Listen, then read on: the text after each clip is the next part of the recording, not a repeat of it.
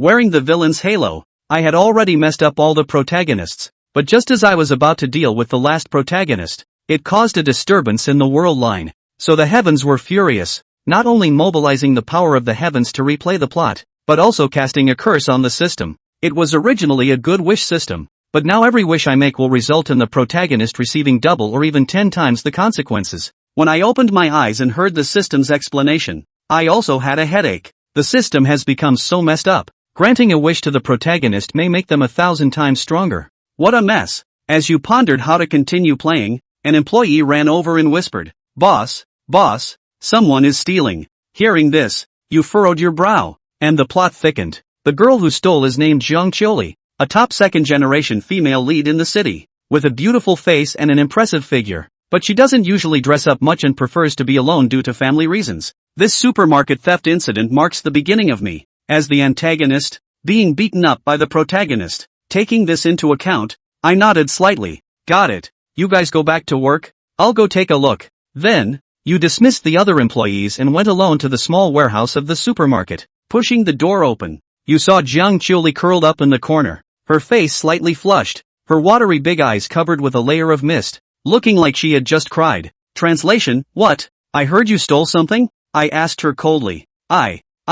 Seeing this, Jiang Choli looked at you nervously, and as I looked at Jiang Choli's appearance, I was quite satisfied. It's really true that Jiang Choli has always had a pitiful but strong and upward feeling. According to the original plot, I would threaten Jiang Choli here, wanting to have something happen with her, and the protagonist Yi Fei would break in at this time to save the day. Soon, you pick up the egg noodles and deliberately ask, 3 packs of instant noodles, or 1 yuan per bag of egg noodles? Why did you steal this stuff? But you, who know the plot, of course know why she stole the instant noodles. A year ago, Jiang Choli's mother was diagnosed with cancer, and the family still owed hundreds of thousands of debts. If it weren't for the student loan, she wouldn't be able to afford the tuition. Now she has to take care of her mother living in the hospital. Although time and energy are not a big deal for her, she really has no money. When her mother came out of the hospital in the morning, she mentioned wanting to eat her favorite egg noodles from her childhood, which was not a difficult wish to fulfill. However, what her mother did not expect was that for Jiang Choli,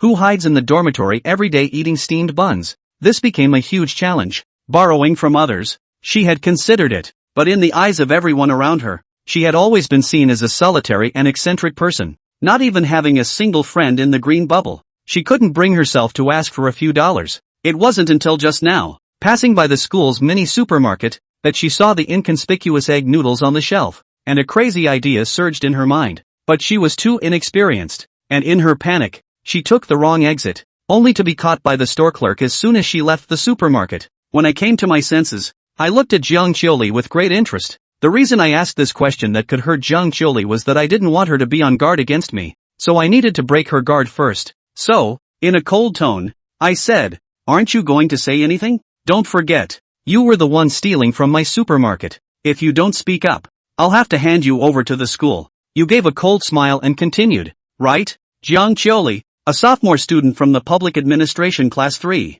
When this was said, Jiang Choli's eyes widened even more, and she unconsciously wanted to step back, fear spreading in her heart. Finally, she said the first sentence, I'm hungry. And when I heard this, I couldn't help but laugh. What kind of answer is this? Is the simple female protagonist setting unable to even lie? Tell me, what is the specific reason? This time she didn't speak again, just stood by the wall weakly looking at you. That look really can arouse every man's protective instinct. If I didn't know the protagonist was coming soon, I would want to go up and take care of her. Do not speak? You don't want others to know about you stealing things in the supermarket, right? My tone turned threatening. This time, Jiang Choli finally reacted, and the reaction was very intense. As soon as the words fell, she rushed towards the direction of the door. This caught me off guard for a moment, but I still managed to grab her shirt at the last moment. But I underestimated her stubbornness. Even though her clothes were grabbed, she still tried her best to run out. As she ran, the baseball jersey was pulled out from the bottom,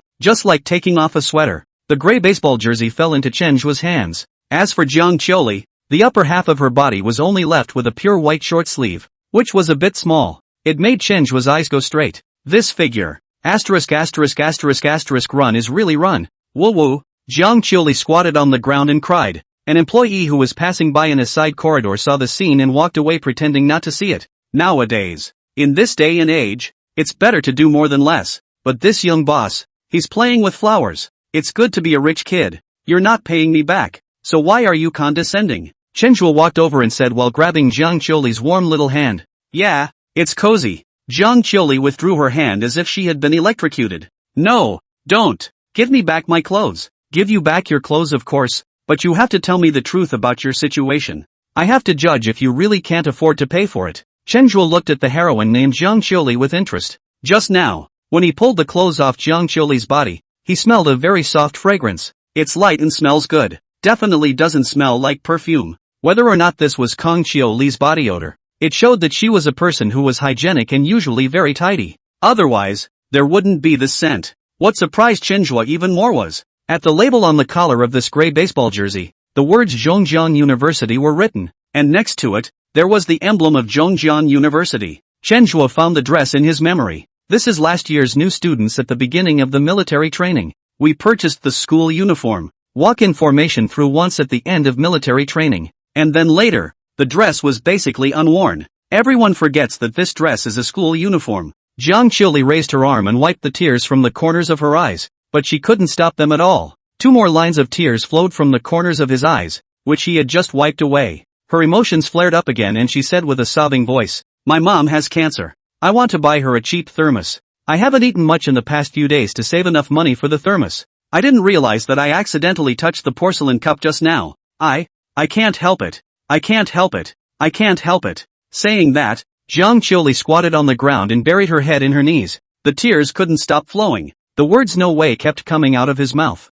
Her world, crumbling. She didn't understand why her life was so miserable. Why is it so hard for you to live a normal life? Chenhua looked at Jiang Qiuli, who was crouching on the ground and collapsing, and the corners of his mouth revealed the slightest hint of a smile. His goal, achieved. What had happened to Jiang Qiuli had wrapped a thick shell around herself, making it difficult to enter. Chenhua did this to make the shell shatter. Now the shell is broken. Chenhua took a pack of paper from a nearby shelf, pulled out a sheet, squatted down, and stretched out his hand. Holding Jiang Qiuli's chin, he lifted her head from among her knees. "Come on, why do you look like you're made of water? If you're in trouble, just say so earlier. There are still a lot of warm-hearted people in this world, like me." As Chenhua said this, he reached out his other hand with a tissue and wiped the tears from the corners of Jiang Qiuli's eyes and cheeks. Kang Qiuli's red eyes, the little eyes that make people pity her. A tremor ran through Chenhua's heart as he watched. Damn, this dog of an author. Can you not set the heroine up to be so miserable? What man can stand this Nima? Although Chenhua spat at the dog author in his heart, the movements in his hands did not stop at all. The body leaned forward a little more, nose twitching. "It's so fragrant. No, don't." Reacting, Kang Qiuli immediately exerted herself to bury her head towards her knees again. However, the strength of her neck could not fight against Chenhua's tendon flesh, couldn't move downward at all. It could only swing from side to side, trying to use it to get rid of Chenhua. The scene was watched by curious employees who pretended to fold back again. This boss. Shouldn't something happen? The drama, which can only be seen in this little movie, scared him so much that he hurriedly ran next to another employee and said that his stomach was not feeling well and that he had to take time off work to go to the hospital to have a look. "Okay, I'll wipe your tears. Why don't you know how to be kind? Your clothes, put them on. You'll catch cold later." Chenhua was afraid that Jiang Qiuli would twist her neck and loosened her hand. Then he took out the baseball jersey that he had pinned under his arm and draped it over Kang Qiuli. Feeling the thickness of the clothes, Jiang Qiuli then stabilized. She slowly stood up and carefully buttoned up the 2 loose buttons of her baseball uniform. Weakly, he said to Chenhua, "Yeah, sorry, Chapter 30 money, but I have to charge interest." "Sorry? As much as I sympathize with your situation, breaking something means you have to pay for it. And if I don't pursue the matter, how am I supposed to do business if word gets out?" The corner of Chenhua's mouth revealed a smile. "What kind of system? What kind of son of Qi? Master don't want anything, also can snatch the heroine. That's the real villain. Not a puppet of the system. I'm only going to operate once. You sons of Qi, learn well. I don't have the money to pay for it. I'll write you an IOU. IOUs? That has to be paid back too. And you're in such a state that you can afford it? In a couple of days I'll have money to pay for it when I get my subsidy. You've embezzled next month's money. So what about next month's shortfall? By taking less again?" Chenhua paused for 2 seconds, looked at the pitiful Jiang Qiuli, and continued, "This way, this supermarket of mine, Because it is a student entrepreneurship program, the school has rent reduction. The requirement is to recruit work-study students. You come and help me to put this quota on the top. I'm good in the school to hand over. Jiang Qiuli raised her head and looked at Chenhua with difficulty. What? You're going to turn down a job offer? Like this? It's very disrespectful. Chenhua frowned. Jiang Qiuli shook her head weakly. No. My mom's in the hospital and needs to be taken care of. And I don't have time to work part-time. As a poor student, the school actually gave her a work-study position. She did it for a few days, running 3 ways a day, class, hospital, and work. There are often time conflicts. On balance, she quit her work-study job. You have time on the weekend, right? Chenhua asked after a moment's thought. Aha. Jiang Qiuli nodded. Tell you what, my supermarket has to clean up the garbage every week. You come every Saturday to help the supermarket clean up the garbage. I'll give you 100 for garbage cleanup one time, and you'll take care of the garbage yourself. Supermarkets do have this expense, because when you do business at a university, customers step on time in waves. It's not cost-effective to hire too many people, so there would be no staff dedicated to cleaning out the warehouse and cleaning up. It's usually just people taking turns. Whoever does it will get $100 raise and reap a pile of paper shells. Ha! Jiang Qiuli froze for a moment, then shook her head frantically. No, that you don't want to? Chenhua was a little impatient. The heroine, though her temperament is sympathetic, is too eccentric. He's the villain, not the dog-licking protagonist. No, it's too high a wage. I can't ask for such a high wage. Chenhua froze for a moment. He didn't expect Jiang Qiuli to think like this. In his last life, he used the system to snatch all the female leads. I know a bit about each of the heroines, but there are too many of them, so I don't know enough about them. This life has to be delved into. Kinda good. Chenhua didn't hold back and reached out to pinch Jiang Qiuli's little face. In his last life, he was the one who made a wish to gain medical skills and saved Jiang Qiuli's mother, who was grateful and threw herself into his arms. It's only later that they become fond of each other, so he didn't know enough about the heroine at the beginning. The sudden touch on her face made Jiang Qiuli subconsciously want to step back, but the corridor was narrow and behind her were cold walls. There's nowhere to go back. She could only allow Chenhua to pinch her cheeks. What the hell? You can't lose the money now. This is the interest I charge. Chenhua shrugged, realizing what had just happened. Jiang Qiuli's pretty face instantly turned red. Wheat-colored skin with a slightly reddish face. Like an apple. It makes you want to come up and take a bite. Okay, fine. Jiang Qiuli pondered for half a day, but still nodded with a red face. That's right. Chenhua also nodded in satisfaction and continued. It doesn't matter if you owe money. You only need to pay interest. How much you owe, how long you owe can be negotiated. Look at the news of the female college students' loans. Any photo can be given. If you are really short of money, you can also find me to borrow. Jiang Qiuli's face instantly turned even redder, and she didn't dare to look directly into Chenhua's eyes. Turning his head to the side, he then softly spat 2 words out of his mouth. Hooligans. Hooligans? Chenhua was instantly unconvinced. He's a villain, and the word rogue is an insult to him. He held out his hand. A gust of wind passed through Jiang Qiuli's ears. Bang! The sound of palms and walls pressed together rang out. By the time Jiang Qiuli reacted to what was happening, she could already feel Chenhua's aura in front of her. Chenhua used his arm for support and sandwiched Jiang Qiuli between the wall and himself. Introduce yourself. My name is Chenhua. I'm a student in the 3rd year of public administration. That is, your immediate senior. When you meet in the future, remember to call your senior well. Jiang Qiuli's mouth was closed like she had put 502 glue. However, she didn't resist this time. Chenhua also didn't care about her. Looking at the time pointed by the watch on his wrist, a hint of a smile appeared at the corner of his mouth. 20 minutes to go. If he remembered correctly, 20 minutes later, Yi Fei, the son of Qi in the original plot, would come running to the scene and put on a good show of heroes rescuing beauty. So, he had to take care of Jiang Qiuli within 20 minutes. In his mind, he already had a brilliant plan. Chenhua had been silent, and Jiang Qiuli, who was leaning against the wall, itching to get inside the wall, finally couldn't help herself. She moved to the left, trying to escape Chenhua. If you go out there, I'll make you pay for it right now immediately, Chenhua said coldly. His insides had thrown up a million times. This dog protagonist, can't he come earlier? He was tired of holding his hands up. Jiang Qiuli didn't dare to move at once. I thought you said I just paid back the interest? Jiang Qiuli's tone was soft and with a bit of defiance. It melts the heart to hear it. Ahem. I said it could be used as interest, but I didn't say it was all interest. It's just a portion of the interest. Jiang Qiuli was speechless. If you don't have a face, you're invincible. Come on. I'm just kidding you. I'm actually trying to help you. Where am I going to find you if you leave? Seeing that Zhang Qiuli did not run outward, Chenhua continued to say in a serious manner. Also, when I said I'd give you a loan, I didn't mean I wanted you to give me pictures. I was just giving an example. What I mean is that you can come to me for a loan if you are really short of money, as long as the interest rate is right. There's nothing else I'm good at as a person. I just like to help my female classmates. No, I mean help my classmates. Really?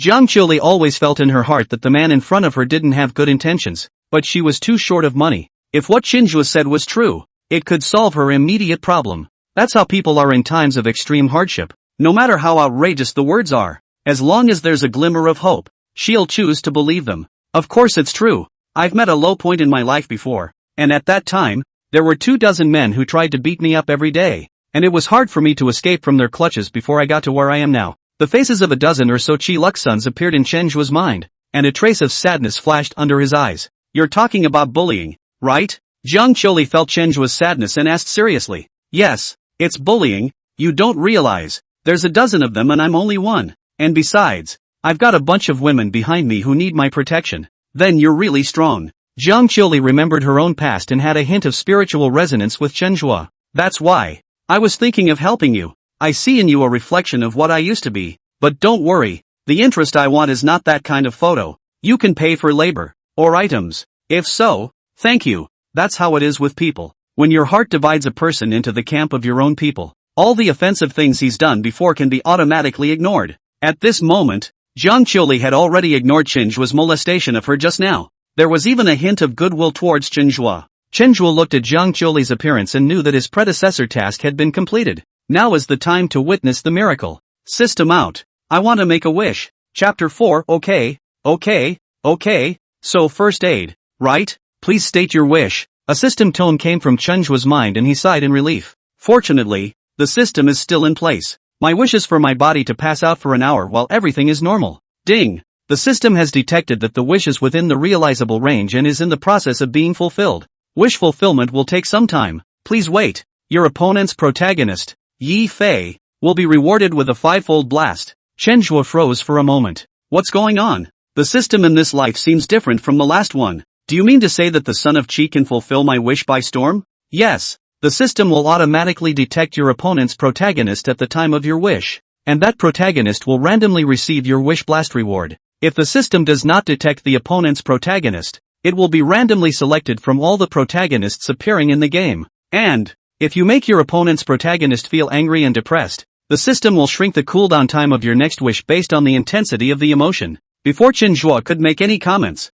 his eyes went black and he fainted. He used all his strength to keep the last vestige of consciousness and fell over to Zhang Qiuli's side. Zhang Qiuli was standing still, waiting for Chenhua to speak, but she didn't expect that she would only slightly raise her head when she saw a black shadow falling towards her. She subconsciously reached out her hand to hold the dark shadow. Ouch! That's heavy. When a person is unconscious, they will no longer have any power response. It's as many pounds as it takes. So, picked up. An unconscious person is much heavier than a normal person. Zhang Qiuli's chronically malnourished body, where could it withstand the overwhelm of unconscious Chenhua? One didn't hold on and fell straight to the ground. Chenhua also fell on top of her. At this time, Zhang Qiuli sat on the ground before reacting to the fact that it was Chenhua who had fallen on top of her. She was a little angry. You rascal! But there was no response this time. Chenhua lay on her lap, his eyes closed tightly without any movement. What's wrong with you? Realizing that something was wrong, Zhang Qiuli's speech speeded up quite a bit. Chenhua still didn't respond. Hey! Wake up! Don't scare me! Zhang Qiuli was completely flustered now. How she was really unlucky today. She kept shaking Chenhua's arm, but there was still no response. Help! She cried out for help. The clerks who were outside ran in when they heard the noise. What happened? How did you get the boss to pass out? As soon as the clerk comes in and sees what's going on in the surveillance room, he immediately categorizes Zhang Qiuli as a suspect. After all, the boss Chenhua is only in his 3rd year of college now. It is the time to be strong and healthy. Just a moment ago, how could he suddenly faint? No, it wasn't me. He poured it himself. He poured it on himself. Zhang Qiuli said it twice in a row, her tears coming out sharply. Now her mom is in the hospital waiting for her to take care of her, and if she adds this man in front of her, she's kind of screwed. This is not the time for accountability. Call an ambulance. Another employee commanded at Zhang Qiuli. Do you know anything about first aid? First aid knowledge? Zhang Qiuli really learned it before, and he even took a certificate at that time. But after all these years, she had long since forgotten, and she desperately tried to recall the knowledge she had in her head. Artificial respiration. Yes, artificial respiration. She remembered something, and in the heat of the moment, she let out a deep breath and pressed it against Chenjua's mouth. On the other side, a road not far outside a police station, the protagonist of the book Top 2 in the city, Yi Fei, the son of Qi Luck, was on his way with 2 policemen. He was also reborn. Learning from the lessons of his last life, he decided not to act recklessly in this life and to use his wits. Let the police arrest the villain who is threatening the heroine. Is all that you say true? The 2 policemen followed behind Yi Fei and asked suspiciously. Don't worry guys, it's absolutely true. I'm a college student from Central River University. Would I still report a false police report? Yi Fei said as he quickened his pace. Hurry up. If you go late, that lewd supermarket owner named Chenjua will get his way. Once he thought of Chenjua and Zhang Qiuli staying together at the moment, and he was uneasy. The forward movement is also getting faster. It all turned into a trot in the end. Seeing Yi Fei in such a hurry, the 2 policemen didn't dare to slow down and followed to speed up their steps while reminding.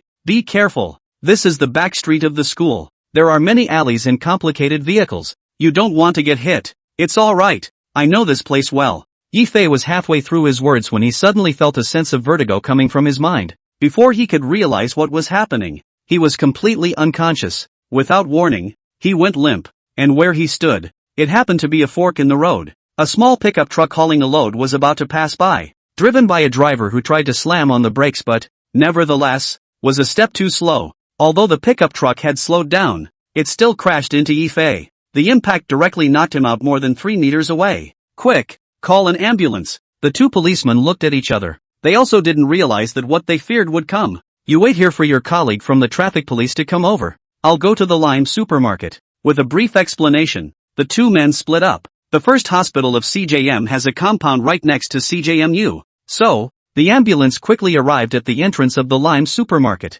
The paramedics ran quickly from the ambulance with a stretcher. Another mission. There's been an accident on the back street. The driver of the ambulance shouted. Never mind that. Let's finish the work assigned to us first. And someone will naturally go over there. The paramedics arrived at the scene of the Lime supermarket. Zhang Qiuli was still giving Chenjua artificial respiration. Her mouth was doing swells. Make way. Make way. 3 medical nurses squeezed in and first took instruments to do a basic check on Chenjua. How come nothing is wrong with the data? Is the instrument broken? The 3 medics looked at each other. Then he looked at Zhang Qiuli again. Did he have any more symptoms just now? Zhang Qiuli shook her head. No. He just fainted. Just what are you doing giving him artificial respiration when he's passed out? First aid is not artificial respiration. Zhang Qiuli lowered her head and said weakly. It seemed that way from what she remembered. Well, it's okay to do artificial respiration. It's not bad for the patient. Did you do CPR? Zhang Qiuli's head shook like a rattle. No. That's good. Whatever. Let's get him to the hospital and get them to a better examination. The doctor in charge finished and asked the others. One of you is coming with us to sign and pay. Both employees looked at Zhang Qiuli when they heard that they had to sign and pay money. In unison, they pointed at Zhang Qiuli. She was with our boss before our boss fainted. Chapter 5. The unforeseen unfolds. Zhang Qiuli wanted to deny it, but there didn't seem to be anything wrong with that statement. Chenjua did faint when he was alone with her. Okay, just you come with us to the hospital. Just like that, Zhang Qiuli was taken to the ambulance in confusion, heading towards the First People's Hospital of Zhongjiang City. 45 minutes later, the results of Chenjua's various physical examinations came out. The emergency physician looked at all the normal indicators and was puzzled. And that's okay? When Zhang Qiuli saw the doctor come out, she rushed forward and asked, Doc, how's it going? All right? The doctor shook his head. The test results are fine, but the patient is still unconscious. We suspect that there is something wrong with the brain, so go ahead and pay for the test and we'll come and do further brain tests. Kang Qiuli froze for a moment and said weakly with her hands full. Doctor, I don't have any money. You don't have any money? Then do something. We owe money for all the tests he had in front of him. A complete brain exam will cost about $3,000. We can't advance you anymore.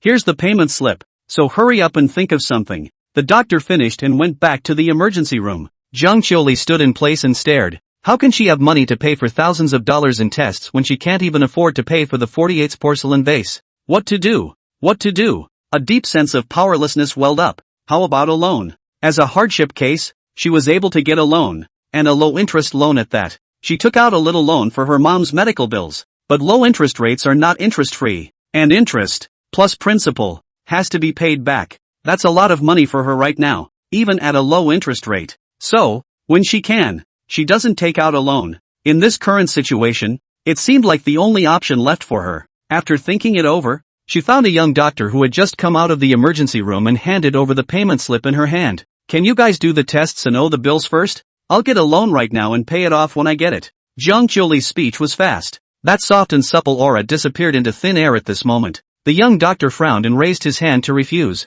There are too many things like this in hospitals. It's not that hospitals can't afford to front the thousands of dollars, but there are too many cases. The family started talking a good game and then left the patient behind and couldn't be found at all. Those medical bills that are owed need to be shared equally by the entire department. Before the young doctor could get the words of refusal out of his mouth, Jiang Qiuli pulled out her student card and ID. This is my student ID and ID card. I'm a student of the Central River University. Please believe me. After Jiang Qiuli finished speaking, she pulled out another stamped A4 paper from inside her inner jacket pocket. Here's my poverty certificate. You can check it out. This time, the young doctor's no didn't come out of his mouth. He hesitated for a moment and took the various documents and materials handed over by Jiang Qiuli. Okay, I'll go ahead and apply to the director for you, but no promises. Thank you, thank you. The young doctor took the materials given by Jiang Qiuli and returned to the emergency room. The material was given to the director of the emergency room and the situation was described. And just then,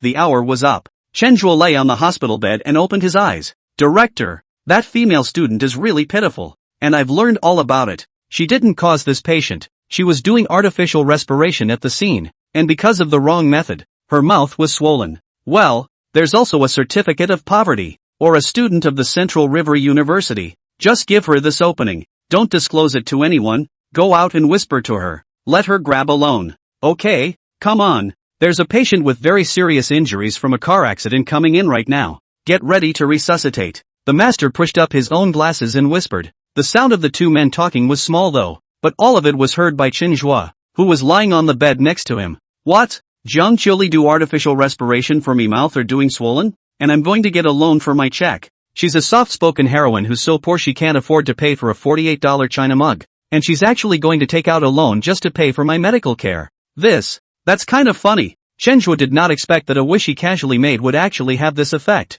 In her last life, Jiang Qiuli was completely grateful to him, sacrificing herself in return for the favor. In this life, it seems to be the real Jiang Qiuli underneath its shell. This female lead. He grabbed it. Brush. He sat up from the hospital bed. Wait. The sudden noise startled the director and the young doctor. They turned their heads to look over, eyes wide. No, why is he awake? The young doctor rushed up and asked, are you in any physical discomfort right now? Discomfort? No, there has been no discomfort. I seem to have taken a nap just now. Chen Zhuo played dumb and said, sleeping? The director also stood up. He had never seen a situation like Chen Zhuo's before, even if it was a really deep sleep. The ambulance brought it over plus the tests later. It was only right that it woke up. Fitted? Heart rate detection doesn't show any unusual fluctuations. And unless you're professionally trained, it's not as smooth as sleep. What the hell is going on here? Are you really not in any discomfort? Chen Zhuo shook his head. No. Can I go now? Chen Zhuo said,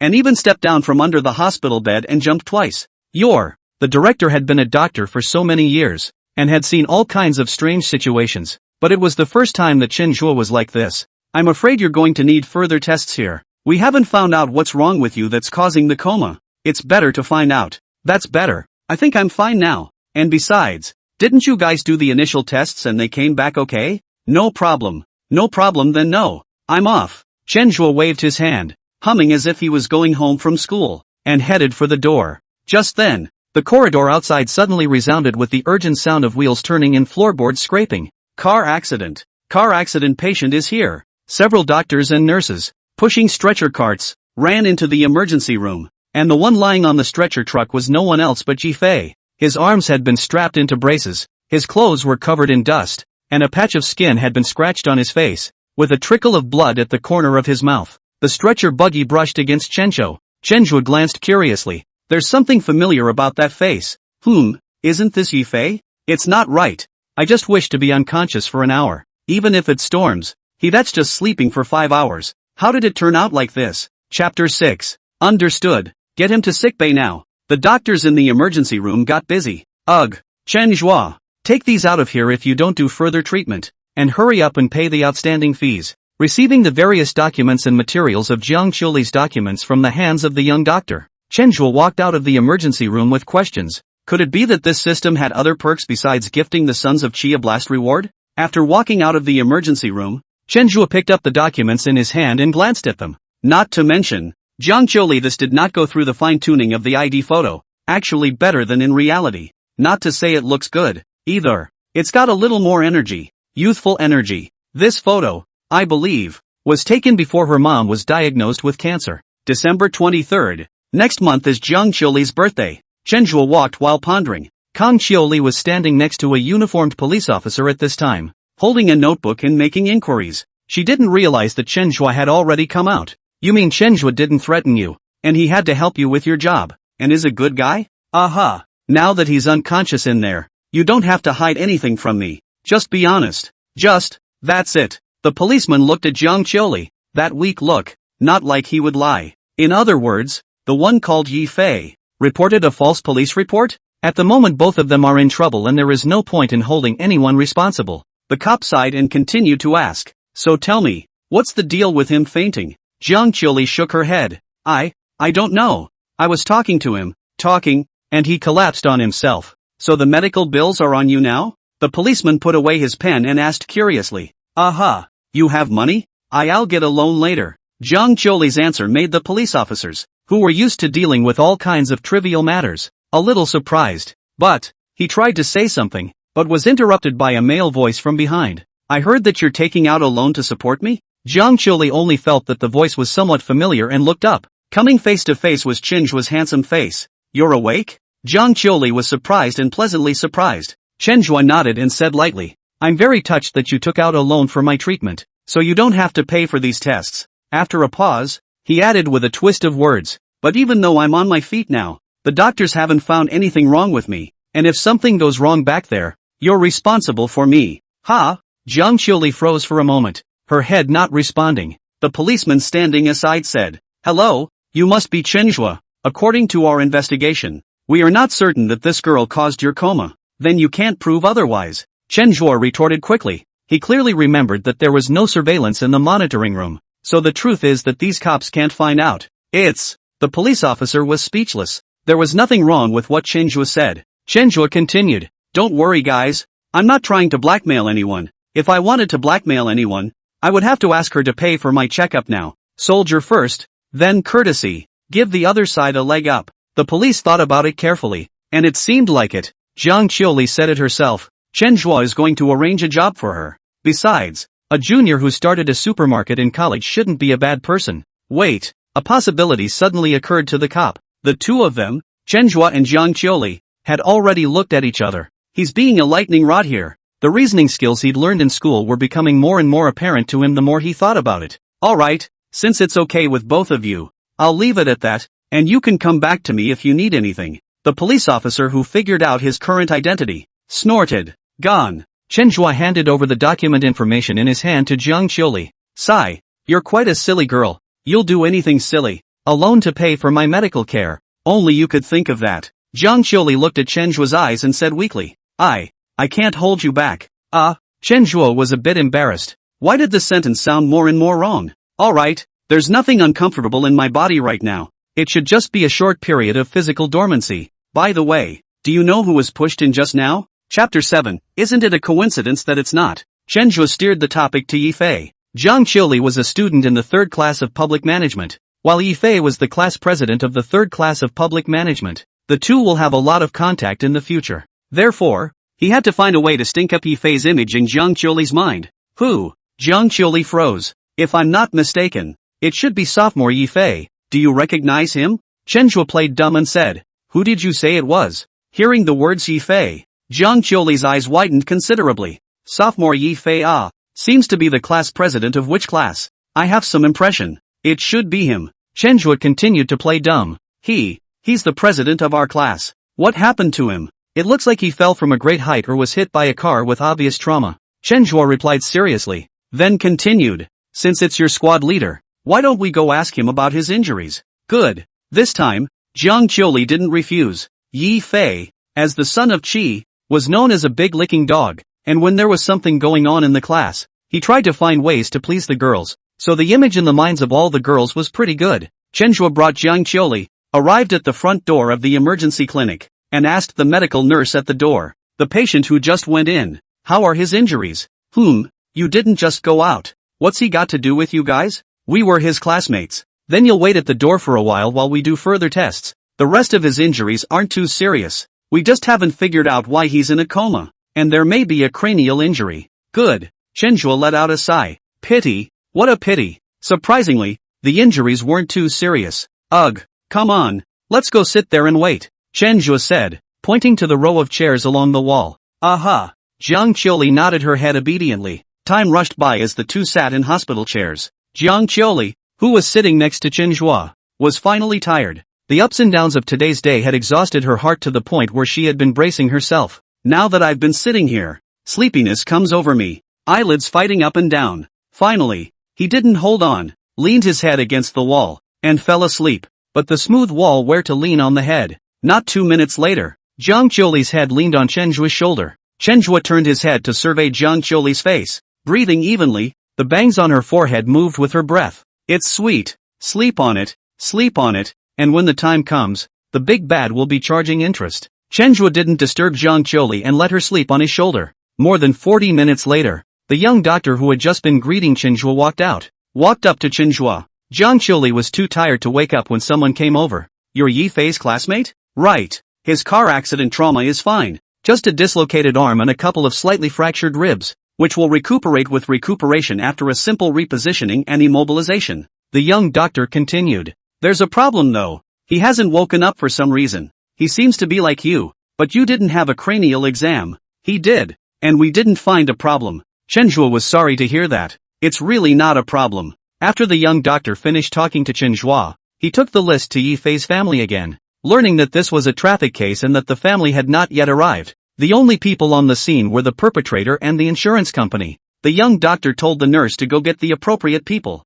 There was something to sign. When the police came with the perpetrator and the insurance company, Chen Zhuoren was dumbfounded. The perpetrator was actually an employee of his supermarket delivery. The female employee was 48 years old and all tendon. Used to be a site worker, then delivered to the cafeteria. Chenhua's supermarket hired her because they had to serve fresh fruit every day. Let her work 2 jobs, one in the cafeteria and the other in her own supermarket. Chenhua also did not expect that the one who drove the car into Yi Fei was actually this employee of his. Boss, what are you doing here? As soon as the female employee arrived, she saw Yi Fei sitting on a chair. What you hit was my classmate, Chenhua casually explained. The female employee hurriedly apologized and said, I'm sorry, I didn't expect him to suddenly pass out in the middle of the road. I didn't brake for a second. Chenhua waved his hand. It's okay, you're doing fine. Chapter 8 Yi Fei awakens. And the sky falls. Ha! The female employee froze. She knew that all zeros were different, but her own zero's boss.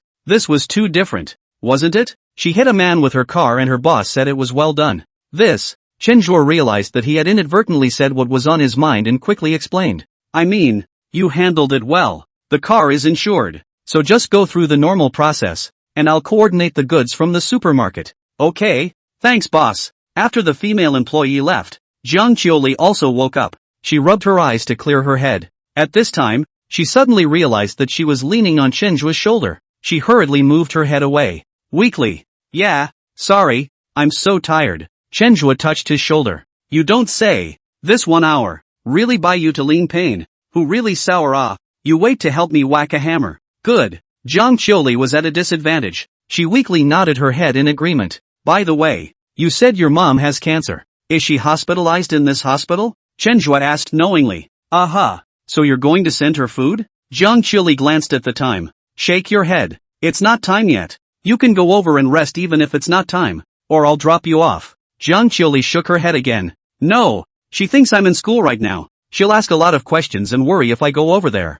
You're quite attentive. So let's continue to wait here for a while. Another hour passed. A 3-way agreement was reached between insurance, the female employee and the hospital. All materials are signed. To transfer Yi Fei to the general ward. Pending awakening. You don't deliver the goods from the supermarket during this period of time. You take care of this classmate of mine here, and I'll pay you your salary as usual. On the way to the general orthopedic ward, Chenhua and the female staff said, but the car's insurance. Chenhua waved his hand. Insurance takes care of the money, but we still have to take care of the victims with care. Good. Jiang Qiuli followed behind Chenhua and heard him talking to his employees. The image of Chenhua in his mind was pulled up a few more points. This senior, he's really a good guy. Come to the ward. As it is a new hospital area, there are not many patients and wards are available. The nurse directly arranged an empty triple room for Yifei, who lived alone. The nurses were all very competent, and in 3 tries, they placed Yifei in a hospital bed and put on the instruments. Call us if you need anything.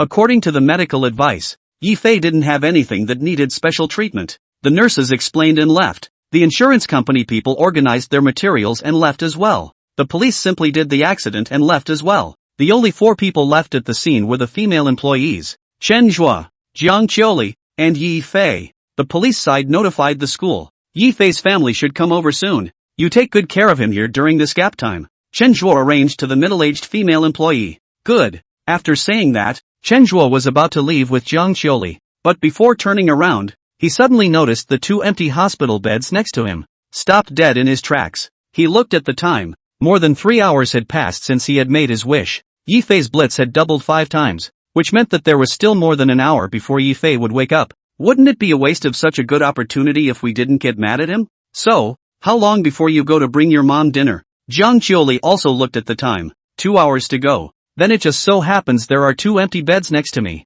I'll rest here for a while. Do you want to lie down? Jiang Qiuli subconsciously wanted to refuse, but she was really tired. After a moment's hesitation, she nodded. Then we'll lie down and rest for a while. Chenhua laid down on the empty bed in the center, and Jiang Qiuli laid down on the outermost empty bed. The 2 began to rest. More than an hour later, Chenhua opened his eyes. The lunch break had energized him. He looked to the left. Yifei was still awake. And then to the right. Jiang Qiuli was no longer lying on the empty bed. She found a chair and sat next to the hospital bed. A pair of big eyes were looking at Chenhua dumbly. Did you get some sleep? Aha! Chenhua rubbed his eyes and prepared to sit up, but halfway through sitting, he held his right shoulder with his left hand and lay down again. The face was a look of pain. Yo, this shoulder, it's really hurting from you leaning on it. Jiang Qiuli saw Chenhua's pained expression and hurriedly stood up, reaching out his hand to rub Chenhua's shoulders. I'm sorry, I really didn't mean it. Chenhua felt the strength of Jiang Qiuli's palm on his shoulder. Satisfaction said, yes, that's the way to press. It's much more comfortable. And just then, the 5 hours were up. Yifei on the bed next to him opened his eyes. He subconsciously tried to get up, but the pain of the broken bones hurt so much that he couldn't stand up at all. What's going on? Wasn't he himself just about to go and settle a score with the villainous Chenhua, with 2 policemen in tow? And where am I now? Leafy tried to remember. He finally remembered the image of himself suddenly passing out and the pickup truck rushing in. Am I in a ING car accident? Is this okay? Is it a lot of force? Just when he was depressed,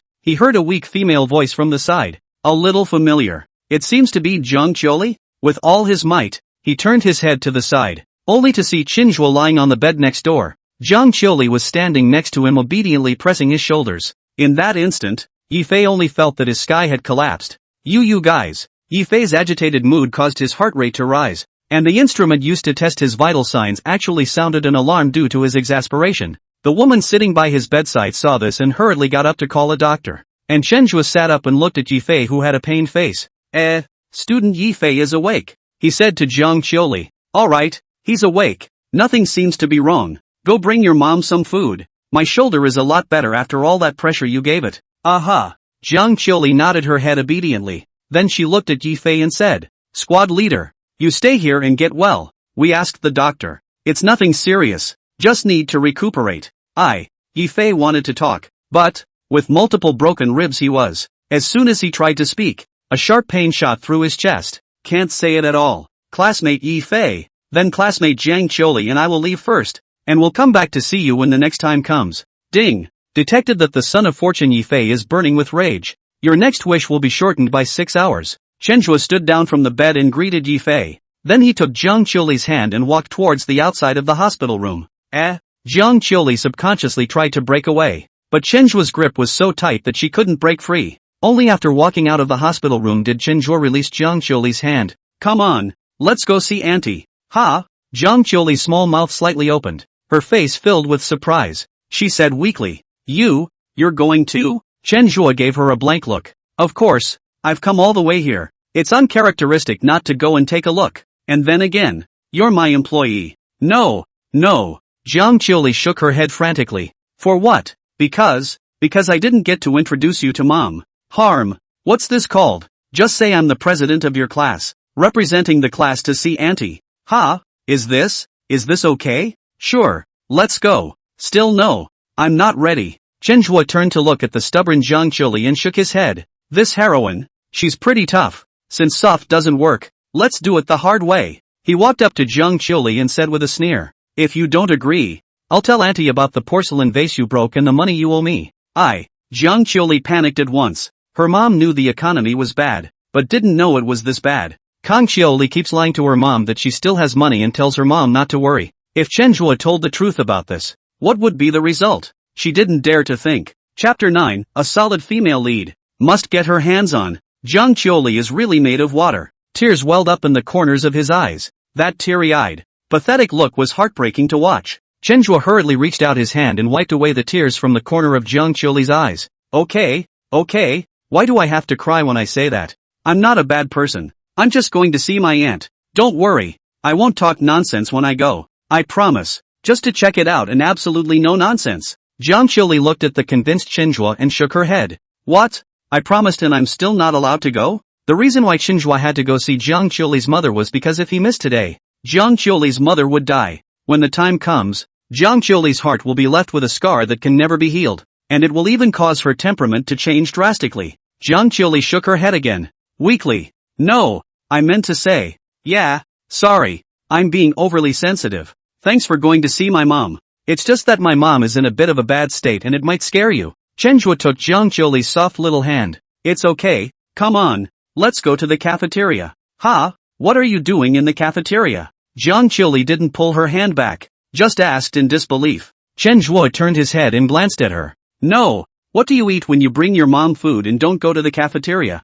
Jiang Qiuli's face instantly turned red again. She has her own way of preparing food, and in her mom's hospital room, she hid an electric cooking pot, and rice, eggs, and greens. Although the hospital explicitly states that it cannot be used in private, the medical staff knows Jiang Qiuli's situation and turns a blind eye. As for going to the cafeteria, I don't have any money. It's fine. I'll treat you. Besides, it's only right that I buy something when I come to see my aunt. Jiang Qiuli shook her head. No, I can't have it. It's in my debt. Chenjua looked at this soft and weak, yet very stubborn heroine. An inward sigh. There is a saying that if you have a bargain, don't take advantage of it. That's, especially now in this day and age. Blind dates invite each other to dinner. Restaurants are to be disliked at the lower end of the scale. There are fewer and fewer girls like Jiang Qiuli. Okay, count it as what you owe me. I'll put it on your tab and deduct it for you when it's time for paychecks. Jiang Qiuli nodded in agreement. The hospital cafeteria is located right where the inpatient and outpatient departments meet.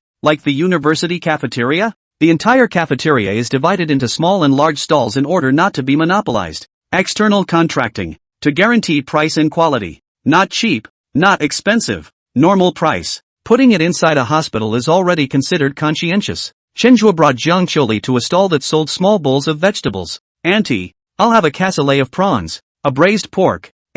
Speaking of this, Chenjua suddenly felt someone pulling on his clothes. Turning her head, it was none other than Jiang Qiuli. What's wrong? Jiang Qiuli looked at Chenjua in embarrassment and said weakly, My mom can't eat these. Chenjua gave her a blank look. Of course I know. I ordered this myself and I'm hungry. By the way, what would you like to eat? Jiang Qiuli lowered her head, itching to find a crack in the ground. I don't eat. I'm not hungry. Your stomach is starting to growl and you're still not hungry. I'm really not hungry. I always eat at night and it's not even dinner time yet. Jiang Qiuli raised her head and said firmly. Chenjua sighed. Okay, you order it. I don't want you to pay for it. It's on me. Jiang Qiuli still shook her head. Don't. I'll buy you one. You're buying me dinner? Do you have money? Credited to the account. Looking at Jiang Qiuli, who was so nervous that her mouth was shaking, Chenjua was crying and laughing. Okay, I'll mark you up. With that, he turned to the aunt of the big dish, and a pork trotter smothered in soybeans.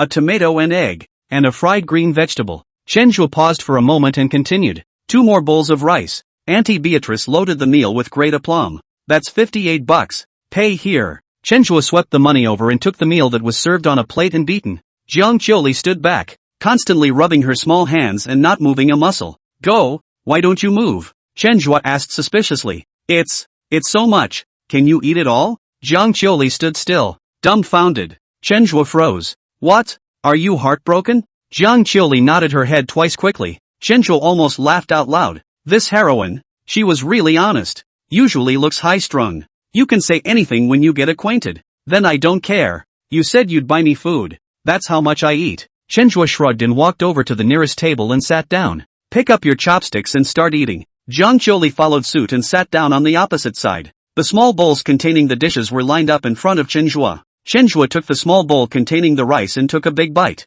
He was really hungry. Well, it tastes pretty good. Chenjua took a few bites and looked up, saw a pair of big watery eyes staring right at him. Jiang Qiuli's throat moved slightly and was swallowing continuously. Chenjua put on a look of disgust. I can't eat with you looking at me like that. Jiang Qiuli's head instantly lowered. There was a soft chorus of words. I don't look just. Chenjua placed another bowl of rice in front of Jiang Qiuli. Come on. You're dry sitting across from me. I'm stressed out. I can't eat. And you're eating with me. Jiang Qiuli raised her head to refuse, but when she saw Chenjua's eyes, she lowered her head again. If you don't eat, when I see my aunt later, I'm going to. This time, Jiang Qiuli's movements were quick, and she picked up her chopsticks before Chenjua could finish speaking, said with a sob. I'll eat, and you mustn't tell my mom about this. I'll do everything you say. Chenjua nodded with satisfaction as he picked up his own chopsticks. I'm not even done talking. I mean, if you don't eat, I'm going to tell my aunt about your hunger.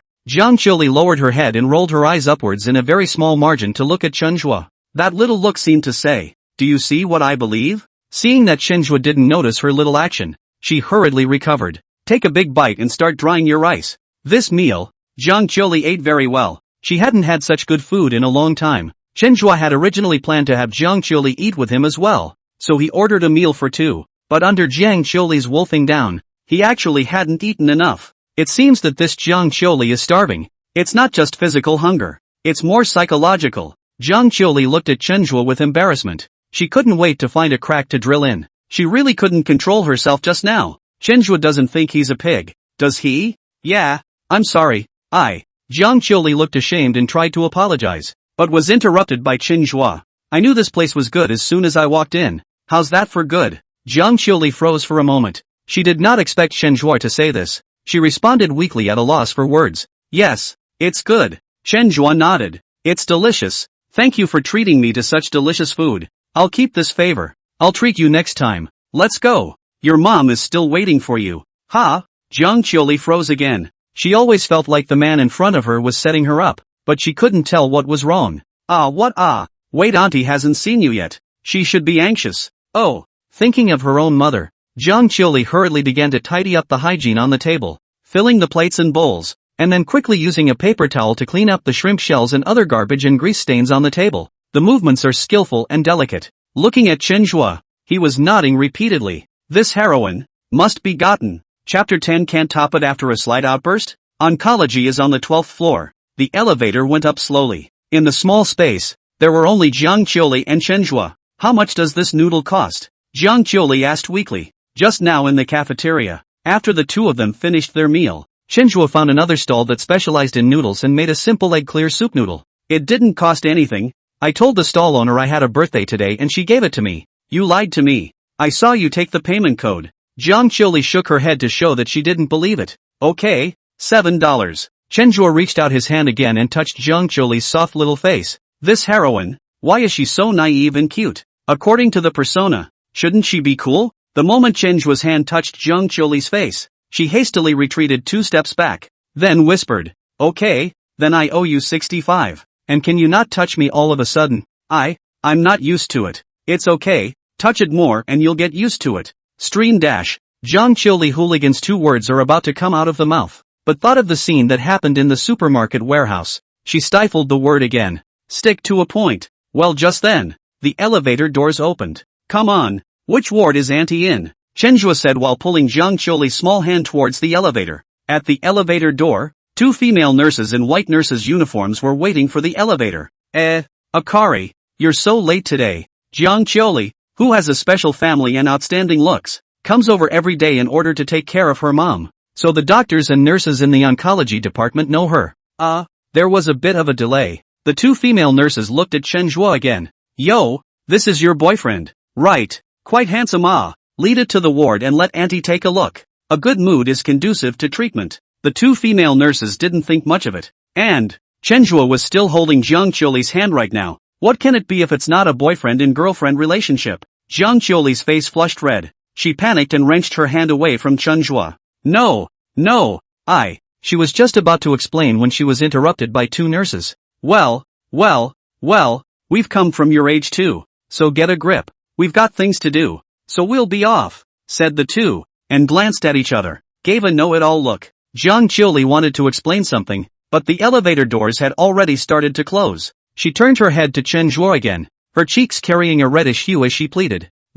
Can you explain to them later for me? Just tell them that we're not in that kind of relationship. Chen Zhuo cried and laughed as he looked at Jiang Chioli's anxious appearance. He shrugged. What? I'm too good looking to be your boyfriend? No.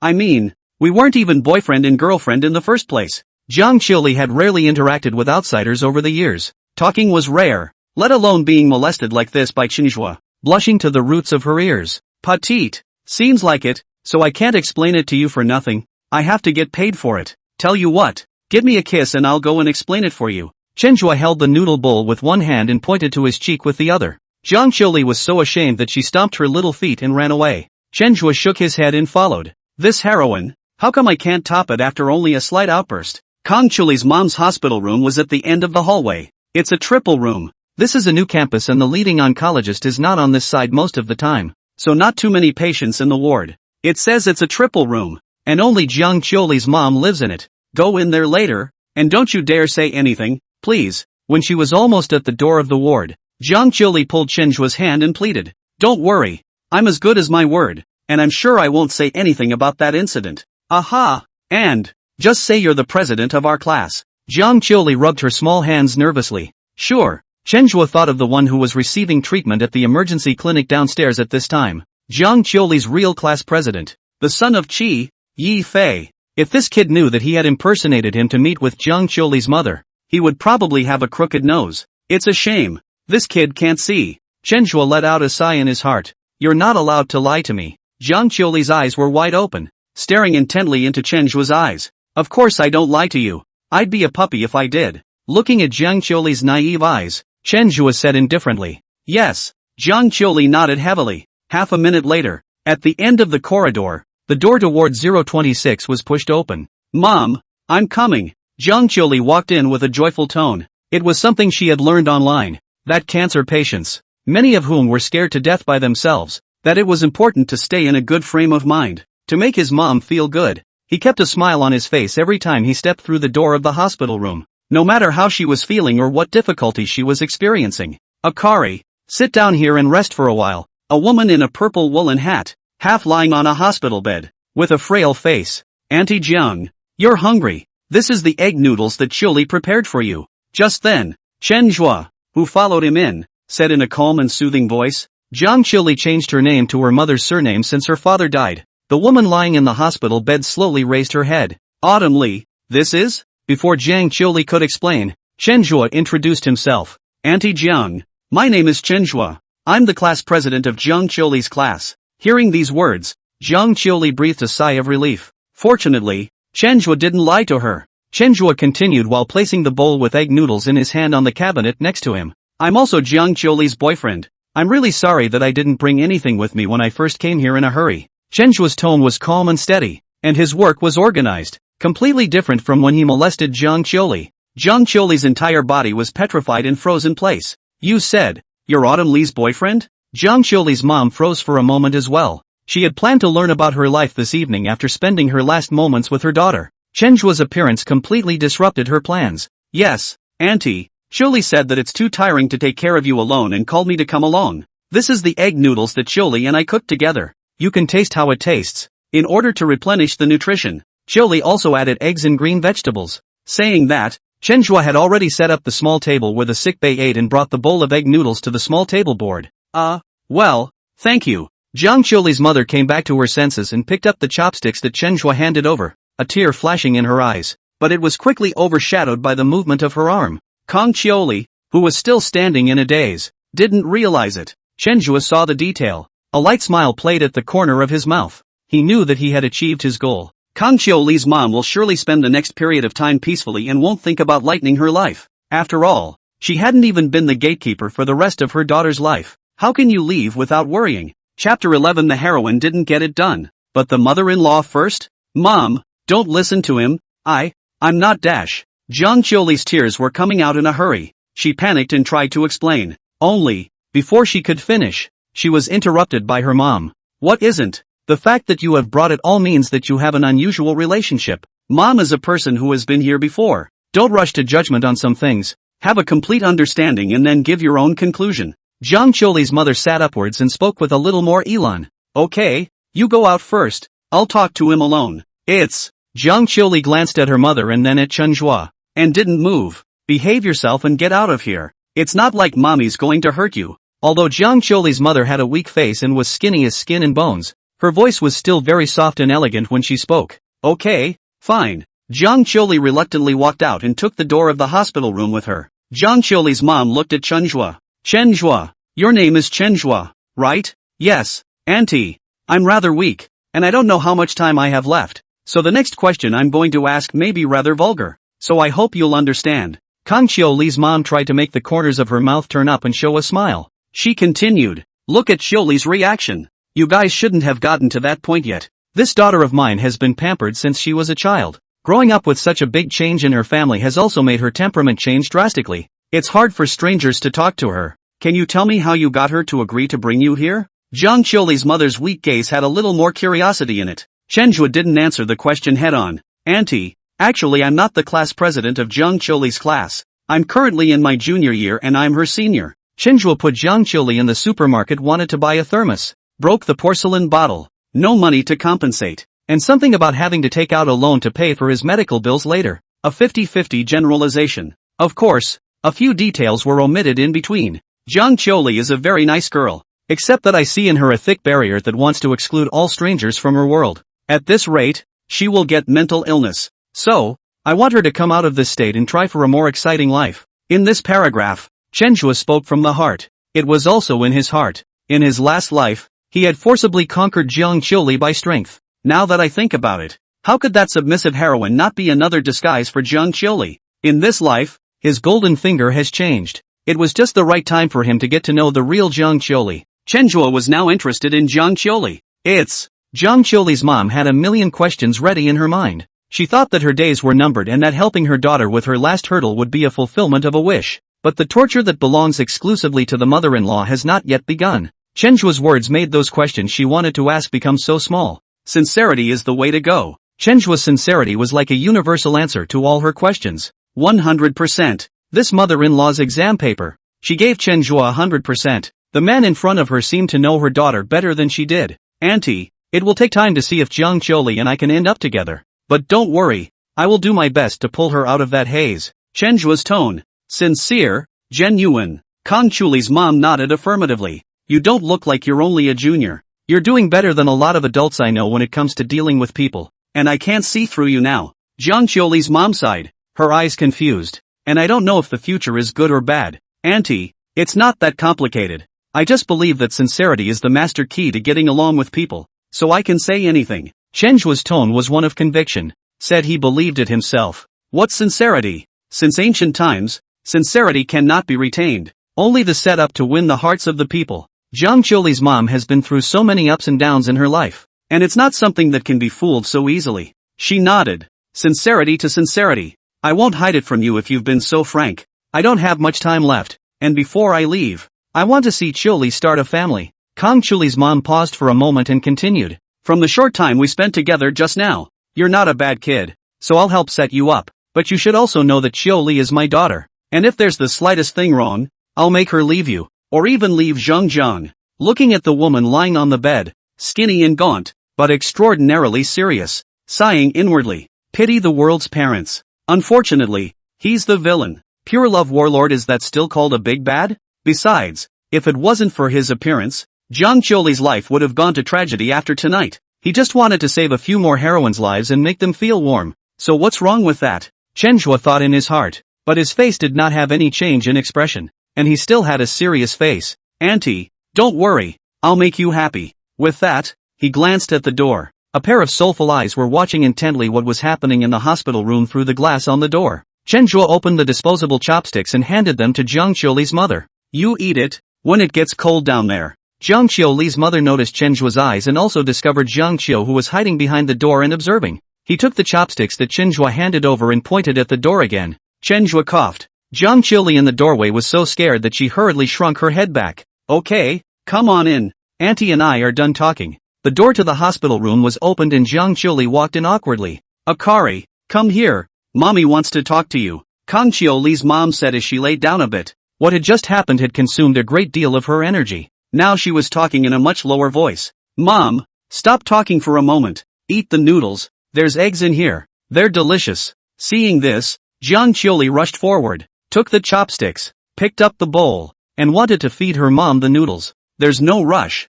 Just hear me out first. I'm okay. Where Zhang Qiuli's mother can eat now, she said softly to Zhang Qiuli. Qiuli, it's hard for mommy to get better, and I don't know when I'll be gone. So mommy wants to see you find the one who really loves you before she goes. According to my observation, Chen Zhuo is not bad. You and him get along with each other. Let's not talk about boyfriend and girlfriend relationship. At least have an in-depth understanding before making a decision. With teary eyes, Zhang Qiuli put down her bowl and grabbed her mother's hand. Mom, what are you talking about? You're going to be fine. Kang Qiuli's mom reached out her other hand and wiped the tears from the corners of her eyes. Good girl. Listen, mommy doesn't want to go either. But some things can't be true just because you don't want them to be. You listen to mommy and get one of the most important things in your life sorted out. Mommy is in a happy mood and it's good for healing, isn't it? Aha. Zhang Qiuli nodded her head obediently. Chapter 12, The Kitten Who Let Chen Zhuo Fiddle With It. Late fall in the middle river. The night is still a little cold. A man and a woman were walking slowly on the walking path by the lake under a dim streetlight. I told you to take a cab back to school. Why do you have to go? Chen Zhuo rubbed his cheeks and accelerated his walking speed. I owe you 65. And I can't afford to pay anymore. Zhang Qiuli had a naive look on her face. You buy me dinner. I buy you a cab ride back together. Isn't that nice? There were times when Chen Zhuo couldn't really understand the stubbornness of this heroine. Not good. Zhang Qiuli shook her head and continued. Walking back is just the right amount of exercise. I walk like this every time. Besides, it's $12 for a cab ride back. And $12 I'd have to watch a lot of commercials to make back. Chen Zhuo's legs that were rapidly stepping forward paused for a moment, looking incredulously at Zhang Qiuli who was walking next to him. She didn't expect Zhang Qiuli to answer like this. Was it because of Kang Qiuli's mom's advice just now? Or was it because they were the only two people on this road right now? So Zhang Qiuli good words have become more. Dare to say their true thoughts out? How much can you earn from watching commercials? Chen Zhuo had planned to force a car to go back. But noticing the change in Zhang Qiuli, he changed his plan. The dim light and the lone man and woman walking together on this quiet path seemed just fine. He asked in a normal tone. No, not much. At first you could make a few cents for reading a few entries. Now you can only make a penny. And you can't keep reading. Zhang Qiuli also replied seriously. That adds up. And you can save quite a bit of money watching the ads before you do. I can't withdraw. It takes a full 20th to give me $10. Zhang Qiuli's tone remained serious as she continued. But I've downloaded a lot of platforms that add up to $1.03 a day. And I bought a dozen eggs the other day. And I have the rest of the money ready to go to my mom's to buy her thermoses coming today. And I'm about to look at the full 20 and be able to withdraw $10. Speaking of this, Zhang Qiuli's tone even became a bit agitated. And for the first time, a bit of light appeared in her eyes. It looked like she had been looking forward to the $10 for a long time. Chen Zhuo looked a little distressed. He reached out and grabbed Zhang Qiuli's small hand that was swinging back and forth. Your hands are so cold. Here, put them in my pocket. It's warm in my pocket. Ah, Zhang Qiuli's whole body was wooden. So scared that she hurriedly pulled her hand back. No, thank you. I'm not cold. You're not cold yet? It's so cold. Do as you're told and put your hands in. If you don't, I'll talk to your mom. By the way, your mom told us to get along. Don't forget that. Chen Zhuo said while grabbing Zhang Qiuli's right hand, which was clenched into a fist. Back again. And you promised it all next to the hospital bed. Zhang Qiuli's teeth gritted, but she didn't pull her hand back this time. That's right. Open your hands and interlock your fingers. That's how you get warm. No. Then I'll tell Auntie next time I come to the hospital. Feeling the small, loose hand in his pocket, Chenhua snapped his own fingers up in triumph. The night was dark and he couldn't see if Jiang Qiuli blushed in shame. What he could see was that Jiang Qiuli lowered her head, itching to bury it inside her chest. After walking for more than 10 minutes, the trembling little hand in Chenhua's pocket calmed down. Okay, switch to the other one. Jiang Qiuli was now like a kitten that was at Chenhua's mercy, panicking, trying to escape. But there's no escape. After swapping positions, Jiang Qiuli's little head glanced to the left and right, making sure no one was there. She asked in a weak whisper, and didn't you promise me you wouldn't talk nonsense with my mom? I didn't say anything about you breaking things and not having the money to pay for it. I just said that I'm your boyfriend. Didn't the nurse lady say that? Auntie will be very happy to know that you have such a handsome boyfriend like me. And I'm doing it for the sake of Auntie's health. Chenhua's shameless spirit continued to play steadily. There was nothing wrong with what he said. And Kang Chuli's mom's mood did change for the better. Moreover, he had sort of saved Jiang Qiuli's mother's life. Only Jiang Qiuli didn't know it yet. Okay, fine. Jiang Qiuli nodded slightly. After walking for another 10 minutes or so, the two of them stepped into the gates of CJU. It's a little after 9 o'clock. If it were summer, people would still be seen on all the roads of the school. There were also people walking and chatting on the playground. But with this weather and the cold wind howling at night, college students can't top it. Everyone was playing games in their dormitories, with the occasional student passing by coming out of the library and exam classrooms. The school seemed quiet. Jiang Qiuli had just drawn her hand back in front of the school. This time, even if Chenhua threatened her mom, she wouldn't do it. Chenhua knew that if he forced his way any further, Jiang Qiuli should cry again. So he didn't force himself. If you won't let me warm your hands, I can always walk you downstairs to your dorm, right? Chenhua said as he walked. Jiang Qiuli stuck her hand in her own jacket pocket, afraid that Chenhua would snatch it again. She was tempted to say, "Did you just warm your hands? You were coiling walnuts." Chenhua stopped his footsteps, looked down at Jiang Qiuli who was consciously getting farther and farther away from him,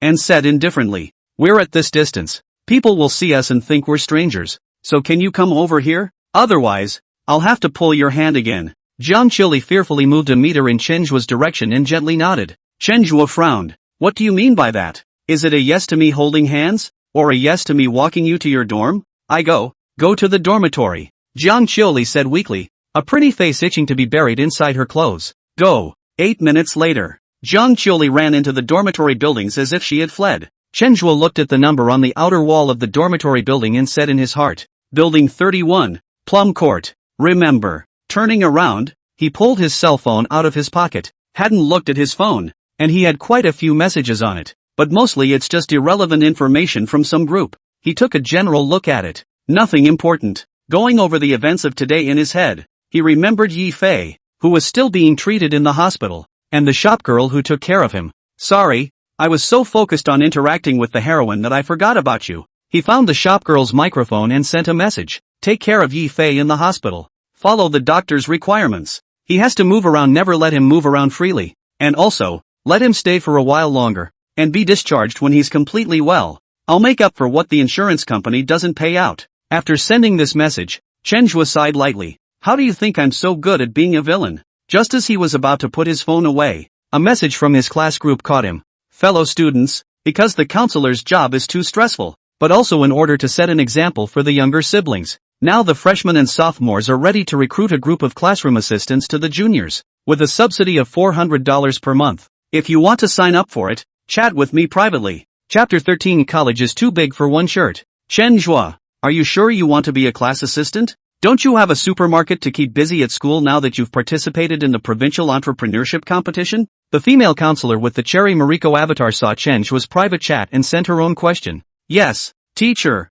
now that the supermarket is on track, there's no need for me to be there. Besides, I don't like classes, so instead of playing around, I'd rather help the younger students." "Okay, then you'll come to my office tomorrow afternoon, and we'll do a brief appraisal and registration according to the process." "All right." Time rushes by. The next afternoon, Chenhua arrived at the door of the counselor's office on time. The counselor's name is Li Yeye, a well-known and beautiful counselor in the School of Public Administration, saying that it is a counselor teacher. In fact, Li Yeye is only 23 years old this year, and has just graduated from her senior year, also a graduate of CJU. It is reasonable to say that her education is not enough to qualify her as a counselor at CJU, but back then she was an outstanding officer of the school student council and did a very good job. At the suggestion of the school leaders, she applied for a counselor position at CJU right after graduation, finally succeeded in replacing the former junior counselor who was on leave due to pregnancy. Knock knock. Chenhua knocked on the office door. Come in. A sweet female voice came from the office. Yes, it's light and sweet. When Li Yaya was a freshman, she was famous for being a sweet freshman elementary schoolgirl. Experiences over the years and the requirements of the counselor position. She had to be proper, serious, and chill out. But the sweetness engraved in her genes can't be changed just because she wants it to be. The two, when combined and harmonized, created the tone of voice in which she now spoke. How? It's called cute and royal. Chenhua pushed open the door and walked in. Behind the desk, the woman wearing black half-rimmed glasses and a white shirt looked up. Li Yaya was a very standard goose-egg face with fair and delicate skin, and her large eyes behind her black half-rimmed glasses revealed a sense of detachment if nothing else, as if she was deliberately keeping a distance from people. To top it all off, the white shirt she was wearing was buttoned up to the hilt. That's just it, college is too big for one shirt. Chenhua, you're here. Come sit here, Li Yaya said as she pulled out the chair next to her desk. I'm a guy who's not punctual for class, but I'm still on time for everything else. Chenhua sat down and smiled. Li Yaya gave him a blank look. I'm a counselor now, not a student council officer, so watch what you say. Understood.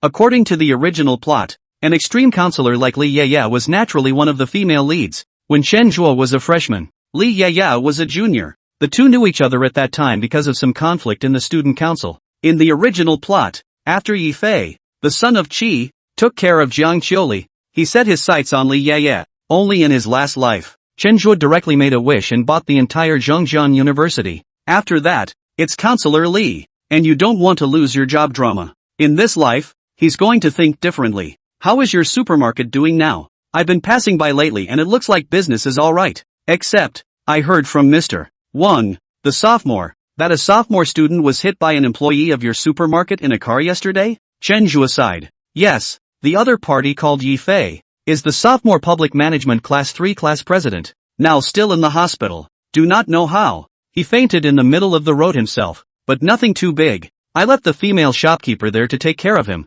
Not fully recovered, not let him out of the hospital. All the insurance does not pay the cost I'll bear. Li Yaya nodded. You did a good job.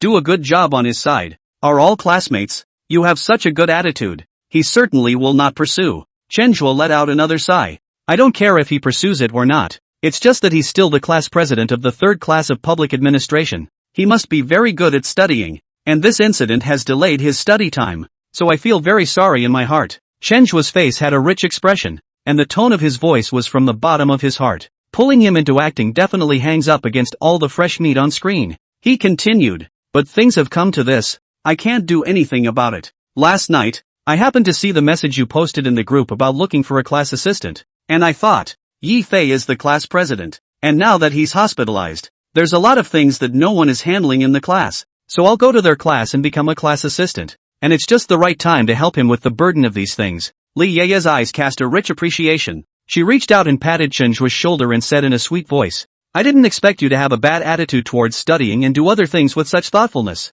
This heart of yours touches me as well. That's it then. You're going to be the class assistant of public administration class 3. Chenhua looked at Li Yaya's shirt buttons in front of him that were even tighter because of the movement. A nosebleed barely escaped. This heroine, too, is too topsy-turvy. Just then, he suddenly remembered something. The rules of the system are that you can make a wish every 24 hours. It was also shortened by 6 hours because of Yi Fei's anger. By the clock, it's time now. He glanced at the system, and sure enough, the wish cooling had been completed. And what to wish for? How about, like yesterday, letting Li Yaya fall into his arms? Chenhua stroked his chin. It wasn't impossible, but he didn't know Li Yaya's weight.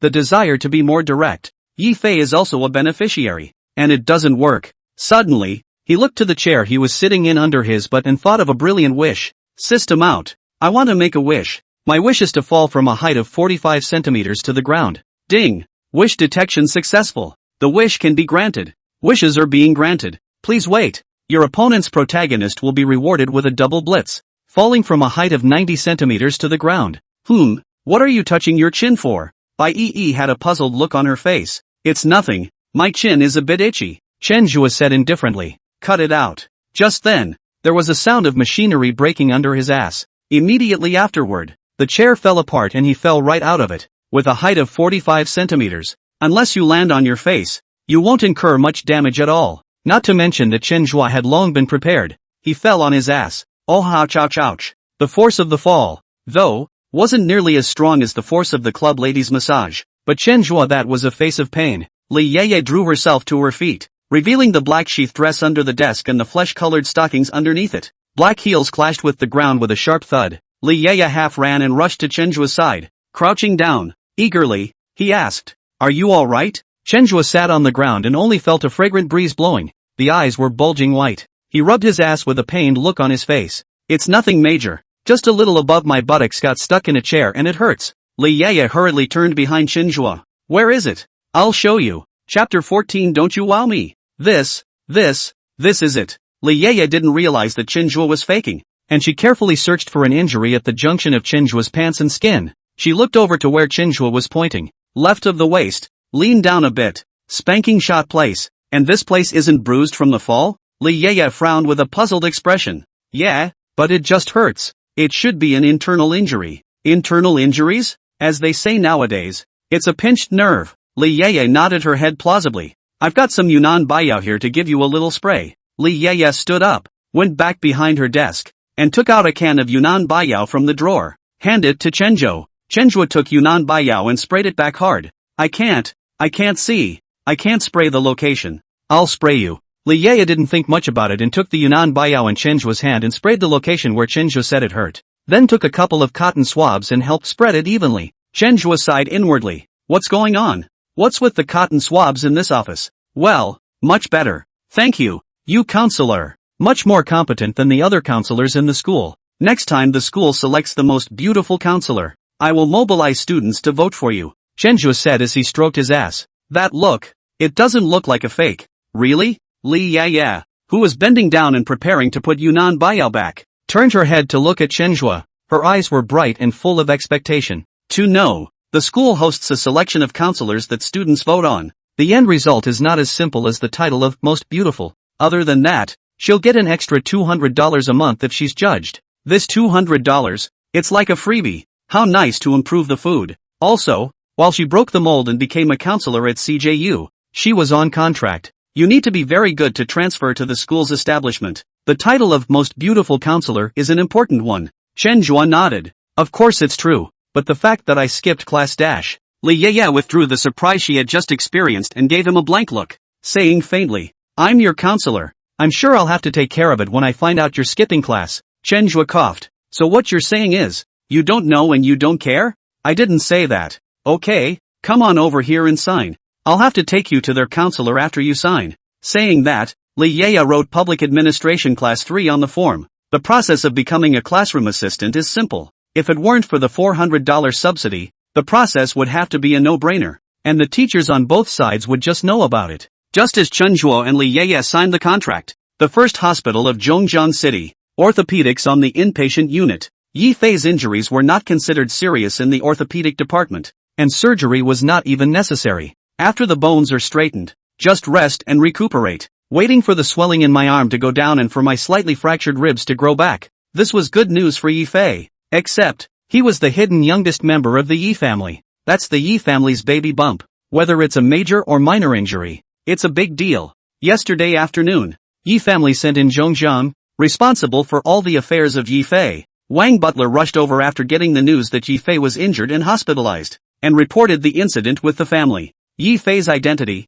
even his existence, was a top secret of the Yi family, except for a few people at the very top who knew about it. No one else knew anything about it. After receiving this news, the first reaction of the Yi family's upper echelon was that they were being targeted by a rival family. But after seeing Yi Fei's injury report, it didn't look like it. After discussing, they decided to send Yi Fei to the Yi family's own private hospital to recuperate from his injuries just to be on the safe side. Safe and also get the best medical care. So it was that Yi Fei, at this time, was being carried from the hospital bed to the ambulance's transit stretcher. The ambulance's transfer stretcher, for convenience, is folded. The patient is first lifted onto the stretcher and then the stretcher is pulled up with 4 wheels underneath and the stretcher is lifted into a pushable stretcher. After Yi Fei was lifted onto the stretcher, The staff in charge of the transfer team worked together to pull the stretcher up. Go! Butler Wang greeted and several people pushed Yifei towards the outside of the ward. These staff members and medical workers are the elite of Ye's private hospitals, and they do their jobs ably and skillfully.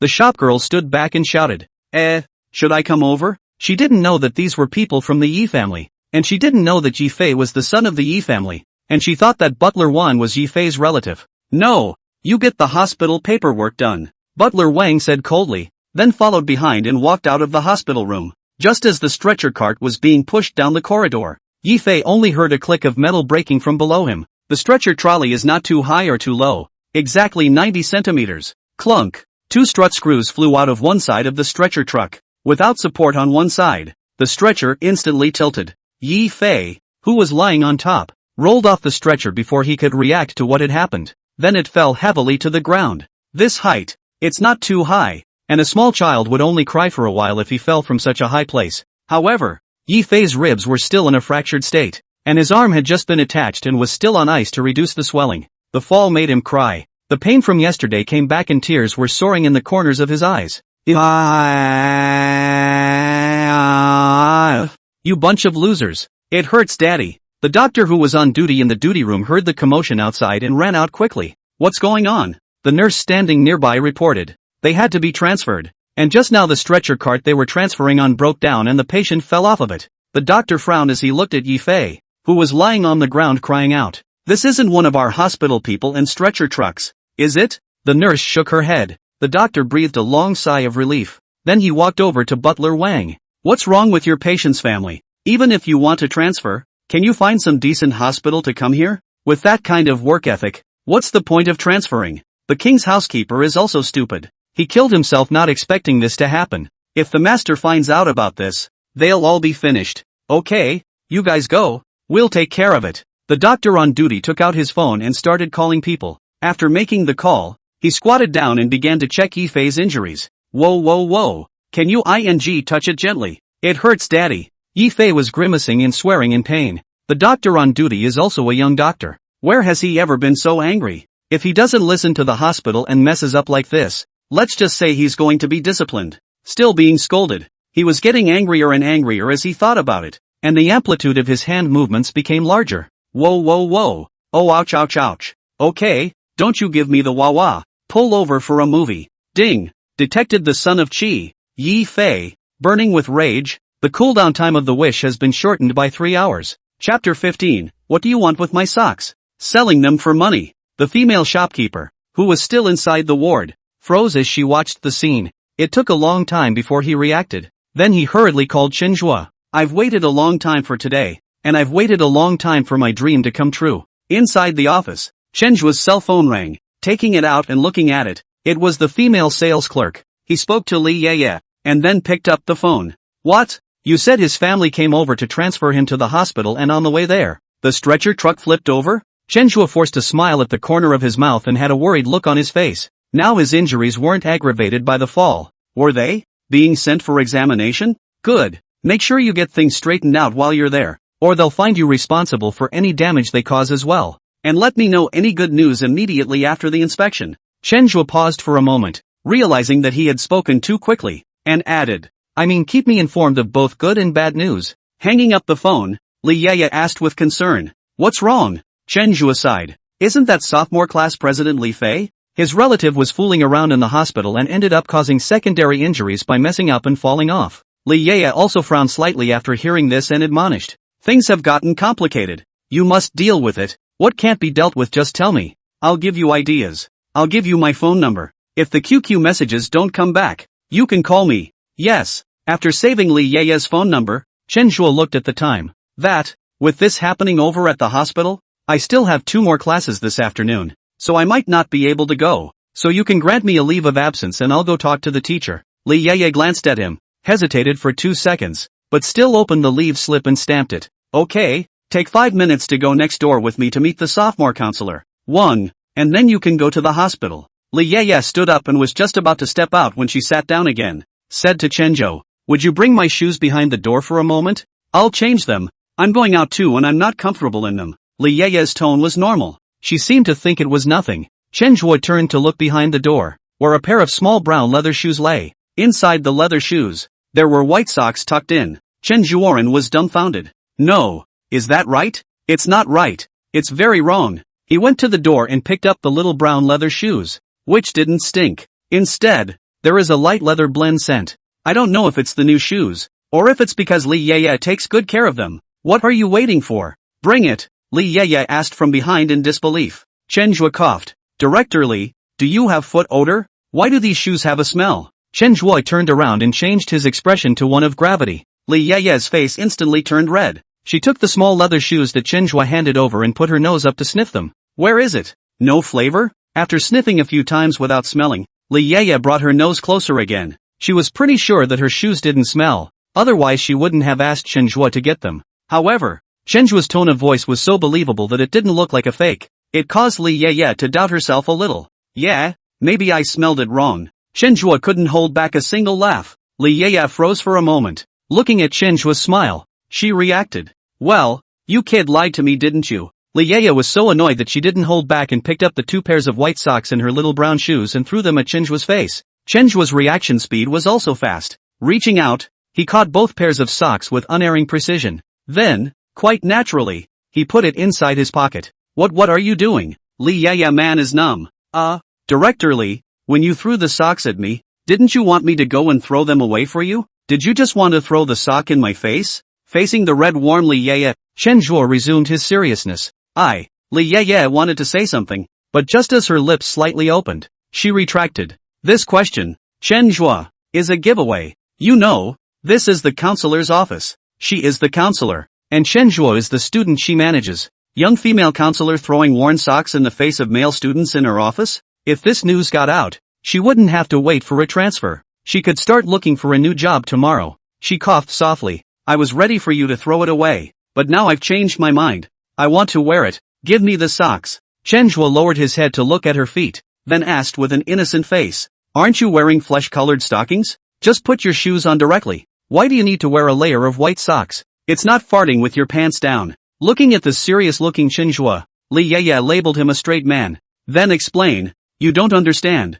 It's a wearable. Give me back my socks. I've got work to do. Chen Zhuo shrugged his shoulders, turned around and walked towards the door. As he walked, it's too much trouble. I'm in a hurry, so you can just put it on like this. Li Yeye looked at Chen Zhuo's back and became anxious again. Give me back my socks or I'll dock your credits. Chen Zhuo was also not the least bit abashed. If you dock me credit, I'll publicize the fact that you threw a sock in my face in the office. Li Yeye immediately took hold of the lifeblood and did not dare to dislike it. She had to change her angle. What do you want my socks for? Are you having psychological problems? I'll make an appointment for you to see a psychologist. Chen Zhuo stopped and turned his head, gently spitting out 2 words. Sell money. Then walked out of the office without looking back. Li Yeye was speechless. She slipped on her little leather shoes, pulled on her suit jacket, and hurried to catch up. Running next to Chen Zhuo, he whispered, no one is allowed to say anything about today. Then he knocked on the door of the office next to him, and pulled himself up, regaining the air of the very first.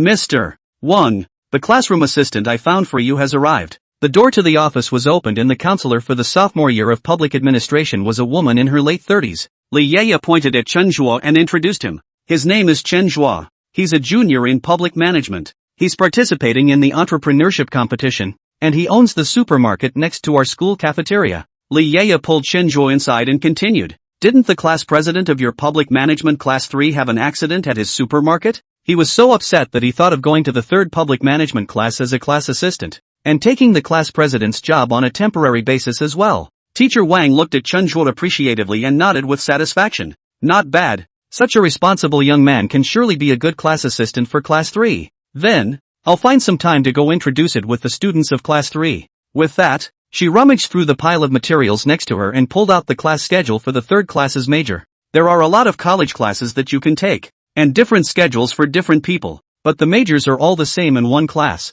She looked away. The 3rd class is in class right now, and they don't have a major class for the last 2 periods of the afternoon. So, never mind. Let's just do it in the evening. Do you have time in the evening? I'll take you over there to get to know everyone. There's time. Evening then, it's a definite. It's in the 14th school building, classroom 2304, 7 p.m.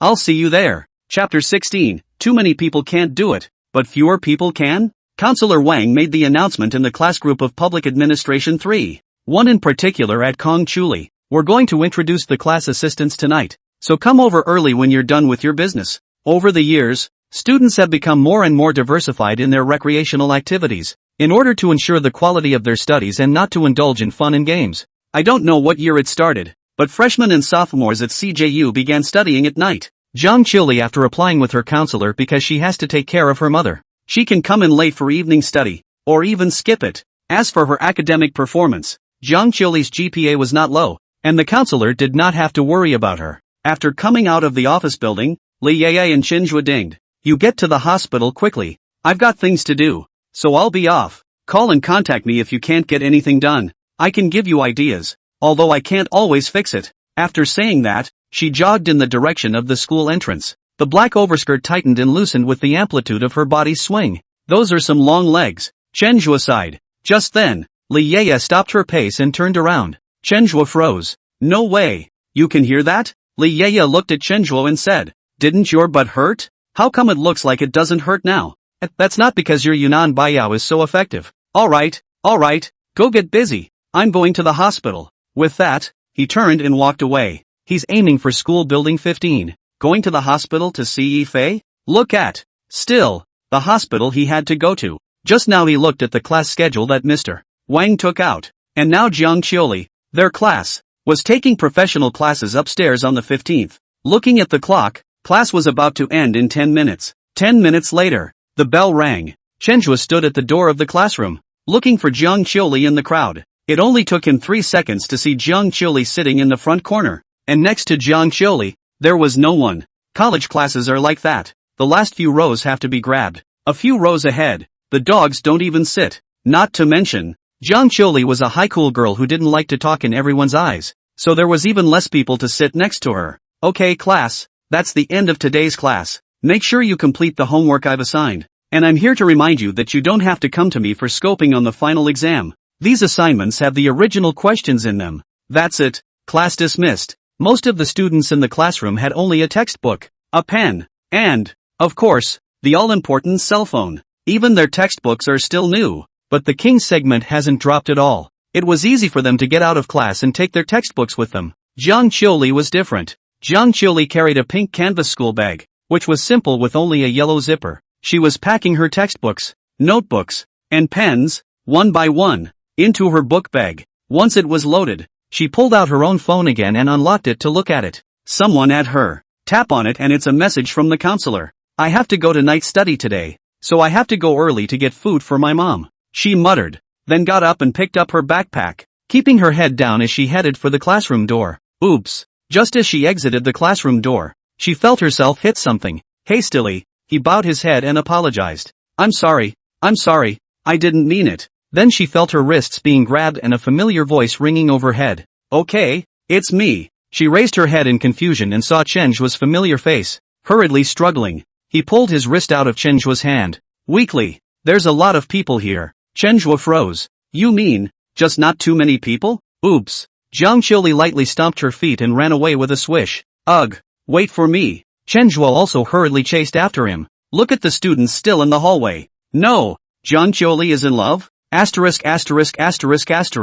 Am I seeing things right? It's sophomore year and I haven't said a word to her yet. And you're saying she's in love? No way. Absolutely no way. If she's in love, I'll buy 3 boxes of toilet paper and put them in the dorm. None of the fellow students, male or female, who saw this scene at the scene believed it. Jiang Qiuli, that eccentric character, from freshman to sophomore year, in addition to the opening military training, did not participate in a class activity. And the boys, not to mention the fact that out of a total of 15 boys in the class, only 5 of them had ever had a simple exchange of no more than 5 sentences with her. That's not right. Do you guys know this guy? It's kind of familiar, like I've seen it somewhere before, but I can't remember. If Kong Qiuli is really in love, this guy is a man of God. Everyone looked at the direction where Jiang Qiuli and Chenjue disappeared and gossiped. Outside the school building. It's the point where classes are over, and that's crowded around the school building. But it's the end of the second afternoon class, and it's not yet time to eat. Most of the students were changing classrooms for their next class,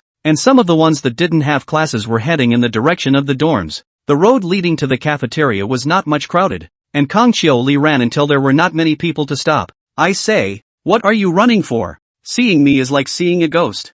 There's a lot of people. Jiang Qiuli's face was very unnatural, her heart thumping. Right now, her heart felt like a broken saucer of mixed emotions. Shyness and worry were at the forefront of the mixed feelings. There were so many people just now. Chenhua grabbed her hand like that. The class should have seen it, right? Okay, I've got something for you. Chenhua also sensed Jiang Qiuli's nervousness and changed the topic. With a heroine like Jiang Qiuli, you can't be too hasty. You have to progress gradually. Hearing that Chenhua didn't molest himself anymore, Jiang Qiuli's mood eased a bit and raised her head, asking weakly, what is it? Didn't you promise to come to my supermarket yesterday to organize the warehouse and clean up the garbage? Today I'll take you to familiarize yourself with the work. But, Jiang Qiuli thought about the message from her counselor at her on her phone and her mother lying in the hospital. It was only fair that she hurry to the hospital now. But what? It's your job description. And besides, my time is limited. It's not every day I'm free to introduce you to what the job entails. So if you don't go, I'll have one of the random clerks introduce you then. Kang Qiuli tangled with the thumb and index finger of her right hand and rubbed the thumb of her left hand a few times, then nodded. I'll go. Compared to the strange sales clerk, she still felt good about Chenhua inside. Big deal. I'll ask my counselor for a leave of absence later, and not go to night study. It's just a classroom assistant. It's nothing to do with her. Go. The two headed for the supermarket next to the cafeteria. As he walked, Chenhua suddenly discovered something unusual. Jiang Qiuli's gait was all a bit off. Her right foot seemed to be 0 seconds slower than her left. He clearly remembered that it wasn't like this yesterday. What happened to your foot? Chenhua asked with a frown. Jiang Qiuli weakly replied. No, nothing much, just rubbed the skin. Abraded skin? Chenhua then looked over carefully, at the junction of the canvas shoes and pants under Jiang Qiuli's feet. He actually didn't see the existence of socks again. With a scolding tone, he said, what's going on? Can you wear these high-bonded canvas shoes and boat socks without rubbing your feet? He pointed to the bench next to the road. Okay, sit down and I'll change your socks. Chapter 17. Well, who taught you to play like that? Chenhua's tone was serious. This is Jiang Qiuli has not seen. Before is even when she broke the porcelain cup no money to pay. Chenhua's tone of voice also with a flat. It seems like it's just a small thing to him. And this time it was extraordinarily harsh. Like an order from the army. Frightened, Jiang Qiuli didn't dare to retort and obediently sat down on the chair. Today Jiang Qiuli is wearing a pair of pink high-top canvas shoes. Only the pink color of the canvas is a little white, but it's clean, like jeans intentionally washed white. Chenhua reached out his hand and untied the shoelace of Jiang Qiuli's right foot, then slowly loosened the laces and took them off the back. Jiang Qiuli just buried her head into the school bag on her chest and didn't dare to say anything. She had a feeling that if she dared to resist, the man in front of her would definitely come hard. High-top canvas shoes are already difficult to take off, and Chenhua was afraid of hurting Jiang Qiuli, so he took them off very slowly.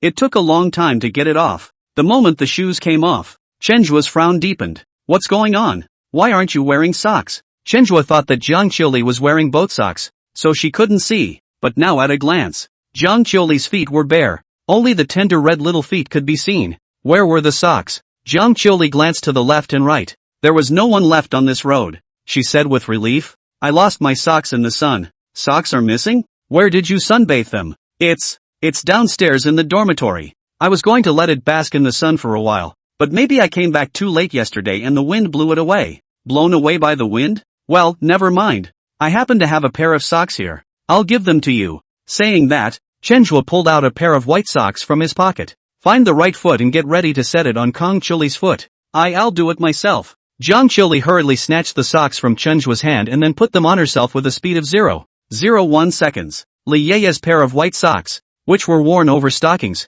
were loose and casually put on. Chenhua sighed inwardly. This heroine, how can she move so fast? Okay, put the other one on too. He stood up and gave Jiang Qiuli the sock on his left foot as well. Jiang Qiuli nodded obediently and began to take off her shoes. She couldn't help but ask curiously as she took it off. Why do you have a pair of white socks on you? Chenhua put his hands in his pockets and said indifferently. This is what I stocked up on to sell. Stocked up for sale? How much for a pair? Mark it to my outstanding balance. Jiang Qiuli said weakly. How much for a pair? That's the problem. The actual price of these white socks should be around $5. Only well, coupled with Li Yeye's face value, or small leather shoes in the unwashed. If accompanied by Li Yeye's portrait photo, at market price, it should fetch $300 to $500. Ahem. It's a sample someone gave me. It doesn't cost anything, so just wear it. Jiang Qiuli shook her head while wearing it. No, that's not how it works. Samples cost money too. Chenhua sighed inwardly. This heroin,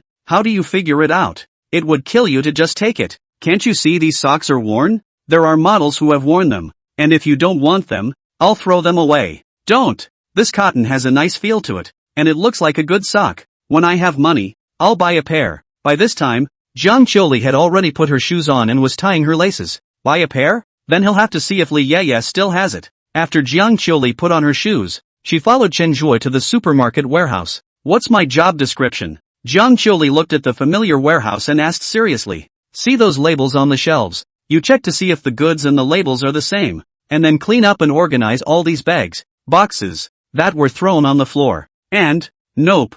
Jiang Qiuli, why don't you say something? Chenhua looked at Jiang Qiuli and asked with a frown. I'll do it right. Chenhua nodded and continued. You're on your own with these cardboard boxes. You can sell them to scrap collectors. Whatever. But the warehouse must be organized. Aha. Yes. After coming out of the warehouse, Chenhua went to the front desk and took out a key from the drawer. Then asked the employee at the front desk. You guys are missing someone these days. Are you busy? It's busy. It's just a bit of a workload and sometimes it's too late to organize and restock. I'll see if I can arrange for another person when the time comes. You guys get busy. I'll take the keys to this electric car. After saying that, he walked next to Jiang Qiuli again. Come on, let's go to the hospital. Jiang Qiuli shook her head in a hurry. No, I can go by myself. Chenhua's maneuvering in front of her mother yesterday had scared her. She also didn't know what kind of ecstasy Chenhua had given her mom. She was skeptical that if Chenhua went there one more time, her mom could just marry her off. I have something to do at the hospital, so I just happened to go there together. Yi Fei, who was crushed yesterday, fell down in the hospital again today. I have to go see him. Okay, fine. Jiang Qiuli nodded. Come on, let's take the back door. Jiang Qiuli followed Chenhua and came to the back of the supermarket, which was behind the small forest with a 3-meter wide road in the middle. There were cars parked on the side of the road and a couple of motorized vehicles. Chenhua took the key and inserted it into the keyhole of a white electric car. Come on, I'll take you to the hospital. Ha? This? What? Are you going to walk again? Aha. Cut the crap and get in the car or I'll go tell your mom you're not cooperating with me. Jiang Qiuli looked at the fierce Chenhua and silently got into the back seat of the electric car. This e-bike is the lightest e-bike available. There's a little seat panel in the back. Although the car was not big, the battery was upgraded by Chenhua, and running a round trip to the hospital was no problem at all. Gone. Chenhua twisted the throttle. Drive in the direction of the hospital. The ambulance took the main road yesterday. It's a bit far. On my motorized bike today, I was able to cross the culvert under the train tracks, which is quite a bit closer. And this road, because it's narrow, there's not a lot of big cars. It's basically these little electric stoves. So Chenhua rode fast. Frightened, Jiang Qiuli, who was sitting in the back, nervously grabbed the corner of his coat and didn't let go along the way. You scratched my clothes. In the hospital lobby, Chenhua pointed to his clothes. You're riding too fast. I'm scared. Can you ride? Jiang Qiuli nodded. Then go back later and you'll ride. And I'll sit behind you. Yes. Jiang Qiuli agreed without hesitation. Chenhua riding a bike, she was really scared. Chenhua took out his cell phone and glanced at the time. It was still early, and according to school time, it was now 15 minutes before the end of the third afternoon class. Auntie doesn't have to have such an early dinner this early, does she? Jiang Qiuli shook her head. No, you'll be hungry at night if you eat early. Then you'll go with me to see Yifei first. He's your class president anyways. Jiang Qiuli thought for a moment and felt that Chenhua had a point. Just agree to it. Chapter 18 cannot endure. Absolutely cannot endure. Inside the ward, Yifei was lying on the bed with a pained look on his face. Based on your films, it looks like the fall has exacerbated the extent of your fractured ribs, and we'll need to discuss whether to do surgery or treat it conservatively before we make a decision. The doctor put the film on the cabinet next to the bed and walked out with a displeased look on his face. Because of this incident, not to mention the notification of criticism, a review cannot escape. Therefore, he naturally had nothing good to say to Yifei. Walking out of the hospital room, he explained to the head nurse who passed by next to him. That head nurse, could you please keep an extra eye on this bed of patients? They have a bit of a problem. The head nurse nodded seriously. Don't worry, he's been put on the priority list and has been cursing and swearing on the ward all day. A number of patients have complained to us. Yifei was looking at Butler Wang angrily at this moment. If it wasn't for Butler Wang's insistence on transferring him to the hospital, this wouldn't have happened. Under normal circumstances, he would have been discharged after a week's rest. And now, There is the possibility of needing surgery. Alas, this is all a request from above, and I'm just following orders. Who knew something like this would happen? Butler Wang was also depressed, because the female clerk was sitting right next to him. He spoke very subtly. Yi Fei snorted coldly. Look at the people you got. A stretcher can break down. If I had been allowed to ride in a transit helicopter, would I still be alive right now? Yi Fei was depressed. He didn't understand how his luck had become so bad as a son of Qi.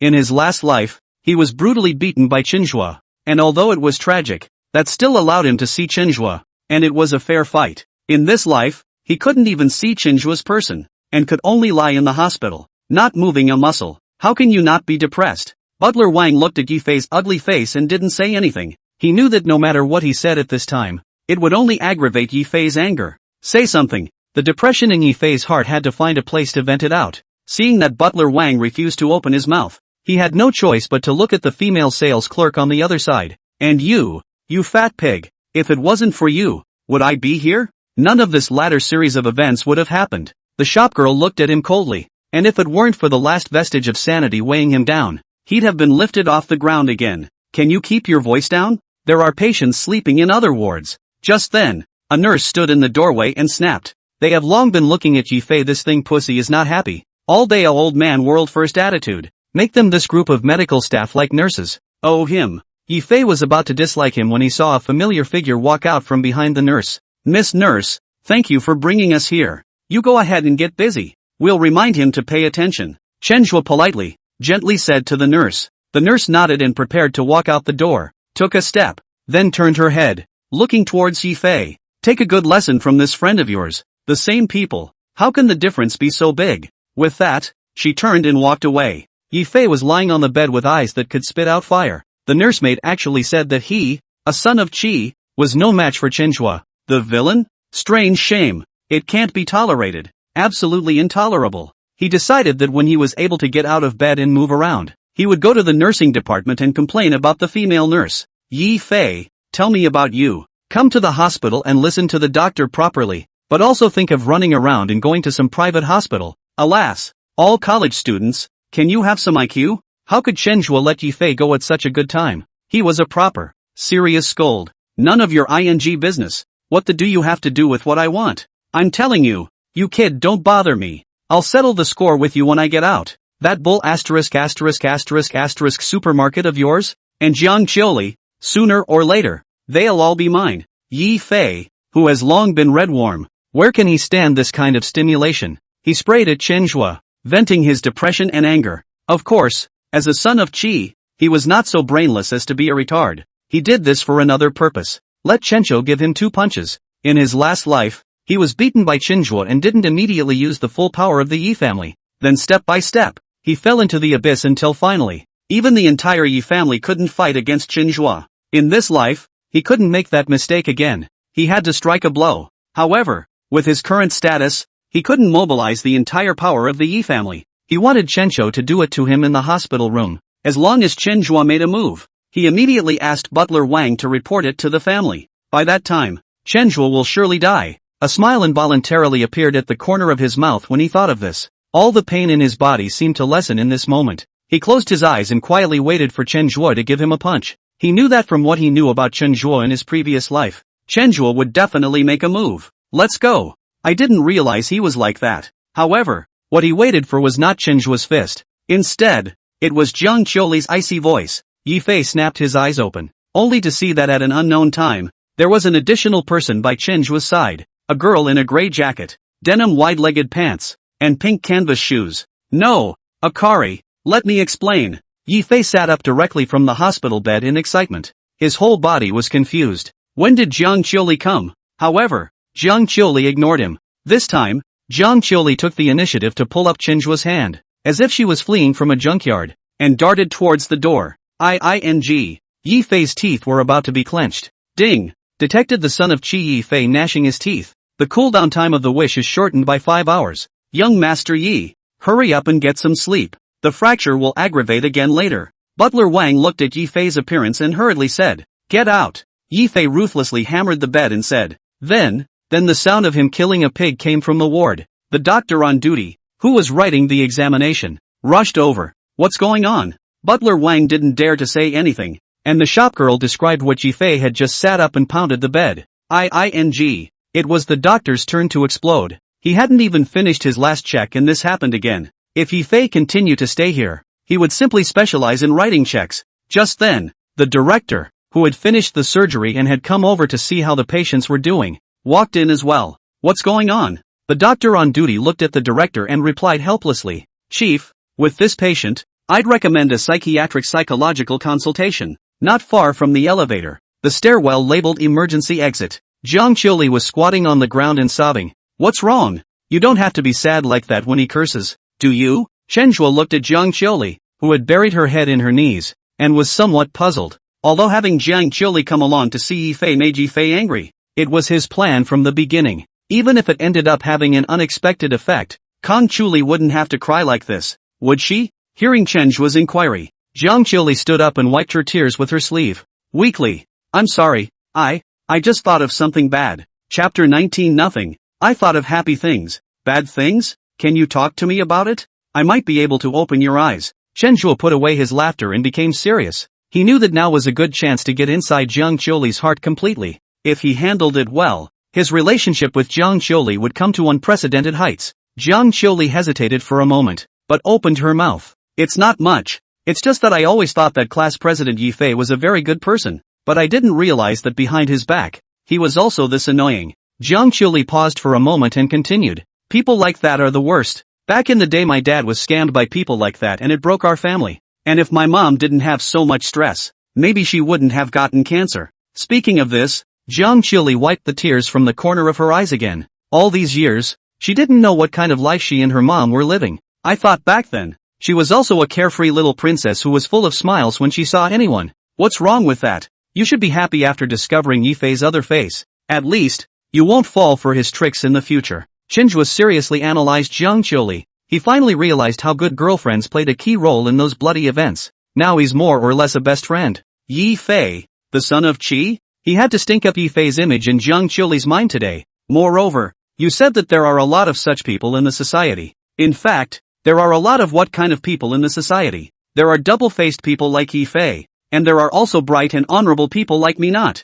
Jiang Qiuli raised her head and looked at Chenhua blankly, thought about it for a few seconds, still nodding approvingly. The man in front of me was indeed a man of honor. Badly bright. Also, shamelessly bright. What kind of eyes are you giving? Chenhua asked indifferently. Put. Jiang Qiuli put a smile. Nothing. I thought of happy things. Pleasure? What is it? Chenhua frowned. Not understanding. Not telling you. If you don't tell me, then don't blame me for telling your mom. At the entrance of the hospital cafeteria, Chenhua, who had asked all the way to the door without getting an answer, released a big move. Jiang Qiuli stopped and looked at Chenhua. It's not much. I just think that you really are a bright person who does what you want and says what you want. Thank you for the past 2 days. Although Jiang Qiuli usually didn't talk much, she was a former school bully. This art of language was not difficult for her. Putting bad and cheeky in a different way makes it sound and feel completely different. Yes? Of course. Chenhua did not hear Jiang Qiuli's strings. He's happy. The fact that Jiang Qiuli was able to say these words showed that the relationship between the two had indeed gone further. I'm so glad you said that. And as a reward, I'm buying Auntie's dinner today. Without waiting for Jiang Qiuli to retort, Chenhua walked to the stall where he ate the small bowl of vegetables yesterday. I ordered a steamed egg, a beef stir-fry with bell peppers, a corn and ham with diced green beans, and a large dish of steamed sea bass, and 3 bowls of mixed rice. Auntie, sweep over. Carrying the packed meal and coming next to Jiang Qiuli, Chenhua said indifferently. Let's go. And get some fruit for Auntie. Jiang Qiuli stood still and didn't move. What's wrong? Chenhua turned his head and asked. Jiang Qiuli pointed at the bag Chenhua was carrying in his hand and didn't say anything. You say that? I haven't eaten dinner yet, and neither have you, and I got it for 3. Jiang Qiuli shook her head. Mark it. Put it on my tab. These can cost $80 some on your account. Can you afford to pay them back? Chenhua sighed and continued. Didn't you buy me dinner yesterday? And I said I'd buy you back. So this one's on me. No. Today's is more expensive than yesterday's. I'll pay you back when I make money. Make money? How do you make money? Chenhua's eyes twinkled and he had another good idea. How many meals do you get when you come to my place and organize the warehouse for $100 a time? Once a week? Jiang Qiuli lowered her head. Chenhua was talking about a problem she had to face. A very real one. She also had one answer. No money. Chenhua looked at Jiang Qiuli's lowered head and continued. But I do have a way for you to make more money and pay it back. What? Jiang Qiuli quickly raised her head, her eyes wide open as she looked at Chenhua expectantly. What else could it be? There are only a few ways to make money, and that's all you can choose. Chenhua shrugged. Jiang Qiuli's face instantly reddened and her head lowered again, nervously looking at the ground. 2 words whispered out of his mouth. Hooligans. Chenhua reached out and held her chin, forcing her head up. What did you just say? Jiang Qiuli's mouth was tightly closed and her head was tilted to the left with force, not daring to meet Chenhua's eyes. Chenhua continued. I want you to work at my supermarket. How is that being a hooligan? Ha? Jiang Qiuli froze and mechanically turned her head again. Dumbfounded, he looked into Chenhua's eyes. What? What do you think I mean? Jiang Qiuli gently bit her lips, her eyelashes fluttering lightly. No, I meant to say, didn't I tell you last time? I have to take care of my mom and I don't have time to work and study. She hurried to change the subject. Chenhua nodded. I know, but I thought of a way to solve your problem today. What? I'll lend you my electric car. You come to take care of your auntie and then to go back. 40 minutes will be settled. For you. 40 minutes at mealtime there, right? Jiang Qiuli's eyes instantly lit up. She nodded vigorously twice, so happy he could see stars in his eyes. I have. Okay, that's a relief. Come on, let's go buy some fruit. Yes. Jiang Qiuli looked at Chenhua's handsome face. The slightly yellow sunlight in the afternoon shone through the glass door and shone on Chenhua's face. It was very handsome. Jiang Qiuli suddenly realized that since Chenhua appeared from her life became full of hope again. After following Chenhua for 2 steps, Jiang Qiuli stopped again. That, and remember the fruit later. No, the last time I came to see my aunt, I didn't bring anything with me, so it's only polite to buy some fruit up there this time. This kind of thing can't be counted like you do. Big deal. Next time you go to my house, buy my mom a piece of fruit too. Jiang Qiuli thought for a moment and felt that Chenhua had a point. Nodded his head. Okay. Chenhua took Jiang Qiuli and swept through the fruit store next to the cafeteria. The cafeteria in the hospital was conscientious and the fruit store was cool. The penetrating kind. The prices of the fruits are all higher than outside, but the good thing is that the quality is still good. Chenhua didn't care about the price, and looked for a few with high nutritional value in his memory, taking a little of each, but Kang Chulai stood behind him holding the bag. It was for him to take some high-priced fruits in, and Jiang Qiuli took them out of there and put them back in their place while he was going elsewhere. Chenhua also realized it only when he finally brought it over and felt that the weight was not right. Ugh, he sighed. As the villain, there's really no way to take this heroin. Looking at the fruit basket that didn't weigh much, he took the cheapest apples and bananas from the side and filled them. Then he turned his head and asked Jiang Qiuli, "That's okay, right?" Jiang Qiuli nodded. "That's $46. After making the payment, Chenhua took Jiang Qiuli and took the elevator to the 12th floor of the inpatient department. Chapter 20. You're hospitalized at ease. The new class assistant in our class is excellent. In the ward at the end of the corridor, 2 nurses were changing Jiang Qiuli's mother's medicine. The 2 of them were the same 2 nurses that Chenhua and the 2 of them met by chance at the elevator entrance yesterday. "Auntie, the boyfriend your daughter found is so handsome. Alas, look at the 2 of us, working in the hospital, so busy every day. We have no chance to find handsome men." A nurse smiled. They don't know exactly what's going on, but rightly or wrongly, it's nice to say something that will make the patient happy and add a bit of pleasantness to a dead oncology department. That's kind of the professionalism of a nurse outside of her profession. Kang Qiuli's mom had a smile on her face when she heard those words. Yeah, even though my daughter and Chenhua aren't boyfriend and girlfriend yet, but she believed that if what Chenhua had shown yesterday was true, it was only a matter of time before the 2 of them fell in love. By that time, Chenhua had stood the test of time, and she was relieved to put her daughter in Chenhua's hands. "Auntie, Autumn Lee and I came to see you." Just as she was thinking, Chenhua's calm voice rang out from the doorway. "There you are, come on, come sit down." Compared to yesterday, Kang Qiuli's mom's face looked a lot better. The 2 nurses were packed up and ready to go out by this time. "Thank you for taking care of your aunt." As the 4 of them walked towards each other, Chenhua took the lead. Verbal thanks and compliments to others are the simplest things a person can give, at no cost. However, it can make the other person feel respected, which will make them feel better and increase their opinion of you in their mind. Chenhua understands this. "Ha ha, you're welcome. Qiuli, bring your boyfriend to see Auntie again. Yesterday you brought your boyfriend. Auntie is in a much better state today. If you come a few more times, I think this illness will be cured soon." The 2 nurses were not familiar with Chenhua, so they simply replied back, but talked to Jiang Qiuli quite a bit. Jiang Qiuli had wanted to retort, but after hearing the nurse say that because of Chenhua's arrival,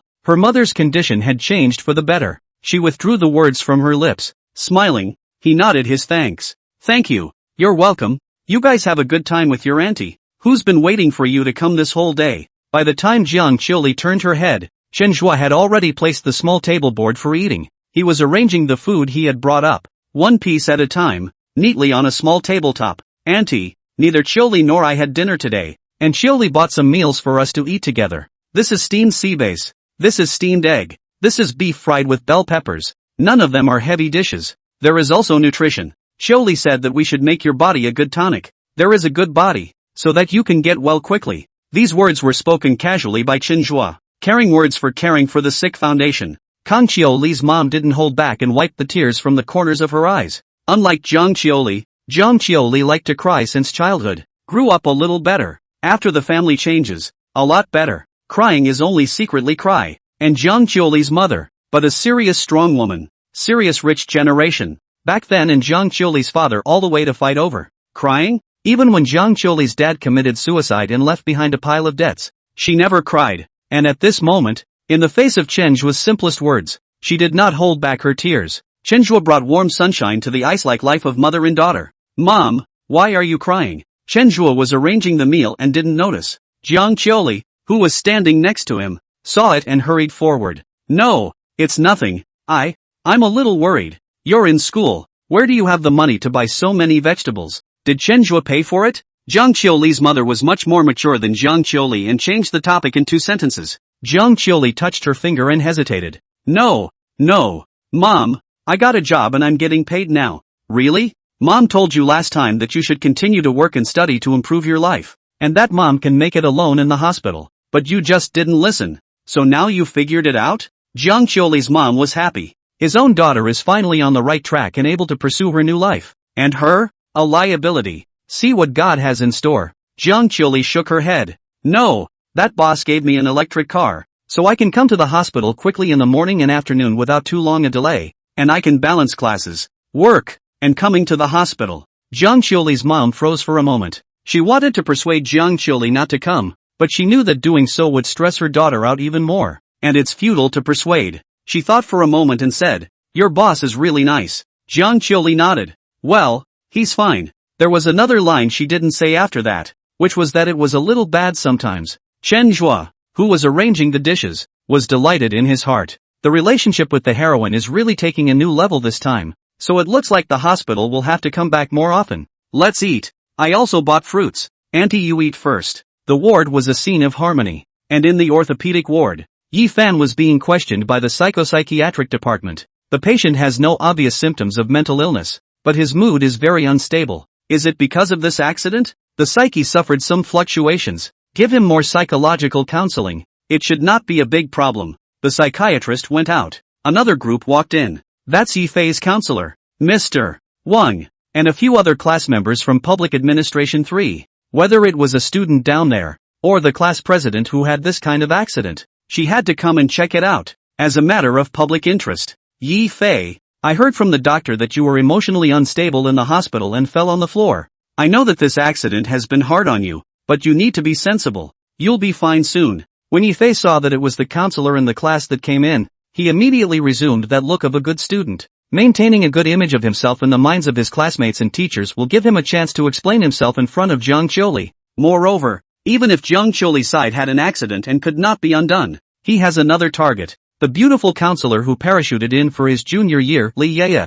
compared to Jiang Qiuli who didn't dress up much, was cold and quiet, and didn't know anyone well. Li Yaya was much more flavorful. Teacher, I was also in too much pain and too depressed, so I got a little emotional, and seeing you guys visit me made me feel better. Yi Fei forced himself to keep a smile on his face and said words that were not meant to be said. That's good. Mr. Wang put the bought fruits away and continued. And you don't have to worry about school. I've had all those classes of yours explained to the students and the teachers of each class, so it's fine if you don't go. She paused and added, by the way, there is also, you don't have to worry about your public administration 3rd class. The college is worried that our counselors are too busy with their work, and they just happen to choose the class assistants from the junior year to come over. The class assistant assigned to our class, a very good senior, helped you with your class and will hand it back to you when you're discharged and able to attend school regularly. Chapter 21. The setup. All of them. The new Banshee? Or is it a man? Yifei frowned and realized that things were not simple.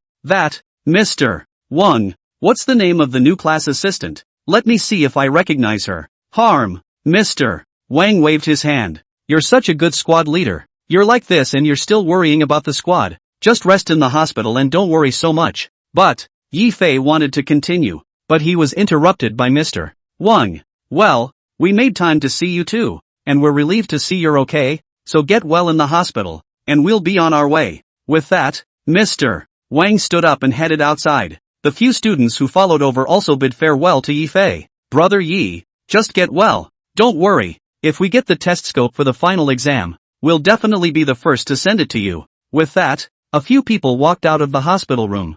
Zhang Qiuli's mother's hospital room is filled with warmth. It had been a long time since Kong Qiuli and her mom had eaten like a family like this. The dishes were wiped out that way. Steamed sea bass are all but fish bones. Even Kong Qiuli's mom, who has become a very small eater due to her illness and gets sick if she eats too much. This time, I also busted out a small bowl of rice and lots of vegetables. She looked at Zhang Qiuli and Chenjue and was happy. Mom, don't eat too much. It's not good for you to eat too much when you have such a small stomach. Zhang Qiuli used to advise her mother to eat more. This is the first time she advised her mother to eat less. She laughed as she said it. I know. It's just good food. Then I'll buy such a dish tomorrow as well. You have to control the amount. You can't eat too much or too little, Zhang Qiuli said with a smile. When she smiled, her eyes curved into crescent moons, and it was as if bright stars were hidden in her eyes. It made Chenjue look dumbfounded. It was the first time she had seen Zhang Qiuli smile so brightly, like a princess in a fairy tale. That's not going to work. You did get a job, but you can't spend as much as you can get on a part-time job, Kong Qiuli's mom said in a hurry. She somewhat regretted saying the wrong thing earlier. Zhang Qiuli hesitated for a moment, but still nodded. I know. Don't worry. I know in my heart how much money I have on hand. It's good that you know it in your heart. After packing up her things, Zhang Qiuli said goodbye to her mom. Mom, there's something else going on in my study hall class tonight, so I'm going to go ahead. Go on, and be careful on the road with Chenjue. After coming down from the hospitalization unit, Zhang Qiuli did not follow Chenjue's ass this time, but walked next to him. Weakly. I'm sorry, I didn't tell my mom that the owner was you or that you paid for the meal. Chenjue stopped walking and turned to look at Zhang Qiuli. Faintly, he asked. I'd forgotten if you didn't say. Why don't you be honest with your mom? This was something Chenjue was also curious about, but he knew that Zhang Qiuli, such a truthful girl, must have her own examination if she could say so he didn't reveal it then. I'm afraid my mom will get the wrong idea. Misunderstand what? Zhang Qiuli looked up at Chenjue's eyes and didn't say anything. Chenjue asked again. Say something. What's the misunderstanding? Zhang Qiuli gritted her teeth and said softly. Misunderstanding that you're trying to bag me. Zhang Qiuli spoke in a voice smaller than a mosquito, but there wasn't much out here, and Chenjue could hear it clearly. Ha ha ha ha. Chenjue was crying and laughing. He thought that Zhang Qiuli had some brilliant considerations, but this was it. Oops. Don't laugh. Let's hurry back to school. Zhang Qiuli stood in place. That was at a loss. She didn't know why she thought that. Go.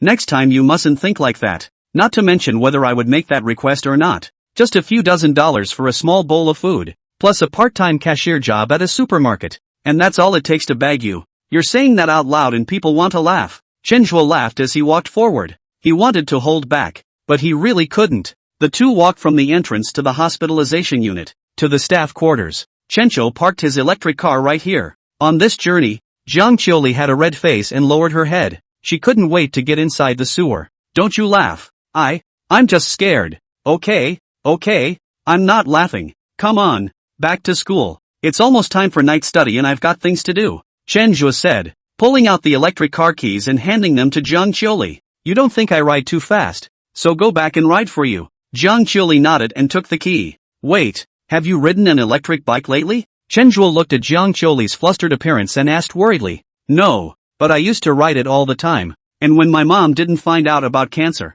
we had an electric bike at home. And then when I went to college and my mom got sick, that bike broke down. Well, you go up first and I'll sit in the back. The electric car wasn't too big either, so Zhang Qiuli easily pushed it out of the carport. Sit on it and insert the key. Chenjue stretched out his legs and sat on the seat behind him. Then he reached out his hand and naturally hugged Zhang Qiuli. In that instant, Zhang Qiuli felt like there was 220 VAC electricity flashing through her body. People are numb. Go, why don't you go? In the end, it was Chinjua's reminder that pulled her back from her shock. Why are you holding me in your arms? Jiang Qiuli shouted in horror. Chinjua, that was a face of innocence. This car is so small. If I don't hold you, what if I fall down later? When you came here just now, you weren't still holding onto my clothes. Chenjua's tone, very serious. Listening to Jiang Qiuli, she wondered if she was overthinking things. She calmed down a bit and said, well, can't you grab my clothes? Chenjua laughed. Have you ever seen any guy sit on a woman's electric car and grab her clothes?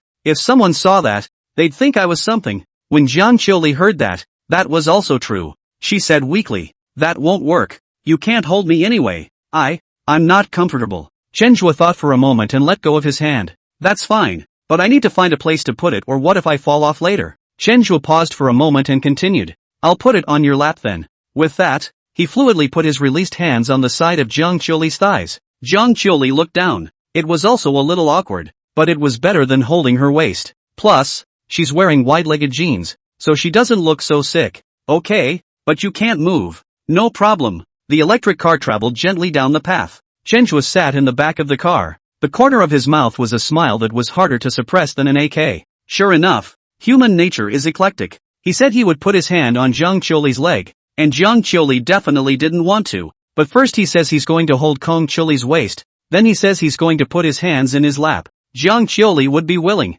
Chapter 22. What a dog-licking son of Qi. This is our big brother. CJU Building 14, Room 2304. The students of Public Administration 3 are arriving one by one. There are 58 students in the third class of Public Administration, of whom 38 are girls and 20 are boys. The ratio of men to women is close to 1 to 2. Why isn't Jiang Qiuli here? She's not coming to study late today either? Vice Class President Yi Huiqing roughly counted the number of people in the classroom, and there was still one person missing. Li Ping, did you guys see her in the dormitory? The girl called Li Ping shook her head. She hasn't been back to her dorm since class ended this afternoon, and we haven't seen her since. Okay. Yi Huiqing nodded, tapped on Jiang Qiuli's avatar and sent a private message, then walked to the podium and said, everyone be quiet. Our class president, student Yi Fei, had a little accident yesterday and is now hospitalized. Several of our class cadres went to the hospital with teacher Wang in the afternoon. He's in good shape, so don't worry. Upon hearing this news,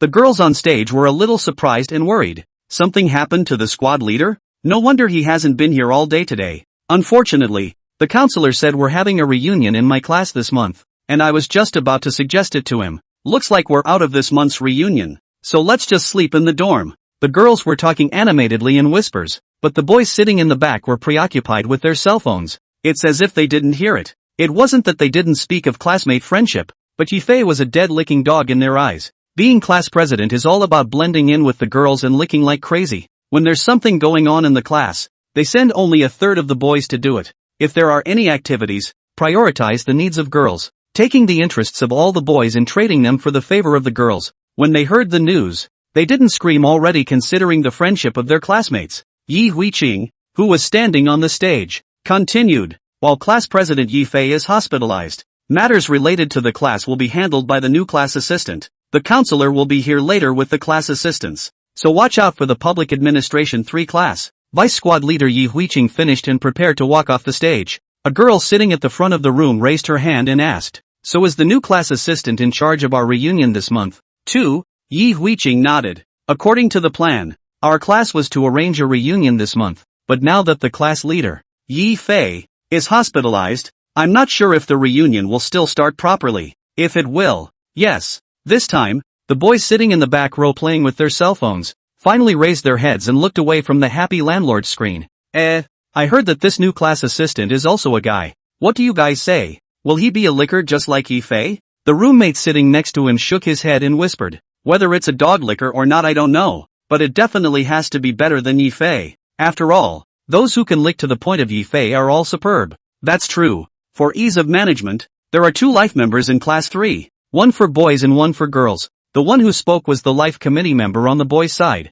named Zhao Jin. He coughed. Ahem. Alright, everyone keep a low profile, put your cell phones away, and be mindful of the impact. Make a good impression on this new class assistant of ours. Finals are coming up, and this new classroom assistant is a junior, so I'm sure she can help us get the scope of the exam. The boys had been unmoved by the first paragraph, but then they heard the last sentence. Immediately and neatly, He pocketed his cell phone and took his book out. That's the big picture. Outside the school building, Jiang Jiuli rode an electric bike and arrived with Chenhua. Hurry up! Hurry up!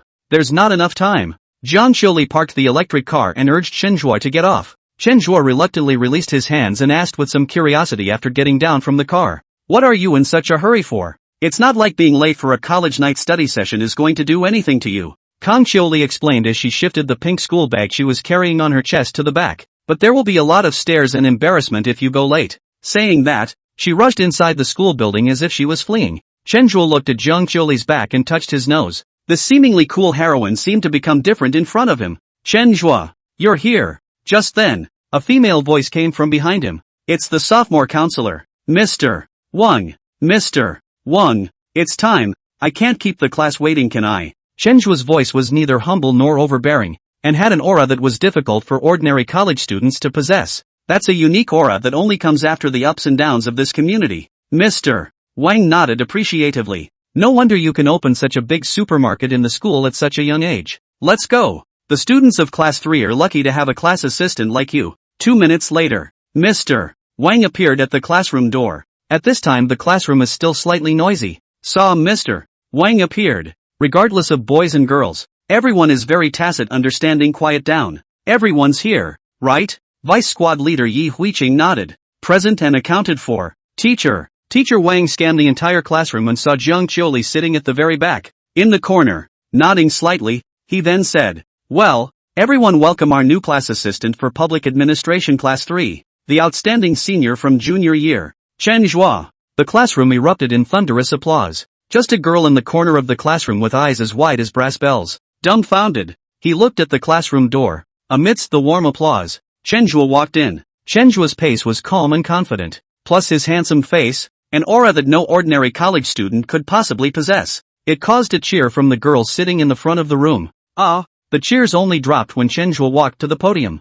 It seems like everyone is welcoming this new class assistant of ours. Then let's invite Chenhua to introduce himself to everyone next. Mr. Wang was happy to see everyone so welcoming. You know, as a bridge connecting counselors and students, Chenhua can save a lot of work in her future if she is popular with everyone. Chenhua gently nodded his head and began his self-introduction. Hello everyone, my name is Chenhua. I'm a junior majoring in public administration. Usually I don't participate in many student activities, so you may not recognize me, but I have another identity. The owner of the Lime General supermarket next to the cafeteria. With such an eye-catching supermarket next to the cafeteria, I'm afraid there isn't a single student on the main campus of CJU who hasn't bought something in it. This time, everyone in the class stared in disbelief. I didn't realize that their new classroom assistant had that status. Chenhua continued, since I've come to be everyone's class assistant, I have to make a little benefit for everyone. I announce that all the students of Public Management Class 3, who go to my supermarket to buy fruits and snacks, will all enjoy a 10% discount. Bull beep, Bansuk bull beep. Bansuk mighty, Dad, you're my dad. This time, that was a class cheer. The girls in the front shouted still more conservatively. The boys in the back, especially the ones who usually like to get abstract, yelled for their dads on the spot. Chapter 23, My Righteous Father, please accept my child's worship. Supermarket fruits can have a profit margin of 58%, and there's a 30% profit margin on snacks. But just because the margins are high, doesn't mean the profits are high, especially fruits. The freshness period is very short. If not sold out, not to mention profit, all have to lose out. Chenhua's last life as a villain, directly wishing for the super god. Supermarkets, this kind of small business, he did not care at all. But that doesn't mean he can't do business. After giving the class a 10% discount, these people will definitely prioritize their supermarkets when they have a need for snacks and fruits in the future. It's also a form of marketing. Moreover, this will also bring you closer to everyone and establish your position in the Public Administration 3 class. 2 for the price of 1. Okay, everyone be quiet. This new class assistant of ours, the monthly subsidy is only $400. According to you guys, all the subsidies to you are not enough. Counselor Wang also chuckled beside him. Looking at the current situation, Li Yaya really didn't recommend the wrong person to her. This Chenhua is excellent. There was just something she didn't understand. Chenhua is definitely not doing it for that little subsidy. He volunteered to come to the 3rd class of public administration as a class assistant. What is he doing it for? Could it be that it was really because the class president, Yi Fei, was injured in his supermarket? Wow, Senior Chenhua is so nice too. This time, Everyone willingly put their cell phones away and looked at Chen Zhuan intently. Chencho continued. Everyone must be curious as to why I'm here as a class assistant in the third class of public administration if I'm not in it for the money. I'm here to tell you that I'm here because of your class president, Yi Fei. It was in my supermarket that he was injured yesterday, and the treatment could have been taken care of by me paying for it. But immediately after I learned that he was the class president of the third class of public administration, I thought of his duties as class president. He's in the hospital. He definitely can't manage the class. I happen to be fine. I've come to help him take up this responsibility, and I hope you'll all cooperate with me for the next period of time. Chen Zhua's tone was very proper and sincere. Hearing the students on stage was a round of applause. Kong Qiuli, who was sitting in the corner, also applauded along. You guys, look, Zhang Qiuli is applauding. A boy sitting in the other corner whispered. Mind you, she never used to applaud. You know, people are impressed by our new class assistant's noble personality. Also, can you kids stop watching little movies here? Look at our new class assistant and then look at you. No more reading. No more reading. I'll read it tonight back at the dorm. The boy hemmed and hawed and put his cell phone away. Well, it looks like everyone is welcoming our new class assistant. I'll be off next then. So you guys have a good time with your new class assistants. MS. Wang smiled and said that she was in charge of more than just this one class. She had other classes to check out. Just as she turned to go, Vice Squad Leader Yi Huiqing stood up. Teacher Wang, there's one more thing. The group building that our class had planned was originally in charge of class president Yi Fei, but now he's gone to the hospital. So are we still going to do it? Teacher Wang thought about it and looked at Chen Zhua. I'll have to ask Mr. Chen Zhua. He's also the acting class president now. So if he agrees,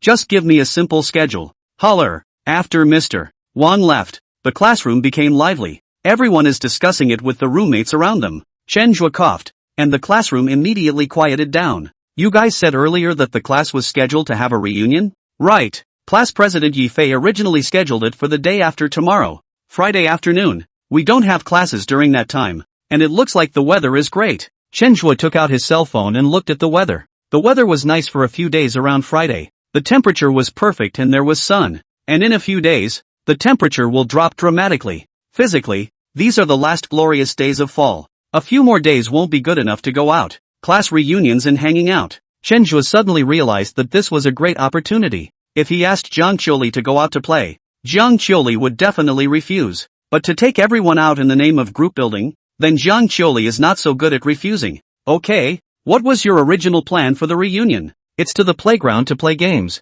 Chen Zhua nodded and said to everyone, how many want to go to the playground and play games? None of the boys in the back raised their hands, while a dozen or so of the girls in the front did, which wasn't a majority. This result was expected by Chen Zhua. Freshman year, if the group went to the playground to play games, there were still a lot of people who would attend. By sophomore year, after the novelty of college, people can't be interested in this anymore. Okay, since no one wants to go to the playground to play games, let's switch. Biswee Lake Park next to the school. There is a new villa party house inside, which can fish, can cook, and home theater, PS5 and so on can play. Let's go together on Saturday. What do you think? Chen Zhua said lightly. A new party house had opened inside Biswee Lake Park, which Chen Zhua had made up off the top of his head. It's true that there's a villa inside. The owner of the villa was no other than himself. The villa was a reward given to him by his family who felt honored when he got into the Central River University. Chen Zhua has never gone to live there. However, there is a matching villa management company responsible for taking care of the villa, and there are people who maintain the villa every day, so people can live there. If you don't live there a couple times a year, you're really wasting that $100,000 or so in management fees. Wow, really? I'm going too.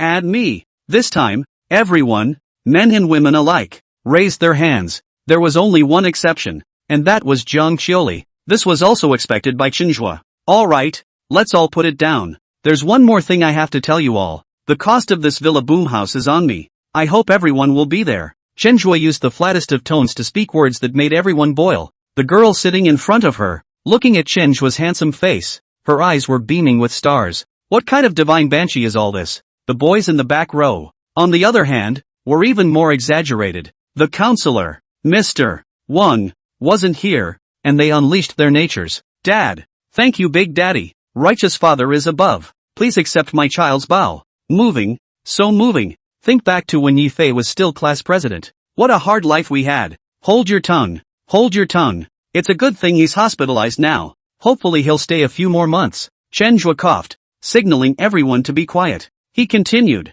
However, the fruits and drinks and snacks needed for the bombing party need to be borne by yourselves. I can't afford to subsidize this class assistant subsidy. No problem. Except for Jiang Qiuli, every single person in the class had a big smile on their face. Okay, everyone, let's start studying. After that, he walked out of the classroom. Take care, righteous father. After Chenjua exited the classroom, he found Mr. Wang, who was walking out of the classroom next to him. Teacher Wang, there's something to trouble you. Can you go in and help me call Jiang Qiuli out? Chapter 24, Shrimp and Pork Fart. Yi Fei gave a gas. Call out Jiang Qiuli? Why? Teacher Wang looked at Chenjua with some confusion. Jiang Qiuli has a difficult family and is the student she is most concerned about in her class. Otherwise she wouldn't have risked her responsibility by approving that Jiang Qiuli could skip the evening study hall. Chenjua was a junior. This was the first time he met with the students of the third class. It was impossible for him to know Jiang Qiuli to be. I understand that Jiang Qiuli's family has some difficulties. I'm not opening a supermarket in the school, so after discussing with her, I hired her to come to my supermarket to work part-time, to be able to earn some money to improve her life, Chenjua said in a serious manner. Mr. Wang's eyes widened as he listened. She didn't realize that Chenjua had only just become a working assistant, and this was all taken into consideration. Moreover, Chenjua's solution was a very perfect solution to Jiang Qiuli's problem. Good. I'll go get her for you right away. 3 minutes later, Mr. Wang walked out with Jiang Qiuli. In the classroom, the boy sitting in the back row looked at Jiang Qiuli, who was called out, and suddenly remembered something. Wait, do you guys have any impression that the one who pulled Jiang Qiuli in front of the classroom this afternoon seems to be our new class assistant? Chenjua. The back row was instantly buzzing with gossip. And next to the vending machine at the end of the corridor, Mr. Wang brought Jiang Qiuli to Chenjua. Qiuli, I heard from Chenjua's classmate that you're going to work part-time at his supermarket? Kang Qiuli clutched her pink canvas school bag and nodded slightly with some nervousness. Mr. Chenjua has kind of helped you alleviate some of your difficulties. You must do a good job at his supermarket and not let down Mr. Chenjua's trust in you. Aha! Jiang Qiuli nodded heavily this time. Well, you guys talk. I've got things to do, so I'm going to go ahead and get busy. Mr. Wang smiled and was about to walk back. College teachers don't care about relationships. Moreover, Chenjua can open such a big supermarket in the school. His family condition can't be bad. If Jiang Qiuli and Chenjua could be together, it would be a good thing for Jiang Qiuli. Wait, Mr. Wang, I have one more thing. Teacher Wang turned his head and looked at Chenjua suspiciously. What is it? It's like this. I've talked to Jiang Qiuli about work hours, and she has to go to the hospital to take care of her mom, so she's on a tight schedule, so she might be late for some classes, and she can't come to the evening study sessions, and sometimes she can't even make it to her classes. And I'd like to say that Mr. Wang interrupted Chenjua with a wave of his hand. She can skip the evening study hall, and I'll be able to approve this, but for the rest of the classes, I can talk to the teachers and the majors, and the rest of you, you're on your own. Okay, thank you teacher. The moon is huge tonight. It's late study time, and freshmen and sophomores are in class, juniors and seniors, some are in the library, some are playing games in their dorms, some are still sleeping in their morning beds, and some's nightlife is just getting started. The road to the cafeteria was still empty. The white moonlight lay bright on the ground. Thank you for helping me. This time, Jiang Qiuli spoke first. Thank you, and that's it? Under the night, Chenjua had a smile on his lips. I'll buy you dinner when I make some money, Jiang Qiuli whispered, clearly understated. Chenjua shook his head. No. So what do you want? Jiang Qiuli turned her head to look at Chenjua's face, her eyes blinking. I want you to give me a kiss. Chenjua shamelessly pointed to his face and said, no. Jiang Qiuli's head shook like a rattle. I'll go to the hospital and tell your mom if you don't do it. Ha! Jiang Qiuli froze for a moment and whispered again. My mom wouldn't say yes either. Chenjua touched his head awkwardly. I'm so used to this trick, I forgot about it. I'm just going to joke with you. So here's the deal. You promised to go to the reunion with me on Saturday.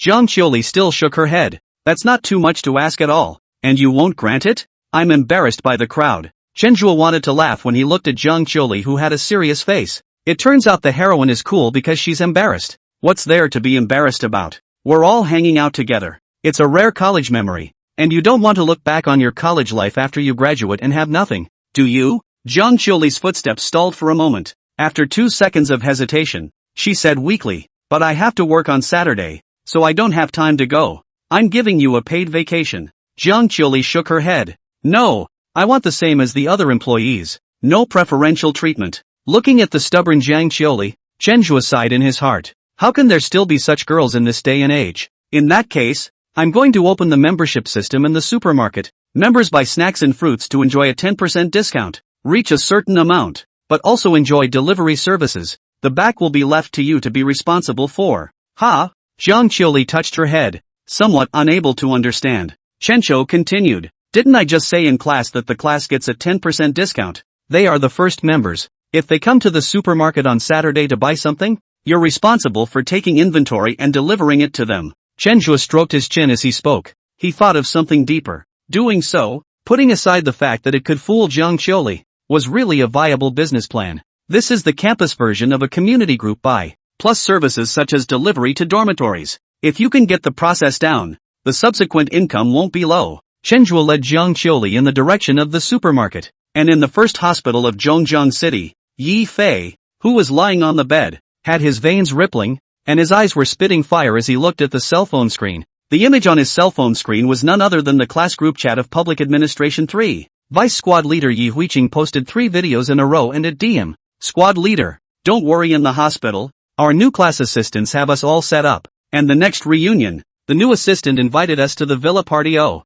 a few other class members chimed in. Just get well in the hospital, even though you can't come, but then I'll make a video for you to feel it in the hospital too. In response, Yi Fei only wanted to say one thing. I feel the mud horse. Yi Fei lay on the bed and almost didn't pass out from anger. He didn't realize that the new class assistant was his nemesis. Chenhua. 2 short days. Chenhua, as the arch-villain, steals the female lead from his son of Qi, but the heroine is supposed to be the one the villain and protagonist are fighting over. That's even so. It's pretty reasonable. Now, Chenhua had actually snatched the position of class president that he had worked so hard to operate. Does that make sense? Yi Fei was so angry that he wanted to vomit blood. He forced himself to hold back his discomfort and continue to read the messages from the group. Hey, the Banshee has invited us to a villa bombing party, which is at least 1,000, and we can't do anything else. From now on, when I buy things, I'll only go to his supermarket to buy them. He's also giving our class 10% off, which I'm embarrassed not to go. By the way, let's go to his grocery store for all the fruit snacks we're going to buy for Saturday's blowout. Now that we have over $3,000 left in our shift, what do you all think about taking 1,000 and going in on Saturday? I agree. Then, the vice squad leader at Yi Fei again. Class president, now that you're in the hospital, just transfer the class fee to me for safekeeping. We're buying fruit snacks on Saturday. Yi Fei looked at the message. The hand holding the phone was shaking. Just then, another message popped up at the bottom. Ha ha ha, it's a great thing that stupid lickspittle Yi Fei is hospitalized. Look at our new class assistant. And then look at him, and think about what kind of life we had before. I hope he stays in the hospital for a few more days, preferably until next year, and stays straight to the next level. Silly old Wang, you're ing sending it to the wrong group. I'll withdraw a message when I'm in the middle of a storm. I stirred Nima. This time, Yi Fei could no longer hold back and threw the cell phone in his hand with force. The phone collided with the wall and fell to pieces. There was a loud thud. Meanwhile, 2 nurses passing by the ward glanced inside. Sighing, he shook his head. Whispered, why is this man having another attack? Ding! Detection of the son of Qi's rage. The cooldown of the wish has been shortened by 12 hours. Chapter 25, playing with the son of heaven's destiny is as easy as playing with ants. What's wrong with Yi Fei? Standing by the door, the middle-aged man in a gray tunic looked at the scene in the hospital room and frowned. The man's name is Yi Fengcheng. The Yi family, as the top family in Xia, money and power, things that ordinary people pursued for a lifetime, were not worth mentioning to them. After people have money and power, there is only one thing they care about the most, and that is their health. That's why as early as 30 years ago, the previous generation's Yi family had set up a special branch in the Yi family. They specialize in learning the art of medicine and treating sick and injured members of the Yi family. And Yi Fengcheng, one of the technical backbone members of this team. He went to the mountains as a child and studied medicine with a reclusive priest. He tasted all kinds of herbs on the mountain. Healing with herbs is the only skill he has learned in all these years. After his master's death, he also became the strongest person in the entire Xia kingdom who had utilized Chinese herbs to the extreme. Butler Wang, what happened here? He asked coldly as he walked into the hospital room. Butler Wang sat on the chair beside the hospital bed and was startled after seeing that the visitor was Yi Fengcheng. You? What brings you here? The family is worried about Yi Fei's accident and asked me to step in to fix it. You guys? What a bunch of losers. Yi Fengcheng chided in a low voice and looked at Yi Fei, who was lying on the bed again. Little Fei, can you do things a little more calmly, and not be so alarmed in the hospital? If this is known by outsiders, it will disgrace our Yi family. Yi Fei looked up at Yi Fengcheng. In his last life, his own uncle, a divine doctor who had used Chinese medicine to the point of perfection, was crushed by Chenjua's medical skills and ended up with a shattered Taoist heart, going off the deep end. He made poison and poisoned all 300 people up and down the Yi family. Sixth uncle, do you know Chenjua? Recalling the last life, Yi Fei asked. Chenjua? Who is Chenjua? Are you out of your mind? Yi Fengcheng was not being conspiratorial. He was carefully observing Yi Fei's face. There's nothing wrong. Oh, nothing, I misremembered. The corner of Yi Fei's mouth lifted into a smile.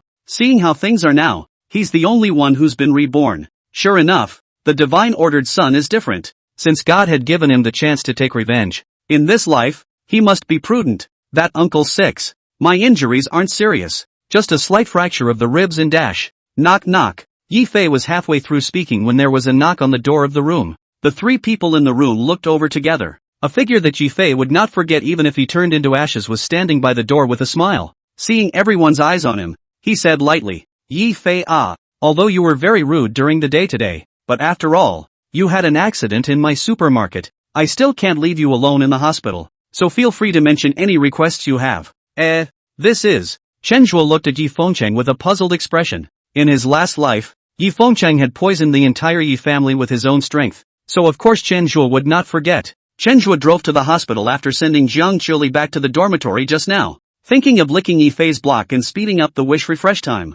I didn't realize there was such a surprise. Hello, my name is Yi Fengcheng. I am Yi Fei's relative. You just said that Yi Fei was injured in your supermarket? Yi Fengcheng asked politely. Right, so I have to be responsible. What kind of treatment program your relatives want, just mention it. The treatment cost is all covered by me. You don't have to worry. Chenjua, that was a sincere face. It's not at all obvious that he's a villain who came back from rebirth. Even Yi Fei was puzzled. In his last life, Chenjua wasn't like this. Ha? Yi Fengcheng nodded. In order not to expose the Yi family's secrets, he had originally planned to kick Chenjua out, but Chenjua was so sincere that he was embarrassed to ask. Thank you then. Yi Fengcheng nodded and didn't say anything more, but pulled out a gauze bag from his pocket. Yi Fei frowned and opened his mouth to try to kick Chenjua out, but before the words were out of his mouth, he glanced worriedly toward the door. Terrified that Jiang Chili was at the door, he was relieved to find no one at the door. Looking at Chenjua again, he still put back the words he spat out to his mouth.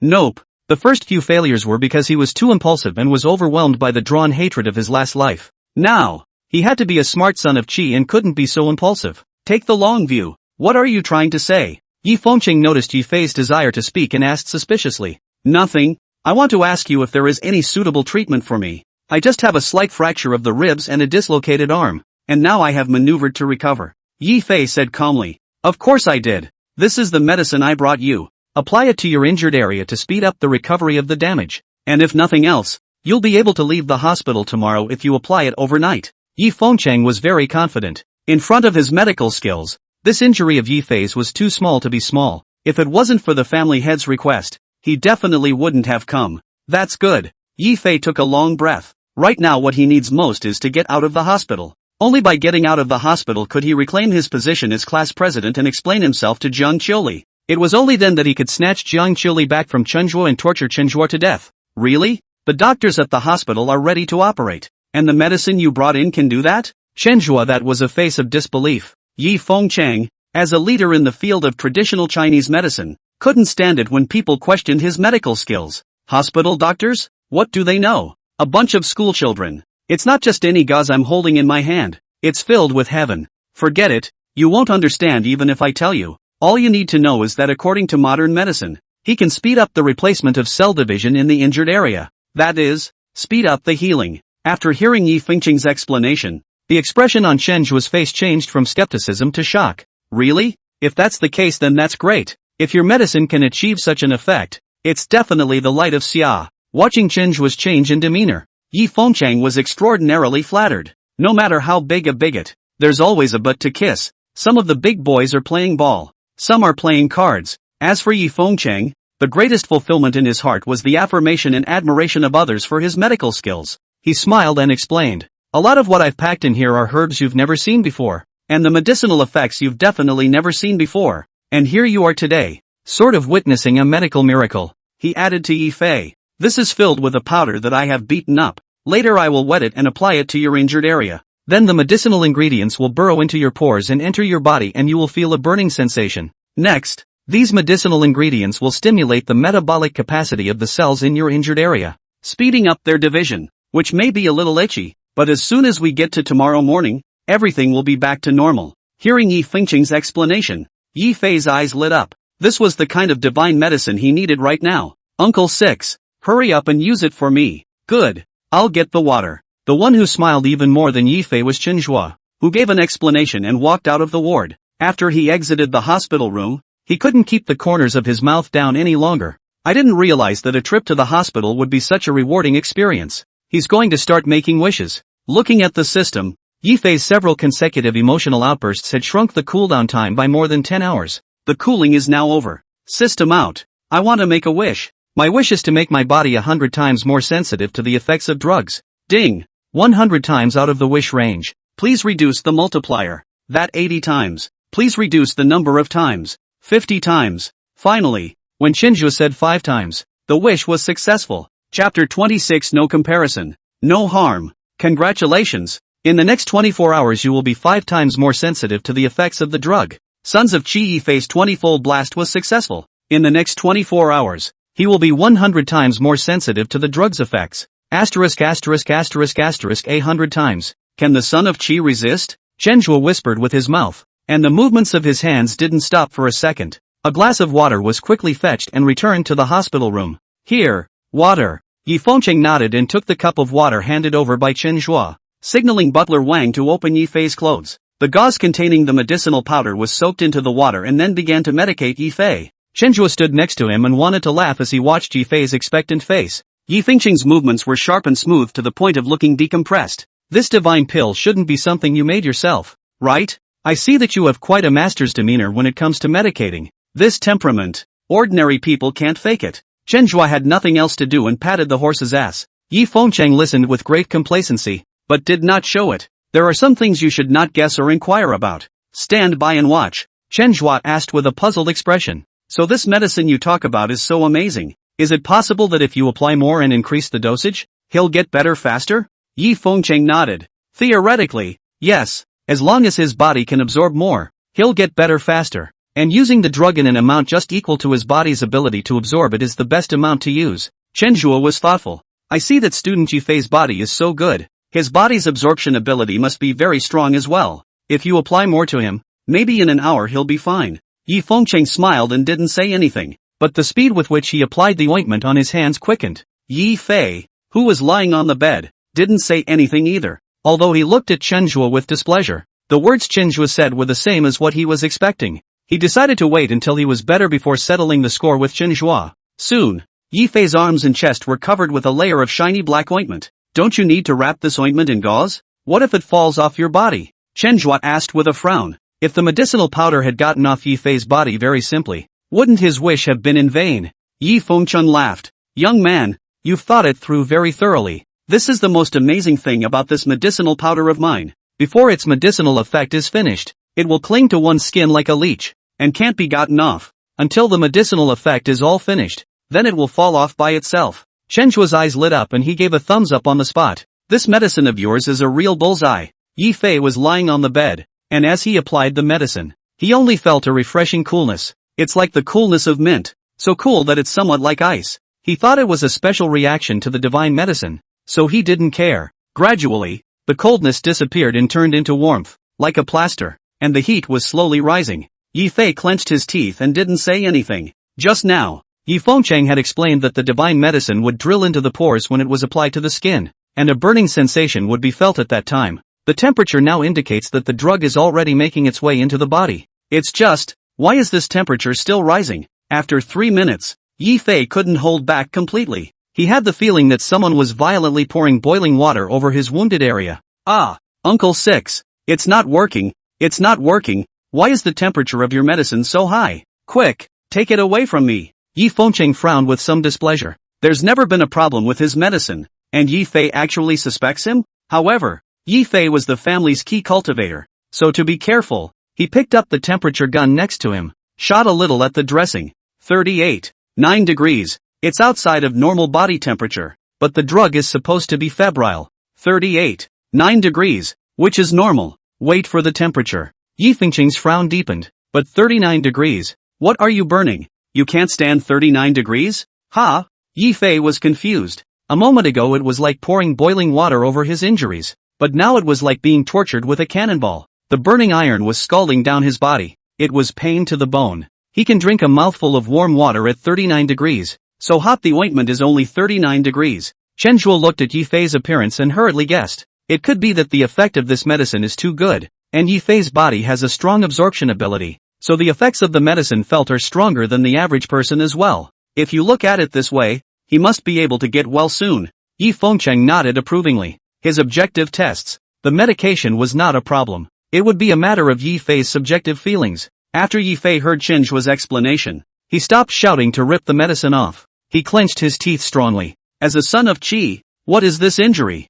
Resisting this wave, he was still the strongest in this world. 10 minutes later, the burning sensation finally dissipated. Yi Fei had already been tortured to the point that his entire body was covered in sweat, and the quilt that was covering him had long since been thrown to the ground. The sheets behind his back had been deformed by the grip of his hands. Yi Fengqing looked was a face of disgust. Why do you make it look like you're giving birth when you put a compress on it? Does it hurt that much? Yi Fei breathed heavily and didn't say anything. It wasn't that he didn't want to retort, it was that he no longer had the strength to do so. He swore that giving birth never hurt this much. The good thing is, it's all over. Soon, he'll be fine. Thinking of this, Yi Fei took a long breath. Then his whole body convulsed. It felt like dreaming about falling off a cliff. An itch like a million ants came from his ribs. Then his arm. Itchy, itchy, very itchy. Itching is a sensation that can be much more powerful than pain. When people have itchy skin, they always scratch it with their fingers and can even break the skin and bleed. It's suppressing the itch with pain.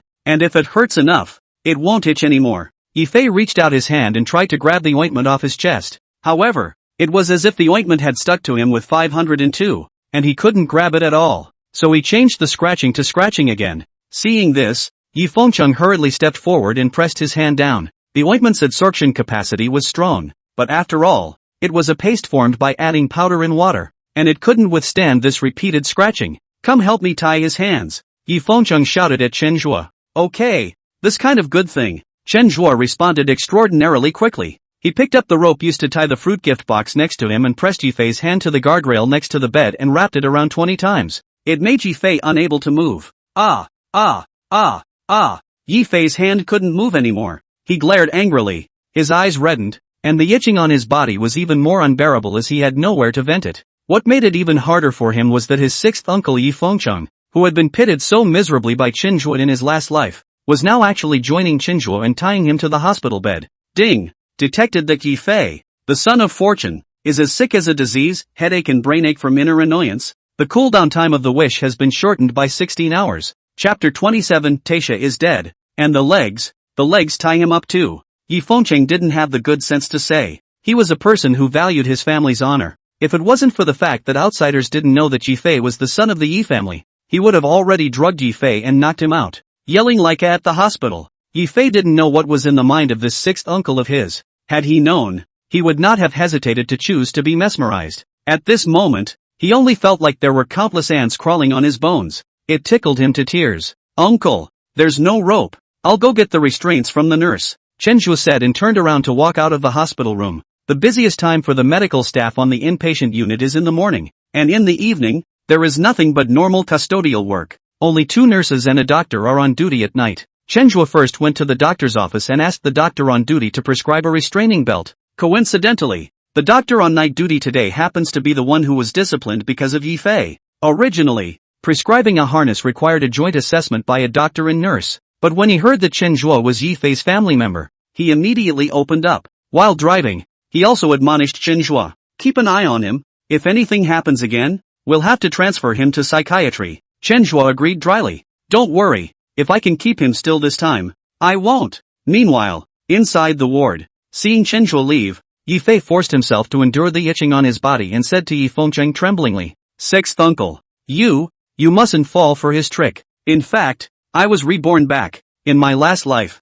The two of us were played badly by him, and you drugged and poisoned everyone in the Yi family. Quickly help me untie the rope. What Yi Fei said was the truth, but to Yi Fengcheng, it sounded like a pipe dream. Little Fei, I'm your sixth uncle, not a child. Can you stop making up such childish stories? Also, if you can't stand such a little itch, how can you be the head of the Yi family in the future? Yi Fengcheng was a hater. The packet was mixed by him. He was well aware of the effects of the medicine. While everyone tolerates the same medicine with different effects, this packet, even at its limit, is nothing more than a wound-healing kind of itch. Yi Fei, a next generation that was hand-picked to be groomed as the head of the family, couldn't even endure this itch. If the Yi family is handed over to him in the future, can it be good? Yi Fengcheng decided that when he went back, he would report this matter one by one. Let the family re-evaluate Yi Fei. The Yi family cannot be destroyed in Yi Fei's hands. Sixth uncle, why don't you believe me? What I said is true. Besides, this medicine is really itchy. Yi Fei was so anxious that he burst into tears. He couldn't understand how things had gotten to this point. I mix my own medicine. I don't know the effects? No, Uncle Six, it really tickles. Humph, are you questioning my medical skills? Just bear with me. The more itchy you are, it means the faster you recover. Yi Fengcheng didn't have the good sense to say. He was most flattered when people affirmed his medical skills. In turn, he was most offended by people questioning his medical skills. Yi Fei actually dared to question his medical skills. Can't know what's good for you. Bindings, bring it on. Just then, Chen Zhuo trotted into the hospital room with the white restraints. Okay, little brother, please help me tie the restraints on him. Yi Fengcheng stood up and said politely, no problem. I don't know how to use this thing. You're the divine doctor. You command. I'll operate it. Without realizing it, Chen Zhuo patted Yi Fengcheng on the back again. Yi Fengcheng's call was flattering. At this moment, he felt even more that Yi Fei was a waste. Look at Chen Zhuo, then look at Yi Fei. There's no harm in not having a comparison. Butler Wang, you come and help too. Yi Fei looked at the three people who had surrounded him and his heart was as if he was dead. Combined with the itching sensation that didn't stop for a moment, he cried out hysterically, Uncle Six, you believe me, let go of me, let me go. However, Yi Fengcheng didn't pay any attention to him and just tied the restraints seriously. Soon, Yi Fei's legs and feet, arms, waist, chest, and neck, all tied to the hospital bed. Yi Fei was completely incapacitated. Ding! Detected the son of Qi Yi Fei in grief. The cooldown of the wish has been shortened by 4 hours. Just now, Yi Fei had already contributed 16 hours of cooldown reduction, plus 4 hours now. That is to say, in 3 hours, Chen Zhuo will be able to make a wish. Looking at Yi Fei who was lying on the bed in pain, Chen Zhuo was satisfied. It seems that in the future, we need to make a few more wishes that can cause this kind of effect, so that we can wish for more in a limited amount of time.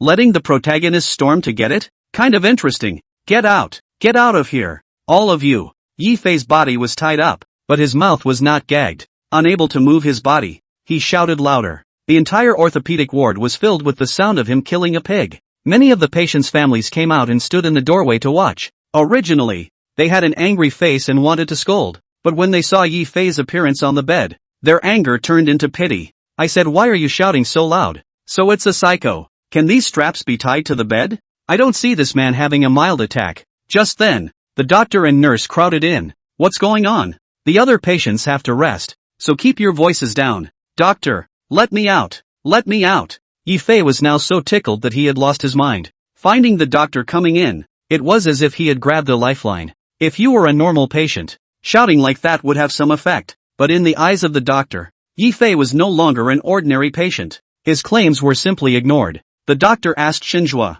what's going on? Didn't I just say he was in an emotional state and took the restraints? And now that they're on, he can't move and he's yelling even louder. Chen Zhuo briefly stated the matter once. Just these few lines portrayed Yi Fei's mental illness in a more three-dimensional way. The doctor looked toward the hospital bed again. Yi Fei itched with snot, tears, and drool. Several secretions are mixed together. That's something the average psychopath can't do yet. You guys wait, I'm going to get an emergency consult. The doctor realized that something was wrong and immediately had to ask for a consultation with another department. But before he could leave the ward door, he was stopped by Yi Fengcheng. Yi Fei's current appearance, surrounded by so many people at the door, was humiliating enough. If you ask for a consultation with another department, you expand the spread. Later on, Yi Fei's identity was revealed and such dark information was dug up. How can the Yi family lose face? Wait, no need for a consultation. I have an idea. Can you family members stop fooling around? You had an incident in the morning and you're going to do it all over again in the evening. Can the patient stand up to you? Chapter 28, Found You. Contrary heroine. Yi Fengqing's face was a bit unsettled. You know, even if people from the 4 major families in Zhongzheng wanted him to see them, they would have to queue up. He was actually disliked by a small doctor today, if it wasn't for the fear that things would get out of hand and Yi Fei's identity would be exposed. With his temper, he would have seized up long ago. Doctor, as you can see, this patient is in a special situation, so go ahead and ask for a consultation and leave us alone. Chen Zhuo analyzed the current situation, invited the doctor out, and then closed the door of the ward.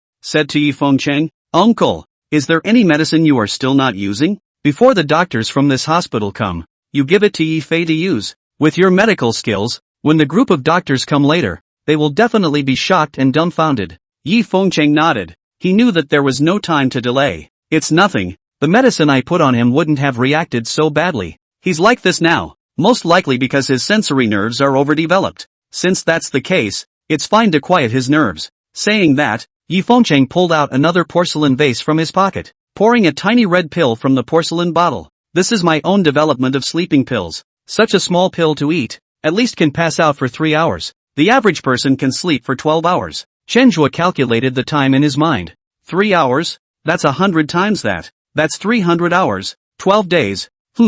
Not bad. Yi Fengqing walked to the bedside and fed the pill to Yi Fei's mouth. Yi Fei ate it without the slightest hesitation. This time he saw it clearly. The medicine had not passed through any outsider, especially Chen Zhuo's hands. From the time his 6th uncle took it out to the time he ate it. Definitely no problem. And it is true. He soon felt a strong sense of drowsiness. He tried to say something, and without saying it, he closed his eyes. The ward was instantly quiet. Yi Fengqing took a long breath. If there were no surprises, by the time Yi Fei woke up, his fracture injuries would be almost as good. So fast. You are truly a miracle healer. Chen Zhuo gave a thumbs up. Yi Fengqing waved his hand. A medicine for anesthesia is just a medicine. It's not worth mentioning. When I have the chance, I'll show you what it means to be a true divine doctor. The more he looked at Chen Zhuo, the better he looked at him, so he spoke much more calmly. No more high and mighty. No problem. When I have the chance, I'll definitely go and worship your medical skills. Then if there's nothing else,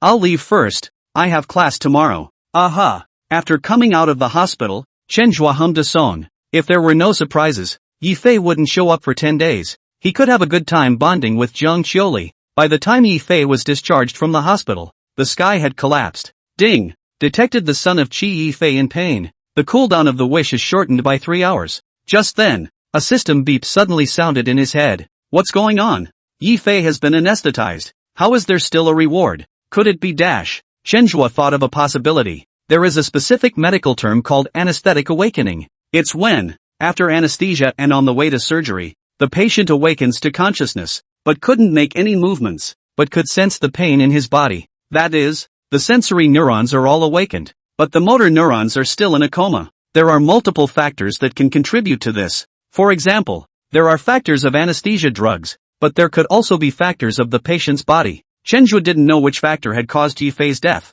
All he knew was that Yi Fei was now in the midst of endless itching and pain. Thinking of this, Chen Zhuo felt sad, couldn't help but laugh out loud. The next day, Chen Zhuo took a vacation and left the school. Today he has a big thing going on. The big thing of his life. The family set him up on a blind date. That's right, rich kids like him have to go on blind dates too. Also, the more affluent the family, the more they need to date. They just don't do it in the same way as the average person. It could be called by a fancier name, union. For a family like the Chun family, when the offspring get married, the right match has to come first. It's okay to mess around during the week, but marriages are all family arrangements. In the plot setting, the Chen family is not a super big family. The industry is also very traditional. A large chain of supermarkets called Chenji. In his last life, Chen Zhuo's wish-granting system was too heavenly, and he couldn't even look at this small industry, so he didn't care. In this life, the system has changed, and he's going to utilize all of those resources. Jiang Fengshan. This is a high-end club that occupies the best river viewing location in the Middle River. Here today, the upper-class families of the Middle River have joined together to give a fellowship party to the younger and later generations. The purpose is for the young masters and young ladies to get to know each other better. It's better to see eye to eye than to be forced by the family. Chen Zhuo stopped his Audi A6, got out of the car and handed the car keys to the porter in charge of reception. He looked at the clubhouse, which was full of Chinese garden style. with some emotion. If nothing else, I can see old acquaintances here today. Mr. Chen, we have prepared a separate box for you. Please follow me. Just then, a gorgeous woman in a green-colored cheongsam walked over. The woman's makeup was styled exquisitely, but it didn't look windswept at all. Instead, it carried a bit of inked elegance. If you put it in an outside club, it would definitely be the headliner. But in Jiang Fengxian, she was just the most ordinary service staff. Under the woman's leadership, Chen Zhui came to a box on the right side of the third floor. The inside is equally quaint. Mr. Chen Zhui, you can press this button to call me for any service you need, and in the cabinet to your right is the information prepared for you. The woman made the tea and slowly exited the box and carefully closed the door. Chen Zhuo took a sip of tea. Shi Hu Long Jing, very refreshing. Then opened the cabinet on the right-hand side. The cabinet contained a tablet, and inside the tablet was the entire profile of the women in this sorority. Every man attending had a copy. Similarly, every woman attending the conference had a man's profile on a tablet in her room. Chen Zhuo slid quickly to the right. The slide stopped on page 8. Xue Qingya, president of Red Maple Technology. A very brief synopsis. Next to the profile was Xue Qingya's professional photo, the kind that was pasted on the work badge. In the photo, she's wearing a black professional suit that's simple, but coordinated. The tailored suit fit her figure well, perfectly outlining her thin waist. The hem of the overskirt underneath was just above the knee, with nothing but stockings on her legs, and with the black high heels, it was very regal. Found you, contrarian heroine. The corner of Chen Zhuo's mouth involuntarily revealed a hint of a smile. Xue Qingya is one of the female protagonists of the novel My Life as a Contrarian Entrepreneur. In his previous life, the Xue family was beaten into submission by Chen Zhuo, and the entire family became Chen Zhuo's minions. And Xue Qingya went from being the female president to being his female secretary. It was only after that he realized that Xue Qingya, who looked high and cold on the outside, was so contrasting in private. Chapter 29, Beginning to Fool Around. The son of Qi is non-tone? Xue Qingya was also the one that Chen Zhuo was most impressed by among so many female leads. The reason is also simple. Contrasting women are the most interesting. 2 o'clock. Tea time. This high society blind date has also officially begun. And everyone has come out of their rooms. Come to the banquet hall next door. Chen Zhuo stuck his hands in his pockets and wandered around in boredom. He did not see Xue Qingya's figure. Middle River is this big, counting a couple of cities next door. The number of people who can come to this sorority is countless. Most of the men and women in the ballroom knew each other, and some were familiar with each other. Everyone was chatting away in their own circles. Of course, it is precisely because of the knowledge that we know each other that we are not able to see each other. Men talking to men. Sports, bars, clubs, business. Women are talking to women. Celebrities, travel, luxury goods, makeup and plastic surgery. Everyone is waiting. The women are waiting for the youngest master of the Xue family. The first big family in Zhongjiang. Xue Yang, the template of the novel's domineering president. The men were waiting for the first miss of the Xue family. The first big family in Zhongjiang. Xue Qingya, highly cold and beautiful female president. If he can handle it, his family can take 20 years less detours. Everyone wants to get the optimal solution for this tea party. And naturally, they don't care about the rest. Brother Chen, you're here too. Chen Zhuo was not interested in the topics the others were discussing. And just as he was looking at what afternoon tea was available, a male voice came from behind him. Turning his head, a man a head shorter than him was looking at him. Chen Zhuo was also familiar with this man. The man's name was Ning Hao, and he came from the Zhangjiang Ning family, which was not a business family, but a martial arts family. Ning Hao grew up learning martial arts, and in his last life, he was taken in by Qin Zhuo, and was Qin Zhuo's gold medal fighter. And this sorority of upper-class gentry is where the plot begins. The protagonist of My Life as an Entrepreneur Against All Odds is named Wang Yan. It's a feng shui fortune teller. In the mountain followed the mastered cultivation for more than 10 years. A few days ago, in accordance with his master's arrangement, down the mountain experience, by the way to earn some money for his master to go dashing. The title of the book says Against All Odds, and that's really against all odds. His master, who was well connected in the world below the mountain, arranged for his first stop to be the Xue family in Zhongjiang. Ning Hao didn't come to Jiang Fengxian for a blind date either. The Ning family was entrusted by the Xue family and asked Ning Hao to protect Wang Yan. Because Ning Hao was a guy, Wang Yan felt uninteresting. A month later, the Ning family sent Ning Xue, Ning Hao's hot sister and one of the heroines, to protect Wang Yan later. Of course, all of this is an afterthought. What are you doing here? A blind date too? Chen Zhuo asked knowingly. Ning Hao shook his head and laughed. No, how am I qualified for that? So what are you here for? Family secret. Can't say. Chenhua picked up a cup of freshly squeezed orange juice from the side and handed it to Ning Hao. Then took a cup for myself. Let me guess. It should be related to the Shui family. Ning Hao's hand holding the glass stopped in midair. You? How did you know? Chenhua smiled slightly. Of course I know. I also know. Wang Yan. Hearing the word Wang Yan spit out from Chenhua's mouth, Ning Hao's eyes widened like eggs. These are their family's top secrets. Seeing Ning Hao's reaction, Chenhua took a sip of orange juice and said lightly, don't doubt your Chen's strength. I know all the big and small things in Zhangjiang, and I also know that this Wang Yan is a bodyguard. You work as a bodyguard beside him. Be careful. He likes your style. What? The news that Chenhua had uttered was like a bomb that exploded in Ning Hao's head. He's a straight man who can't get any straighter. Whatever. He was sick to his stomach just thinking about it. If Chenhua had spoken this news first, Ning Hao definitely wouldn't have believed it. However, Chenhua was able to say Wang Yan's name, so this piece of news behind it was probably true. Besides, his relationship with Chenhua was not bad. Chenhua should not harm him. Thinking of this, Ning Hao became anxious. Brother Chen, what am I supposed to do with this? I don't want to be targeted by him. Chenhua shrugged. What can I do? This is a joint arrangement between your Ning and Shui families. Our Chen family is just a small family. We can't help you. However, I can analyze it for you. This banquet today is a marriage banquet. Your family sent you over to get to know Wang Yan. Do you think it will dash? Chenhua wanted to say something, giving Ning Hao plenty of room for imagination. Ning Hao froze in place. That's not right. Here they come. Here they come. Just then, the hall got noisy. From the entrances on both sides of the banquet hall, 3 figures appeared. On the left was Shui Yang in a blue suit, while on the right was Shui Qingya in a lady's beige suit overdress. Following Shui Qingya, there was a man in a black suit. The man was wearing a pair of sunglasses and was very pretentious. Chenhua tapped Ning Hao's shoulder, who was standing next to him, and pointed at the man in the black suit.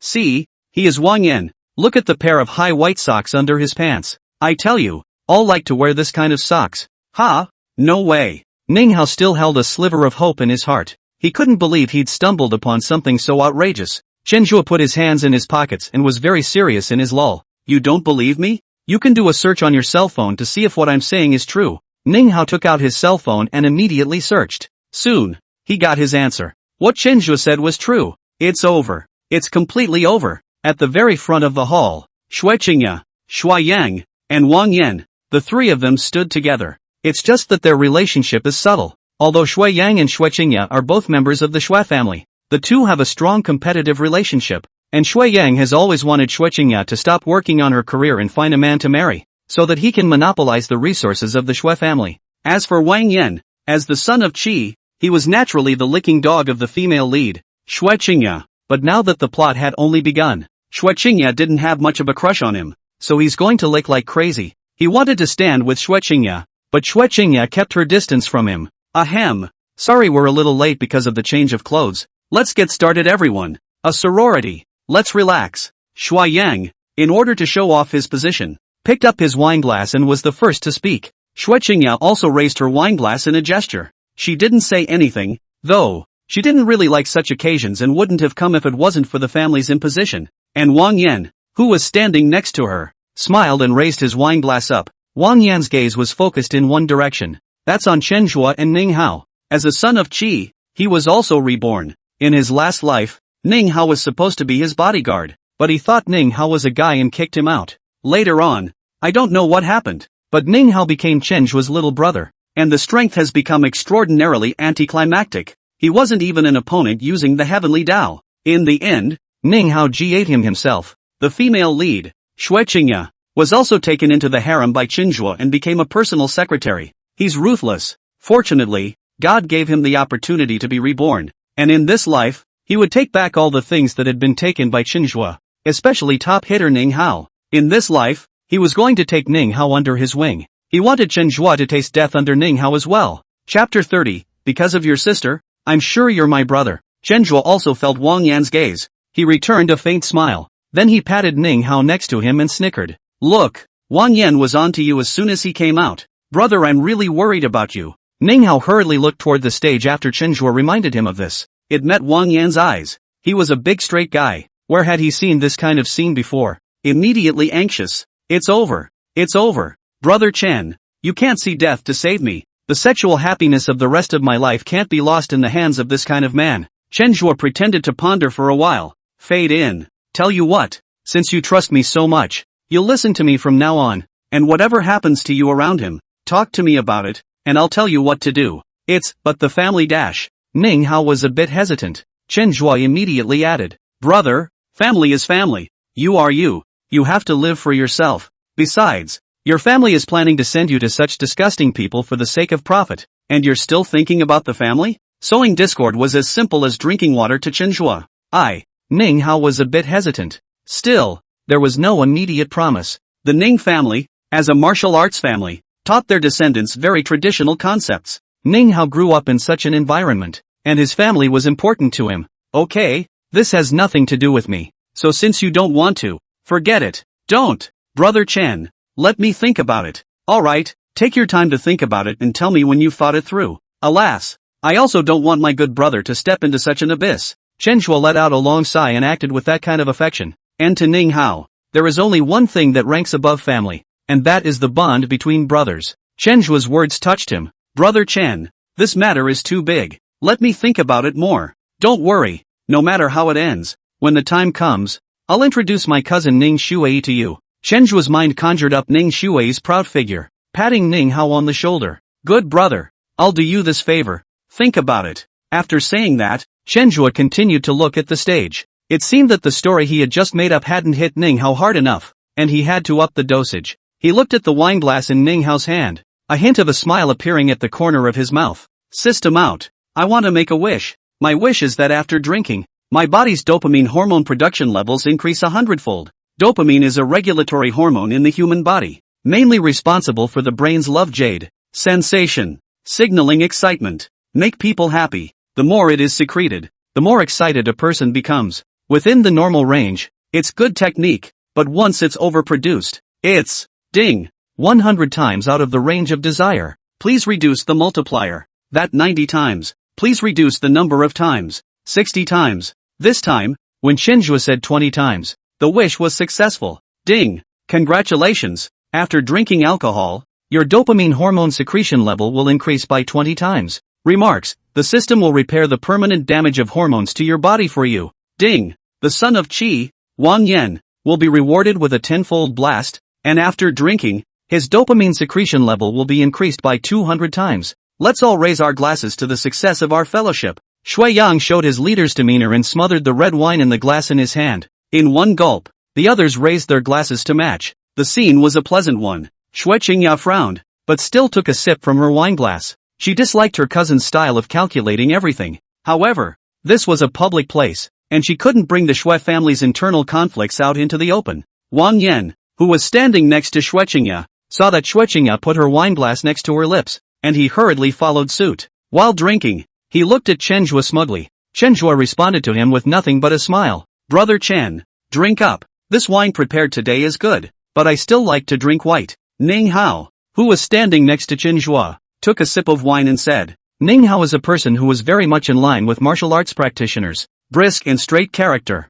It's simple. Definitely a bruiser when used well. Otherwise, in his last life, Zhua had such a heaven-defying system mechanism that he wouldn't have taken Ning Hao under his wing when he didn't need a henchman. I'm giving up alcohol. I drink orange juice. Zhua raised the orange juice in his own hand and took a sip. Quit drinking? Why quit when alcohol is such a good thing? Because when you drink too much alcohol, you do what you really want to do in your heart. But for people like us, there are some things that you can't do. Zhua said lightly. Ning Hao was thoughtful. Ning Hao. Hello, I'm Wang Yan. A male voice interrupted his thoughts. At some point, Wang Yan, who was standing on the stage, walked down. He took a glass of wine and greeted Ning Hao. Ning Hao, who had come back to his senses, saw that the visitor was Wang Yan, and immediately his chrysanthemums tightened. Unconsciously, he took 2 steps back. You, hello. Wang Yan patted Ning Hao's shoulder and said in a peaceful manner. What's the point of being so nervous? The elders of your Ning family have already told me.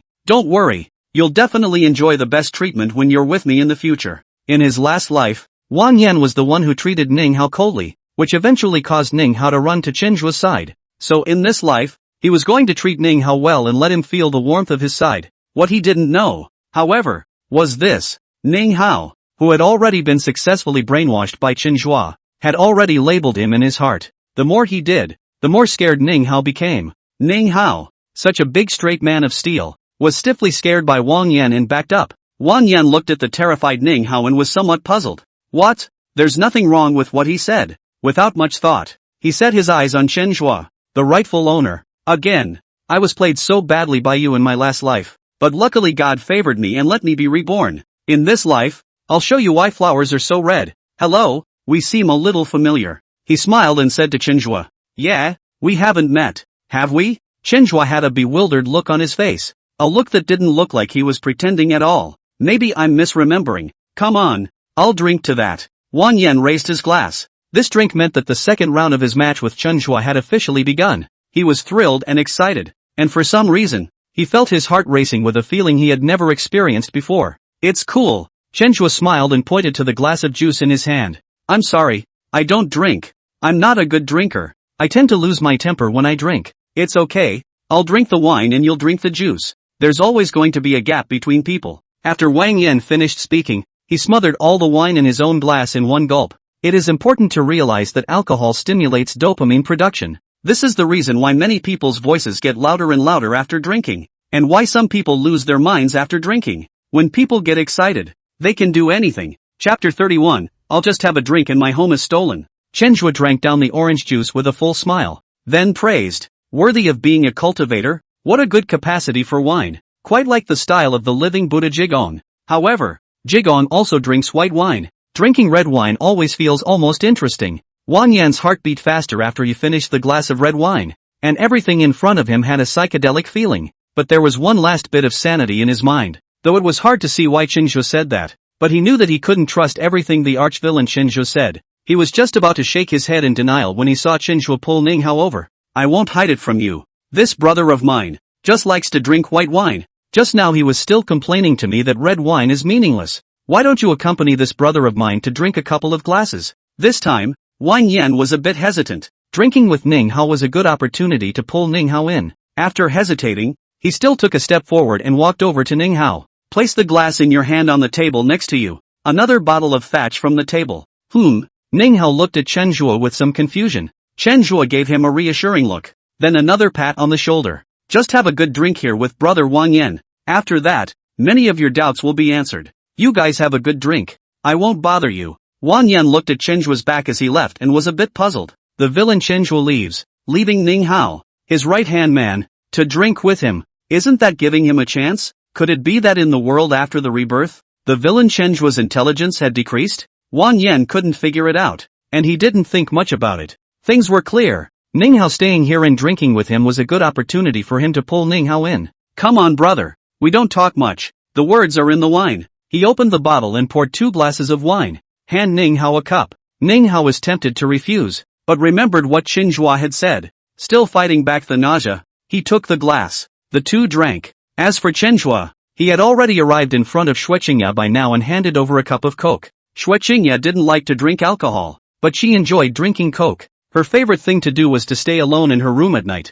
play games for hours without a hitch, and when she got hungry, order a fried chicken burger and most importantly, a Coke. Cool. Of course, everyone was unaware of this little hobby of hers, except for Chen Zhou. In his last life, after Chen Zhua took Shueqingya as his secretary, he once happened to see Shueqingya sitting on a gaming chair, eating a burger with a silly smile on her face. The Qinzhua people were dumbfounded. Who would have thought that behind the high-flying femme fatale, there would be such hidden skin? Chen Zhua passed the Coke over. Shueqingya didn't pick it up. She had too many suitors. In her eyes, Chen Zhua was also just a licking dog with designs on her. Sorry, I don't friend people. Chen Zhua smiled and said lightly. I didn't say I wanted to add you as a friend. I just wanted to invite you for a Coke. Don't you think so? Flower and Fruit Mountain's sassy big mother monkey. This name was Shueqingya's unified game ID across the network. When Chen Zhua first saw this ID, his stomach hurt from laughing. Me. This time, Shueqingya moved quickly. It didn't take more than a second to pick up the Coke from Chen Zhua's hand.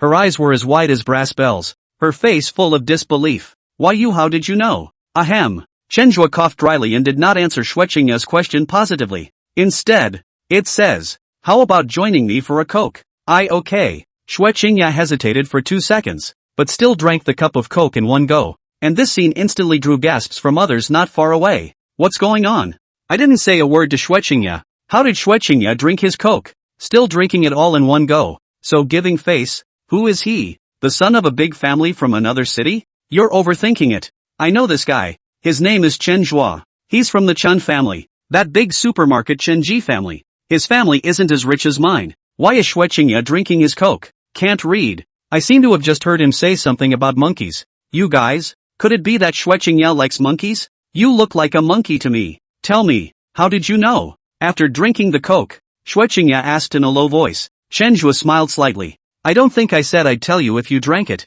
And everyone's watching this side of the room right now. What if I say it and everyone knows? Okay, let's add a friend and you message me. Xue Qingya's heart was now in a batch of panic. Her little secret, if it leaked out, it would affect her image, not to mention that Shui Yang would definitely make a big deal out of this. Then she's screwed. On top of that, she still doesn't know how this leaked out. She clearly remembered that she had done a good job of keeping her secret. It's the real name of the game account, which is used for someone else. How could Chen Zhua know? Could be. Chen Zhua nodded in agreement. Xue Qingya immediately took her cell phone out and opened the QR code of her business card. Chen Zhua also took out his cell phone and scanned the code to add. Okay. Now, the group of people who were just talking about it froze. Especially a man who had been rejected by Xue Qingya. 3 minutes and 28 seconds. He only used 3 minutes and 28 seconds to get Xue Qingya to actively add a friend? I Lu ago. Only now to add contact information. Indicating that he used to be not familiar with Xue Qingya at all. More than 3 minutes of drinking coke and adding contact information.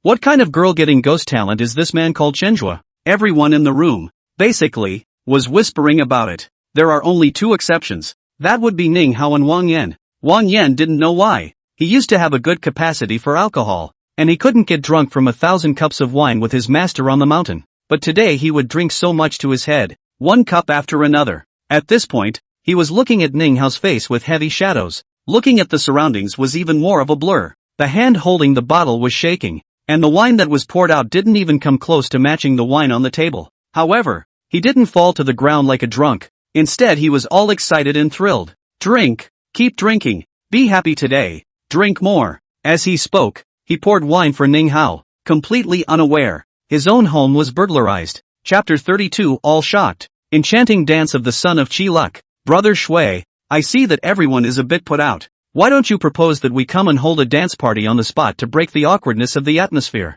Chen Zhua bypassed Xue Qingya and said loudly to Shui Yang, who was not far away. The Shui family is a top family in Zhongjiang, while Chen Zhua's Chen family is a small Kara M in the upper class circle that just got the admission ticket. Shui Yang only knew Chen Zhua's name and was not familiar with Chen Zhua as a person. Under normal circumstances, he wouldn't even take the time to pay attention to Chen Zhua. But it was different now. Looking at what had just happened, Chen Zhua and his cousin Xue Qingya had already taken the first step. If we can pull this off and get Xue Qingya married off, that's a great thing. Therefore, he was now looking at Chen Zhua with extraordinarily favorable eyes. Well, that's a good suggestion you made. So let's arrange it. Shui Yang took the microphone of the ballroom sound from the staff next to him and said, Ladies and gentlemen, in order to let you communicate better, I will play music next, and you can invite your favorite object to dance with you in a social dance. Of course, it is not mandatory, so feel free to do so, and I hope that you will have a good time. After Shui Yang finished, he explained a few more things to the staff.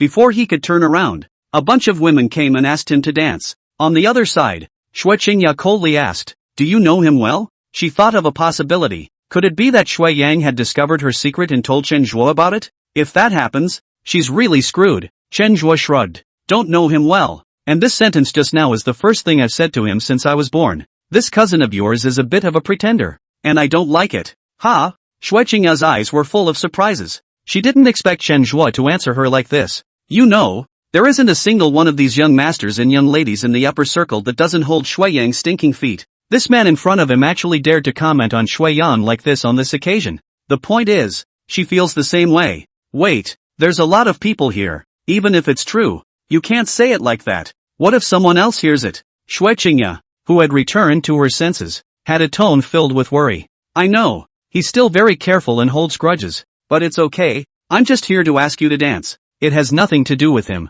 So, Xue Qingya, can I ask you for a dance? Chen Zhua asked elegantly with a faint smile at the corner of his mouth. Xue Qingya looked at Chen Zhua blankly, and she didn't know what was going on. She always felt that the man named Chen Zhua in front of her. There's something very comforting about it that's completely different from the dog lickers of old. Just then, the 12 stereos in the ballroom blared music together. Very sweet, and light music sound. On the big screen at the top, the crew typed out the music and the corresponding dance names. Jitterbug, the hot episode. The music style is sweet in its elegance, very good at bringing up the tempo of the scene. Zhang Fengxuan's staff in charge of music could rank in the top 5 in Zhongjiang City. The choice of music was professional. And so it was. The atmosphere soon became joyful, that of laughter. It just wasn't the same joy he'd expected. Only everyone in the entire banquet hall looked in one direction. That was the direction where Wang Yan was. You know, the art of music is the art of using notes to drive people's emotions. Scientifically, many musical rhythms are mood-enhancing.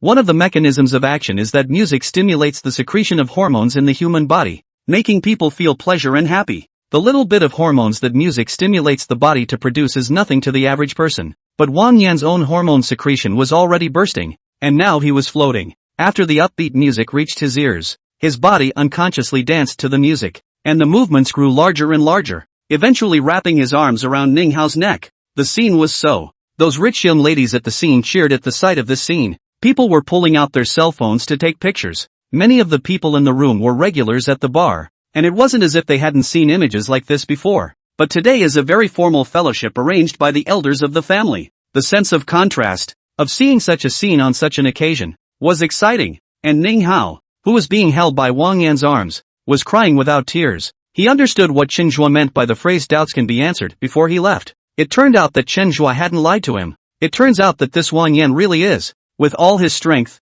he pushed Wang Yan away and hastily stepped back. If he let Wang Yan jump on him like this again, his reputation would not be safe. And Wang Yan lost Ning Hao's support and aimed at the others in front of him. Take a sip of your drink and head for the crowd. The look on his face was as if he was playing blind man's game with the princesses in the clubhouse. The point is, the crowd he rushes toward is not a pile of women. It's a pile of men. The group of gentlemen who had been watching and laughing just a moment ago were so frightened that they fled in all directions when they saw Wang Yan, who was charging over violently. Security! Where's security? Get him out of here. Damn. I thought I had played enough flowers, but I didn't realize that the sorority arranged by the family was even more flowery than my play. Grimace. Xue Qingya, the high-strung female president standing beside Chen Zhua, did not hold back her laughter. Just for a moment, though, she resumed her high-strung demeanor. Except for Chen Zhua, no one had noticed her smiling smile for that moment. You have a nice smile. Why are you acting high and mighty? Chen Zhua lowered his voice and faintly asked. Xue Qingya blankly glanced at him and replied in a small voice as well. One can't help it. Hearing Xue Qingya replying to herself like this, Chen Zhua's mouth revealed a hint of a smile. He knew that he had sort of pulled open a crack in the heavy door in Xue Qingya's heart. Oh, I get it. Same thing as a good gambling dad, a sick mom, and a school-going brother. Xue Qingya was puzzled. A good gambler dad? What does that mean? Describes a state of being in life. Okay, you still haven't answered me. Can you dance with me? Don't be too busy refusing. You don't want people to know about you calling the flower and fruit mountains sassy big mother monkey, do you? The corner of Chen Zhua's mouth was a smile that was harder to suppress than AK. It's a tried and true trick. Okay. I promise. Xue Qingya gritted her teeth and nodded. She went out on a limb for her reputation. Of course, as one of the top female powerhouses in the Middle River, it wasn't that simple for her to consider. If she was so easily taken by Chen Zhua, she wouldn't be able to sit in her current position. Honor was one thing. On the other hand, the family had sent her to this cotillion to settle her marriage. The target of the family's satisfaction was no other than the master of feng shui fortune-telling. Wang Yan. Wang Yan, as the main character, has a good face value. Although Xue Qingya was disgusted with the family's arrangement, she was not disgusted with Wang Yan at first. It wasn't until just now, after seeing Wang Yan's crazy performance, that her mindset changed 180 degrees. If she really married Wang Yan, the rest of her life would be ruined. Therefore, she had to give an explanation to the family elders in this fellowship. Chen Zhou is just great. Chapter 33, Cotillion is good. Cotillion has to be danced. Ahem. Can you stop pretending? And nodding your head through clenched teeth and refusing, making it look like an innocent female university. Chen Zhua that was not giving any face at all, directly poking through Xue Qingya's disguise. Xue Qingya, who was seen through by Chen Zhua at a glance, was incoherent. That's not the right plot. She's tried and true with this trick when it comes to other men. She knew very well that men like this kind of refusal in women. This stimulates the desire for conquest in the hearts of men. Just, how did it fail on Chen Zhua today? What she didn't know was that Chen Zhua, who had been reborn in a new life, knew more about her than she did herself. For example, she has a small mole on the back of her ass that she doesn't know about. but Chen Zhuo was able to point it out accurately even through the wraparound skirt. Her cheeks reddened slightly as her mind was poked and prodded, and she was at a loss for words. She hadn't been this nervous in a long time. Even if it's true, you can't say it. After half a dozen tense moments, she held her tongue. Chen Zhuo smiled, his lips slightly opened, and only spat out 3 words. Broken defense. You. It was only then that Xue Qingya realized that her proud social skills were actually defeated in the face of Chen Zhuo. Not talking to you about that. Come on, let's go dancing. After recognizing that she was no match for Chen Zhuo, Xue Qingya chose to change the topic. Other side. The Madden Wang Yan was racked away by security personnel. The males present were relieved. It's bad luck to see the theater on yourself. How come there are still people like this at today's cotillion? Stop it. Stop it. Can't you see that this person was brought by the Xue family? Say less and pretend nothing happened. Someone a reminder. They have put it behind them as if nothing had happened. This group of male children who had grown up in an environment of deceit and deceit since childhood had some abilities that were poor, but the ability to judge the situation was still there, although everyone pretends nothing happened. However, after Wang Yan made such a mess, the atmosphere of the scene was much more active. Those who had been rejected by Xue Qingya and Xue Yang also began to invite the second volunteers to dance. The first piece of music, Hot Love Plot, has ended, and now for the second song, Waltz of Love. Go dance. Chen Zhuo took Xue Qingya's hand and walked toward the center in large strides. Unlike Jiang Qiuli's introverted shyness, Xue Qingya had grown up in a big family and was a shining star in the eyes of everyone. The money that ordinary people had to count from childhood, she never had to count. It has also developed her outgoing and cheerful personality. It's just that the company's affairs and the family's open and shut battles over the years have turned her more and more high-strung. Xue Qingya felt the warmth of Chen Zhuo's palm and did not resist. She cooperated and followed Chen Zhuo to the center of the hall. It was at this time that Chen Zhuo realized something embarrassing. He, doesn't know how to ballroom dance. It doesn't matter if he doesn't know how. He can learn. He looked around and realized that everyone seemed to be dancing differently.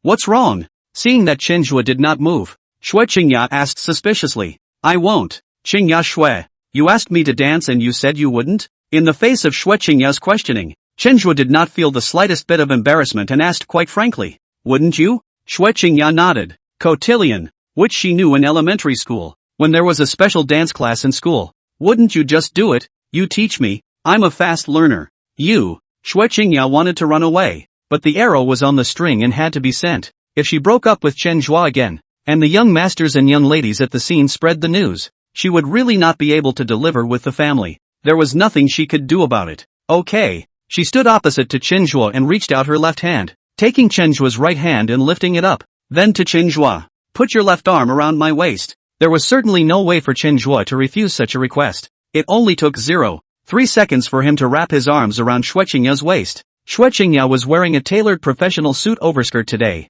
which fit her body perfectly. Chen Zhuo's hand was soft when he put it there. Xue Qingya put her right hand on Chen Zhuo's shoulder. The two were close together. Chen Zhuo smelled a faint fragrance on Xue Qingya's body. It's very comfortable. Cotillion is good. Cotillion has to be done. Xue Qingya didn't feel anything wrong and graciously taught Chen Zhuo how to dance. Stand on tiptoe. Lift your skirt. Let my hand rest gently on your shoulder. Dance and breathe shallow love. How sweet the waltz. Men and women danced to the music. Very elegant. As for Chen Zhuo, Xue Qingya danced in a decent manner after being taught a few basic moves. In the process, he also continued to observe the dance styles of those around him, incorporating them into his own movements. He had a feeling, reborn in this life. His learning ability seemed to have gotten stronger. Is it the same as the game, where some areas are nerfed and others are enhanced to bring the system into balance? Chen Zhuo didn't know either, but it's true that he's getting better at dancing. In the beginning, it was still Xue Qingya who was dominating, but now it was completely Xue Qingya who was cooperating with his movements,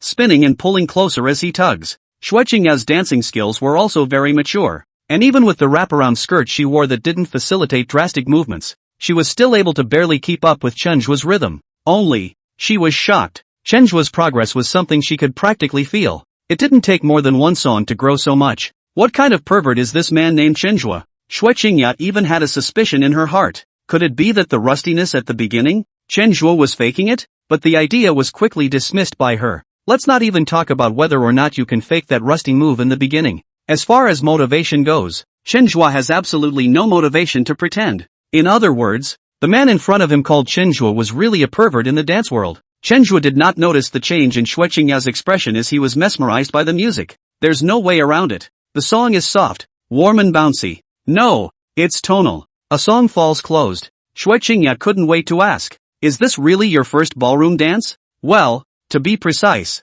this is my first dance. Chenjua's tone was somewhat regretful. He regrets that he's only learning to ballroom dance now. He's missing out on so much in his own life. Well, you're strong, and if you went to specialize in dance, you'd be a rising star in the dance world. Xue Qingya sighed from the bottom of her heart. Chenjua shook his head. To be honest, I'm actually strong in everything I do. Not just dancing, and if I had to specialize in everything, I'd be too busy in my life. Xue Qingya rolled her eyes violently. Whisper. And you said you don't like the way Shui Yang pretends to be a pussy. I think you're a better pussy than he is. Chenjua smiled bashfully. I'm telling the truth. Also, the way you roll your eyes is special. Especially with your roll outfit. Xue Qingya, get lost. Chapter 34, The Same Man. Why is the difference so big? After Xue Qingya spat out this word, she immediately realized that she wasn't playing a game right now. This is a fellowship arranged by the family. It took only 0.5 seconds for her to adjust her expression back. It's back to the intellectual and elegant style of a high-flying female president. She took 2 more small steps in Chenjua's direction and whispered in Chenjua's ear,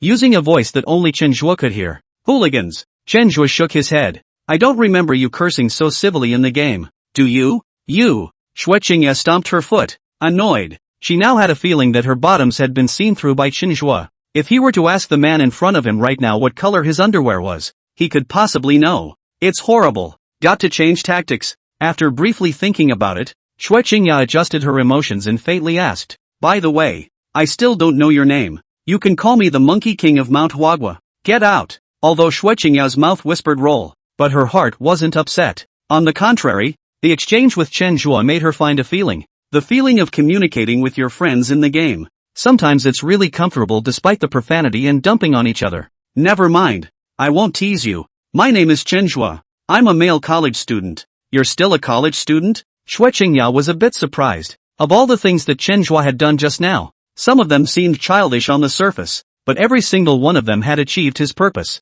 In her experience in struggling in the business world, men like this were often the scariest and most mature. How can a man like that be a college student? Of course, as in fake college student. CJU, Public Administration, Junior, Chenjua. After introducing himself, Chenjua paused and added, I've heard that high-strung female CEOs like you all like to adopt male college students, and I'm kind of a top 1% presence in terms of my face value. Are you interested? Xue Qingya's head was like a mess. She is able to strategize in the midst of complicated and deceitful business competition. Facing Chenjua's offense, there was actually a feeling of being at a loss. I'm not the person you say I am.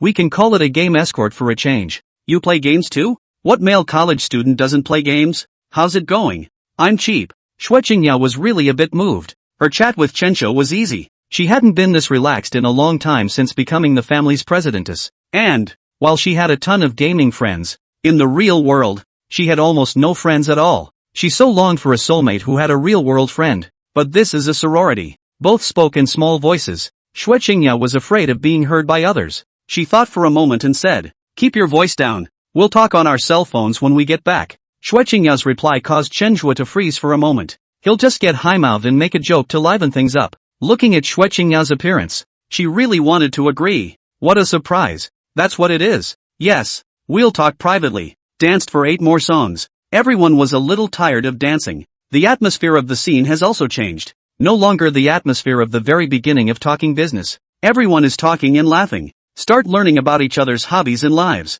I'm a little tired. We'll see you next time. Xue Qingya and Chenjua greeted each other and left the scene as if they were fleeing. Chenjua is just horrible. Didn't you want to know why I knew that? Chenjua's one sentence made her leg that was halfway out stop in the air. She was now being held to death by Chenjua. Why? There are a lot of people here and you don't want everyone to know. Do you? Come to my house sometime and I'll tell you in detail. Chenjua looked at Xue Qingya who had a curious face and stifled his laughter. You don't keep your word. With Xue Qingya's character, she was tempted to return a lovey-dovey comment. However, the secret that Chenjua controlled was too important for her to capitalize on it. She's in a hurry. Then I said, this is what you asked for. Your game dash. Chenjua raised the volume of his voice a few points. Xue Qingya realized that something bad had happened and reached out her hand to cover Chenjua's mouth. However, she had only extended her right hand when it was grabbed by Chenjua's left hand. Reaching out his left hand, he was again grabbed by Chenjua's right hand. Your game This time, Chen Zhuo's words were blocked by a burst of softness in the middle of his sentence.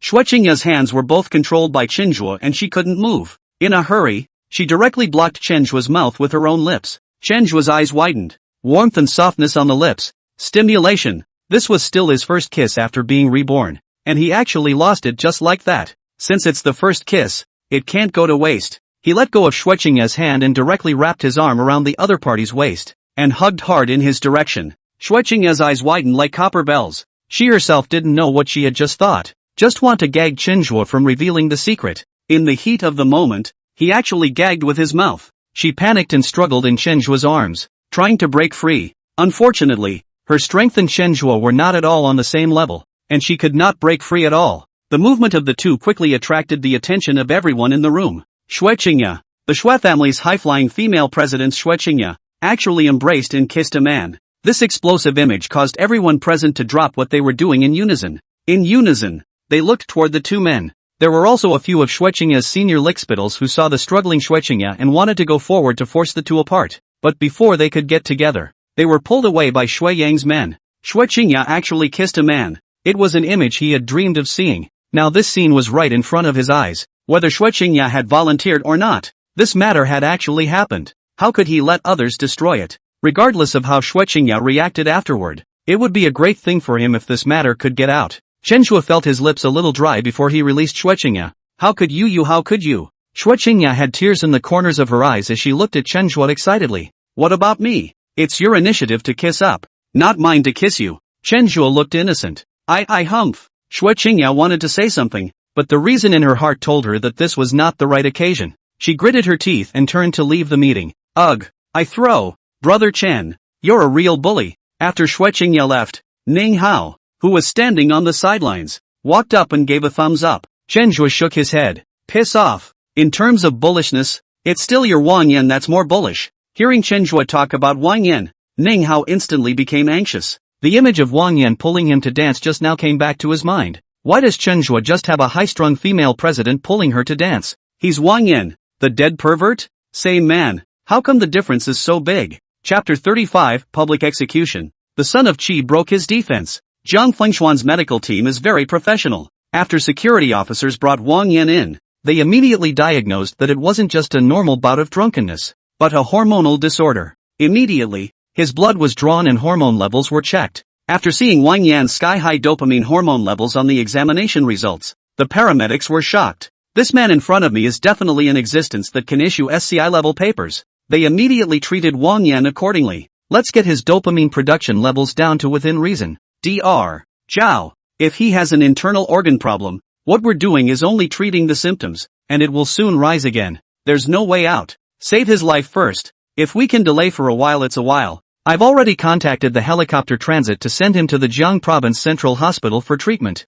Understood. The man nodded and looked towards Wang Yan, who was tied to the bed by the restraining straps and was very agitated. After the drug was injected, the red color of his face began to fade and his movements were becoming less intense. It's working. Dr. Cho, it's working. Increase the dosage. Wang Yan's organs are not diseased. He secreted so much dopamine solely because he drank after Chen Zhuo made his wish. As long as you don't drink, nothing will happen. So after the medication lowered the dopamine levels in his body, it was able to return to normal. Under the effect of drugs, Wang Yan gradually came out of that state of madness just now. Clear head restored. Where is this? He tried to rub his temples, but realized that his hands had been tied and he was completely unable to move. I'm not in a sorority. With Qingya Shui. 4-. Dr. Zhao looked at his eyes with a flashlight and said towards the assistant next to him. Alright, get his restraints off. It's okay. Then he added to Wang Yan. You were in a sorority a while ago, but your dopamine hormones suddenly overproduced and something happened.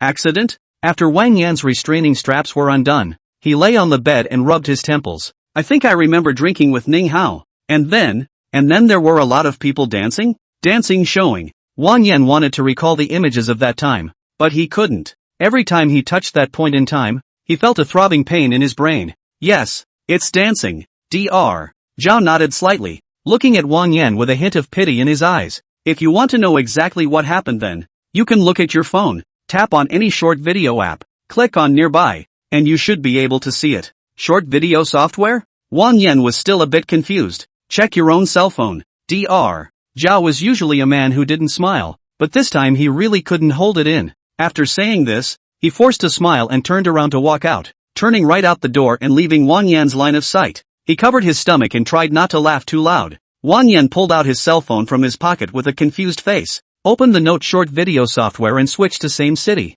The first video appeared. The video begins with a line in white. Watch the VCR. Immediately after the picture appeared, the video gets right to the point at the beginning. After finishing his drink, with a flushed face, he was pulling Ning Hao to dance. The body bobbed up and down, bending into a classic curve. With that suit and little white socks, it's definitely a favorite of the queer community. The video doesn't end until he's barreling toward a crowd of men. A few minutes of video. All highlights, not half a second of useless footage. Oh Ganon! Wang Yan completely broke his defense. Red came back to his face and his breathing quickened. Only this time it wasn't dopamine. It was being pissed off. The little nurse who stood by the side to keep watch, saw the change in Wang Yan and hurriedly pressed the alarm button next to him. Dr. Zhao. Dr. Zhao. It's bad. The patient is having another attack. The patient is having another attack. Wang Yan's belly of fire was going nowhere. He picked up his cell phone and threw it directly in the direction of the little nurse. Having practiced in the mountains all year round,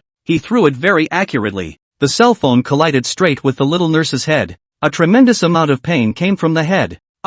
After the alarm was pressed, Zhang Fengxian's medical staff and the duty manager ran over. As soon as I entered the door, I saw the little nurse who was crouching on the floor holding her head and weeping, and the cell phone on the floor whose screen was broken, and the red warm Wang Yan on the bed. What's going on? The duty manager stepped forward and picked up the young nurse and asked, Manager Money, this patient hit me in the head with a cell phone. The little nurse had a sobbing, resigned look on her face. Manager Qian frowned. Zhang Fengxian is a service place though, but to be able to take such a piece of the best land in the very core of Zhongzheng City, where every inch of land is precious, not yet developing real estate, but doing large clubhouses, the strength and vision of the owner behind it is evident. It was precisely because of this that Zhang Fengxian wouldn't go kneeling to the group of young masters and ladies in the middle of the service. One's own employees are being bullied for no reason and must be investigated. This gentleman, may I ask if it is possible that this nurse of ours has offended you in some way? Manager Qian took 2 more steps forward and saluted Wang Yan first. Get out! Wang Yan's mind was full of the images from his cell phone just now, and he was in no mood to pay attention to Manager Qian. Looking at Wang Yan's appearance, Manager Qian's frown deepened. However, to be the manager of Zhang Fengxian, his professionalism was high. He did not continue to tangle with Wang Yan, but turned to ask Dr. Zhao, the patient's condition, isn't it? Dr. Zhao shook his head. The patient was brought in with high levels of dopamine hormone production and was very reactive to external stimuli. But after our treatment, the patient has returned to normal. Now things became clear and the money manager had no more worries. The previously serviceable tone of voice became serious as well. Wang Yan right. Although you are a guest of the Shui family, we, Zhang Fengxian, are not some soft persimmon either. You have to give a statement for bullying our staff like this, right? Get out. Wang Yan's eyes had turned a blood red. He didn't understand that he had been abused so badly by Qinzhuo in his last life. How did it get worse after being reborn? In the last life it was a physical attack. Now it's a direct mental one? However, he didn't have much contact with Qinzhuo. Drinking is also just drinking. Ning Hao is drinking. Is there something wrong with the wine? Couldn't figure it out. He couldn't figure it out very well. Things don't come in threes. Since you're so impolite, don't blame us for being impolite. Call the security team for me. I'll notify the Shui family. Manager Qian also came on fire and said coldly. Ding! Detected protagonist Wang Yan's annoyance. The cooldown time for the next wish has been shortened by 6 hours. Qinzhuo was currently snubbing Ning Hao underneath a gazebo outside Zhang Fengxian. Brother Chen, according to what you said, I'll throw $400,000 of Shake Plus at these videos. That should be enough, right? Enough, properly enough. Qinzhuo patted Ning Hao's shoulder in relief as he continued. As long as you have enough Shake Plus drops, your family's people will definitely be able to brush it off. And by that time, everyone will know that Wang Yan has a problem. And your family will definitely not let you continue to be his bodyguard for the sake of face. Wang Yan nodded and gave a thumbs up. Brother Chen, it's still you who has the solution. Chapter 36, Yi Fei Awakens. Return of the King? Brother Chen, I've brought all the money I can immediately lend to invest in Shake Plus, so there shouldn't be any accidents, right? After a while, Ning Hao, still a bit uneasy in his mind, continued. Do you want me to borrow some more from those brothers of mine? I'm sick to my stomach right now just thinking about the word Wang Yan. Qinzhuo said with a smile. It's okay, If you're not sure, I'll lend you another $100,000. I still have all this money. Thank you, Brother Chen. Don't worry, I'll pay you back soon. The Ning family counted assets that were not even comparable to the Dangling Chen family, but hundreds of thousands of dollars. For Ning Hao, it is just a small amount of money. Pocket money. It's not a big problem to pay it back after a hard time. Chen Zhuo took out his cell phone and clicked on the note short video software. For the video of Wang Yan dancing, there were a total of 9 people on the scene who posted notes, which means 9 videos. Ning Hao invested the $400,000 he got, equally on this 9 videos. $400,000 is a lot of money to put on professional advertising, and put it in the daily short video section. That falls into the category of being a saturation placement. Because of the positioning, the first video Chen Zhuo saw when he opened the note was one of these 9 videos. In just 10 minutes, there were already over 1,000 likes. Clicking on the placement page, Chen Zhuo invested another $100,000 into it, a total of $500,000. The money is like the initiator, the atomic bomb that triggers nuclear fusion. These 9 videos are on the internet and are spreading at a terrifying rate. Well, just don't worry, people from your Ning family can definitely see these videos. Not to mention your Ning family, with the current data, soon the whole country will know about it. Ning Hao breathed a sigh of relief. That's good. That's good. If I really fell into the hands of such a pervert, I might as well be dead. Chen Zhuo patted his shoulder. Don't move and talk about death. If something changes,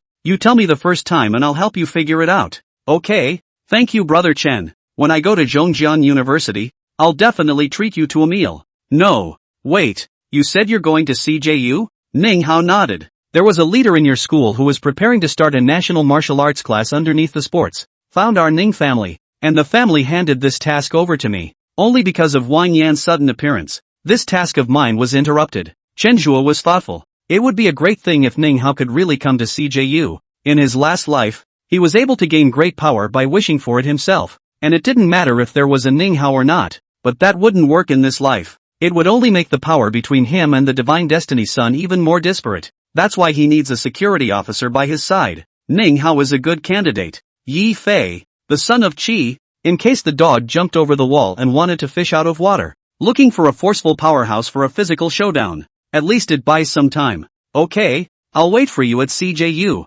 Chen Zhuo patted Ning Hao's shoulder and headed outside. Night. Orthopedic Department. Inpatient Department. First Hospital of Central City, China. Yi Fei opened his eyes violently and sat up from the bed. Luckily, nothing happened. Yi Fengchang, who was standing next to him, let out a long sigh of relief and put down the porcelain bowl containing the medicine in his hand. The anesthetics he refined had a minimum potency of 3 hours and a maximum of no more than 10 hours. But 24 whole hours had passed, and Yi Fei had yet to show signs of awakening. Yi Fengchang had initially thought that Yi Fei's physique was more sensitive to drugs, so he had fallen asleep for a longer period of time than the average person. But 24 hours passed and he couldn't sit still. Yi Fei was the successor that the Yi family had secretly cultivated. If something went wrong because of his healing, then he wouldn't have to mix in the Yi family anymore. He hurriedly took Yi Fei's pulse, and there was no problem with his vital signs. The pulse showed that Yi Fei was in a state of extreme stress at this time, not like he had become a vegetable. Doctors at the hospital also performed modernized vital monitoring on Yi Fei, and his heart rate was high. A patient whose heart rate had been maintained at a high level was actually in a comatose state. The doctors were also confused. A consultation with an internal medicine specialist was hastily requested.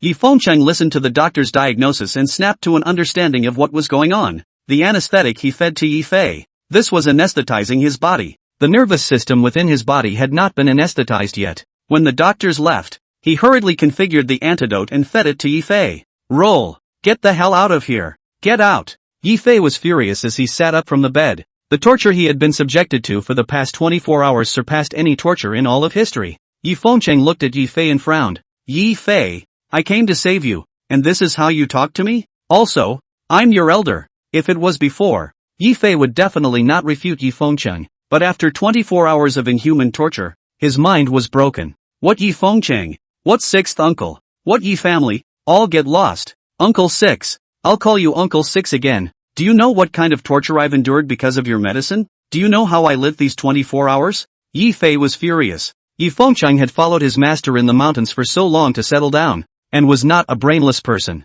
Sensing Yi Fei's anger, he knew that he was afraid that something had really gone terribly wrong in the middle. However, he couldn't point it out to Yi Fei either. At least Yi Fei was still a very important person in the family now. if he was grudged by Yi Fei, it would not be conducive to his development in the family. He eased his demeanor and said, Fei, I know you're having a hard time, but how can you get better if you don't? It's medicine that has side effects. Only this medicine of mine has a little more side effects, but it's also very effective. So move around and see if the fracture is all healed. Yi Fei froze for a moment, lowering his head to his arm. Try to lift it and shake it off. I can't believe it didn't hurt at all. He hurriedly stood up from the bed, jumped twice, and his chest didn't hurt anymore. Truly, all is well. He can finally go back to school and take back everything that belongs to him from Chenhua. Everything that belongs to the sons of Qi. The gloom on Yi Fei's face disappeared into thin air at this moment, turning into a face full of smiles. He jumped out of bed and directly gave Yi Fengcheng an E. Sixth uncle. I was impulsive. I'm sorry. Thank you for curing me. Yi Fengcheng also did not expect that his casual flimflamming had really fooled around. It also worked surprisingly well. He helped Yi Fei up and said faintly, it's right for sixth uncle to give you treatment, but sixth uncle also wants you to sharpen your heart. Don't be so impulsive. There are some things that you should see clearly before making your own judgment. You are the future head of the Yi family, not a child. Yi Fei stood up and nodded heavily. Yes, I remember. He recalled all the reactions he had made after his rebirth. Because of his monstrous hatred for Chen Zhuo in his last life, he was too eager to take Chen Zhuo out and snatch everything back in this life itself. Now that I think about it, I was too impulsive both in what I did and what I said. How can you fight Chen Zhuo like this? The hope of the whole book, as a child of chirography, should not be like this. He wanted to crush Chen Zhuo intellectually and take revenge. Thank you for Uncle Six's treatment and teachings. Don't worry, I will definitely continue to sharpen myself well in Zhongzheng, Yi Fei said sincerely after calming down.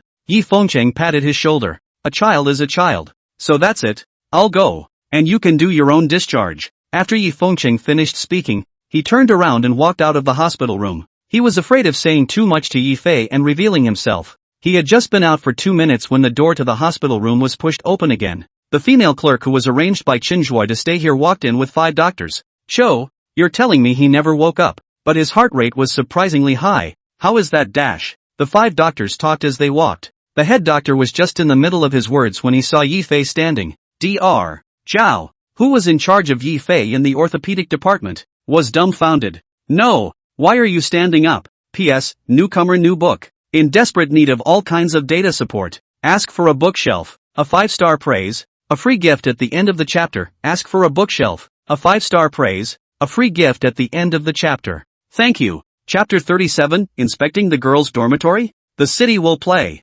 Time passed in a hurry. Yi Fei after a full set of examinations in the hospital. He was finally cleared to leave the hospital the next day. Chen Zhuo, on the other hand, was in the office of Ms. Wang, the counselor of the 3rd class of public management. Teacher Wang, as the class assistant of the 3rd class of public administration, I want to get to know everyone better in order to better serve my classmates. So, I would like to go to the dormitory to see everyone while they are all out of class. Chen Zhuo stood by the desk with a sincere face. Mr. Wan nodded. Chen Zhuo's performance in the evening self-study that day, and his care for Kong Qiuli, a student in difficulty, all of them made him feel that Chen Zhuo was a very good and responsible class assistant. Therefore, he did not suspect Chen Zhuo's purpose. That's a good idea you have. But there's one problem. You can go to the boys' dormitory as much as you want, but the girls' side of the dormitory, as a matter of principle, you can't go in there. Mr. Wang took a sip of tea and said, when Chen Zhuo heard the word principle, he knew there was a chance. I know, but there are a lot of girls in the class, and if I only go to see the boys, the girls will inevitably have a problem with it, and then there's the possibility of any conflicts in the class. Mr. Wan nodded. You have a point. In that case, I'll approve a note for you, and give the girls' side of the room a heads up, and have their hostess aunts go up with you then. I just happen to have some things to do, so I won't be there. Okay. After coming out of the administration building, Chen Zhuo looked back at the supermarket. Zhang Qiuli didn't work at the supermarket today even though she only had 2 classes in the morning. Previously, Chen Zhuo thought of getting a membership system at the supermarket by giving a discount to all the students in the 3rd class of public administration. When he thought of it, he did it, and before he went to bed that night, he contacted a nearby medium-sized supermarket and got the contact information of the supermarket's system supplier from them. Coincidentally, the owner of the company that developed this system is a graduate of CJU. His company, on the other hand, is located near CJU, or to be more precise,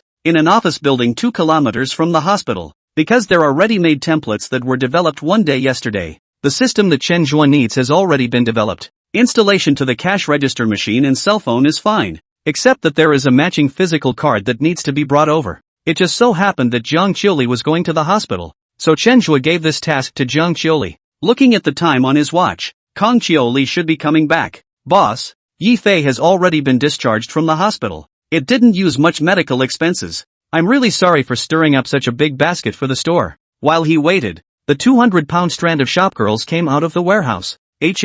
You said Yi Fei has been discharged from the hospital? Chen Zhuo was surprised. According to the wish he made, Yi Fei would have to sleep in the hospital for at least 10 more days. How did you get out of the hospital so quickly? No, he forgot about Yi Fengchun. Yi Fengchun's medicine could make Yi Fei sleep for so long. Then he must have medicine that could make Yi Fei wake up immediately. Yes, his broken bones have all healed. And after a thorough checkup this morning, his body is no longer in any condition. The female clerk said in a relaxed tone. The last few days have kind of freaked her out. Good. Very good. In that case, we'll leave him alone. Chen Zhuo nodded. Now that Yi Fei was discharged from the hospital, he would definitely return to the school as fast as he could and seek revenge on himself. With Yi Fei's intelligence, what tricks would he come up with? Chen Zhuo was still really a bit curious. Boss, I came over here today to quit my job. Resignation?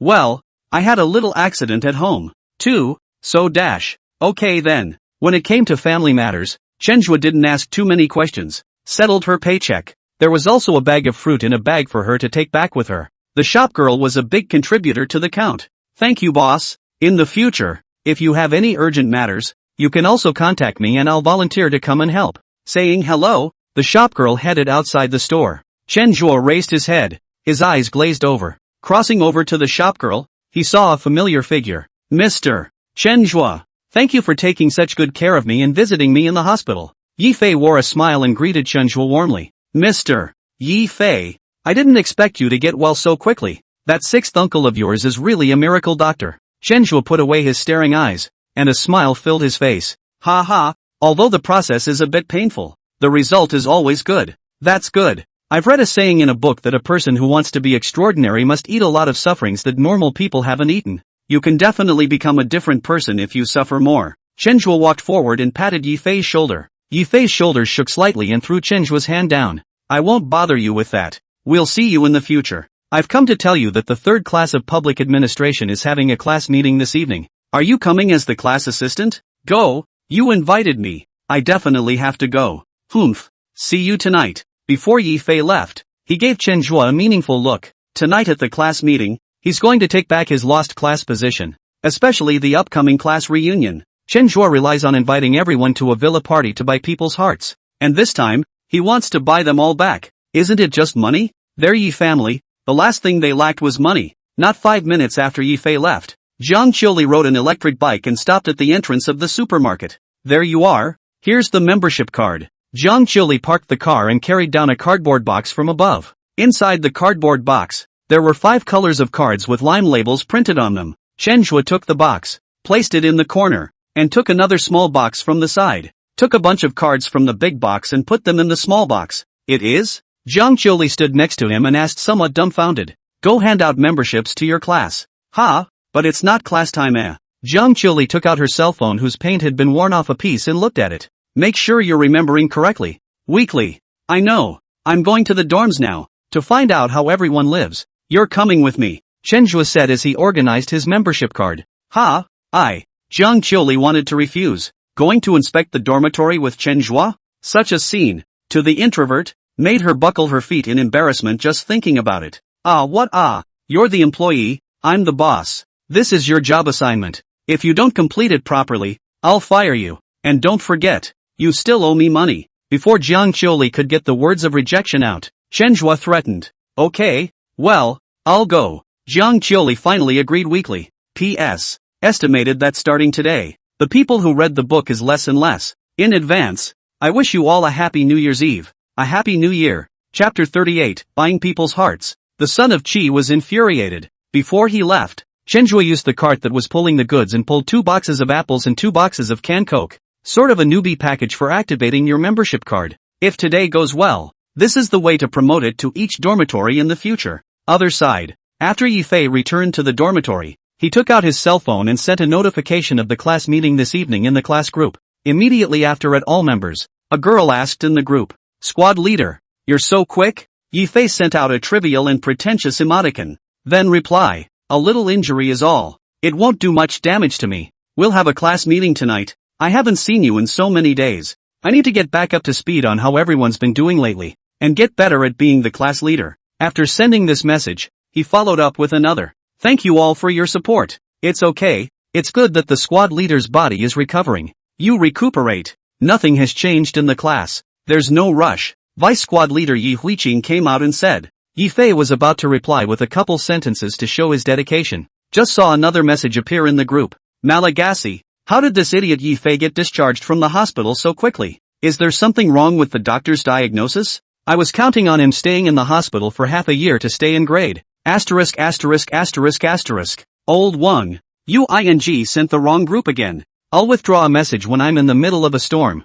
In the dormitory next to Yifei, a man drank a mouthful of coke and said indifferently. The good mood of just being on the king was all ruined by this by Yifei. Can't he stay in the hospital for a few more days? Just thinking of the picture of him kneeling and licking that group of women makes Dad's stomach sick. The roommate sitting next to him teased. You sent this message to the class group by mistake. Just wait. Just Yifei's small mind. In the future it will not be so simple to make you sick. The man put his coke down, waved his hand, and burped. What's the point of being afraid of him? Isn't he just a class president? We have a class assistant now. Counting. The class assistant is one rank higher than him. In the next dormitory, Yifei held back the anger in his heart. He wanted to hammer this old king next door who called to the head and still wanted to stir the poop. But then he thought of Yi Fengqing's explanation when he was discharged from the hospital. Calm down. It was just a trivial college student. Not worth his anger. His real target is Chenzhuo only. He pretended not to see the message and continued. Although it's only been a few days, as the class president, I'm always a little uneasy in my heart. So it's a good idea to take advantage of this evening study to talk about it together, as well as the upcoming reunion, which we're also planning carefully. Right after he posted this message, the counselor, who rarely speaks to the group, all the members. Yifei was delighted in his heart. It seems that one's performance is recognized by the counselor. Sure enough, one does such a drippy job of dealing with people. What does Chencho compare himself to? Just as he was getting carried away, the counselor sent a notice out. Chenzhuo, the new class assistant, is coming to the dormitory to check on everyone, including the girls' dormitory. So get ready, and all the class cadres, do a good job of cooperating with each other, especially on the girls' side, so as not to make a mess. Okay, copy that. No problem. Several female class members have stepped forward to reply. Yifei froze. Looking at the screen was a little awkward. It was a good thing no one knew what was going on inside of him, or he could have jumped off the building in embarrassment. He also rushed to reply. Understood, Mr. Wang. As class president, I will definitely cooperate with this new class assistant. For the sake of conspicuousness, Yifei's reply was extraordinarily long. Then he received a response from his counselor. As expected. Aha. You, as sophomore class president, also take a lesson from this junior, who has a lot of things you desperately need. I'm Nima. Yifei was depressed. You know, he used to be recognized as an outstanding student cadre in the eyes of several counselors at the college. How come everything changed once Chenzhuo appeared? This also strengthened his determination to defeat Chenzhuo intellectually and emotionally. He wanted to show the true demeanor of the son of Qi. Downstairs in the boys' dormitory, Chenzhuo was making his way up the hill holding half a box of apples and a case of Coke. Jiang Qiuli followed closely behind him, holding the small box containing the membership card. The hostess at the door simply asked a couple of questions and let them in. It's hard for boys to get into the girls' dorms, but it's easy for girls to get into the boys' dorms. Sometimes the hostesses don't even ask. Chenzhuo and Jiang Qiuli had just reached the stairway when they saw several boys trotting down from upstairs. Leading the way was the life committee member on the boys' side. Banshee, you didn't even tell us in advance that you were coming. So let's move all this stuff. The two men running behind rushed forward and took the apple and Coke that Chenzhuo was holding. Hey, it's still the class assistants who are generous. Think about what kind of life we had in the past when we followed Yifei. Cough cough, cut the crap. Yifei can be in the dormitory right now, the life member reminded, then turned around and went back to pick up the box in Jiang Qiuli's hand. Sister-in-law, how embarrassing to hold it for you. Come on, let's take it. I'm really sorry for having offended you so much in the past. The life committee member on this boy's side, named Zhao Jin, was a notorious comedian in the class. The only one who can surpass him is that Yifei's next-door dormitory. The old next-door king whose net name is to the head still wants to stir the poop. Zhao Jin didn't know the exact situation, and he had only said it in a joking tone. Zhang Qiuli's face instantly turned red. She, who had never been much of a talker, spoke quickly this time. No, don't be ridiculous. We're not. It's not what you think. Zhua was happy to watch Zhang Qiuli's reaction. There is a saying. An incomplete rejection is a complete lack of rejection. Especially with a character like Zhang Qiuli, she actually didn't turn her head and leave. That's a sign of opportunity. Don't you guys talk nonsense. Zhang Qiuli is working and studying at my supermarket. She is an employee of my supermarket. This time she came here with me to give out membership cards to everyone. Zhua introduced the supermarket membership card. Okay, go up there and see everyone while giving out some perks. 3 minutes later, the boys' dormitory was cheering. Everyone got an apple and a Coke each. It didn't add up to much, but something for nothing was the perfect gift for this group of idle, bored college students. Soon enough, the boys' side of the dormitory was finished handing out. Yifei also received an apple and a Coke. A smile piled up on his face. Thank you, class assistant Chen, for bringing us the gift. Don't worry. From now on, all the students in our class will go to your supermarket to buy things. He did his best to sound normal, but something was always off. His teeth gritted as he watched the smiles on the other boys' faces. He hadn't expected Chen Zhuo to gain such a large amount of support by relying on an apple and a bottle of Coke each. At this rate, it would only get harder and harder for him to snatch back his place in everyone's hearts. No, it must be countered. Alright, the boys' dormitory is done handing out. Let's go to the girls' dormitory. Chen Zhuo said to Zhang Qiuli, who was following behind him. Zhang Qiuli nodded her head obediently. She was still a bit nervous before she came, but after following Chen Zhuo and handing out apples, the tension in her heart subsided quite a bit. I don't know if it was because the boys' dormitory was different from what she had imagined, or if it was because there was Chen Zhuo next to her. Wait for me. As class president, I'll come with you guys. Just as the two were about to leave, Yi Fei ran up. The boys' side of the fundamentals had already favored Chen Zhuo, and the girls' side couldn't afford any more problems. He had to fight back. P.S. Newcomer, new book. In desperate need of all kinds of data support. Ask for a bookshelf. A 5-star praise. A free gift at the end of the chapter. Ask for a bookshelf. A 5-star praise. A free gift at the end of the chapter. Thank you. And by the way, Happy New Year's Eve and the Year of the Snake. Chapter 39, Wishing Again. The last time this happened was at the clubhouse. You're going over there with me too? Well, you're the class president. It's only right that you go. Chen Zhuo thought for a moment and didn't refuse. Letting Yifei go along would be just the thing to stink him up in the girls' circle. After getting down from the dormitory building, Yifei stopped and said, You guys go ahead. I have a few things to do. After that, he took off on his motorized bike. He's going to stock up. Just now, Chen Zhuo had bought people's hearts by relying on a bit of cheap fruits and drinks, which made him very upset. Now, Chen Zhuo is going to the girls' dormitory. He absolutely could not let Chen Zhuo succeed. Block it directly? The counselor had approved it, and he'd only look foolish using his position as class president to block it. Since you can't block it, compete. The last thing he needs is money. Since Chen Zhuo can buy people's hearts by relying on apples and Coke, wouldn't it be fine for him to buy something more expensive? When the time comes, the girls will compare Chen Zhuo's apples with his high-end fruits. Nature knows who is good and who is bad. Simple. You squad leaders. You're pretty funny, riding off like that and not knowing how to help carry the load. Chen Zhuo said to Zhang Qiuli while pulling the cart. Now in Zhang Qiuli's heart, Yi Fei's image was already bad. However, Yi Fei was, after all, a son of Qi and had the favoritism of the heavenly Tao. Therefore, he had to keep deepening the image of Yi Fei's nastiness in Zhang Qiuli's mind. Next time don't let him with us. He's annoying. Zhang Qiuli didn't comment positively. She stood next to the cart and helped Chen Zhuo hold the unpacked apple box while whispering, Last time in the hospital. The words Yifei said had pierced her heart deeply. With that incident paving the way, now Yifei was doing what appeared to be a big picture, responsible thing. To her, it was nothing more than moralizing. The more Yifei did this, the more it deepened her understanding of the word. Okay, next time the two of us will do it secretly, Chen Zhuo said with a smile. Oops, not with you. Zhang Qiuli's face reddened again. It's not the same as being in a crowd though. When it was just her and Chen Zhuo, her blush was more of a shyness. Not red warm and not really angry. Come down to the girls' dormitory. Vice Class President Yi Huiqing and two other girls are chatting with the hostess aunt. When they saw Chen Zhuo and Zhang Qiuli, they hastened to greet them warmly. Bansuk, over here, here. The three men waved. Auntie, this is the class assistant from our class. Our counselor asked him to come. Just go up for a moment and come down soon. Yi Huiqing is a girl with a good heart and a very sweet mouth. Great relationship with all the students in the class. The relationship with the hostess ants is also very good. In the eyes of the hostess ant, Yi Huiqing is someone else's child. Very understanding. Very smart. So she was relieved by what Yi Huiqing said. Okay, it's all minor, but as a rule, I have to make a note of it too. Chenhua pulled out the approval note from his pocket, which was issued by the counselor and stamped on it. The hostess took it and looked at it. Nod. Okay, you guys go up there, but as a rule, I'm going up there with you. After all, it's a male student I haven't seen before. Chenhua took out 2 apples from the box on the cart and stuffed them to the hostess ant. Auntie, eat your apples? I'll be here more often and you'll see more. Ha ha, this kid, he really knows his stuff. The hostess ant didn't say no. As the lowest member of the school staff,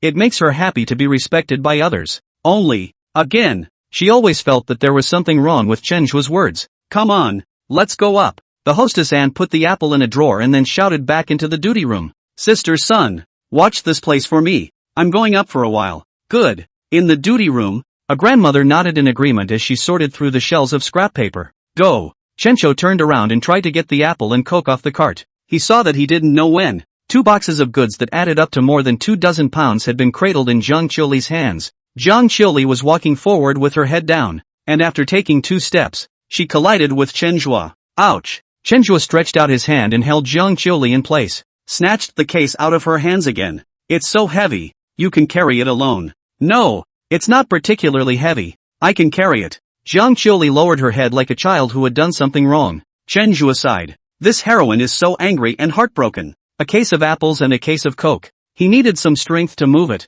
and Zhang Qiuli was chronically malnourished and weak. How is it possible to have too much strength to easily lift those 2 boxes? Oops, look, we forgot about this. Come on, let's move it up together. Seeing this, Yi Huiqing's 3 daughters also reacted and rushed forward to move the boxes. It wasn't that the 3 of them didn't want to move. Just now they lifted their legs and were about to leave, purely because they were used to it. In the past, this kind of thing, usually the class president Yi Fei shouted at the boys to move over, or Yi Fei himself moved. They don't even have to do it. Now that Yi Fei wasn't here, they were still a bit uncomfortable. Led by Yi Huiqing, Chenhua stepped into the girls' dormitory. He had come in his last life, only the way in was simpler and rougher. CJU was bought by him, and he came over to inspect it as the chairman of the board. In this life, he had changed his identity as a student, and felt the astonished gazes of the girls around him. Just very exciting? Unlike the boys' side, in order to prevent any mishaps, Yi Huiqing made the notification in advance. Have all the girls in the dorms get dressed for their new class assistants. When the girls heard that it was Chenhua, the new class assistant, who was coming, they all found their back-breaking clothes and put them on. A couple of them even wore full makeup. Chenhua was the man who was going to invite them to the villa for a party, so he had to be formal and show his respect. Hearing Chenhua's voice, the girls who were in the dormitory all came out and stood on both sides of the corridor to show their welcome. Of the 38 girls in the 3rd class of public management, 7 were not in the dormitory, and Zhang Qiuli stood behind Chenhua. In other words, in front of Chenhua, there were 30 girls. With that lineup, the last time Chenhua experienced it was in the clubhouse. Cough cough, everyone doesn't need to be so grand. I just casually came over to take a look, and by the way, I brought some fruits and drinks for everyone. Chenhua stabilized his mind and said. Zhang Qiuli stood behind Chenhua, both hands constantly buttoning the buttons on her clothes. She was nervous with so many people standing in front of her. Even breathing was a little short. She felt as if she was surrounded by walls dead center in a tight corner. Can't move. Chenhua heard breathing behind him and turned around, sensing that Zhang Qiuli was out of sorts. He reached out his own hand and took Zhang Qiuli's soft little hand. Zhang Qiuli was caught off guard as if she had been electrocuted. Wide-eyed and dumbfounded, he looked at Chenhua. Unlike before, this time her heart rate actually slowly dropped and was no longer so rapid. Chenhua was like a Superman, pushing away the cold walls that were forcing her. Don't panic. Hand out water expensive to everyone and remember, you're here to work. Chenhua walked next to her and said softly. At the mention of work, Zhang Qiuli calmed down quite a bit as she nodded her head gently. Aha! Will you get my hands off me? I need to get the apple. Zhang Qiuli whispered. Chenhua let go of his hand. This time, Zhang Qiuli actually didn't force herself to break free, so that meant things were changing. Looking at Zhang Qiuli's back, he murmured in his heart. System out. I want to make a wish. My wish is for me to be closely surrounded by 20-year-old girls. Ding! Your wish has been detected as being able to be granted.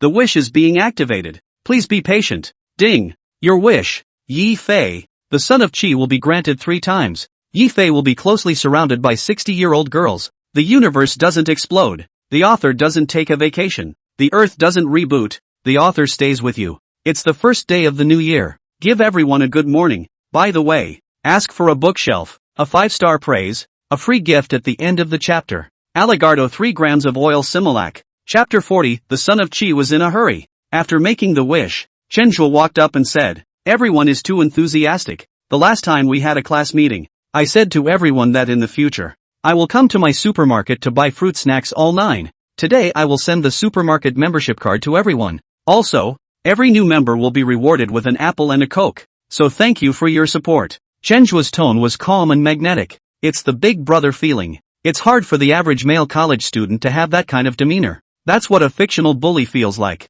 Top-notch looks, rich family, generous and elegant talker. Several conditions add up. Chenjua is the template in every girl's mind for finding a date. Yeah, thank you brother Chenjua. Hey, brother Chenjua is so nice. Come give me a kiss. There was a girl with full makeup on who took advantage of the gap between taking apples to make a surprise attack and covered Chenjua's cheek with a lipstick mark. The girl's temperament and face value was not as good as Jiang Qiuli's, but she was also in the top 20 in the school's beauty list. Especially with makeup on, it can charm the average male college student into a top-licking dog. Everyone, take it easy, one by one. Chenjua touched his cheeks and said, "This feeling of being surrounded by youthfulness is also too good to be true." The other girls gathered around, watching someone get their hands on Chenjua, were not yet angry. They have come to mooch off of Chenjua. Chenjua stood in the corridor, holding an apple, surrounded by 3 layers inside and 3 layers outside. Jiang Qiuli could only stand outside and watch dryly, unable to squeeze in at all. Meanwhile, at the bottom of the dormitory building, the duty room, Grandma Sun, who is packing cartons to sell, is 60 years old, used to be a hostel manager too, was a regular employee then, retired and had nothing to do, came by to collect some scrap. "Sister Sun, you get a few $1,000s a month in retirement pay, go out and have fun more often. People who are buried up to their eyebrows in dirt are still here collecting scraps." From the next dormitory building came a resident aunt. Not 60 but in her 50s this year. She continued, "Stoned on melon. If I had your pension, I would have quit a long time ago. Alas, we outsourcers, our lives are different." The old man tied the last of the pile of scrap paper on and looked up, faintly. "People live to labor. Not moving how meaningless, can create a little value is a little value. You have this noble thought. I just hope that the students in my dormitory building don't go wrong. Recently there are a few girls, who have fallen in love, shouting at me to open the door in the middle of the night every day. Those male students still want to go in,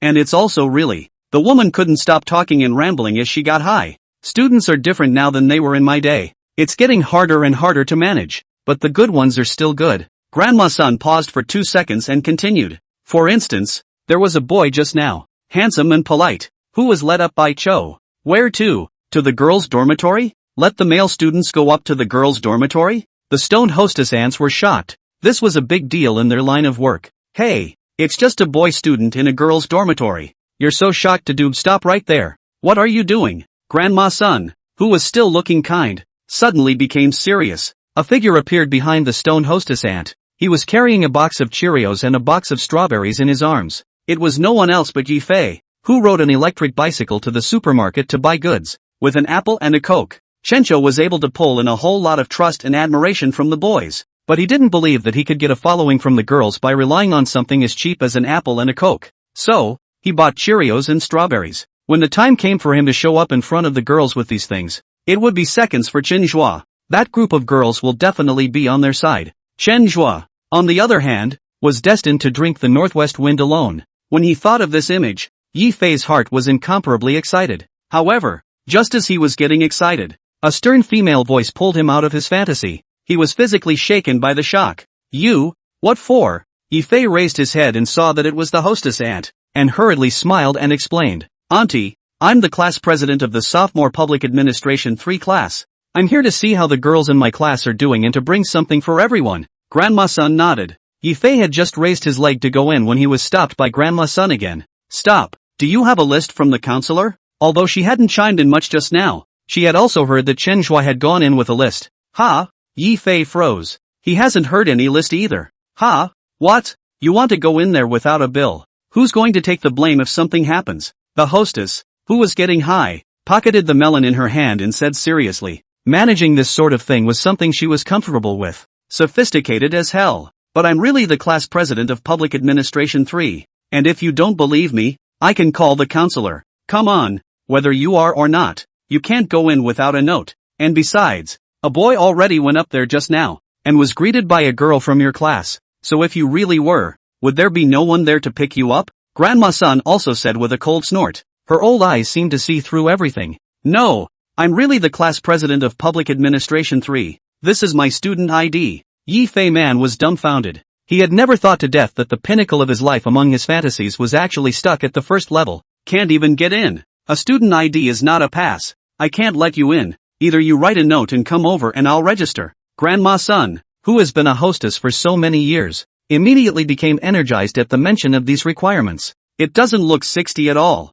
I'll call them. Yi Fei put the fruit box in his hand on the table, took out his cell phone, and dialed the number of his vice squad leader, Yi Huiqing. Yi Huiqing was at that moment with a group of girls looking for Chenjue to get autographs for a group photo. The phone rang and she impatiently pulled it out of her pants pocket to answer it. Anything? Here's the thing. I'm going to come up to your dormitory. You come down and get me. Yi Fei said slowly. But he was only halfway through his sentence when he heard the flowery cries of the girls on the other end of the line. Brother Chenjue.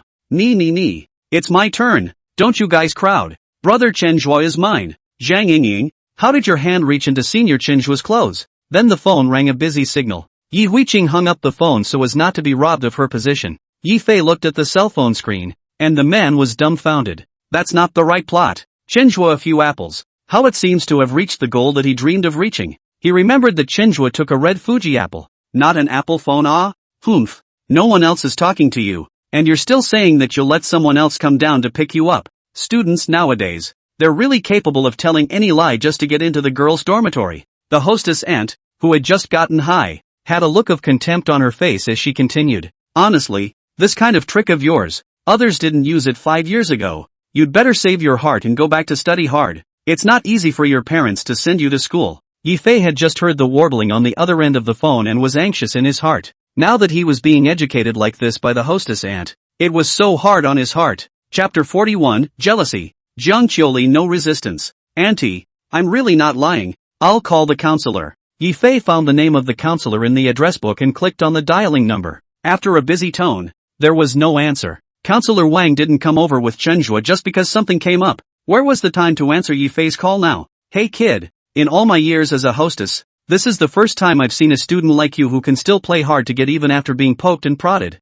The hostess aunt, who was high on melon seeds before, looked at Yi Fei with eyes full of contempt. She continued, but I'll tell you what, that won't work on me, and if you don't leave, I'm going to notify the defense section. Me, facing the two hostelers blocking in front of him. Yi Fei was helpless. The thought that Chenjue was playing around in the girls' dormitory made him even more helpless. No, we have to get up there anyway. If he missed this opportunity today, he would have a hard time stinking up Chenjue's image in the girls' minds. After some thought, he decided on a different strategy. If hard doesn't work, he'll go soft. He opened the table, the box with the Cheerios and strawberries, changed his face to a smile and became humble. Auntie, I know it's wrong. It's my fault, and as an apology, come and have some fruit. Reach for the stars. Not to mention that Yi Fei was still a student. The faces of the two hostesses eased up quite a bit when they saw this. But what Yi Fei's sudden change in attitude was for. They had a clear idea in their hearts. Don't think we'll let you in just like that. No matter what happens today,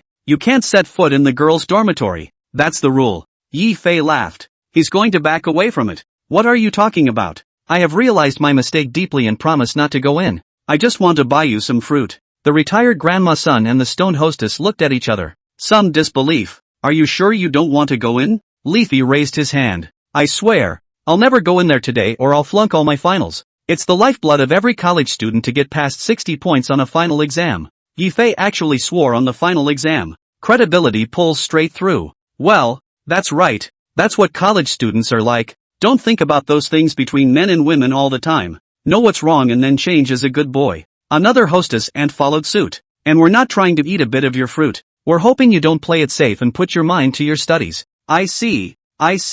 Thanks auntie. I have realized my mistake. Yi Fei said as he ripped the bag from the box and took out the Cheerios and strawberries inside. Stiffened them into the hands of the two hostesses. Failing a final exam? It's nothing to him, even if he did hang up. in order not to let the family criticize. Butler Wang would still try to get him through. Sister's son, is this your grandson? How come we haven't seen it before? Just then, from the small intersection next to the dormitory building, 6 hostile ants came out. No, this is a student, treating us to fruit. Are you guys done with your meeting? Eating people's mouths is short, taking their hands is soft. The stone hostess ant who had been aggressive just a moment ago now helped Yifei cover up. Wow, students that good don't come along very often these days. The young man is so handsome in person and beautiful in heart. This kid's face looks like he's doing well in school. The 6 later hostess ants complimented Yifei. Yifei knew that everyone was just being politely polite though, but the compliments were beautiful to hear in the heart. Sure enough, it worked much better the other way around. It seems that I was too impulsive in doing things before. At the current pace, one step at a time, he'd be in the girls' dormitory in no time. With his own brilliant mind, what would Chenhua have to play with him? Auntie, you guys eat too. I'll go buy more if there's not enough. A little bit of fruit, everyone eat openly. Yifei, who had tasted the sweetness, grabbed another big handful of Cheerios and sent them to the new hostess ant. The resident ants are beaming. Praise again and again. That's a good boy. 8 hostile ants in their 60s surrounded Yifei in the center and praised him one after another. It was close to blowing Yifei to the sky. Yifei was very proud. It also has to be the son of the chirography himself. On the dormitory floor, Chenhua is explaining to the hostess ant who sent him up. Auntie, you'll have to testify for me that they pounced on it themselves. The hostess ant stood still and was also a bit confused. What Chenhua said was true. However, she was somewhat skeptical that she was dreaming. The good-looking male student in front of me was doing things in a calm manner. But you can't have so many girls pouncing on it. Can you? Auntie, you can't tell our counselor about this. Just as the hostess ant was confused, the girl standing behind Chenhua said, Auntie, we want an autograph and nothing happened. You must not spread this around. If word gets out that the counselor won't let the class assistants come up, what are we going to do? Coughing. The hostess coughed twice. All right, can you guys stop being so rowdy and calm down? It won't be my decision if it gets caught on camera and posted online. I know. Thanks, Auntie. The girls were inundated with thanks. Look at the pomp and circumstance before you. The hostess ant asked in a small, curious voice to Chenhua. How did you do that? Ugh, that's the trouble with being good-looking. Hostess Auntie. Then, Chenhua brought Jiang Qiuli to finish everyone's membership. Well, we'll leave you all to shop at my grocery store if you need anything. Chenhua greeted the girls and took Jiang Qiuli's hand, turning around and preparing to leave. This time, Jiang Qiuli just froze for a moment and completely failed to resist. Chenhua's popularity among the girls gave her a sense of crisis, and the other girls, standing in the back, couldn't sit still when they saw this. Unlike Jiang Qiuli's introversion, most of the girls in the 3rd class of public administration are extroverted, especially since Chenhua was the only heterosexual on the scene. In the atmosphere, the extroverted girls become even more extroverted. Just as Chenhua was about to leave, a girl said, Class assistant, this isn't right. You're here to inspect our girls' dormitory. Why are you leaving after giving us membership? Isn't this public business? Another girl in full makeup chimed in. Yeah, if you leave so soon, won't my makeup be for nothing? What did you say?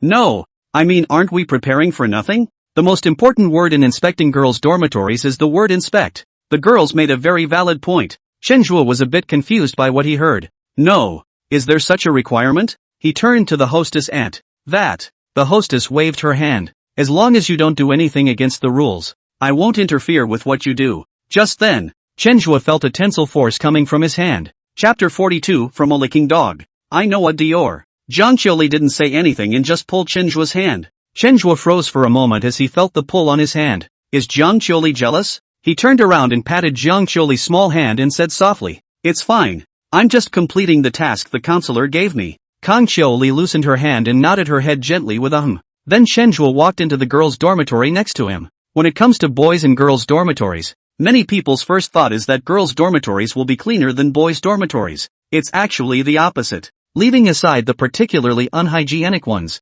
girls' equipment is much more than boys. Clothes, cosmetics, etc. Placed in the dormitory, it looks very cluttered. Plus when there's a lot of stuff, there's a lot of sanitary dead space. Even with regular cleaning, it's hard to clean completely. However, because of Chenhua's arrival, several dormitories had done simple organizing and cleaning. Chenhua casually looked around the various dormitories twice. Banshee, how's our dormitory? Is it clean? A girl with full makeup pulled Chenhua's arm and said as if she was pampered. Her name was Zhang Lingling, and even though she was only a sophomore, she was a regular at several big bars in Zhongjiang City. She had seen Chenhua at the bar before he was a shift assistant. At that time, it was the first time she heard the entire consumption is paid by Mr. Chen's. At that time, she also inquired about Chenhua's information and contact information with many of her little sisters. Unfortunately, her friend request Chenhua pressed through. Even so, she also knew more information about Chenhua compared to the other girls in her class. If she could fall for Chenhua,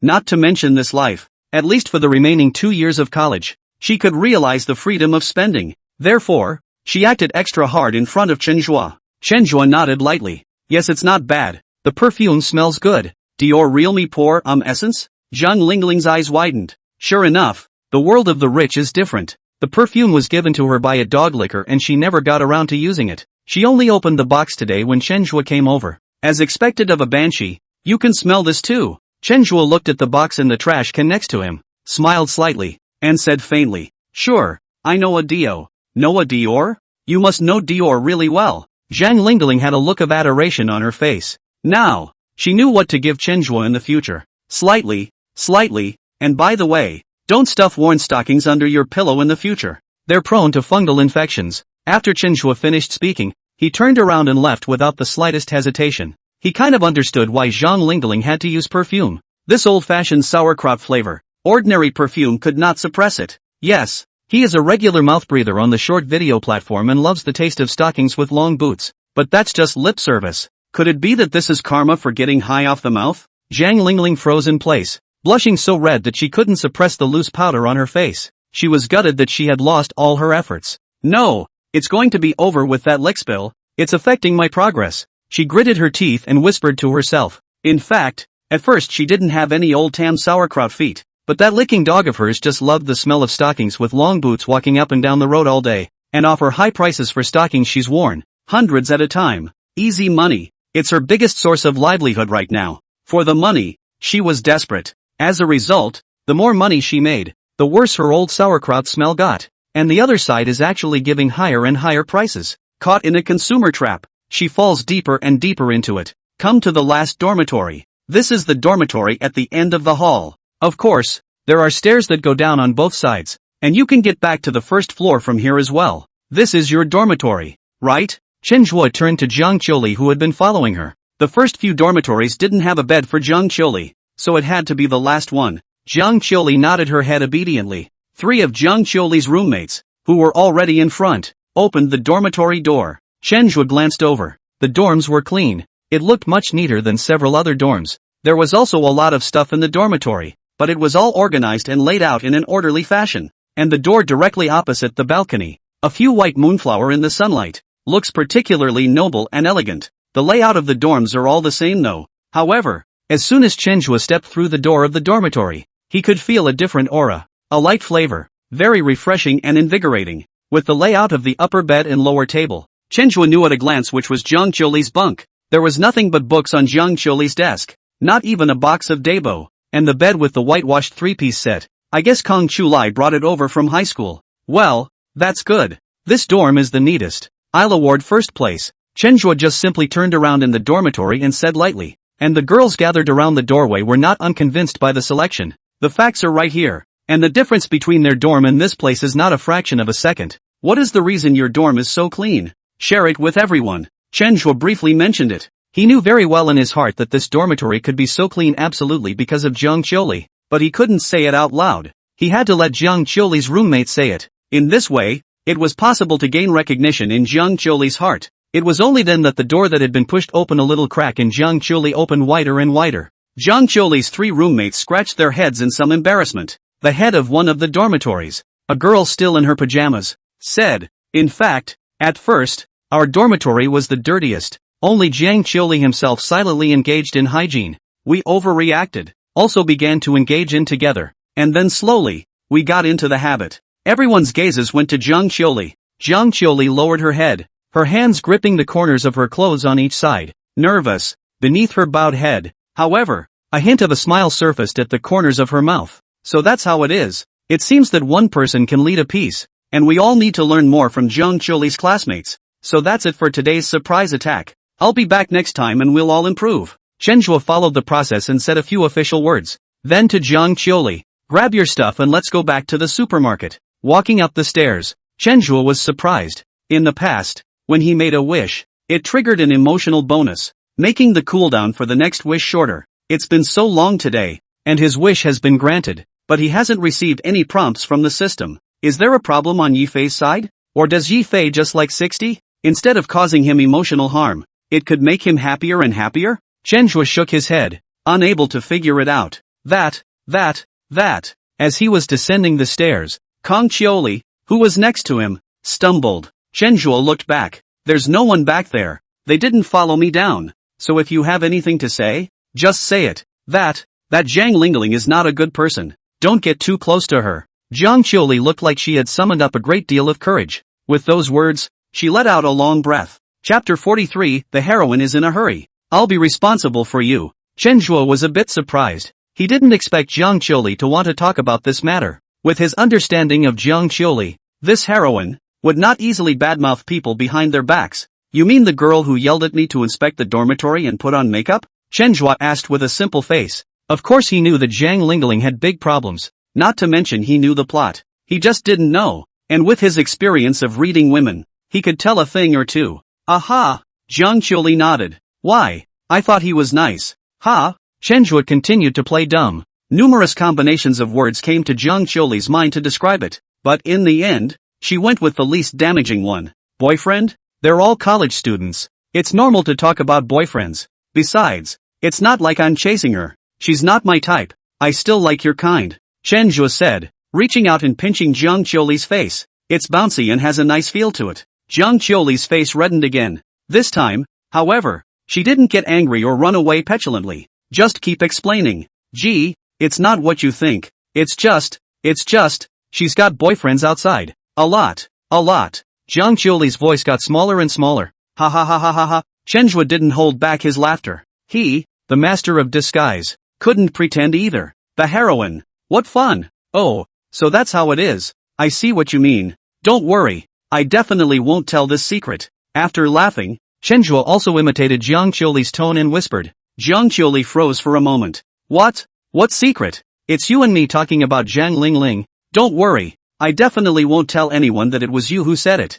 You. Jiang Qiuli wanted to say something. She always felt that something was wrong. But again, I can't say. No. Wasn't I the one who reminded him? Looking at Chenjua's back, Jiang Qiuli snapped out of it. She hurriedly trotted next to Chenjua with an anxious look on her face. Nope. I was the one who was reminding you just now, eh? How did it become you keeping my secret? Jiang Qiuli was so anxious that she spoke a few points faster. Chenjua nodded thoughtfully with a serious face. Seems so. Then I'll have to talk to the other boys in my class about this before they meet someone. Now. Jiang Qiuli was completely anxious. She stretched out her head and was about to bite into Chenjua's arm. It's fall. Chenjua is wearing a jacket, and Jiang Qiuli's head is halfway out before she notices it. In the heat of the moment, she switched targets. A bite on Chenjua's cheek. Oh. Chenjua only felt a wave of pain coming from his face and didn't hold back his scream.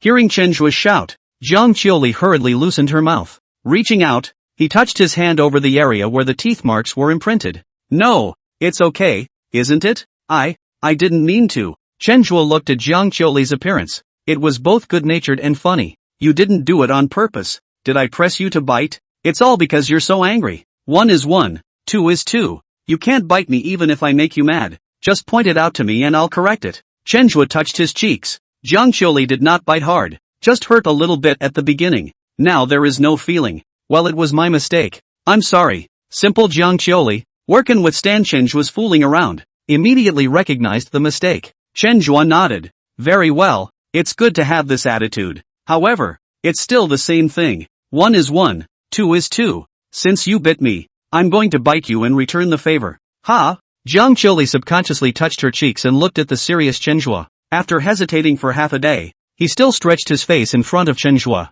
Close your eyes. A look of death. You bite. Chenjua looked at the wheat yellow, delicate face in front of him, as well as the tantalizing, light red lips. He could even feel Jiang Qiuli's gentle breathing. With this scene, even a straight man of steel would not be able to top it. What's more, Chenjua is just a scumbag. Biting Jiang Qiuli's cheek? Only a little cutie. Only one who would choose to bite his cheeks at this time of year. Chenjua aimed at Jiang Qiuli's lips and directly kissed them. It's so soft. Jiang Qiuli was closing her eyes, waiting for Chenhua to come and bite her cheeks. Who knew that it wasn't the pain of being bitten that greeted her? Rather, it's the temperature on your lips. Her tightly closed eyes opened like lightning. A pair of slinky eyes glazed over. This time, Chenhua's movements were swift, only kissed for 3 seconds and then pulled back. Jiang Qiuli and Xue Qingya were different. Xue Qingya is a strong female president. She just has to come hard and needs to be conquered. And Jiang Qiuli's heart is too fragile, still full of scars. The offense has to be measured. Only by getting it just right can we open the door in Jiang Qiuli's heart a little bit.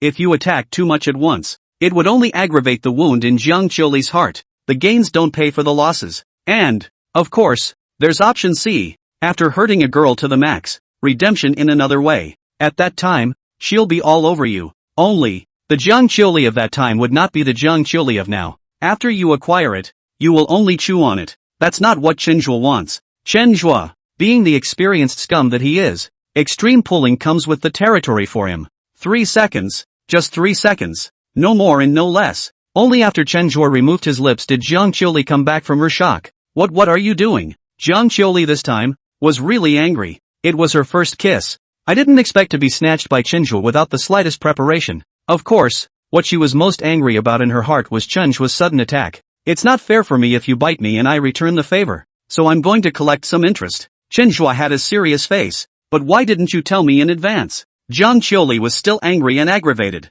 Chenhua shrugged. You didn't tell me ahead of time when you bit me. Jiang Qiuli was speechless. It took me half a day to get a word out. That can be the same. How is that different? Come on. This is over. We don't owe anyone anything. No. Jiang Qiuli shook her head very firmly. Chenhua stroked his chin. I'm a man who has one thing going for me. Respect for women. And since you said no, it doesn't count as getting even. It counts as me owing you. And don't worry, I'll be responsible for you. Jiang Qiuli's mind was spinning frantically. There's not a single thing Chenhua said that was wrong. But the combination is so awkward how it sounds. No.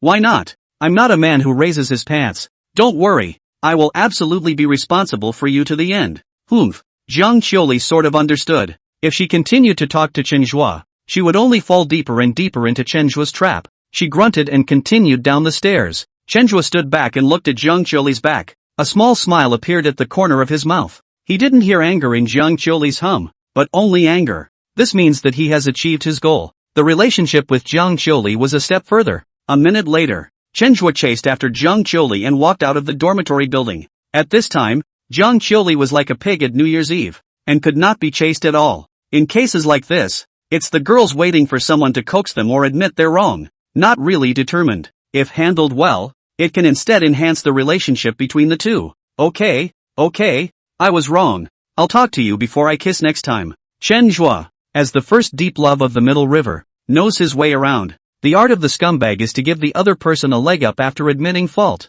Besides, I'm not even mad at you for biting me, and I'm hurting from your bite. Okay, look at the teeth marks on my face. The wind in Jiang Qiuli's ears was so strong that she didn't know if she had heard it or not, but it didn't matter if she heard it or not. The important thing was that Yi Fei, who was standing at the entrance of the dormitory building and was handing out fruits to the hostel ants, heard it. Chapter 44. Yi Fei felt like the sky was about to collapse. Ding! Detected that Yi Fei, the son of fortune, is emotionally out of control and furious. The cooldown time for your next wish has been shortened by 8 hours. Right at this moment, the long-lost system beep finally rang. Chenhua also saw Yi Fei. He smiled and walked up, sounding very sorry for himself. Yi squad leader, what took you so long? We're all done posting. Yi Fei's eyes could spit fire when he looked at Chenhua. Listen to what Chenhua just said. Chenhua kissed Jiang Qiuli, and Jiang Qiuli bit Chenhua. What the hell happened to this nigga? The whole time he went fruit shopping? Why did he feel like the sky was falling?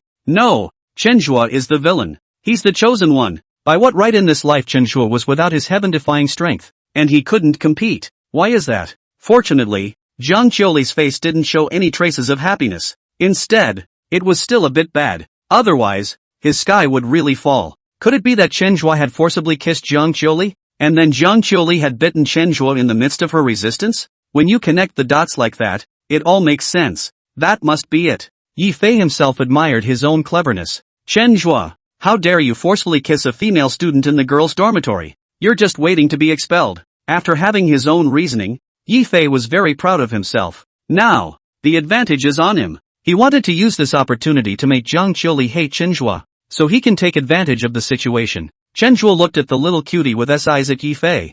No. Is this class of sons of Qi so capable of pulling crotch? Such a great opportunity. And you end up saying this? Even if it's true, wouldn't it be rubbing salt in the wound to say it in front of so many people? Chenhua looked at Jiang Qiuli again. Just as he thought. Jiang Qiuli had a look of horror on her face. 2 hands in pants pockets is not, and neither is in shirt pockets. Hands and feet. Like a scared white rabbit. Any more of this and people are going to fall apart. Seeing this, Chenhua hurriedly walked to Jiang Qiuli's side and held Jiang Qiuli's overwhelmed little hand. Then I say, Class President Yi, you can't slander people. When did I forcibly kiss a female student? Aren't you not taking our student Jiang Qiuli's innocence seriously? Chenhua's words were explicitly said to Yifei, but it was actually said to Jiang Qiuli. After saying that, Jiang Qiuli's trembling hands had to be smoothed out quite a bit. You get your hands off me. I'm not talking to you east and west. There are some things that we'll let the hostess aunt decide. With the experience of the previous times,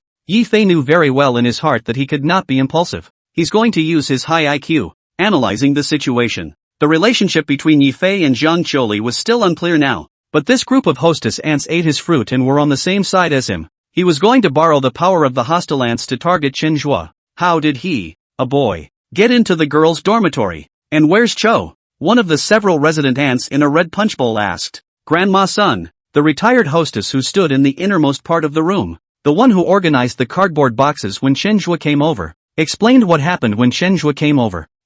So that's how it is. Why hasn't Cho come down? It can't really be something wrong, can it? Hearing that Chenhua had come in through the formal process, the tone of the several hostile supervisors was much calmer. Having lived for so many years, they know exactly what to regulate and what not to regulate. Don't force some responsibilities on yourself that are not your own. Only the hostess ant who was stoned in the beginning was a hothead. She asked, frowning, that auntie said she still had to check the dormitory, so she didn't come down with us. I'm the owner of the Lime supermarket next to the cafeteria, and I'm also a junior at the school, and she's a student in the class and an employee of my supermarket, Chenhua explained. Upon hearing Chenhua's introduction, the hostile ants have labeled him as an entrepreneurial college student in their minds. The favorability rubbed off. And it was also introduced earlier that Chenhua came to inspect the girls' dormitory as a class assistant under the arrangement of the counselor. What is this if not a good, healthy student? So it is. The stoned hostess ant nodded her head and asked again towards Jiang Qiuli. That's what he said, right? Don't worry about saying that. We're here. Jiang Qiuli nodded. Why are you all here? Just as Jiang Qiuli was about to say yes, a familiar female voice came from behind them. It's the same hostess, Auntie Cho. Who went up with them? Seeing that hostess ant who went up come down, Yifei hurriedly asked, Auntie, I'm the class president of public administration class 3, and this class assistant of ours, is he up there messing around? Messed up? Chaos is indeed a bit of a mess. But Chenhua didn't do anything out of the ordinary and helped her emphasize the hygiene of the dormitory. Very competent. No? Where did you get that from? Auntie Chow, the hostess, looked confused. Yifei was a bit embarrassed. Nima, had he really guessed wrong? However, he had just clearly heard Chenhua say in Jiang Qiuli, and the teeth marks. Chenhua does have teeth marks on his face. Noticing this detail, Yifei solidified his thoughts. He analyzed the situation at the scene again. Chenhua beat a dead horse. Jiang Qiuli and Chenhua stood together. The host ant in question knew nothing. The other hostesses must have believed the hostess who went up there. None of the factors were in his favor. Can't be impulsive. He decided to back off and take the long view. He forced a smile onto his face. This might be a misunderstanding. I thought just now I should have misheard you. I'm really sorry, class assistant Chenhua. I apologize to you. After saying that, Yifei also gave Chenhua a bow. Yo! Chenhua froze for a moment as he watched Yifei's movements. That's something he didn't expect. Yifei, the son of Qi, how come he seems to have gotten smarter? Nothing. What are you apologizing to me for? You're here to treat the hostile ants to fruit. I'm upstairs to check the dormitory environment. It's all for the students. Mentioning this made Yifei angry. What the hell was that for? Although he was upset, he kept his smile and said humbly, That's right. And on behalf of the Public Administration 3 class, thank you. Chenhua nodded. He looked at the Cheerios and fruit on the table and suddenly came up with a great idea. He coughed softly and said, Yifei class president, in fact I admire you even more. As a class assistant, I came to see the dormitories of my classmates. A job that anyone could think of. However, giving fruits to eat to these resident ants who have been quietly serving our students is something that few people think of. I, for example, didn't think of it, and you thought of it, and this heart of yours is simply a model for us to follow. Anyone who is familiar with Chen Zhuo knows that when he starts to speak at length about Weigangxing, it's when he pits people. Yi Fei, as a son of Qi, that wasn't a vegetarian. Although there was some small satisfaction in his heart, he also pulled up his 200% guard. Nowhere, nowhere, a little fruit, no honor. He simply responded politely. Chencho continued, I think, this matter should be publicized. Let everyone know about today's incident, and let you become a role model for the whole school.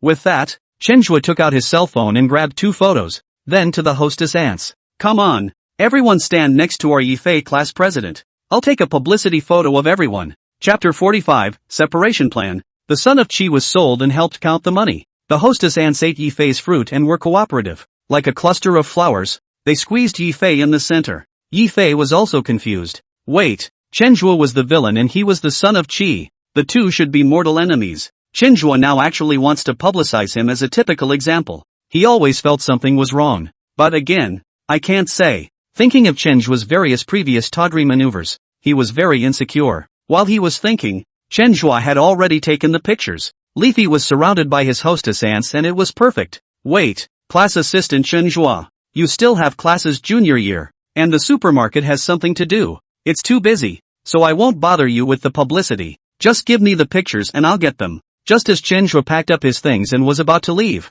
Yi Fei called out to him. Yi Fei figured it out. Since I don't know what Chen Zhuo is selling, it's fine to arrange the whole publicity thing yourself. Chen Zhuo couldn't intervene, so he couldn't trip. It's perfect. Chen Zhuo froze for a moment. He was thinking that it was too troublesome to make publicity materials and didn't know who to ask for help to do it, but he didn't expect Yi Fei to send himself to the door. There's such a thing as a good thing. It was that hint of stagnation that was discovered by Yi Fei. The corners of Yi Fei's mouth involuntarily revealed a hint of a smile. Sure enough, as he suspected, there was a problem in the middle. That Yi Fei class president. I'm the one who brought up this matter, and it's not like you have to do it. How troublesome would that be? Although Chen Zhuo was tempted to immediately agree, he was still superficially polite. Maintain your image in front of your hostess ant. After all, he wouldn't be coming less often in the future. And as soon as Yi Fei heard it, he became even more certain of his inner conjecture. There's definitely something in the middle here. No trouble, no trouble. Didn't you just say that we're all serving our classmates?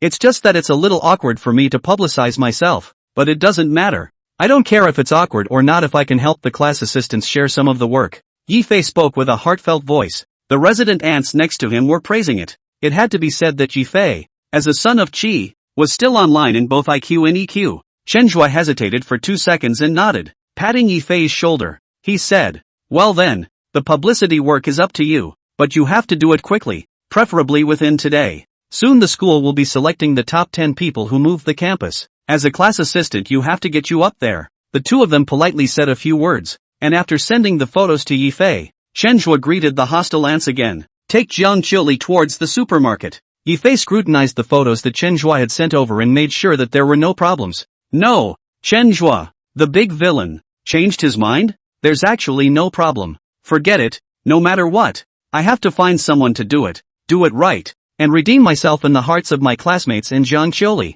There's also that top 10 moving campus characters. If you can be selected, and you can find the family to share some resources, by then Chen Zhuo, Chen family, just wait for bankruptcy. After Yi Fei had taken stock of the situation, he gave all the remaining Cheerios and strawberries to the hostess ants, called and contacted Butler Wong himself. Get me the best design company. Every detail of the promotional material must be perfect. Don't think about the money, and hurry the hell up. I'll give you half an hour. He took all the details into consideration and didn't realize that Chen Zhuo had done anything small. There was still some doubt in his mind, but he couldn't care less. Now that Jiang Qiuli had such a bad impression of him, she was still following Chen Zhuo's ass every day. If he didn't make a move, it would only be a matter of time before Jiang Qiuli completely fell into Chen Zhuo's arms. On the way to the supermarket, Jiang Qiuli said nothing and looked a little angry. Chen Zhuo as the first deep love in the Middle River. Not to say that Jiang Qiuli will be 100% pinpointed. 80% is not a problem. Jiang Qiuli still followed him towards the supermarket and did not leave immediately. Then there was no real anger. Even if she was angry, it's also a tonic for that kind of relationship, between a man and a woman. Don't be mad. I was impulsive. I apologize. and if I do it again, I'll never kiss you on the mouth again, I swear. Chenhua had a sincere face. Don't say that. I'm not mad about that. Zhang Qiuli's cheeks were slightly reddened. And because of what? Chenhua touched his head. There is actually a time when Zhang first deep love had a lapse in judgment. Not worthy of being the heroine. Zhang Qiuli hesitated and continued. It's because of Yi Fei. I hate him now. And you're going to give him publicity. Isn't that a lie? Zhang Qiuli's reply made Chenhua cry and laugh. Unexpectedly, his plan to continuously deepen Yi Fei's ugly image in Zhang Qiuli's mind was so successful. Far more than he expected. Ahem. Qiuli, you can't think like that. Even though what he said at the hospital was a bit excessive. He did buy fruit for the hostess aunt today. We have to be realistic. We can't deny merit just because of faults. Zhang Qiuli stopped in her tracks, pondering over Chenhua's words. Well, I made sense, didn't I? I can make 9 more kinds of sense like that. 9 more. Chenhua only wanted to pretend to establish his great image in Zhang Qiuli's mind. Seeing that Zhang Qiuli really went off to think about the reasoning behind it, he hurriedly interrupted as if he was joking. He didn't want to whitewash Yi Fei. Well, I know. Thanks for the lesson. Zhang Qiuli nodded and said from the bottom of her heart. It's good to know. But Yi Fei's change today is most likely an act. He's a bit moralistic. After building up his own image, Chenhua began to scandalize Yi Fei's image again as he continued. But the hostile ants got the fruit. It wouldn't hurt to spread the word about him. So that's it. You get busy at the supermarket. I've got a few things to do. After Zhang Qiuli left, Chenhua walked in the direction of the administration building. Looking at the time, Counselor Wang of the 3rd class of public administration should be busy by now. He was going to apply for the best publicity resources for Yi Fei. Of course, with this maneuver, he naturally didn't really want Yi Fei to become an existence that the students worshipped. Instead, they wanted to dissociate Yi Fei from the class. Today he gave fruit and drinks to all the boys and girls in his class, or very plain apples. Wait until everyone sees that right at the same time. Class President Yi Fei gave Cheerios and strawberries to the hostess aunt. This discrepancy in his heart could curse Yi Fei to death behind his back. At that time, Yi Fei would definitely come out and explain the truth of the matter. The boys in the class would know that Yi Fei, the licking dog, had gone back to licking the girls, and in the end, he hadn't licked them and licked the hostess aunt. At that time, Yi Fei would become the biggest joke among the boys. This is not the final effect. The publicity was good. Yi Fei just stunk in the class, and his image in the hearts of the other teachers and students in the school was still perfect. But the higher you fly, the harder you fall. The more positively publicized and great people are, the more people will look at them through a magnifying glass. At that time, he himself would explode a little bit of Yi Fei's black information. Yi Fei would be completely finished.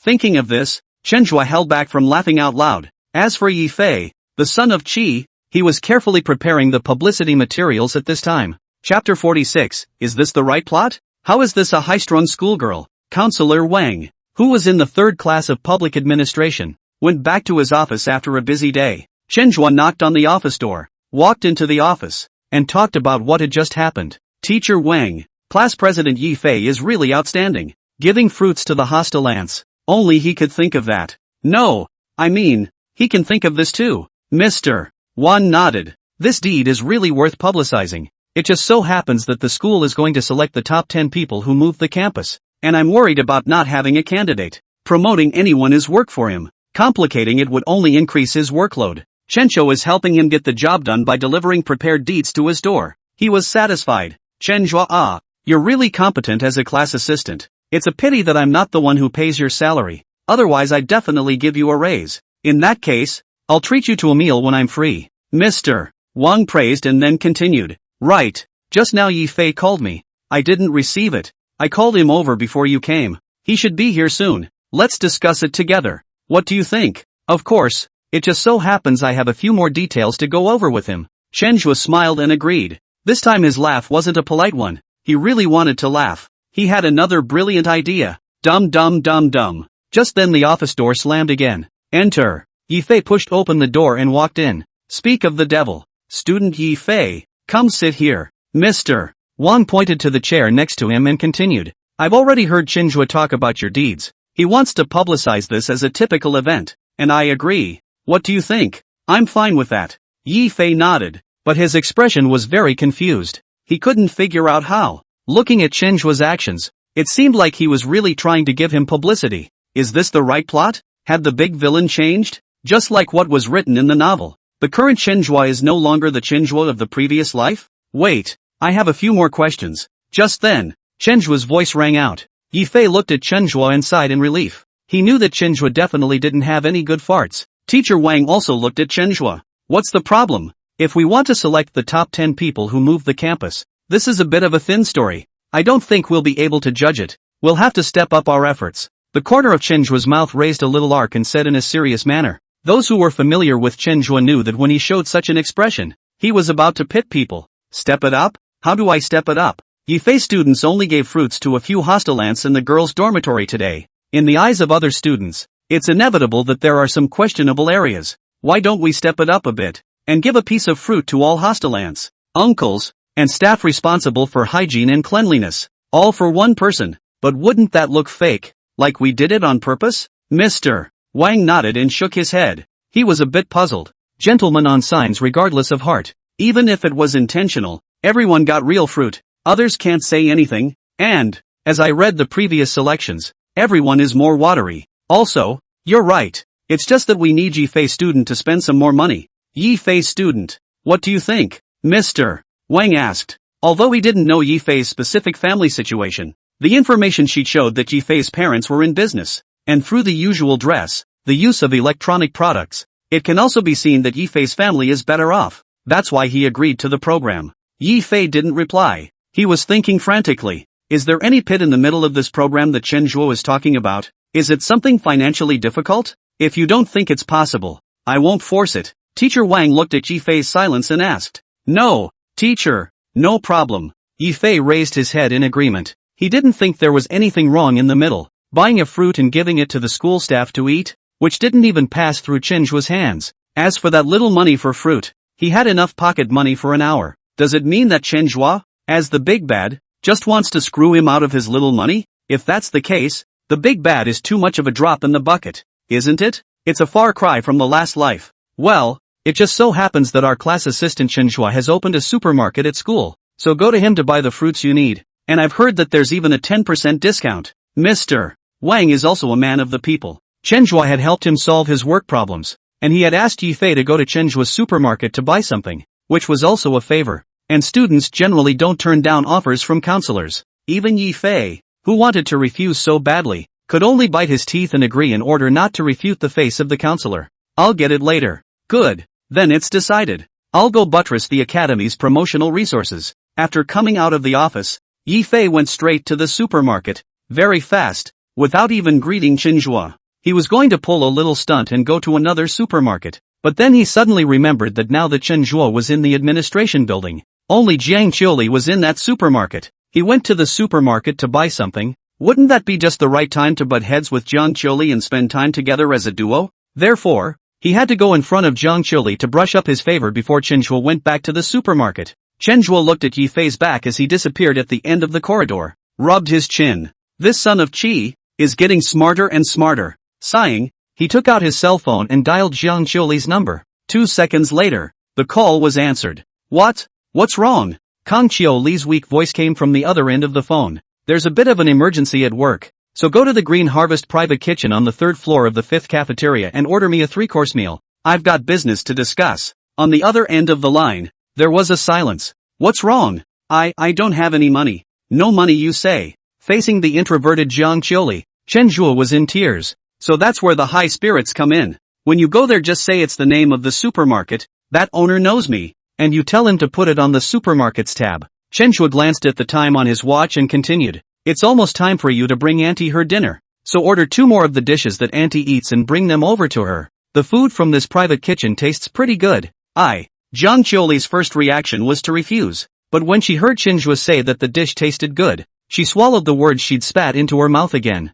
She wanted her mom to have something good to eat. Put it on my tab and pay you back when I get paid. Okay, I'll write it all down for you. Also, you talk to the other clerk and tell her to raise the price tag on all the fruit by 30%. Ha, will that sell? Of course it sells. There are some goods that sell cheaply but no one buys them. Only when they sell expensively do others think it's good. Isn't that a little cutie? Is it? Jiang Qiuli's sudden tirade made Chenhua fail to hold back his laughter. This is not a high-cool schoolgirl. This is clearly a steel straight girl. Okay, you speed up. I'm coming over for dinner soon. Chenhua gave an explanation and hung up the phone. By the hour, Jiang Chili should have left the supermarket just before her feet, and Yi Fei would have gone in to buy fruits. It's perfect. Chenhua, what brings you here? Just as Chenhua smiled and prepared to leave, a sweet female voice came from behind him. Chapter 47, Nice stockings. Can I have a couple more pairs? Chenhua turned around, and standing behind him was none other than his own counselor, Li Yaya.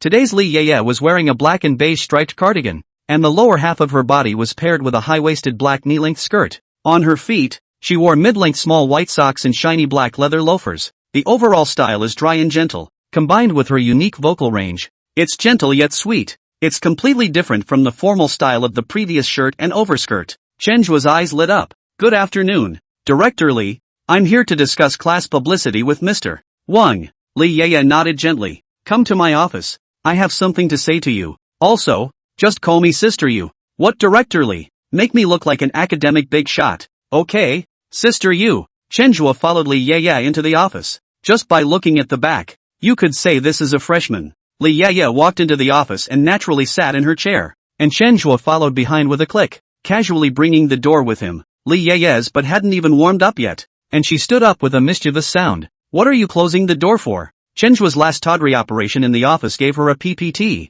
No, PTSD. Close the door as you go. Why? Chenhua had an unintelligible expression on his face, as if he was the one who was the prey. You okay? You sit here. Li Yaya hesitated and pointed to the chair in front of the desk. She kept encouraging herself internally. I'm a counselor. He's a student. And now it's work. So my heart can't be in the right place. Chenhua casually sat down on the chair and took the lead. Sister Yua, the white socks from last time were really good. Why don't you send me a few more pairs? Li Yaya, who was just now reminding herself that her heart should not be in turmoil, heard these words and the image of the last office immediately appeared in her mind. His own socks were actually taken by a student. A hint of redness rose on her white cheeks, but it was quickly squashed back down into a look of seriousness. Don't mention it. You're proud, aren't you? Li Yaya tried her best to make her turn into a royal sister, but her sweet temperament couldn't be suppressed at all. It made Chenhua feel a little weird. It's like role-playing? Sister Yu, don't be angry. I didn't take your socks to do something bad.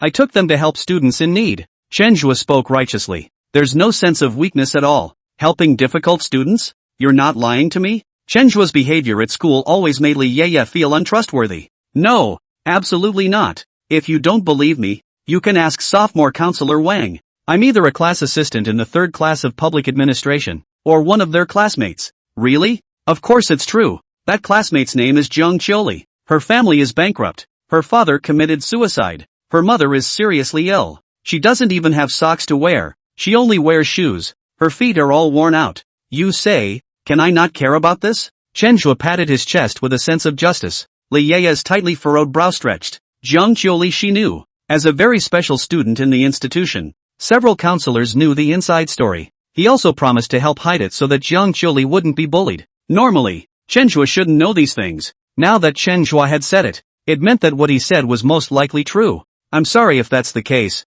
I apologize. I misunderstood you. Li Yaya's face was filled with shame. If it was really the same as what Chenhua said, then those thoughts she had before. Nasty. Very nasty. It's okay. That's the thing about doing good. It's always easy to be misunderstood. Chenhua waved his hand and said lightly, by the way, Sister Yu, do you still have any unused socks? I only took one pair the other day. She didn't even change them. If you still have any unused ones, I'll take a few more pairs over to her. Unused socks? Li Yaya was a bit puzzled. Socks are becoming fast-moving items for her, where there is no room for them. No, but I do have a few pieces of unused clothes, so when the time comes, you can help me send them over and see if she can wear them, and if she can't, you can help me throw them away. Li Yaya said after thinking about it. No problem. It's on me. Where are the clothes? What kind of person leaves unused clothes in an office? When I have time, I'll go to the apartment and bring them over and let you know when I do. Don't bother. I have a lot of free time. Let me know when you're free and I'll pick it up at the apartment. It's the school's teacher's apartment, right? Li Yaya thought for 2 seconds and nodded her head. That's fine. I'll call out to you then. I called you over today for something else. Saying that, Li Yaya opened a file on the computer desktop. She pointed to the computer screen. Congratulations! Innovation and Entrepreneurship Competition. Your supermarket project broke through the preliminary round. But well, You were able to break through the preliminary round solely because you had a better project plan and invested a large amount of money into it, and the judges went soft. That said, she clicked on another sheet. Look at other people's competition projects, and then look at your competition project. Innovation and entrepreneurship, highlighting the word new. This supermarket project of yours, without the slightest innovation, will definitely be eliminated in the next round. Chenhua stroked his chin and didn't say anything. His participation in the innovation and entrepreneurship competition was completely forced upon him by his family. As for the professional business plan, it was written by the company he paid to write his paper for him,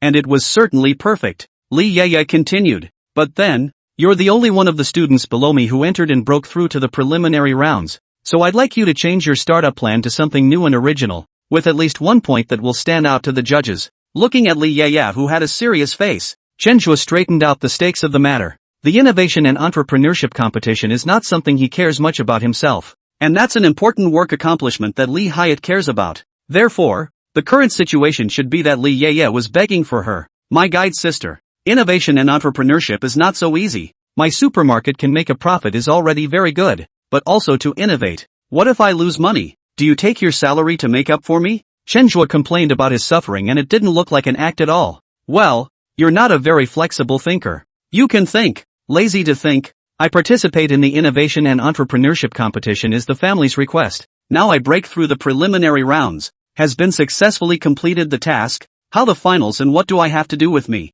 Winning is not much good. Li Yeye looked at the rich son in front of her, sighing inwardly. Nowadays, in this day and age, as long as you have money, you really don't have to worry about anything. No worries. As far as Chenhua's family background was concerned, he wouldn't even frown even if the school said they were going to expel him. However, the results of this innovation and entrepreneurship competition were tied to her counselor's year-end merit rating. The great guides even have 2 or 3 programs under their belt, and she's a 0 if she's a 0. How can that be a meritocracy? How can that be a turnaround? Say whatever you can to lull Chenhua up. Making up her mind, she whispered, while you're competing, I'll do my best to keep the major's teachers from marking you absent. Chenhua shook his head. No, I wasn't supposed to be in class right now. You. Chapter 48, is it still called a villain if you follow the rules? Then I'll talk to the teachers, and I'll drop you from all your classes. Li Yeye said seriously. As a counselor, isn't it easy to hold the students below you? College students, they'll do anything you ask them to. This statement works for the vast majority of students, except for Chenhua. Hang up the makeup test is, makeup test as long as the 60 points. That is not over. Besides, makeup test is not. I still have to retake, but there is a makeup test. Will always pass. Chenhua said indifferently. If I really can't pass, just let my family donate some money to the school. It's all a minor issue. Besides, you don't need a diploma to inherit the family business. Chenhua isn't a decent protagonist. He's the villain. So if you play by the rules, are you still a villain? You. Li Yeye felt like she had hit cotton with a heavy punch. Her biggest killer move was just dissolved by Chenhua. Indeed, these threats of hers seemed so ridiculous in the face of absolute money. It also made her realize something. Playing hardball is simply ineffective against Chenhua. What about me? Am I good? Chenhua was close to writing shamelessness on his face. Li Yeye gritted her teeth and nodded her head. She was now begging for Chenhua, and for the sake of her bright future, she had to bow her head when it was time to bow her head. Yes, very good for a family man like you to still be trying to get credits. For the first time, Li Yeye understood the words without meaning so deeply. Her eyes rolled back in her head as she continued. Tell you what, if you can get the first prize in the finals, I'll try to fulfill whatever rewards you want within my ability. Trying to meet? That's kind of interesting. Chenhua stroked his chin. What can one ask for as a villain? It's similar to negotiating. It takes skill. The price paid by Li Yeye to fulfill the requirements must not exceed the benefits of the work. And what to mention? Chenhua shot a glance at Li Yeye. An idea came to mind. Tell you what, if I get first prize, you'll be my secretary for a day and you have to wear black silk. A secretary? What do you need a secretary for when you're a student? Of course it's about business. You've asked me to step up my entrepreneurial efforts, so of course I have to level up. Li Yeye's first reaction was to refuse, but on second thought, she realized that this innovation and entrepreneurship competition was full of talents, and there were quite a few that were made by professors of the school together with their research projects. Chenhua on a supermarket project, the probability of taking the first prize is not to say that it is 9 out of 10. Right, it is also minimal. And Chenhua also said that only the first prize will have this reward. If it's the second prize, then there's nothing. It seems okay if you think about it that way. Good. I promise. Then it's a deal. Chen Zhuo put his hands in his pockets and didn't know what it meant to be an opponent. Another heroine has taken the bait. It's just the first prize in the innovation and entrepreneurship competition. Doesn't that have a hand in it? The membership program that the supermarket will be putting in place soon will come in handy. Okay, you go to class. Chen Zhuo shrugged. What you just said. I don't have to take any classes during the game. You take care of that for me. I'm talking about specialized classes. And I'll try to keep the teacher from marking you as absent. Then I don't care. And besides, it's almost time for class to end. So if I go over there now, wouldn't I be skipping class for nothing? You, Li Ya, as a counselor, was eager to say something.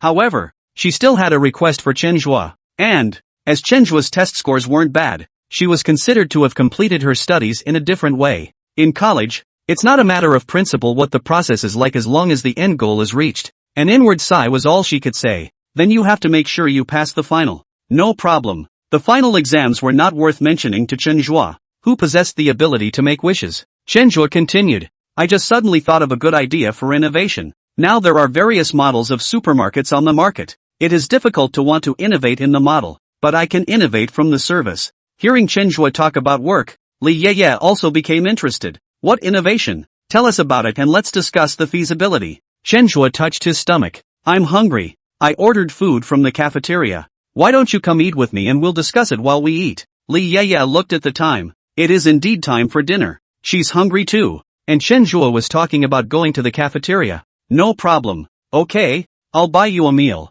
You're still a student. Li Ye subconsciously said. But halfway through her sentence, she reacted to the fact that Chen Zhuo, apart from being a student, was also a second-generation tycoon, the owner of the school's supermarket. She's a contestant who makes over 4,000 a month, and she's buying people dinner? I've booked the Green Harvest private kitchen on the 3rd floor of the 5th cafeteria. Although it's cheaper than its counterpart outside, a meal will cost 500 or 600. Are you sure you want to treat me? 500 or 600. That's a lot of days of work. Li Ye was tempted to refuse, but thinking of his counselor's face in Chen Zhuo's contempt. Again, she was defiant and had a stubborn streak. Moreover, Chen Zhuo should still push back a bit, and then she would use the slope to get off the ground. It's only 500 or 600. I can afford it, she said through gritted teeth. Good. Thank you, guide. Chen Zhuo agreed dryly. Ha! Li Ye man was dumbfounded. As dumbfounded as she was, there was another person. That was Yi Fei who was buying fruit at the supermarket.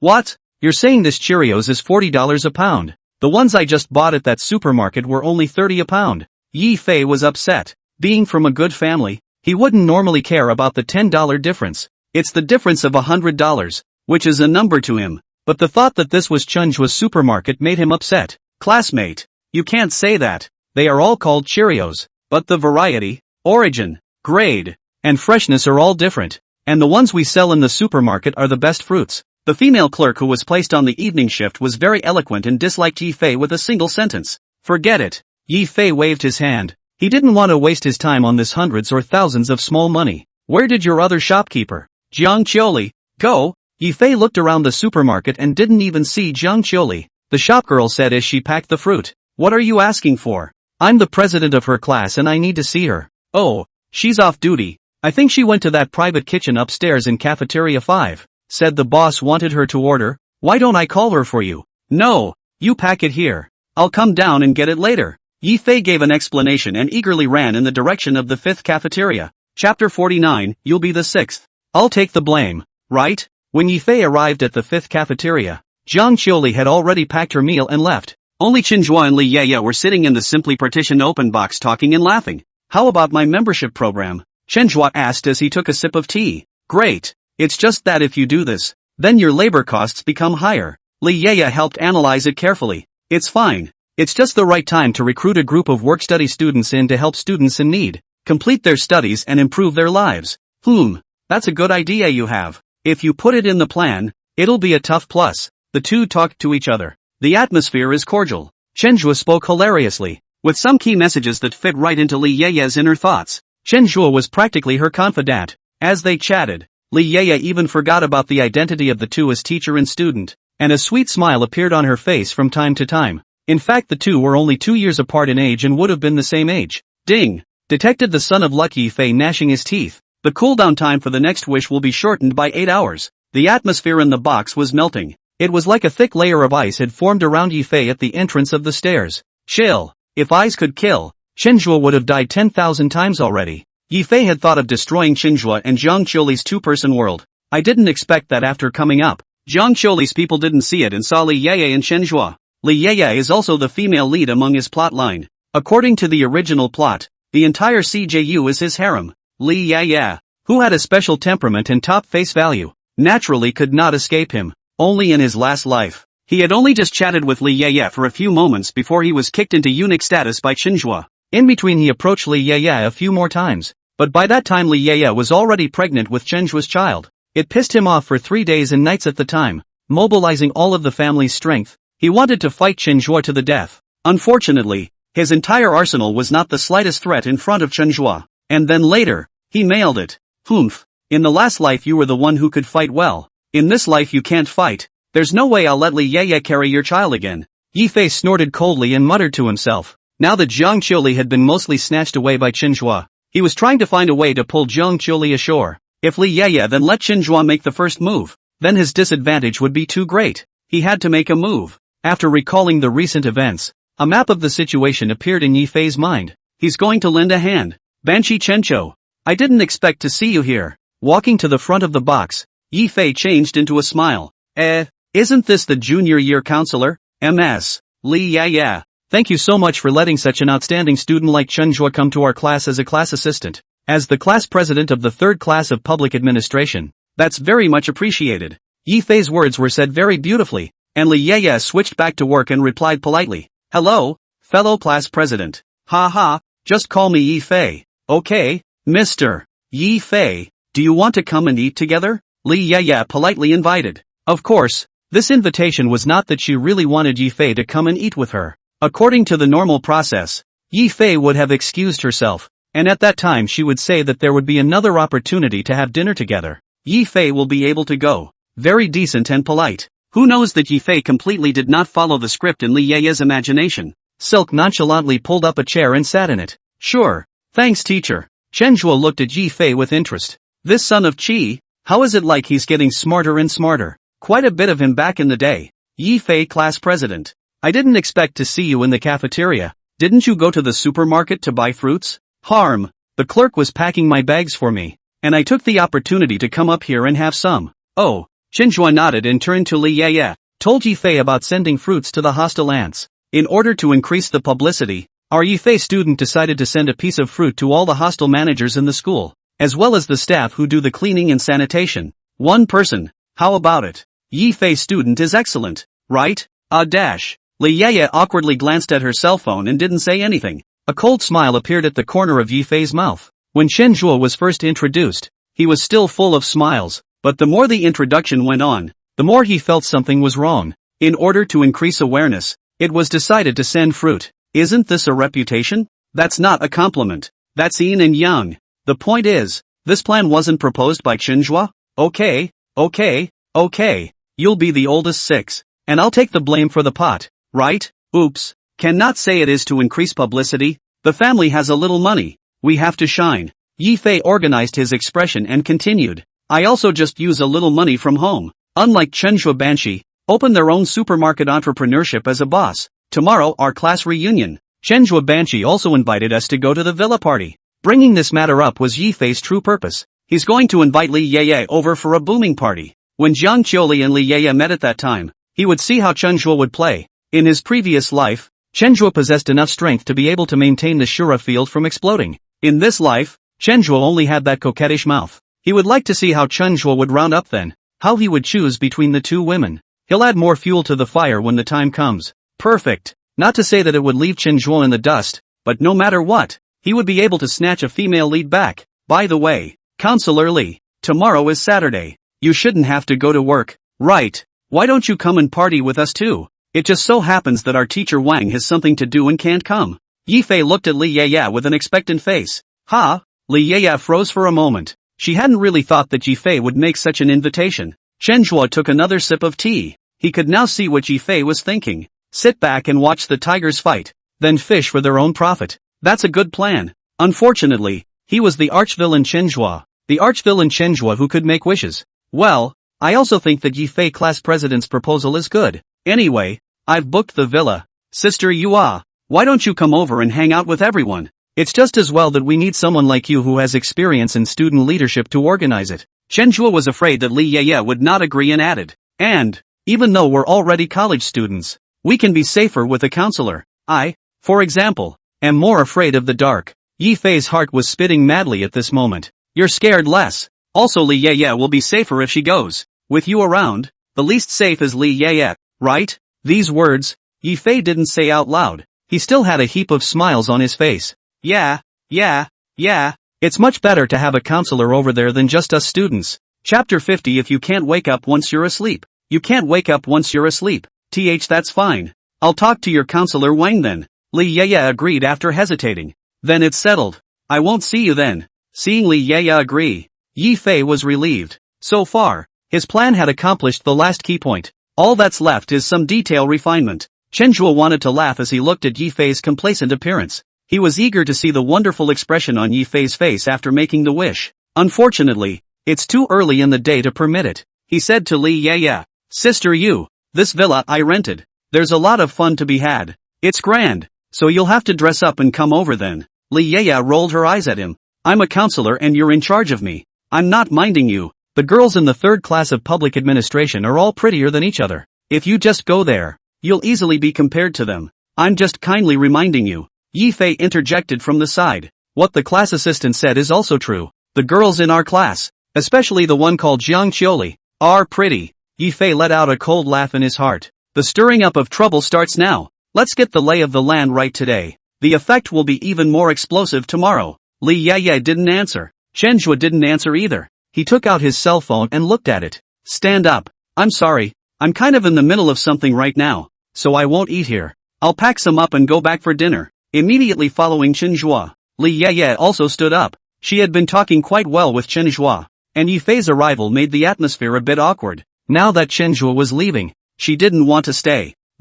And I have some work to do, so I'll go pack some too. Yi Fei also stood up. Both of you are going to be busy, so I won't bother you. This meal today is on me. Although Li Yeye didn't pick up on his words, making him a little embarrassed. But to be able to split the two from this box, Yi Fei was already satisfied. In order to make things perfect, he had to brush up some favor in front of Li Yeye before dispersing. A treat is a good entry point for him who is not short of money. That's fine. I told you before I came that it was on me. Li Yeye immediately refused. Anymore, she's a counselor. Sister Yu, don't grab it from our class president Yi. The last thing our class president Yi needs is money. A few $100s is nothing to him. Before Yi Fei could say anything, Chenjua said. The big injustice seed grabbed the bill, and he had to fulfill the big injustice seed's wishes. Li Yeye originally wanted to refuse, but she subconsciously hesitated for 2 seconds after hearing several $100s. In just these 2 seconds, Chenjua had already grabbed his hand and walked towards the entrance of the private dining stall. Okay, listen to me. Save time. If you keep pulling and get videoed and posted to the group and spread around the school, then your counselor dash. Chenjua whispered threats as he walked away. Li Yeye wanted to say something to show her counselor's majesty, but the truth is indeed the same as what Chenjua said. If you make a scene in the cafeteria, she doesn't have to be a counselor anymore. Luckily, Chenjua didn't make any out of the ordinary movements, just pulling her wrist forward. Endured. As for Yi Fei, who was waiting for Li Yeye's praise, the person was dumbfounded. Chenjua actually just straightened up and suddenly led Li Yeye away from his eyes? That's not right. That's out of order. When a man and a woman hold hands, shouldn't it be after they go further? The point is, Li Yeye didn't resist much. Is it possible that women just like men who are a little more direct and badass? Yi Fei was caught up in thought. Or, next time, he'll be more direct, too. Returning to his senses, he hurriedly jogged after him. By the time he caught up, Chenjua was already ordering. Give me a stir-fried pork liver, a steamed sea bass, a pork trotter smothered in soybeans, an elbow in sauce, a marinated beef cutlet, and a box of fruit platter. Chenjua scanned the menu and quickly reported the name of the dish he needed. Okay, you order. Ha? Li Yeye froze for a moment. This isn't what the three of us ate? I'm a bigger eater. Okay, I'll have a chili pepper stir-fry. Enough of that. Just a chili pepper stir-fry. Chenjua shook his head. How can one dish be enough to eat? Add a cassoulet of prawns and a stir-fried cauliflower. Saying that, He also turned his head to look at Jifei, who was catching up, and asked, "You betcha. Yo man. What's all this about? Holding hands is fine." Chenjua orders food for Li Yeye, gives care, and in the end he has to pay the bill. Isn't that a tool, man? A dog licker? Yifei gritted his teeth and nodded. Yes. He took several deep breaths in a row to calm himself down. Calm down. Hold back. The concessions now are all for a better strike. 10 minutes later, Chenjua and Li Yeye's dishes were all packed.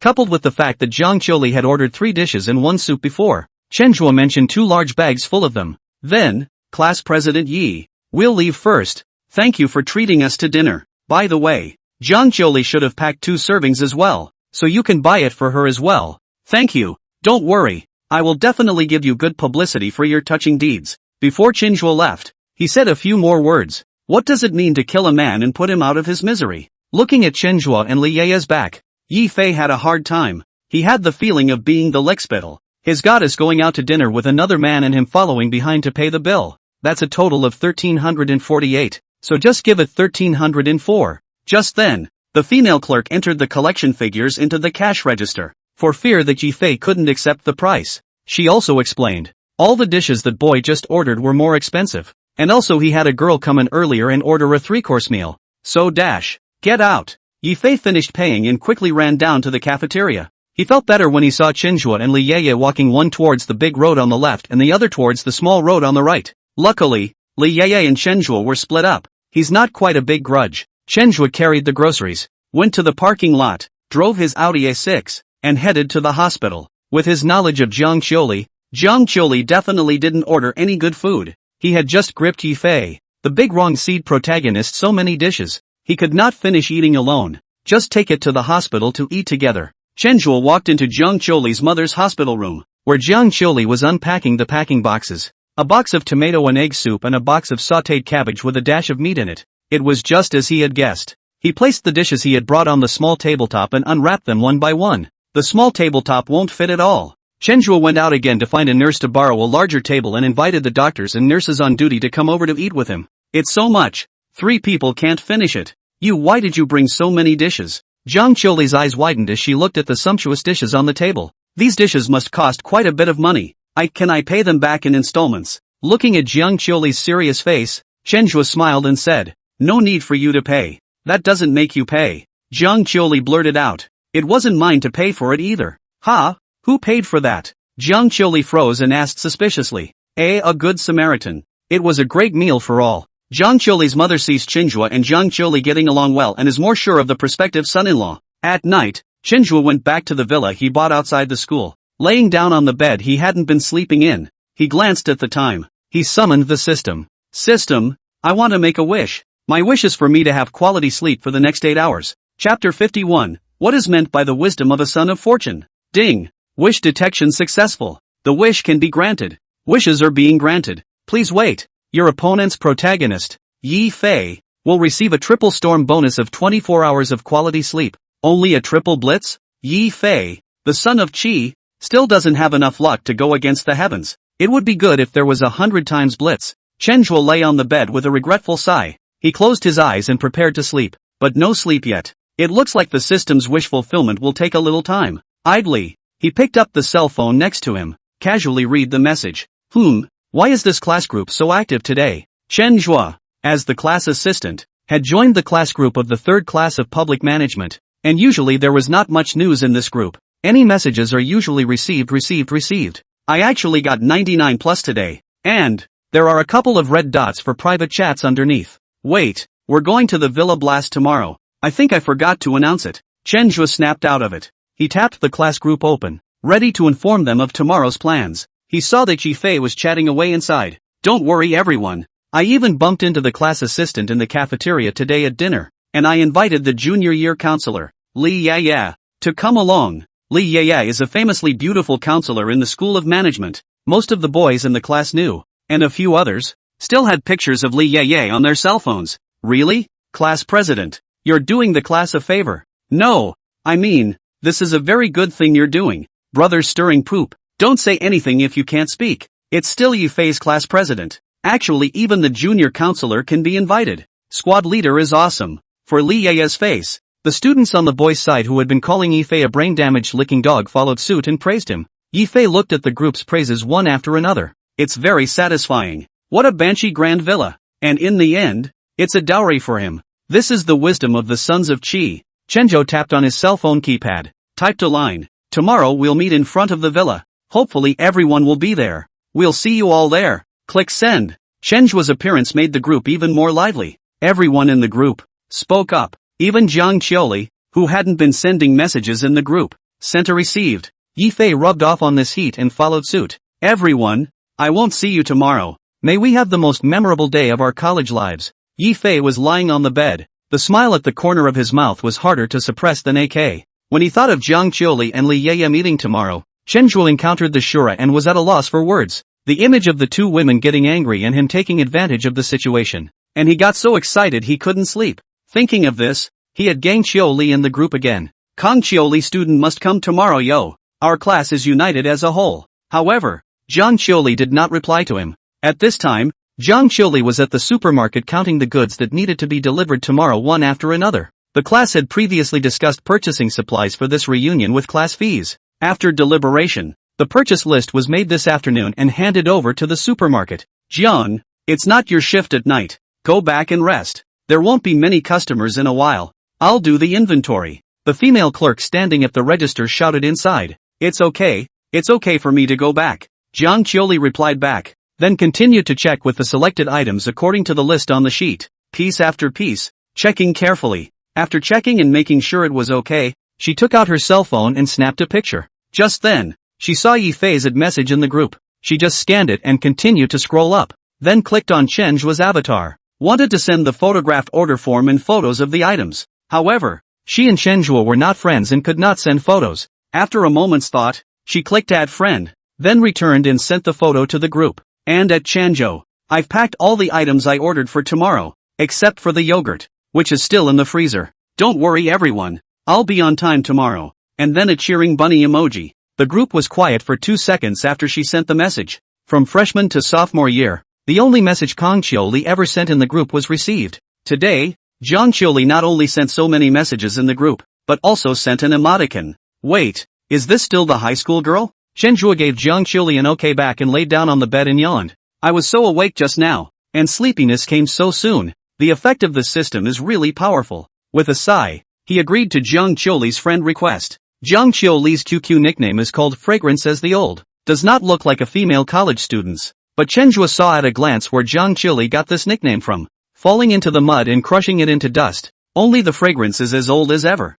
These 3 words are supposed to be the 3 words inside this lyric. Kind of. Chenjuo sighed, clicked on the class group, and sent a good night emoticon. Good night everyone, we'll see you tomorrow. Then he closed his eyes and went to sleep. Before he entered dreamland, he vaguely heard a system tone in his ear. Ding! Detected that the son of Lucky Fei is gnashing his teeth in anger. The cooldown time for your next wish has been shortened by 5 hours. Yifei's eyes turned red as he looked at the cell phone screen. It is not a matter of scarcity but of unevenness. He had Kang Qiuli. Kang Qiuli does not reply even so. Jiang Qiuli was originally a haiku image and did not send messages in the group. However, Jiang Qiuli actually had Chenjuo after skipping him. He was so unbalanced. It's hard. Very hard. No. Hold back. Wait until tomorrow Shura. I'm going to see how you guys flip out. Yifei took 10 consecutive deep breaths to calm himself down. After calming down, he yawned. Why do you want to sleep? Forget it, let's sleep first. Tomorrow I'll show you all what it means to be a son of Qi.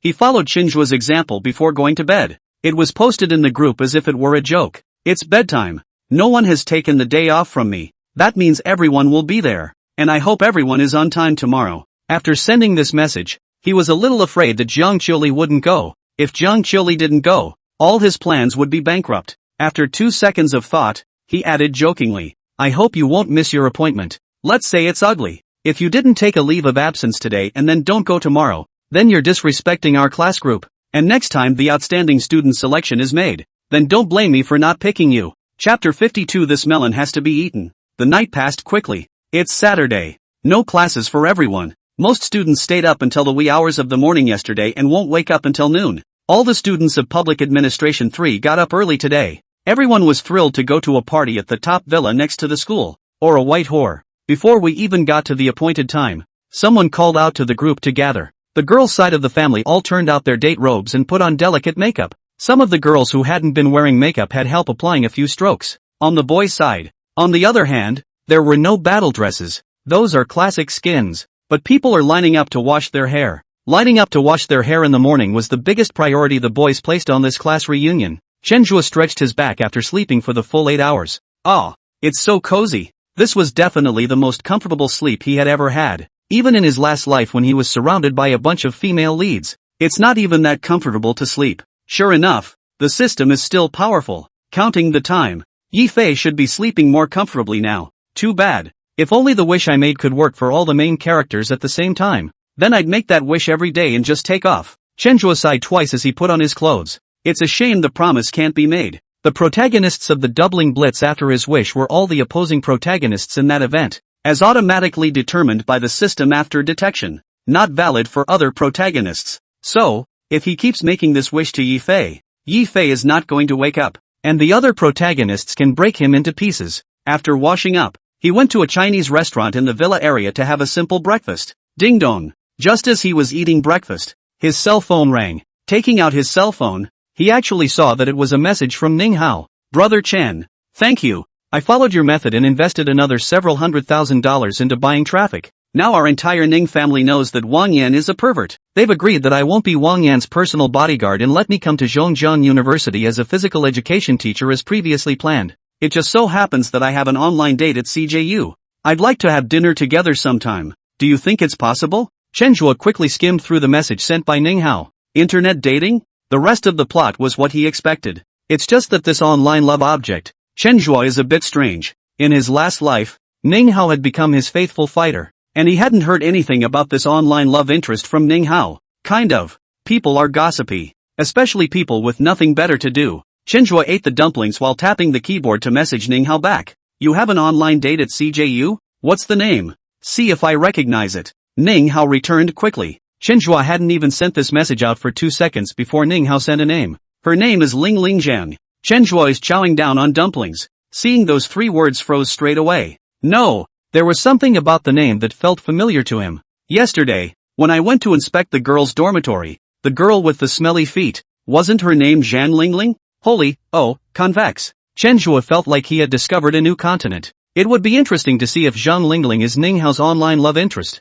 This melon has to be eaten. He continued to ask questions. Isn't it the 3rd class of public administration? Right. Brother Chen. How do you know? You know her? A little familiar. Not particularly familiar. Can't say it in a sentence or two. I'll talk to you when I'm free. I still have things to do, so I won't chat with you. Chenjua is the big villain though, but the archvillain has to have basic morals as well. As the old saying goes, it's better to tear down 10 temples than to ruin a marriage. Mostly, it's such a great episode that it's hard to see on TV, so there were some things he was better off not pointing out.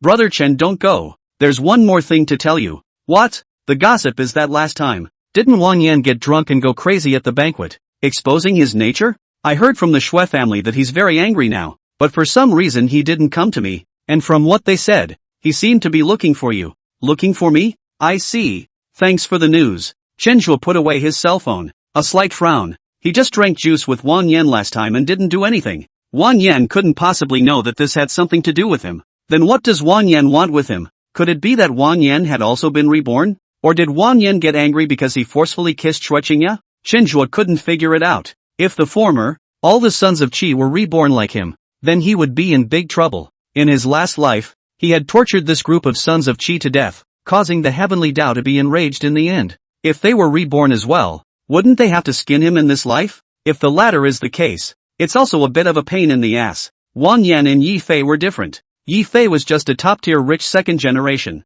and because of the secrecy of his identity right now, he was not yet able to utilize the full strength of his family. Not enough to worry about. Wang Yan is different. Wang Yan is a serious feng shui fortune teller. If you make a trip, it is very difficult to prevent. Forget it. What the heck? The car will go through, and the boat will be naturally straight at the end of the bridge. I'd better think about how to play today's blast party. Chenjua waved his head and walked out of the Chinese restaurant. Outside the restaurant, the sun was shining and the lake was magnificent. A few crisp birdsong cries passed by. I have to say, it's a pretty nice place to live. Back in the villa, The room that Chenhua had slept in was already taken care of. Last night Chenhua had greeted the villa's management. Of course, all of these services are optional, and it's okay to keep people out. Chenhua took out his cell phone and sent a message to the class group. I'm already here, so students who are okay now can come early. Then he dialed the number of his counselor. Li yeah. Sister Yu, when are you coming over? I'm already at the villa. Li yeah is sleeping at the moment. There had been so much going on for a while. It was hard to take a day off. She had to make up for the sleep she hadn't gotten before. Glancing at the time in the upper left corner of my cell phone. 9:30. I'll come over later. There's something else going on over here, so you guys go ahead and play your games. Good. Hanging up the phone, Li yeah sat up. Then she saw herself in the mirror with her hair completely fried and a tired look on her face. It's a little ugly. No, gotta dress up. The image in the mirror sobered Li yeah instantly. She remembered Chenhua's remark yesterday that the girls in the third class of public administration were all prettier than one another. The reason told her that she was a counselor and those were students and she shouldn't compare herself to them. But women are always more emotional than rational. Li yeah quickly got up and rummaged through her closet to find her best outfit. And Chenhua, who was sitting on the villa's sofa, hung up the phone and then called Jiang Qiuli. You get your stuff together and I'll be right there to pick you up. What Shura? Does the big bad have a fixer-upper? Only the protagonist has a fixer-upper. Okay. It's called a double-crossing field for the big bad. Chapter 53, next time you ride in the passenger seat, remember to wear stockings. The students of the third class, in order to show their support and gratitude to Chenhua, the new class assistant, bought a lot of stuff. The trunk and back of the Audi A6 are stuffed. Phew, I've got it all accounted for. It should be fine. If it is, I'll ride back and get it. Jiang Qiuli put away the list of goods in her hands and said, these 2 days of work in the supermarket made Jiang Qiuli some changes. When working, she became a little more cheerful. But once she's not working, she's back to her old self. I've had a general look at it too. No problem. Come on, get in the car. We'll both go to the villa first. Chenhua said lightly. Ha, you go ahead and drive. I'll ride over there myself. Jiang Qiuli was back to that introverted look.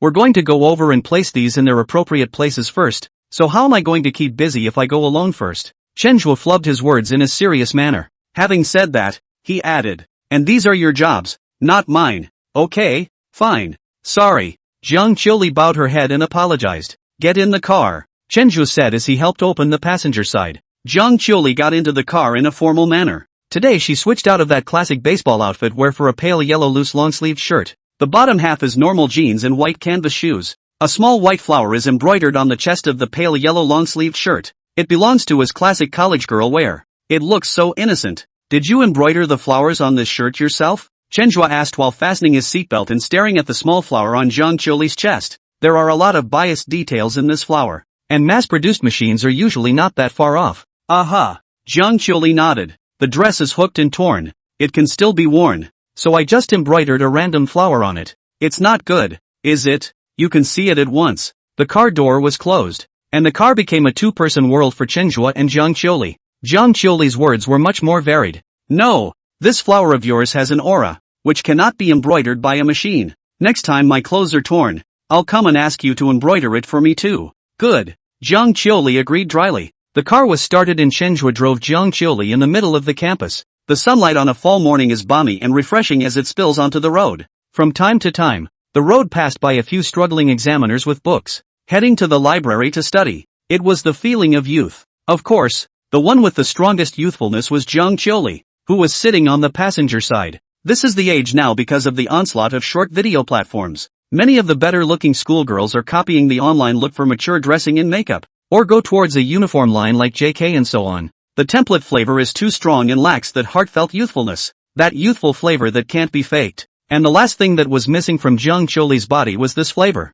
Phew, that's what it feels like. It's so cozy. Chenhua sighed as he drove, humming a song. This feeling was the polar opposite of the previous life, where God blocked God, Buddha blocked Buddha, and violently beat up various protagonists. It's enjoying life. What does it feel like? Jiang Qiuli asked curiously. You'll understand later. Oh. Jiang Qiuli nodded thoughtfully. The Audi A6 quickly exited the school gates, and Jiang Qiuli looked through the glass and gawked at the scenery outside the window. Just as she was fuming, she suddenly felt a pressure and warmth coming from her left leg. She turned her head to look over, only to see that a hand was currently resting on her left leg. Ah, like a frightened white rabbit. Jiang Qiuli desperately moved her legs to the other side. just about opened the door and jumped out. Chenhua looked at Jiang Qiuli and withdrew his hand. A soft laugh was a natural explanation. Sorry, I thought I was touching the gear knob by mistake. Jiang Qiuli's pair of big watery eyes gazed at Chenhua's face. That looks like it's saying, you better really be touching the wrong thing. Chenhua glanced at Jiang Qiuli's huffing and puffing appearance and continued to explain. I'm still a novice. I haven't driven this car a few times. I'm not familiar with it. Really, I really touched it wrong. If you don't believe me, big deal. You can touch it back. Chenhua's shameless appearance. Not to mention being able to be a villain in the middle of a novel. It's a proper villainous male lead when placed inside a small movie where 10,000 people are begging for a number. Fighting tough, okay, well, next time don't touch the wrong one. Jiang Qiuli looked at Chenhua's serious face and finally chose to believe it. Looking at the simple Jiang Qiuli, Chenhua felt some regret in his heart. Unfortunately, our son of Qi, Yi Fei, was still sleeping beautifully at this time and couldn't see the scene. Otherwise it helps him shrink some cooldowns again. Chenhua continued to drive. While waiting for the red light, Chenhua frowned. He always felt like he was missing some feeling just now. What does it feel like? Looking at the congested road ahead, Chenhua's frown deepened. The green light came on. The cars in front of them drove away, and Chenhua released the brakes. That's when he snapped out of it. The difference is silky smooth. Right, just silky smooth. Two of a man's favorite things to do. One is to pull the good family down. The second is to persuade the lady to go to the good side. Both of these things point to the same word. Contrast. Post-conquest contrasts. The strong youthfulness of Jiang Qiuli's body was more likely to inspire a person's desire for conquest. I wonder what Kong Chulai would look like if she changed into stockings. This question came to Chenhua's mind in a flash. However, Jiang Qiuli would definitely not agree to wear stockings. What would it take to get Kong Chulai to wear stockings? Even black? That's a problem. Before Chenhua could think of an answer, the car arrived at the entrance of the villa. The two of them, Chenhua and Jiang Qiuli, unloaded all the things from the car. It's mostly fruit snacks and some party items like ribbons and such. Just as the two were unloading the goods, two maids sent by the villa's property came over. Mr. Chenhua, as you requested, just leave these to us to set up. Please rest assured that we are all professionals. Okay, you guys set it up. Chenhua took over and stood up. These are the guys he notified the property company to call. Jiang Qiuli also stood up. Wait, no. You told me before I came here that it was my job to set up these Before Jiang Qiuli could finish her words, she was interrupted by Chenhua. It's not like someone's doing us a favor. It's all out of pocket anyway, so it's a waste of time to not use it. But they just said, as you asked. They're the villa cleaning staff, and I didn't realize that they had such a service. You guys. Chenhua looked at a few of the servants. These maids are also highly emotional to be able to clean in the villa area. Immediate reply. Yes, this young lady. It was our negligence to not introduce the services clearly to Mr. Chenhua. Okay, fine. I'll get it with you guys then. Jiang Qiuli nodded and bent down again, continuing her work. Several servants looked at Chenhua. Chenhua sighed inwardly and shook his head. This Jiang Qiuli is really stupid. Where is the uptake to get it up? He reached out and took Jiang Qiuli's thin arm, pulling her up. Well, give them a job. We have other things to do. We're going to check to see if the entertainment equipment for later is in good shape, and any faulty ones will have to be replaced. He made a random excuse and flubbed it. Aha! Hearing that Chenhua was shouting for her to do other work, Jiang Qiuli did not refuse. I've waited a long time for today, and I've waited a long time for my dream to come true. Just then, Chenhua's cell phone rang. Taking it out, it was Li Yaya. Chapter 54, I'm the King of Understanding. Get on the phone. Li Yaya's sweet voice came from the other end of the phone. I'm already in the villa area on my motorized bike. Exactly which villa? The route is a bit complicated here. It's at 003. It's easy to find. You can see it if you go straight ahead. Okay, I'll be right over. Hanging up the phone, Chenhua pocketed his cell phone and prepared to continue walking inside the villa.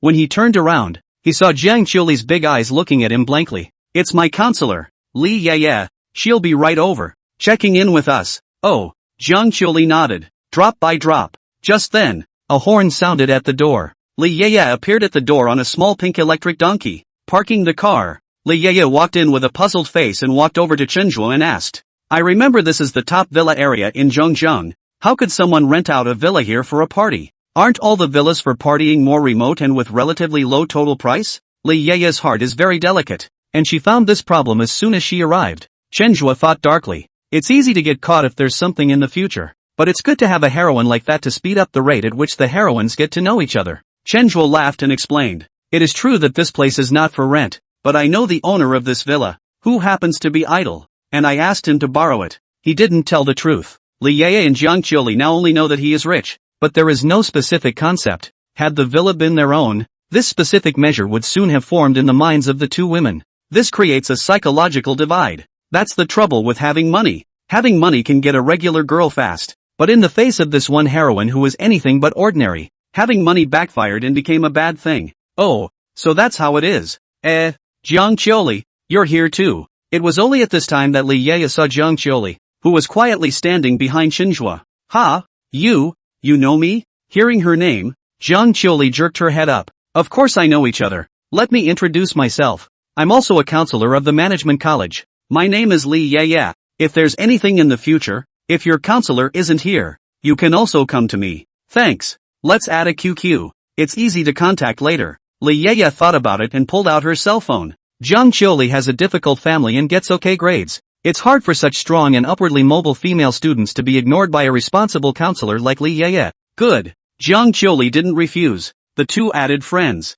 Chenzhuo stood by the side and watched the cordial atmosphere. It's comforting. Get to know each other better now, so you'll have a better relationship with your daughter-in-law. Then, Chenzhuo brought the two women to briefly familiarize themselves with the villa's internal structure. The villa is divided into 5 floors, 3 floors above ground and 2 below. When it was first decorated, it was according to Chenzhuo's ideas. So, there are very few rooms used for sleeping, but the entertainment facilities are very complete. What billiard hall, mahjong room, karaoke room, home theater, gym, game room, music room, common entertainment is available inside. It's just short of an escape room. I'm going to use the restroom. Halfway through the tour, Jiang Qiuli suddenly said, "There you go, right this way." Chenzhuo pointed in a direction. This house, it's so luxurious. If only I had a house like this. It's so tiring to work every day as a counselor at the university. After Jiang Qiuli left, Li Yeye had a feeling. Then don't you just find a rich boyfriend? Do you want me to introduce this friend of mine to you? He's very handsome, Chenzhuo said lightly. Li Yeye shook her head. Don't. He's so rich and handsome. How can he look at me? I'm just an ordinary counselor. Li Yeye finished inside. A hint of inferiority complex arose in the mind. Fair enough, but what if someone else just likes you? Chenzhuo stroked his chin and wanted to laugh a little. Really like me? Li Yeye hesitated for 2 seconds, but still shook her head. Very seriously. And no, what if I don't like him? I still want love. Chenzhuo shook his head. Li Yeye blankly glanced at Chenzhuo. To each his own. Maybe I'll think that way later, but not now. After saying this, Li Yeye paused for 2 seconds before continuing. By the way, a rich, good-looking guy like you should have a girlfriend, right? No, but if you want to chase me, I'll consider it. Asterisk asterisk asterisk asterisk off. Li Yeye hammers Chenzhuo with a jab to the chest, but the power was not great, and Chenzhuo felt it. It was not as good as the technician in the clubhouse. At the same time, Chenzhuo saw a hint of redness on Li Yeye's face. There's drama. He wrote it out and continued. I'm serious. To be honest, we're actually not that far apart in age. When I was in the student council, I even called you senior. Li Yeye's eyes flickered with a complicated expression. Finally, he shook his head and sighed. Some things are complicated and it's not for me to decide. You're still a student and your family has money. You don't understand. The corners of Chenzhuo's mouth lifted up a fraction of an amplitude. He doesn't get it? Knowing the original plot, how could he not understand it? He was the king of understanding. The fact that Li Yeye could say this showed that her heart did not reject herself. There was even some temptation to say yes, and he knew the reason why Li Yeye said things were complicated. The reason is simple. Her family is setting her up on a blind date. Said he was introduced by a relative of the family and that the man's family was very stoned. Chenzhuo didn't point out this matter either. It was enough to know now that Li Yeye was not as resistant to the matter of being his girlfriend as she had imagined. He had a brilliant plan called the Beaver and the Cave.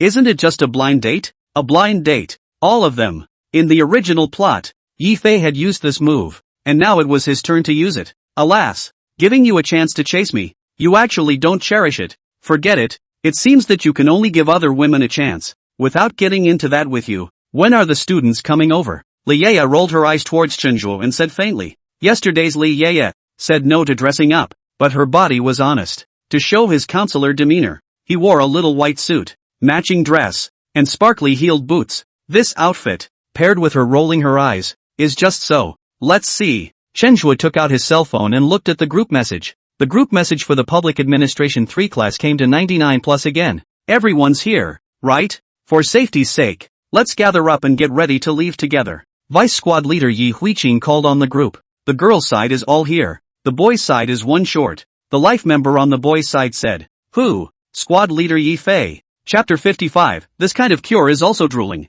At this moment, Yi Fei was lying on the bed drooling, falling into a deep sleep. He had a wonderful dream. In the dream, Chenhua was brutally beaten by him and knelt on the ground and called his grandfather. The cool school girl, Jiang Qiuli, was lying in his arms, looking at him with deep affection. And the sweet counselor, Li Ya, with a plate of cut fruits, was feeding them into his mouth. Ha ha ha ha ha ha ha. Yi Fei let out a strange laugh as he lay on the bed. Then the drool that hung around his mouth grew. To this, Chenhua's comment was, this kind of cure is also drooling. Yeah, it's almost as if he didn't show up and I can't reach him. Looking at the message sent by the Boys' Life Committee member, Vice Class President Yi Huiqing frowned. Yesterday, Yi Fei had shouted in the group for everyone to go, and finally said that if they didn't go, they wouldn't be able to evaluate the awards and merits. Looking at it this way, Yi Fei was the least likely person not to go. Did something happen to Yi Fei? Thinking of this, she hurriedly dialed Yi Fei's QQ number. No answer. Microphone. No answer. After rummaging for half a day, she found Yi Fei's cell phone number on the registration form. Calls were still unanswered. Bad. Did something really happen? No matter what, Yi Fei is also the class president of the 3rd class of public administration. A life. Yi Huiqing hurriedly dialed the counselor's number. Teacher Wang. We can't get in touch with the class president Yi Fei. He all but said he was coming to the reunion last night. His roommate said he went out to stay last night. See if you can get in touch with him. Okay, I'll figure it out. Go ask your classmates if anyone knows anything about him. After hanging up the phone, Yi Huiqing opened the class group. Classmates, I called Yi Fei's class president and I still can't reach him. Now the counselor and I think he might have had an accident. Does everyone have any clues about his activities last night? The class group instantly exploded when this message was posted. The girls' side was not exactly fond of Yi Fei, but they didn't hate him either, have expressed their concerns. On the boys' side, none of them liked Yi Fei though, but it's a life anyhow. Everyone told what they knew in droves. He rented a house out there. The name of the neighborhood wasn't given to us, but I know it's probably over in the Gangnam district. He likes to go to bars to pick up girls, or maybe he went to the bar yesterday when he ostensibly said he was going back to bed. There's also a club called Jiangnan Waterfront. He told me last time that it would have a new batch of technicians with good quality, and he even got a membership card. I remembered when you said that. He told me the name of a clubhouse before. It's called Stories on the Clouds, and I heard that you can even hire internet celebrities. On the boys' side, they expressed their concern with their actions. They sent all the clues they knew to the group. These are all important clues, the kind that you hand over to your police uncle and it all gets written on the blackboard. Only, the girls in the group giggled. Yi Fei had always set up the image of a great and honorable gentleman in front of them. As a result, do you play so flowery in private? When they thought of all the things that Yi Fei usually offered, their backs were a little cold. In the counselor's office, Counselor Wang followed the process. After some rummaging, found the guardian's phone number that Leafy left behind. Dial it. The phone was instantly picked up, and the one who answered was Butler Wang. You mean you can't contact Yi Fei now? Hearing these words, Butler Wang instantly panicked. If something happened to Yi Fei, then he wouldn't have to live. He and Yi Fei lived in the same neighborhood, in the same building. After receiving the call, he immediately put on his shoes and came to the door of Yi Fei's house. In order to keep a low profile, he and Yi Fei could only rent this very ordinary house. The large flat is not even. What was prepared was for him to live with Yi Fei, but Yi Fei was unwilling and drove him down, but left him a key. He used the key to open the door to the room. Find Yi Fei's bedroom. Gaha gaha gaha gaha. Then, he heard Yi Fei's laughter. As he approached, Yi Fei was lying on the bed, drooling and full of smiles. Should have done something beautiful. Butler Wang was relieved. He exited the room, took the door with him, and called Counselor Wang back. Mr. Yi Fei is fine. He's just sleeping a bit. Good. Counselor Wang was also relieved to hear this news. Luckily it's okay. Hanging up the phone, he then sent the message to his vice squad leader, Yi Huiqing. Mr. Yi Fei is just sleeping a bit. Nothing is wrong. You guys go ahead and play. Don't worry about him. Seeing this message, Yi Huiqing was speechless. It would be better to sleep to death, to cause her to worry for so long. She copied the message again and then sent it to the group. Everyone get ready to go. Don't worry about him. It was followed by a breathless emoji. The group was discussing Yi Fei's daily activity trajectory, and the discussion was hot. When they saw this message, everyone had the feeling that they had been tricked. We're nervous about whether you're alive or dead. And you're lying in bed asleep? Breathless. Very breathless. The group chat was silent. The one who broke the silence was a male student nicknamed ***** to the head and still stirring the poop. **** to the head and still stirring the I'm sleeping. This turtle is really brain dead. Brother, you sent the wrong group. This is the class group.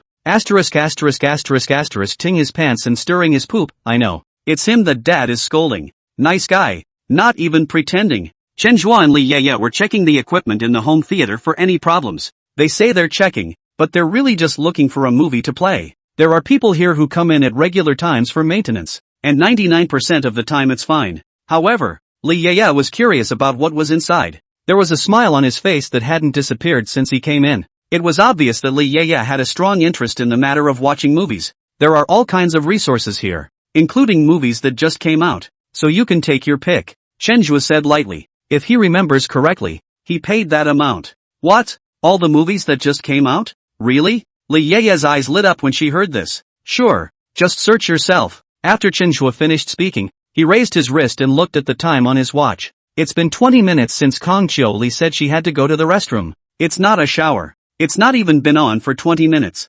Nothing's going to happen, right? Chenhua frowned and continued to Li Yeye. I'm going to check on Jiang Chiu-li, so you can study the movie here. Yes, Li Yeye wanted to say that she would go with Chenhua, but she couldn't bear to part with the home theater. For a heavy movie buff like her, it was heaven. Chenhua came to the bathroom door that he had just pointed out to Jiang Chiu-li. The door was closed. This means that Jiang Chiu-li went in and hasn't come out yet, or came out but took the door with her. Chenhua reached out his hand and knocked on the bathroom door. Akari, are you in there? There was no response behind the door. Chapter 56, Crying? Crying counts as time. Chenhua frowned, knocked on the bathroom door again. Jiang Chiu-li, are you in there? Still no response. He knocked twice more. If you don't make a sound, I'll be in here in a minute. With those words, he twisted the doorknob and left it unlocked. There was a whirring sound and the bathroom door was smoothly pushed open. Don't! I am in there. Along with the sound of the door opening, there was an urgent female voice.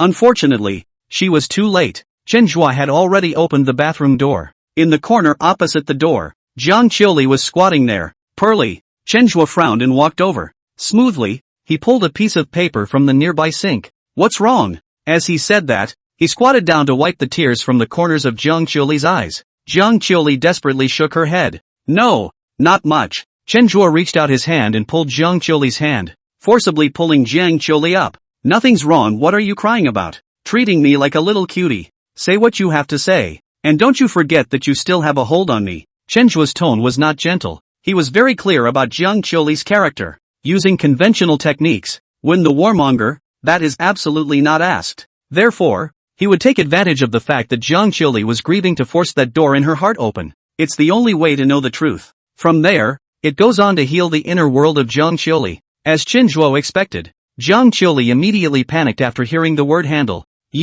I thought you said you weren't going to talk about that anymore. Chenhua shook his head. That's normally something I wouldn't say, but you have to realize that a mistake is a mistake. A mistake can't be erased. It's always been there, and I can eat it for the rest of my life if you don't cooperate with me. Okay, I'll give you 5 minutes to tell me why you're crying or else. Chenhua's tone was serious, not like he was joking. Jiang Chiu-li cried again all of a sudden. Crying counts as time. Chenhua looked at Jiang Chiu-li's appearance and felt some heartache. But a long pain is better than a short pain, and something has to be faced. Jiang Chiu-li looked up at Chenhua's serious face. She knew that if she didn't cooperate, this man in front of her could really do anything. She gritted her teeth and summarized it in the most succinct of words. No, it's nothing. My family used to have a villa like this. I was just remembering what happened when I was a kid. After she said that, her mouth opened again, wanting to speak. Keep talking about what you have. I'm all ears. And there's no one else here. The door had been pushed open,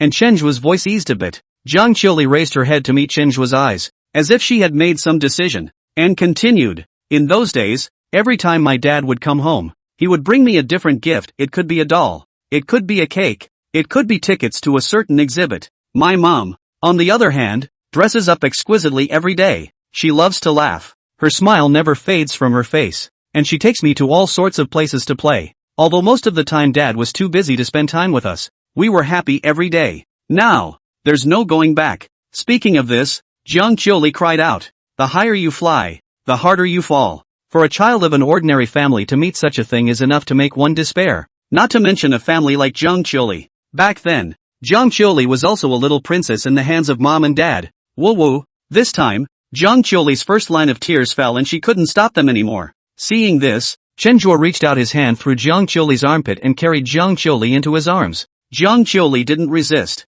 Chenjue didn't help Jiang Qiuli wipe her tears this time. There are some emotions that are better vented than kept inside. Kang Qiuli's head was buried in his shoulder and he whispered in Kang Qiuli's ear. Look, your mom is in the hospital now. She's eating more and more. She has a smile on her face every day. It's nothing like before. She's moving in a good direction. You, on the other hand, are now working at a supermarket, getting paid without missing out on your studies, and riding your bike to the hospital to bring food to your aunt. Everything's getting better, isn't it? One must always move on. Compared to those broad reassurances, there wasn't a word of nonsense in what Chenjue said. Each sentence spoke to Jiang Qiuli's heart. These words were like building a dam in the corner of Kang Qiuli's eyes, intercepting all of her tears without a single drop. Aha! Jiang Qiuli's crying stopped, hugged Chenjue, and gave a heavy Chenjue's mouth revealed a hint of a smile when he saw this. He achieved his goal. And it's overachieving. Now, his relationship with Jiang Qiuli had come to a whole new level. Even if Yifei put a photo of himself with another woman in front of Jiang Qiuli at this moment,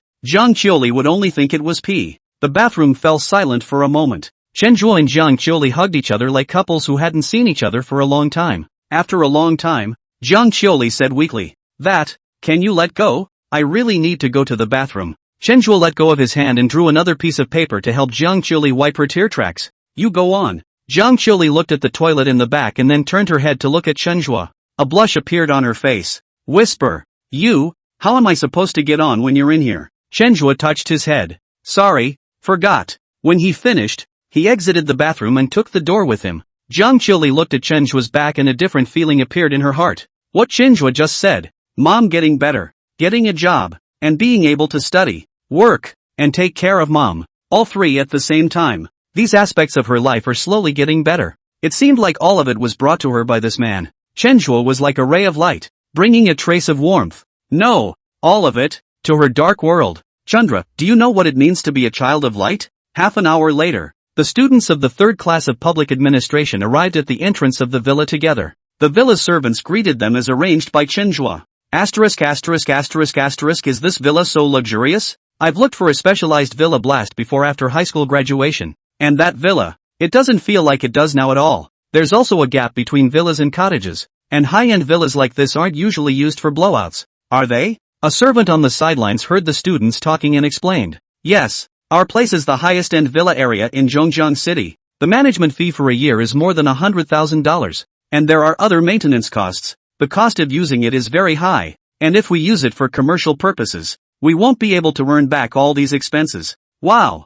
I didn't realize this reunion was so high-end. This might be the only time in my life I come to a place like this. Worthy of being a Chenjue Banshee. Strong is really strong. What classroom assistant? That's my boy god. Okay. And my man crush. Half of the girls in the class had floral faces. Just then, Chenjue walked out from the main building. Everyone's here, right? I've got everyone all set up. Chenjue asked knowingly. That serious expression. Not like pretending at all. Most of us are here. Only one of us is still missing. Who? Squad leader Yifei. Chapter 57, Pilgrimage. Wonderful. Wonderful. On the track of acting, Chenjue is definitely a powerhouse far ahead. The surprise on his face was not at all feigned. Class president Yifei didn't come? It can't be. He even said yesterday in the cafeteria that he would definitely come. Chenjue paused for a moment and continued. Moreover, he even said in the group last night that whoever doesn't come is not giving him face, and that he won't vote for anyone who doesn't come in the future for awards and honors. So how can he not come? Yifei, when the hell did I say that? Vice squad leader Yi Huiqing sighed. Who knows? We thought something had happened to him and asked the counselor to contact his parents. But it turned out that his parents said he was sleeping, too much sleep, and was still awake. Chenjue acted as if he was thinking. The heart is happy. This system works really well. So, that's it then. He's just been discharged from the hospital. His body hasn't recovered yet, and there are a lot of things to be busy with. So he's too tired. It's normal for him to sleep a little more. Everyone just leave him alone. He'll naturally come over when he wakes up. So everyone have fun today. Chen Zhuo is very understanding. The students standing in front of them were in awe. What do you mean by gap? That's the gap. Yi Fei? You won't learn it for another 10 years. Meanwhile, among the girls, a few were whispering. Banshee said Yi Fei was too tired. You guys, could he have gone to a place like that last night? I don't think so. Why wouldn't he? Didn't you see the boys in the group talking about it? And he recharged his membership at a place like that. You guys, if he doesn't go often, what's the point of filling up his membership? I get my haircut and recharge my membership. I go all the time. It seems so. Whatever. Watch out for him in the future. Let's just have fun today. He was courting me every day before, and I knew he must have an agenda. It's scary to think about it now. It's just as well he didn't come. I was worried about what he'd do when he did. Let's go. Let's go. It's still good of Bansuk to invite us to play in such a big luxurious villa. Chen Zhuo's sense of hearing was sharp, and he heard whispers among the crowd. A small smile appeared at the corner of his mouth. If Yi Fei woke up from his sleep, he knew how he was now evaluated in the hearts of his classmates. I'm afraid I'm going to have to be so angry that I'm going to give him a 24-hour cooldown reduction. The students of the third class of public administration played with some restraint at first, but with the services of the villa's servants, it was soon time to play away. Everyone found their favorite entertainment. The party was organized. The two heroines, Jiang Qiuli and Li Yeye, are both watching a movie in the home theater. Li Yeye is in love with movies to the point of obsession. Jiang Qiuli is afraid of bustling. Staying here is just right. And none of the other students. None of them came here to watch the movie. On the one hand, there's so much you can do at the villa. It's a bit of a waste to watch a movie here that you'd normally see for $30 or so at the movies. On the other hand, Li Yeye, the counselor, is in there. Everyone was not familiar with each other, and those who kind of wanted to watch the movie, once they saw Li Yeye, they also went away. After briefly greeting his classmates who were playing in various places, Chen Zhuo arrived at the door of the room where the home theater was located, pushed the door open and stepped inside. The movie playing in there is Passing Through Your World. Li Yeye usually doesn't watch this kind of movie, but with Jiang Qiuli around, she randomly chose a movie that she hadn't seen but was relatively hot. The room was a rectangle, 24 square feet, screen on one side, viewing couch on the other. The floor is covered with sliders and 3 rows of sofas, which you can adjust yourself according to the number of people watching the movie. Right now there were only 2 people in the room, Li Yeye and Jiang Qiuli, so only a row of sofas was pulled out. Jiang Qiuli keeps her distance from everyone who hasn't stepped inside her.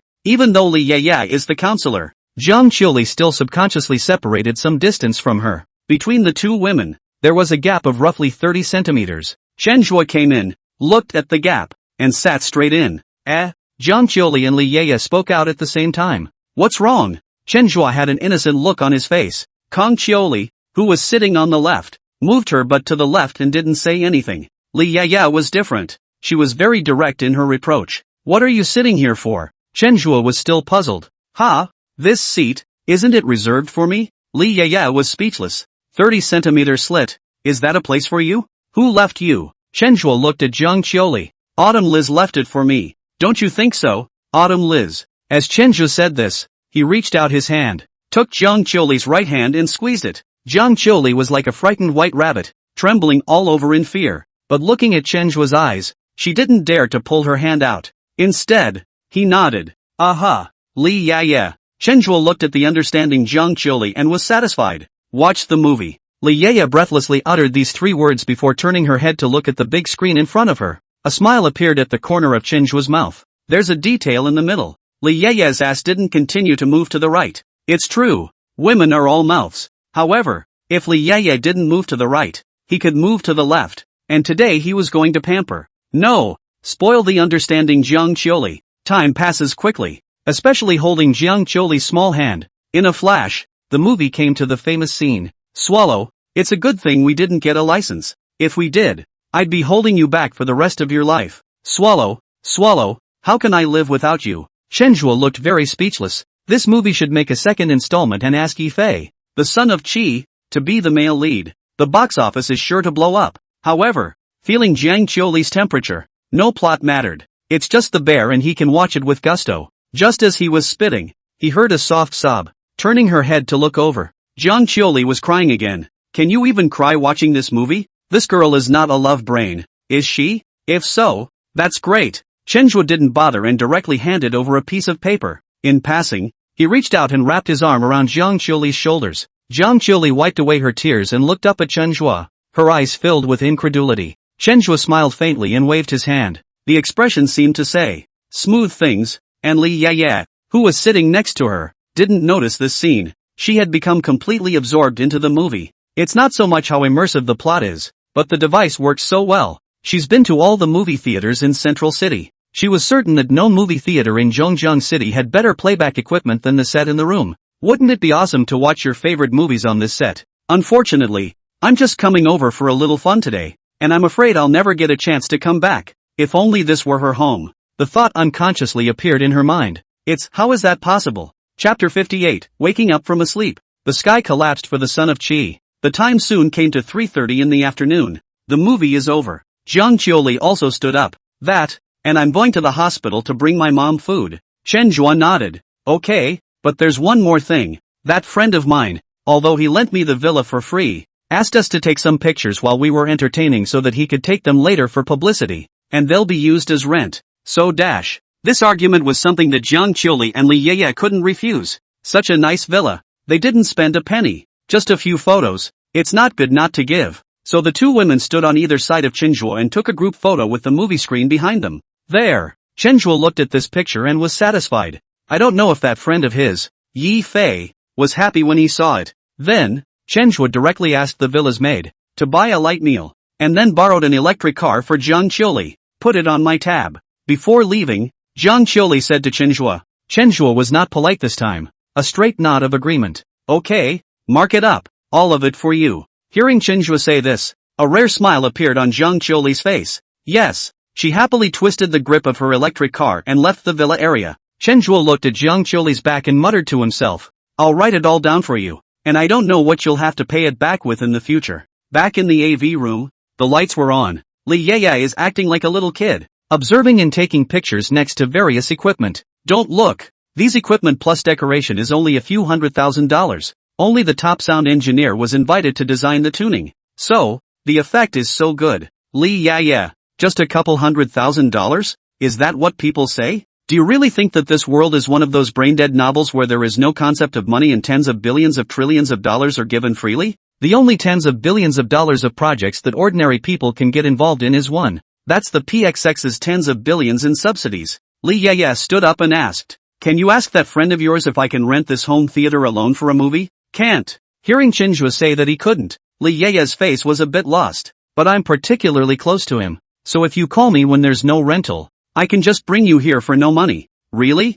Li Yaya's face was filled with surprise and her breathing quickened. The white suit went up and down on her sharp intake of breath. Of course it's true. Just call me whenever I'm free. Yes. Li Yaya nodded heavily and continued. I'll buy you dinner next time. She knew that if she asked Chenhua to bring her here specifically to watch a movie, it would be hard to return the favor. It's not something that can be solved by eating a meal. But the place was too tempting for her. Sensibility triumphs over reason. Who cares? People live to enjoy life. Chandra, yes. Enjoy them all. These are minor issues. Looking at Li Yaya's appearance, Chenhua was overjoyed in his heart. Isn't this the heroine who delivers? Interesting, very interesting. In the evening, Jiang Qiuli finished delivering dinner, accompanied her mother, and rode her electric bike back to the villa. And it's almost time for the tour. Although Chenhua wanted to say that it was okay to play all night. Playing all night, he and Jiang Qiuli and Li Yaya could have more stories, but everyone is a college student living in a dorm. 1 or 2 sleepovers at night, roommate takes cover, doesn't matter. With so many people staying out at night, the hostesses would probably have to find this place. We all took a group photo together, declare the day's blast over. Before dispersing, Chenhua, as the class assistant, and the organizer of this event, said to everyone, well then, we've successfully ended our blast today. Everyone had a great time, and I'll invite you all to even more fun places when I get the chance in the future. Whether it's true or not, Chenhua drew a pie first, and that's the art of leadership. Then he continued, everyone must have taken a lot of photos as they had such a good time. The friend who lent me the villa only had one request, that I send him the photos of everyone having fun and playing. He wanted to use them as publicity. Yes, everyone answered dryly, not a single objection. For this group of college students, not to mention a few photos, can whore themselves out to this level of villa bombing. They issue ID cards all the time. The boys in particular, let alone photos, were asked to post photos of them without their clothes on, and they had to ask if it was enough. Chen Zhua nodded. To make it easier, everyone just send these pictures to the class group. No need to send them to me privately, so see you all later. After the dispersal, the villa had a special maid to take care of it. Li Yaya rode back to school on the electric bike she came on, and Jiang Qiuli had the experience of the morning and sat directly in the back row. Chen Zhua didn't force it either. It's not a bad day, so this little perk, don't bother. However, the plan to find a way to change Kong Qiuli's style of dress has to be on the agenda. Other side, Yi Fei woke up from his bed, stretched out. Phew, that was a good night's sleep. He looked out the window. It was now the time where evening and night met. The sun had set, but there was still a hint of light, and the moon had lit up. The two types of light are caught together. The windows are still gray, and you can see the details of the buildings. How come the sun's not out yet? Did I sleep so short? Yi Fei suspiciously picked up the cell phone next to him, pressed the on button and the phone lights up. 6:30. It's only 6:30. Not yet. Sleep some more. He glanced at his cell phone in a daze and put it back, falling back to sleep. That's a good night's sleep, too. It was definitely the most comfortable sleep he'd had in as long as he could remember. The thought of Chen Zhua's upcoming misery made him sleep more comfortably. Another hour passed. The 24 hours of system wishing are officially over. Yi Fei woke up again. This time he was extraordinarily sober. People's sensitivity to the outside world goes up a notch after having a good night's sleep. That was how Yi Fei felt right now. Cozy. Sighing, he suddenly realized something was wrong. Why is it black in front of me? That's not right. Is it a total solar eclipse? He fumbled and felt for his cell phone. Open it. 7:30. Why is it so dark at 7:30? He fixed his eyes again, only to see two small words underneath the 7:30. Night. Another look at the date. Saturday, October 26th. It was the exact time of the promised bombing party. That means he slept for a full 24 hours. Holy, who the hell set my cell phone on a 12-hour clock? After asking this question, Yi Fei snapped to mind. It's like he set it up himself. So he changed the object of his blame. How come no one woke me up? After getting depressed, he took 5 deep breaths to calm himself down. Never mind. It doesn't matter if I didn't go, as long as Jiang Qiuli and Li Yaya went together. Yi Fei sneered. I came to see if anything special happened today. He picked up his phone again and tapped on the class group chat. Chapter 59, Son of the Great Cleverness of Qi. Again? At the moment, the group is frantically posting pictures and discussions. It was so much fun today, too. And it's also our new Banshee, Senior Chen Zhua. Forever dropping God. If only I could fall in love with Senior Chen Zhua. Putting this fantasy on hold again. Your top priority is to uninstall Tomato Fiction. The group was a joyous one.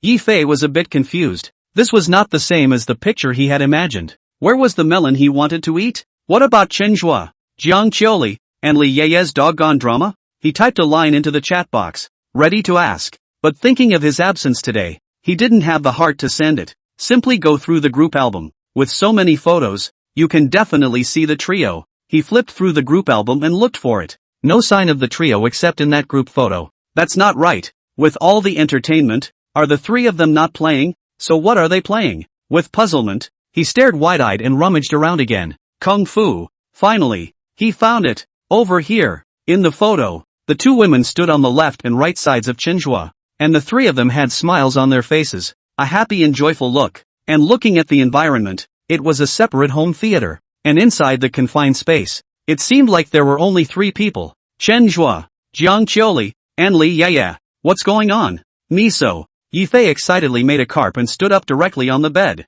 No. How did that happen? Yi Fei only felt like his sky had collapsed. He had calculated so well that when the two heroines met, there would be a battle. How come all of them are united with Chen Zhua? It's not supposed to be like that, is it? Yi Fei still didn't dare, or didn't want to believe it. The photos can be they're all fake. I still have to confirm them myself. With a hint of luck, he chose to ask the group. I'm really sorry I wasn't there today. Did everyone have a good time today? There shouldn't be any conflicts, right? As soon as Yi Fei's message was sent out, the class groups were quiet. No one's talking. That's what college students do. They love to hate. With Yi Fei's coolness today, none of the other students wanted to take care of him. Just like that, Yi Fei held his cell phone and waited for half a minute. Still not a single message. I don't have a card on my cell phone. Why no messages? A minute later, he finally received a message. A private chat. It's from Vice Squad Leader Yi Huiqing. Everyone was upset that you didn't go today, so find a way to apologize to everyone next time. And don't say I told you. Yi Fei was depressed. He'd love to go, too. Who knew you could sleep for 24 hours? Patiently, he asked Yi Huiqing again. I see. There was indeed a little accident today. You guys didn't have any conflicts at the villa today, did you? If there was something and I, the squad leader, wasn't there, then I was really wrong. After typing, select send. Yi Fei looked at the words with some amusement. What does it mean to have a high level of emotional intelligence on the sidelines? Not ashamed of me. No. We all had a great time today with the arrangements made by the class assistants in Chenchou. Yi Fei's heart, which was still somewhat complacent just now, was instantly doused with a pot of cold water. I can't believe it's really okay. Still undeterred, he asked again. What about the junior year's counselor, Li Yaya? Does she get along with the class? Her? Didn't see much. She seemed to have been inside the home theater room, along with Jiang Qiuli, and by the way, Banshee Chenhua went in behind her and came out after more than 2 hours. Yi Huiqing remembered it well. She was still trying to go inside to see the movie, but saw that Li Yeye was inside. She dismissed the idea again. Holy! Yi Fei was going to be infuriated as he looked at the unfamiliar text. He went to great lengths to create the shura for Chenhua. It ended up being Chanchou's stage, and a big ing win of sorts. Yi Fei's lungs were about to explode with anger.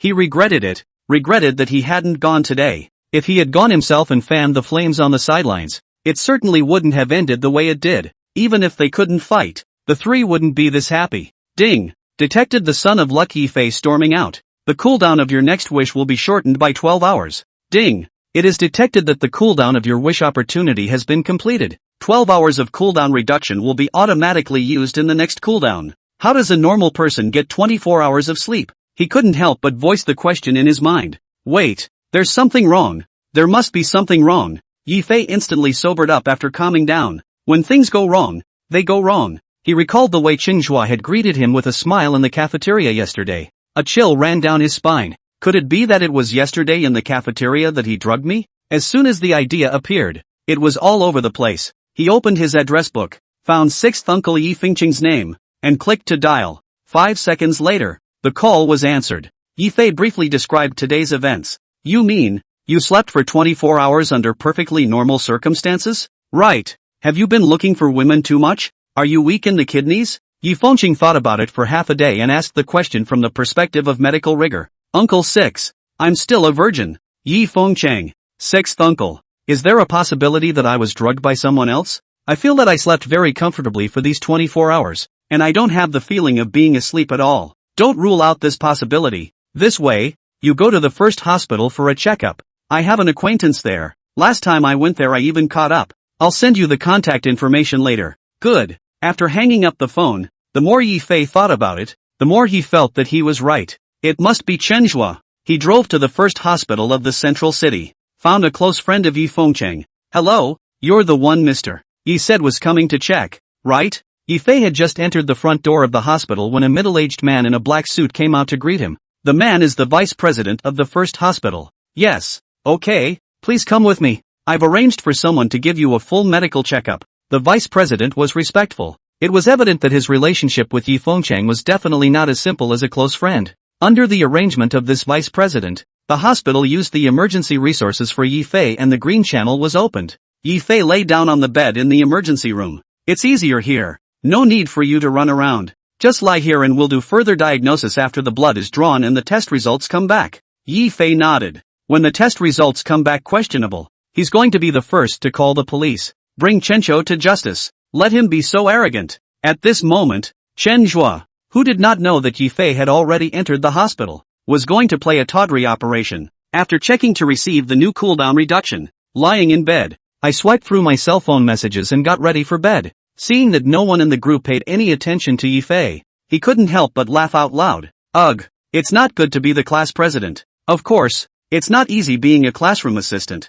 While sighing, he clicked on the chat box with Jiang Qiuli, sent a message, good night. I'll see you in your dreams. Then long pressed copy and tapped the chat box with Li Yeye again. Paste, send. After doing so, he summoned the system. System out. I want to make a wish. My wish is, next, for me to get 8 hours of mandatory quality sleep. Chapter 60. This belongs to the swap of offense and defense. Ding. Wish detection successful. The wish can be granted. Wishes are being granted. Please wait. Your opponent's protagonist, Yi Fei, will be rewarded with a triple strike bonus and receive 24 hours of mandatory quality sleep. Asterisk asterisk asterisk asterisk. Triple again. Yifei's luck can be. Chenjua sighed and fell back to sleep. This time the content of the wish is slightly different from the last one. This time it's forced sleep. So, it works extraordinarily well. First hospital of Central City. Emergency. Yifei was lying on the bed when suddenly his upper and lower eyelids began to fight, and a strong sense of sleepiness surged to his heart.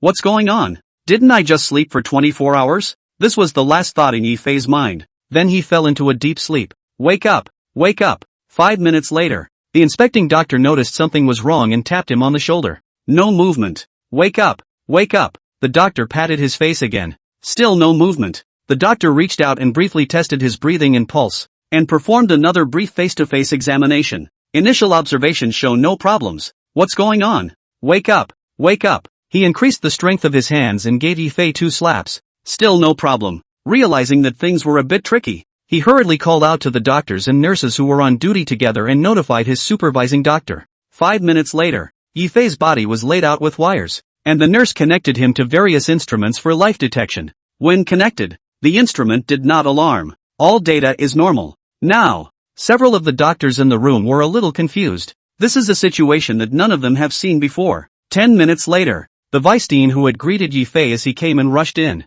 Seeing Yifei who was lying motionless on the bed, his sky is falling. Master Yifengqing called personally and asked him to arrange for someone. As soon as I came in, something went wrong. If it's not resuscitated later, he will be removed from the medical community. You guys didn't check out the problem? Dean, his vitals are fine. We checked him more closely and found. Found what? If you have something to say, say it. It was found that he was now in exactly the same state as when a man sleeps. You mean he was sleeping? Aren't you making this up? It's not like he's missing a few strings in his brain. If he was sleeping, wouldn't he wake up if you guys did this? But we really can't diagnose it. Waste. The vice president, who was panicking, was desperate for words. Ever the gentleman, he cursed. After cursing, he walked to Yifei's bedside and personally examined him. 5 minutes later, he coughed awkwardly. Was he anesthetized? Anesthetized? Just as everyone was looking at each other in disbelief, a doctor clicked on the computer and made an inquiry about Yifei's blood check just now. A couple of the ones that take time are still out, but most of them expedited labs out. Dean, the test reports are fine and no drug ingredients were found. Now the vice president was confused too. It could be a rare disease never before encountered in mankind. I'm going to ask for a consultation with the chief doctor and superior doctors from all over the hospital. Walking out of the emergency room, he hurriedly called Yifengqing, reported Yifei's situation all over again. Okay, I'll get up and come right over, and you guys make sure his vitals are stable. Hanging up the phone, Yifengqing frowned. Why does it always feel like there's something wrong somewhere? Without hesitation, he hurriedly packed his things and set off. The next day, Chenjua woke up with a sleep, stretched out. This time, it's more comfortable. That's great. Looks like there's a chance for more wishes like this one. Out of habit, he picked up his cell phone and glanced at it. There are 2 messages, one for Jiang Qiuli and one for Li Yaya, all in response to that message he sent before he went to bed. Ginger Chulai, thank you for your hospitality today. Good night and sweet dreams. There's also a cute good night emoji on the back. Chenjua staggered. This Jiang Qiuli, who usually doesn't talk, is quite cute and polite when chatting on her cell phone. Then open Li Yaya's. Li Yaya replied with only one word. Aha. Chenjua frowned. What this woman. Why does she act high and mighty every day? Just as he was about to return a you don't want to message template, the phone rang. It was no one else but the rightful owner. Li Yaya. Who called? What's up? You want to see a movie today? Li Yaya on the other end of the phone coughed. Behave yourself. It's not proper to watch a movie. Actually, I quite like watching movies. No, I have business with you. Facing Chenjua's molestation, Li Yaya was helpless. Although she was a counselor, Chenjua was a student under his administration. Under normal circumstances, she would be able to hold Chenjua to death by her credits. But on the contrary, Chenjua didn't care about credits at all, and she was still begging for Chenjua now. It's part of the offense-defense swap now. There was nothing she could do but try to keep her tone as serious as possible. Say it, what is it? Chenjua was no longer joking. It's like this. Over at the Innovation and Entrepreneurship competition, a rule change was made, and in order to increase the gold content of the competition, the organizing committee invited leading figures from all walks of life to be judges. For their professional research and development type, they hired big names in the industry, and for your type of business venture, they hired some entrepreneurs. It's all a little problem. Chenjue instantly lost interest when he heard that Li Yeye was talking about this. It's just an innovation and entrepreneurship competition. As long as you bring out tangible results, it's the same for whoever is the judge. Only those on paper worry about how the judges are doing. Li Yeye heard Chenjue's unconcerned tone and hurriedly reminded, "You concentrate. And don't you forget, we bet." Chenjue froze for a moment. He hadn't even mentioned this matter yet, but Li Yeye took the initiative to bring it up herself. Looks like she can't wait to wear black silk as her secretary. What's with this year's heroine? How come she's so proactive? I know. I'm keeping track of it all. It's good that you remember. I'll send you the information about the new judges. They're all owners or executives of big corporations, so it'll be good for you to learn more about them, and it'll be good for you once you graduate. Understood. Hanging up the phone, Li Yeye sent a document. Chenjue didn't look. He got dressed and washed up. Finding a noodle shop, he ordered a large bowl of beef noodles before clicking the papers away. Linghai Trading, Golden Rock Language, E-commerce on the cloud, Zhao Zhigua, Red Maple Technology, Qingya Shui, Wise Vision Education. Wait, Red Maple Technology, Qingya Shui? Seeing this name, Chenjue instantly became interested. Zoom in for a closer look. This photo P is so unlike. The real one is better looking than this. The retoucher is poor. And this skirt, so long, can't emphasize the figure. And the clothes are not well chosen. And the silk. Chapter 61 What son of the heavenly Tao? He is a thorn in the flesh of the heavenly Tao. Speaking of which, after adding Xue Qingya's friend last time,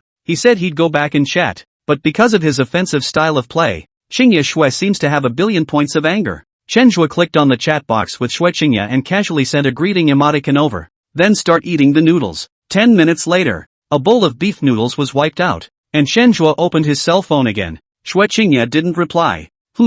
Looks like the anger hasn't gone away. Gotta send a different message. Chenjue was subconsciously about to send his own "you don't want to" template, but then he thought that Xue Qingya was angry. If he threatened so bluntly now, it would only add fuel to the fire. Gotta be euphemistic. Deleting the typed message, Chenjue only sent 2 words this time. Up. In less than 5 seconds, Xue Qingya returned the message. What game? What game? Chenjue couldn't really remember at once. He used to enjoy playing games, starting from CF and GTA to later CSGO and Apex. Only after traveling to this world, in his last life, he became the most powerful villain. The whole world is a real-life version of GTA. Who plays games when it's this much fun? So it's been a long time since he's played a game. Both. Find a shooter with a simpler setting. Play Peaceful Elite then. Could be. Chenjue had played Peaceful Elite before he crossed over. And to be more precise, it was still called Thrill Battlefield at that time. I don't know what the game has changed to now. I'm working at the office right now, so I won't be able to play until after work this afternoon. So I'll message you then. Can't you? A president. Go to work and touch fish? I have more to do today than I can spare. And besides, I don't play games at work. The message was followed by an emoji of hard work. No games at work? Xue Qingya is lying to ghosts. According to Chenjue's understanding of the plot, Xue Qingya often told her subordinates that she had to work and not to bother them. Then unlock the office door and play the game there by yourself. Okay, you work. Chenjue did not poke at Xue Qingya's lie, but there's a price to pay for lying. Locking the office door and playing video games.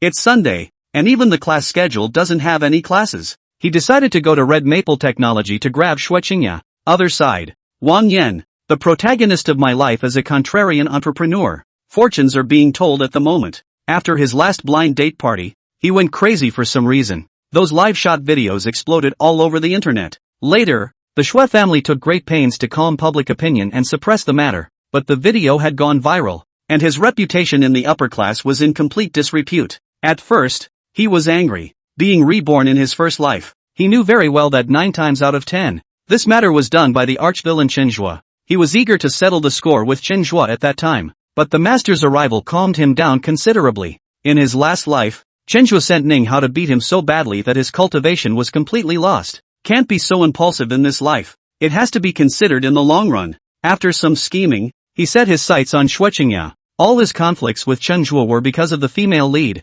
Xue Qingya. Therefore, his top priority was not to deal with Chenjue, but to take care of Xue Qingya. Thinking about this, he decided to take the initiative after having an understanding of Xue Qingya. Just in time for the master to come to Xue's house, so he asked the master to help tell Xue Qingya's fortune. The calculation was not about what would happen to Xue Qingya in the future. It was about Xue Qingya's current situation. It's the same as character set lists in games and novels. He wanted to get a clear understanding of Shwechingya, and then target his attack to take Shwechingya down in one fell swoop. Who? Inside the room, an old man with a long white beard breathed a long sigh of relief. Adversary, counted out. With that, the old man threw a piece of paper on the desktop to Wang Yen. Wang Yen received the paper with a smile on his face. Old thing, it's worthy of being you. I couldn't figure out how to do the math, but you did it with a casual calculation. The white-bearded old man glared angrily. Can you talk properly? Did I just do that math? Do you know how much energy I spent on this calculation?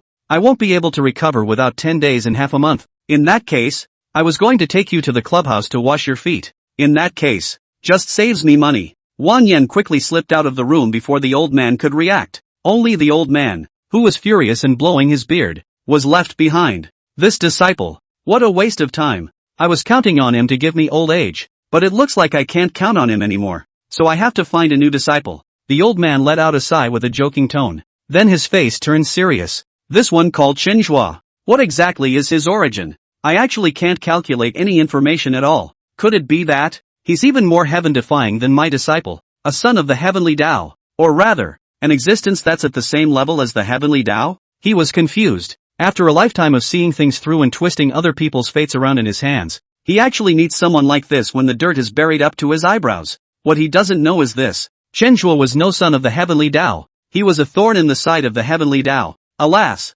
this rebellious disciple, whether it's a blessing or a curse depends on him. I'd better stay out of it and wash my feet. With a sigh, he opened the window of his room and jumped straight down. Wang Yen read it carefully in the next room after getting the note. Shwechingya, the game, the flower and fruit mountain's sassy big mother monkey? After reading it, Wang Yan's favorability towards Shwechingya dropped a few points in his heart. He liked the high and cold female president Shwechingya, not the Shwechingya who was called sassy big mother monkey. But when he thought of Shwechingya's heaven-defying figure and face value, he didn't want to give up. What the hell? A sassy big mother monkey is a sassy big mother monkey. After going over the information, he thought the game would be a good entry point. Since this was Shwechingya's little secret, he could just make use of it and enter Shwechingya's world. After thinking this through, he made a list of the games that Shwechingya played, then bought a top account in each game, searched for Shwechingya's nickname, and clicked add. Women are Mu strong. He wants to be the strongest man among Shwechingya's game world. 3 hours later,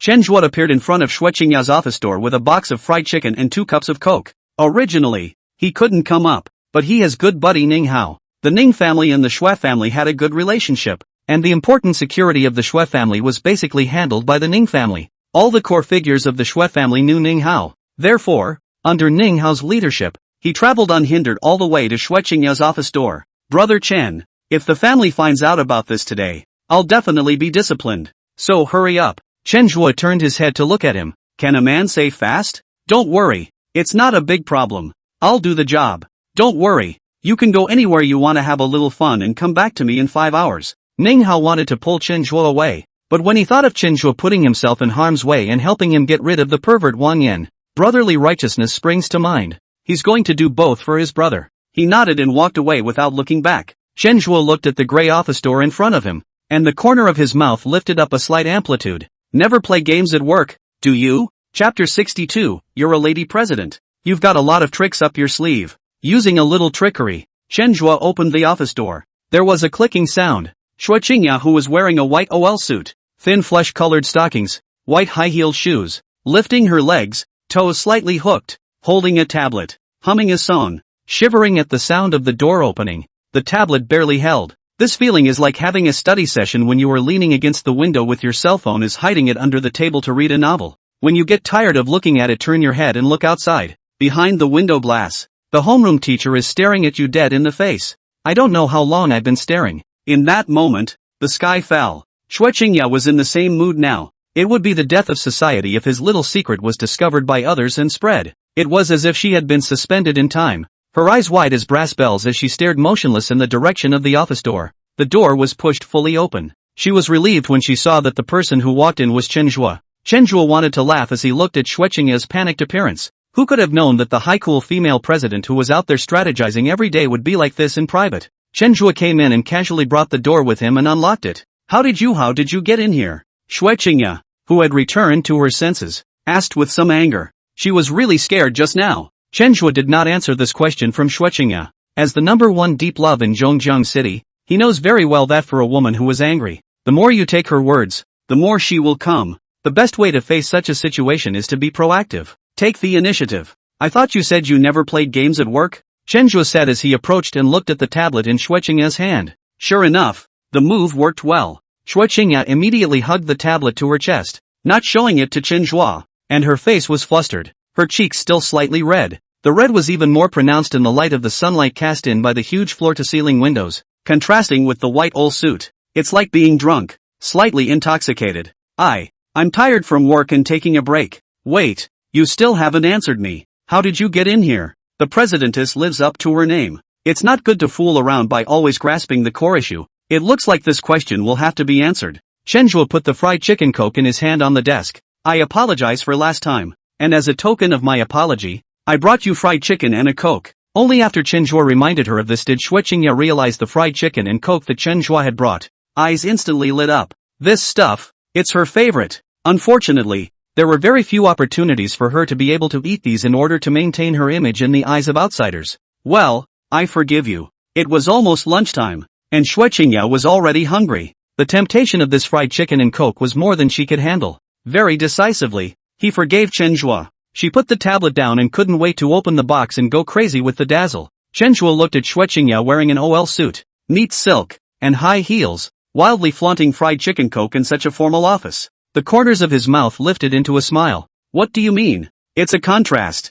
However, he also knew Xue Qingya's more contrasting secret. Qingya Xue likes Lolita. If Qingya Xue was in this office wearing a Lolita with a double ponytail, that. Chenhua retrieved the image in his own mind. Some things can't be rushed. You can't get fat in one bite. You have to take your time. Eat slowly. I'll bring it to you next time. Chenhua walked over to Xue Qingya's office chair and sat down while saying, Really? Xue Qingya's eyes lit up. A new idea popped into her head as she smelled the fried chicken. Perhaps it wasn't a bad thing for Chenhua to know her secret. Of course it's true. I'm in my junior year now and I don't have much to do except spend time with my classmates and counselors. Chenhua paused for 2 seconds and continued. If you want, you can still recruit me to come to your company and work for you as a personal male secretary, just to help me with my internship certificate. This time, Xue Qingya did not agree. If others knew that she, the #1 beautiful president of Zhongjiang, had recruited a male secretary who was a college student, even though Chenhua was the Chen family's son, others would definitely say something.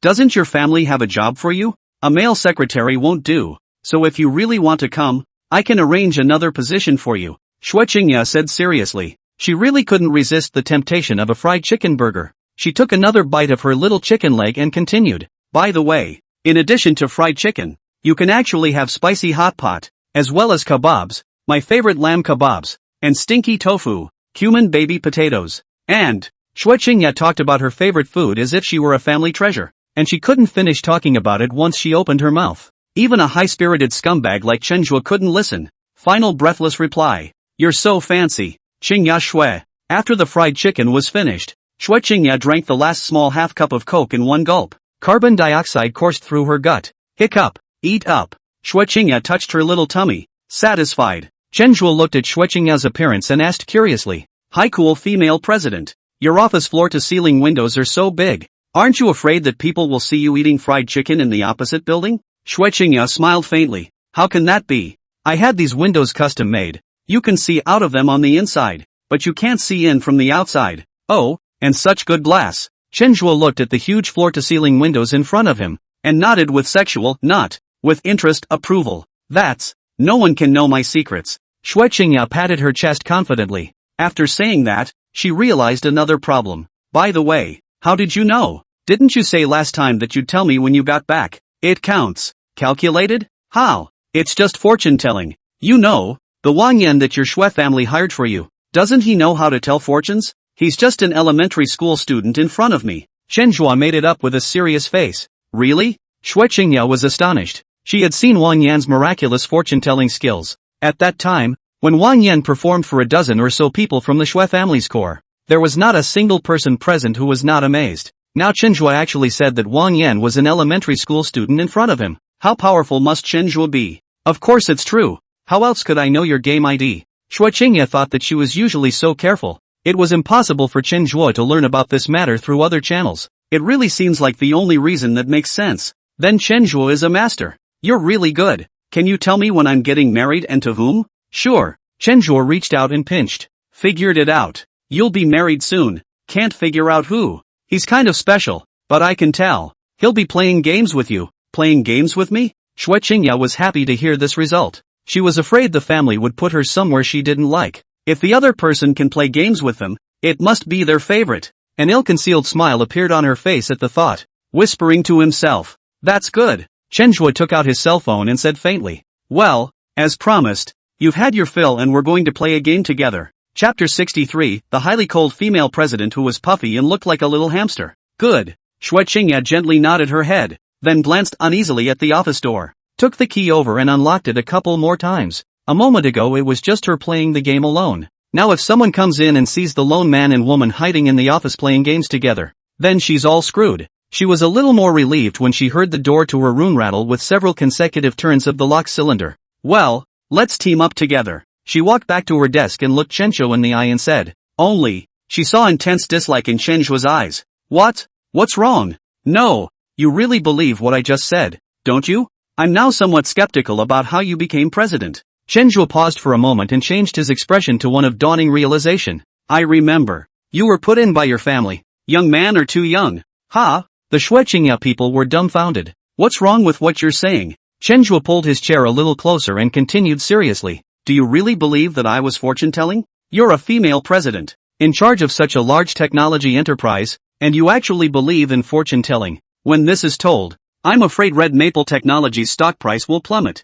Seeing the increasingly complex expression on Xue Qingya's face, Chenzhuo knew that he had made the right move. The reason he just said that is simple. Xue Qingya was used to being a female president and always looked superior to people. He himself knew her little secret, but he could still only hold it slightly, not truly conquer it from the inside. Therefore, he wanted to thwart Xue Qingya's inner sharpness. It's a move called a takedown. In addition, he had to incidentally stink up Wang Yan's proud fortune-telling ability in Xue Qingya's mind. 2 for the price of 1. Xue Qingya could not have imagined that she had already entered Chenzhuo's trap. She looked at Chenzhuo and frowned. She was defiant in the face of Chenzhuo's accusations. "However, I was at the Xue family, and I did see Wang Yan's miraculous fortune-telling ability, and I wasn't the only one. The entirety of our Xue family witnessed it, and there wasn't a single person who wasn't in awe." Chenzhuo said lightly. "What can that mean?" "That can only mean that Wang Yan's deception skills are too high." He picked up a nearby glass and took a sip of the chrysanthemum tea inside. Continue to explain slowly.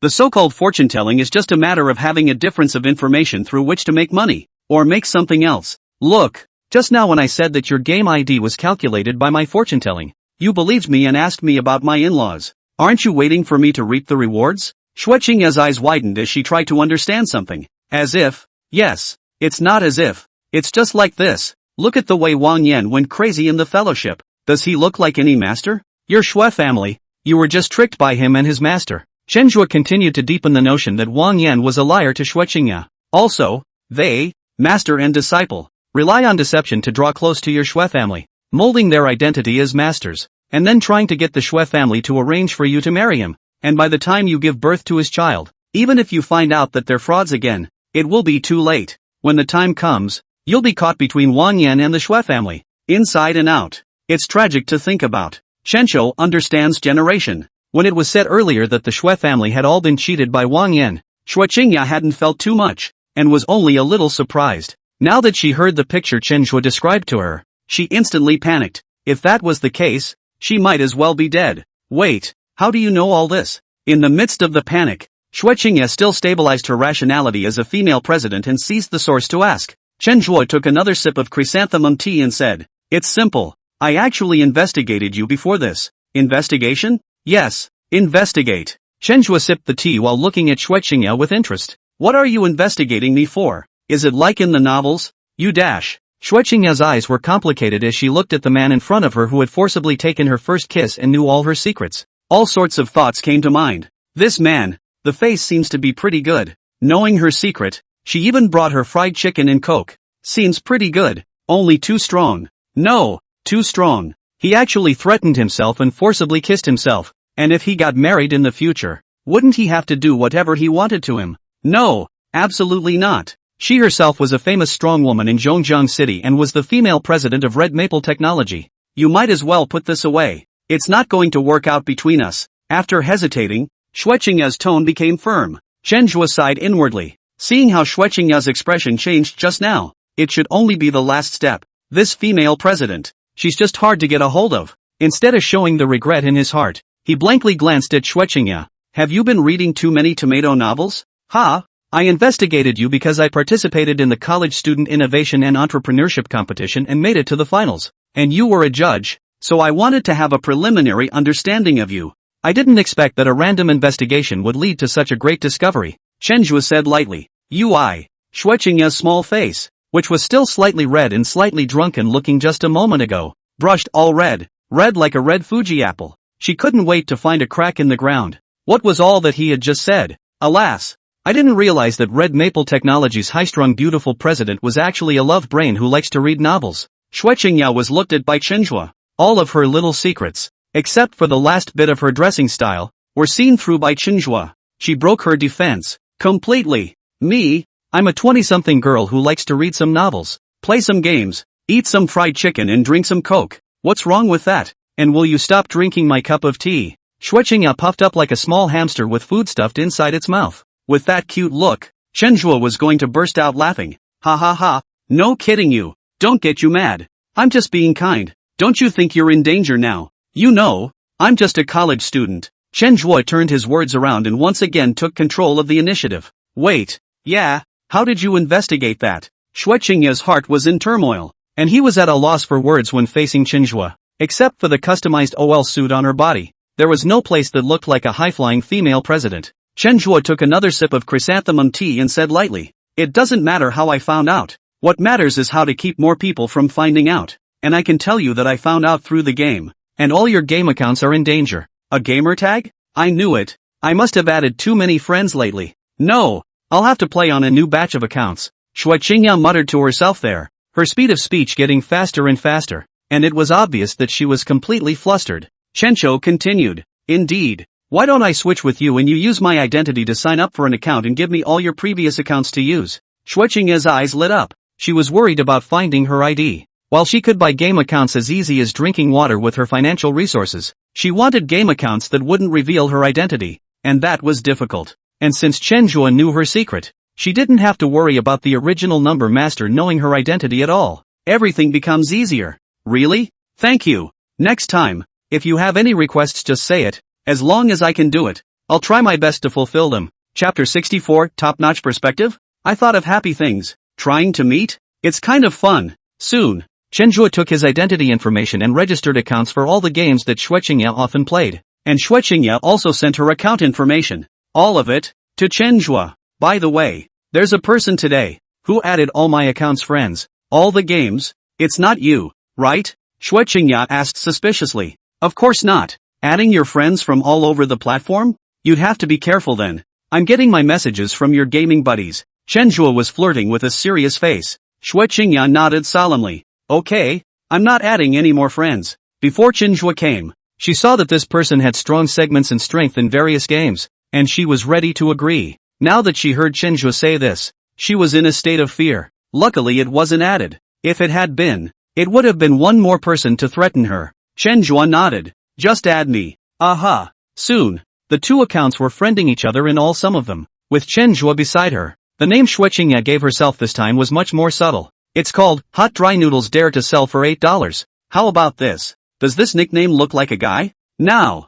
others definitely won't be able to find out that I used it. Indeed. Facing Shueqingya, a funny woman, Chenhua was helpless. This nickname, then he will not be called the Flower and Fruit Mountain Flirtatious Big Female Monkey in the future? Shaking his head, he picked up his own phone and looked at the interface of Peaceful Elite. Right now, inside his cell phone, he was logged into Shueqingya's number. Friends page. Sure enough there was a super ace applying to add a friend. The opponent's name was Yen D Burning Sky. Seeing this game nickname, Chenhua froze for a moment, remembered something, and asked, "You mean, all your games? This guy friend you?" Right. Shueqingya nodded. A person's name appeared in Chenhua's mind. It seemed that the only person who could know Shueqingya's entire game account was this one person, Wang Yan. This plot, Chenhua had no memory of it. To be precise, he hadn't even met Wang Yan even a few times in his last life. Wang Yan, who pretended to be a pussy every day, was directly brutally beaten by Ning Hao, and Chenhua didn't even put up much of a fight. He hurriedly looked up the original plot. Sure enough, there is this paragraph. Yan Emperor Brahma is Wang Yan. In the beginning of the plot, Wang Yan relied on such means to fool Shui Qingya. Kind of funny. A hint of a smile appeared at the corner of Chenjua's mouth. Things are getting interesting. Taking advantage of the fact that Shui Qingya was still messing with the various settings, Chenjua directly tapped the consent on the friend request page. It didn't take more than 5 seconds for a message to come in from across the room. Yenti Brahma, how are you? Flower and Fruit Mountain sassy big mother monkey, hello? I see your battle record is so awesome. Inferno Brahma, just playing around with it. Huagua Mountain sassy big mother monkey, that's awesome. Can you take me out sometime? Yendi Brahma, of course. I'll take you to the top. Flower and Fruit Mountain sassy big mother monkey, brother is so nice. Can brother send me some skin? At Shue's house, Wang Yan, who was lying on the sofa, hugged his cell phone and laughed out loud. Worthy of a master. The math is accurate. This Shui Qingya. I didn't expect to be like this in the game. In that case, isn't it easy for him to take it? Yentra Brahma, it will take 3 days before I can deliver it to you. I'll deliver it to you after 3 days. Flower and Fruit Mountain windy big female monkey, did not expect brother not only play the game powerful, to other players is also so good. Brother must be very rich at. Yentra Brahma, money is outside the body. Flower and Fruit Mountain sassy big female monkey, brother is really great. I asked someone else to play the game. Wait for the next time there is time. I'll ask you out again. Yendi Brahma, good. Brother will wait for you. In the Shui family, Wang Yan stood up with a rubbing sound. I didn't expect it to go so smoothly. What a Chenjua. What a face. When I marry Shui Qingya and pull in Ning Hao, I'll see what you're going to play with me in this life. Office. Chenjua invited Shui Qingya into the room and started their first game. I haven't played this game for a long time. What should I pay attention to when I play this game now? Chenjua asked. Haven't played for a long time? It's fine. Just follow behind me. There are a lot of hangs in here right now, so watch out for hangs and run if you can't beat them. Shui Qingya spoke seriously, and once she played the game, she changed her appearance. Hanging much? Chenjua froze for a moment. Has he got a wishing hang against the odds? Soon, the first game began. Following the airplane route, Shui Qingya directly took Chenjua to jump the most crowded military base. Just land the gun. Although Chenjua hadn't played for a long time, he still knew the basic operations. When he was in school, he played every day and was very skilled. After a brief moment of proficiency, he got on with it. With the help of the terrain, 3 people were killed in a slight strike. Just then he heard footsteps and a 4th man came up. He hid behind the wall, ready to shade a wave. But before he could get out, he was killed by a thunderbolt. No! I switched places. How did he know I was here? Right in the middle of the doubt. Shui Qingya also died. I throw. This person is a hang. Definitely has perspective on. Shui Qingya was hanged to death and was very angry. Pulling Chenjua together to point out the report. Chenjua casually clicked on the report, but his mind was thinking about something else. Wait, just now Shui Qingya said, perspective? So can I wish for perspective? As soon as the idea appeared, it was all over the place. He mumbled in his mind. System, come out. Master, what can I do for you? I want to wish for perspective. Can I see enemies behind walls in the middle of the game? Report master, you can. However, because the ability to see through is so generalized, it is impossible to determine which layer you are trying to see through to. That's why the system divides the perspective ability from 1 to 100 into 100 levels. If you want to see the enemies inside the game, the corresponding level is 10. 10th grade? Chenjua thought about it and continued to ask, can you see through the clothes? Sorry, your region does not support answering this question.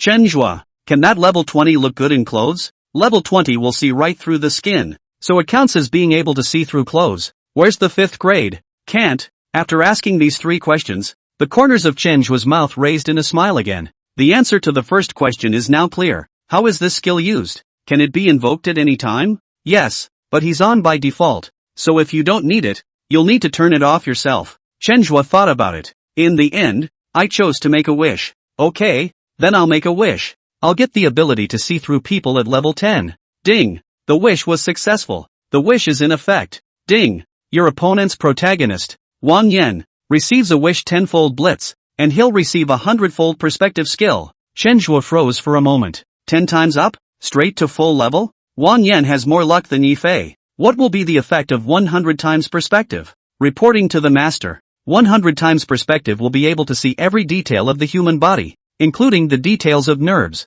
tendons, fat, and even capillaries. With 100 times perspective, you will become the strongest doctor in this world. After listening to the system's explanation, Chenjua's mind appeared in Wang Yan's mind when he was walking on the road and saw the pure passers-by were walking with bones and blood vessel molds. Couldn't help but laugh out loud. The strongest doctor is good. The strongest doctor is suitable for Wang Yan to be. What are you laughing at when we're hung dead? Xue Qingya heard Chenjua's laughter and asked suspiciously. Chenjua waved his hand. Nothing. I thought of something happy. Fire the second one. I've found the feeling. This time, I'll kill it messily. Chapter 65. You don't want this to be known, do you? The second hand of the game begins. Chenjua followed Xue Qingya to jump out of the sky. This hand. Xue Qingya didn't jump the crowded place. She chose to play the field to start the game. There are too many hangs now. Let's be lewd and live until the final round. After the search, we moved to the townhouse. Xue Qingya played the game seriously. Chenjua glanced in the direction of the foreign house.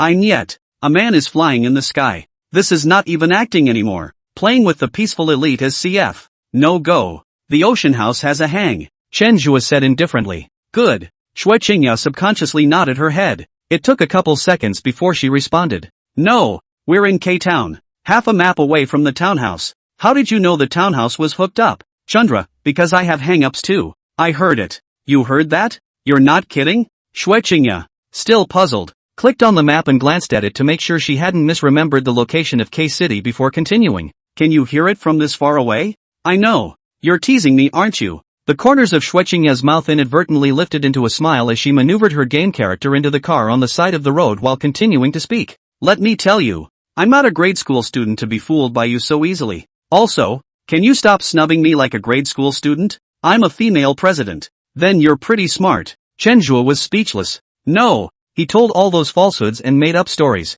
and each one of these heroines believed them. This time he said the truth. How come Xue Qingya still doesn't believe it instead? Sure enough, women are meant to deceive. What do you mean? Noticing Chenjua's yin and yang, Xue Qingya was very unconvinced. I'm telling the truth. There really is a hanging over there. Why don't you trust my hearing? Qingya Xue, is that a question of hearing? That's the question of whether or not it's normal. Don't you think? What you're saying seems like a pie in the sky? Xue Qingya was also speechless. Since you don't believe me, you can drive there and see for yourself. By the way, he's moving to Y City right now. You should be able to see him if you drive to Y City. Chenjua paused and added. Also, you need to look to the sky more often. Chenjua said it with a nose for truth. But Xue Qingya didn't believe it. And the more Chenjua said so, the more she felt that Chenjua was teasing the children. Just go. Get in the car. I'm not going. You go. Chencho looked for a motorcycles on the side of the road. Humph. If you don't go, I'll go and see if what you say is true.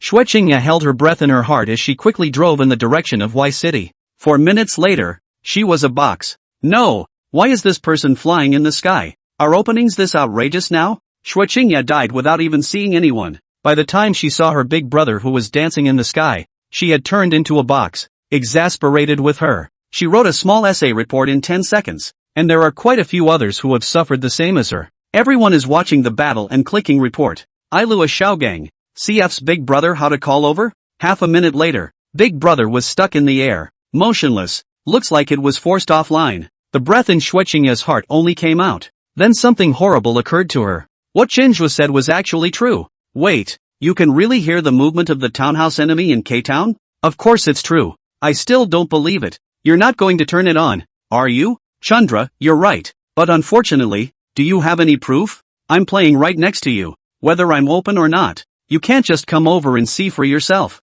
Xue Qingya nodded. Then he stood up from the sofa, walked over to the office chair where Chenjua was sitting, bent down, and put his head next to Chenjua's neck. Fear that you won't be able to see the details on the screen. Such an action also caused a few strands of her hair to rest on Chenjua's neck. Chenjua could feel Xue Qingya's temperature and his nose snorted twice. Fragrant. Xue Qingya's eyes were glued to the screen, not noticing Chenjua's small movements. Chenjua rode a motorcycle and kept playing the field at various building complexes. With the perspective plug-in, he couldn't meet any enemies at all. Gouged to the extreme. Soon, he arrived at the final round with a top-notch outfit on his back. 9 men remain in the final round. Everyone's position is under his control. Plus these 2 excursions had jogged his muscle memory from playing Stimulus Battlefield before. 3 minutes later, he wiped out an entire team by himself and successfully ate the chicken. Xue Qingya stood by the side, her person dumbfounded. She thought that her skills were already good, but looking at Chenjua's maneuvers, they were simply crushing on her. How did you know he was hiding behind the wall?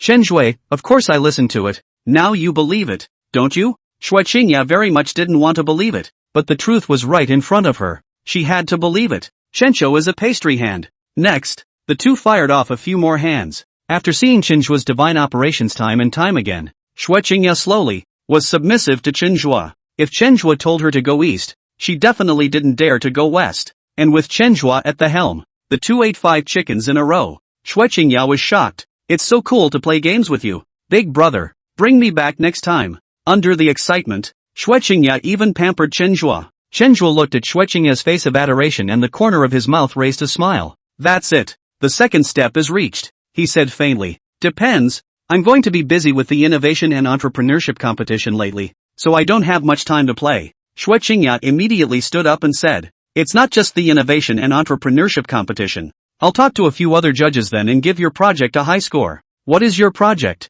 Opened a supermarket at the school. Supermarket? Seems like there's no innovative point. It doesn't matter. You get an Internet Plus name on it first, then I'll operate it for you. You just take me to play the game. Shui Qingya patted his chest and assured him. Chenjua shook his head. No, no, no, no. 1 is 1, 2 is 2. We can't play in the dark. When I'm free, I'll take you on. After a 3-second pause, he remembered something and added, I'm not the one playing on this account for a while, so you don't have to pay attention to it. And when I have time, I'll take you off again. Good. Shui Qingya nodded obediently and then said, don't you lie to me. Looking at Shui Qingya wearing a small white suit, high-heeled meets silk, imperial ladylike, but obedient. Chenjua didn't hold back and reached out his hand, pinching Shui Qingya's face. Don't worry, I won't lie to you. Shui Qingya's body felt like it was electrocuted, and her mind instantly cleared, thinking about where we are now. Somewhat angry. Don't you pinch. It's not like I have to ask you to take me. There are plenty of game buddies who can take me to the top. Yes? Chenjua's question made her suddenly remember that right now. It seemed like Chenjua was the only one of her game friends. You can't make a move on me anyway. I haven't forgiven you for the last time you forced a kiss on me. Shui Qingya herself didn't even realize it. His own anger now didn't look like anger at all, but rather like a couple snogging. Chenjua stood up and said faintly, yeah, then you don't want everyone to know about you playing games with me in the office, do you? Chapter 66, I'll introduce you to a richer one. The Shui Qingya people were dumbfounded. She suddenly realized something. The handholds she had in Chenjua's hands were growing. Looking at Shui Qingya's hands and feet, the smile at the corner of Chenjua's mouth was harder to suppress than AK. Okay, I'll leave now. Next time you want to eat spicy hot pot or barbecue, let me know in advance. Chenjua said as he lifted the packaged fried chicken packaging trash and walked towards the outside of the office. The office door was closed again. The clicking sound of the door closing sent Shui Qingya trembling in fear. She looked in the direction of the door. Mixed emotions flooded the mind. Ning Hao had been waiting in the lobby of the first floor, and he was relieved to see Chenjua come down. Get up and come forward. Brother Chen, is everything alright? What have you been doing inside the office for so long? Nothing much, just discussing with her my business plan. I entered the innovation and entrepreneurship competition and she was a judge. Oh, so that's why it takes so long. Ning Hao didn't doubt Chenjua's words either. Again, he asked, so where are we going next? Go to CJU. I have a little business. Chenjua glanced at Ning Hao. This good brother had done him a great favor today. So, he had to return the favor and help his good brother. That's just as well. I'm going to CJU to do the entry formalities. We'll go there together. After returning to Central River University, Ning Hao went to the administration building. Chenjua, on the other hand, came to building 31 of Meiyuan. It's also the building where the girls' dormitory for the third class of public administration is located. He took out his cell phone and tapped on the class group chat,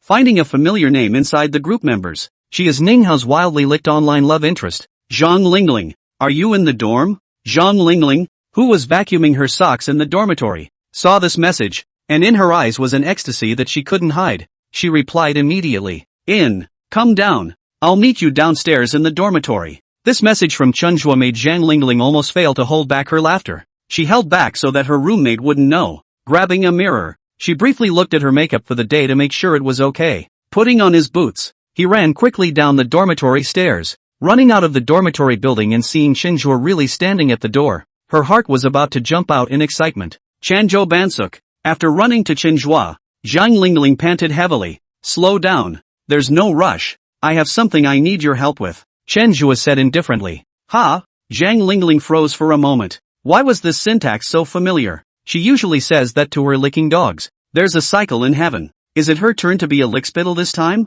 In spite of what was going on in her head, she agreed dryly. Okay, you can tell me anything. Chen Zhuo looked around. No one was there. The hostess was writing a log inside the duty room. He opened his mouth. Let's be open and honest. Is your lickspittle's name Ning Hao? Zhang Lingling's entire body was petrified. She didn't expect that Chen Zhuo had actually come to her for this matter. Chen Zhuo had said the name accurately, so she couldn't deny it and could only nod her head. Yes. Has he been paying you less money lately? Saying that he's used up all his money and taken out a loan, and that he'll pay you a bonus when the family pays. Chen Zhuo continued. This time, Zhang Lingling's reaction could no longer be described as shock. All she could feel was a chill down her back. How does Chen Zhuo know everything? This matter should only be known to her and Ning Hao. She hadn't revealed it to anyone, so that only left Ning Hao. Could it be that Chen Zhuo and Ning Hao were good friends and Ning Hao had told him all these things? If that was the case, her plan to pursue Chen Zhuo went straight to bankruptcy. And, looking at Chen Zhuo's appearance,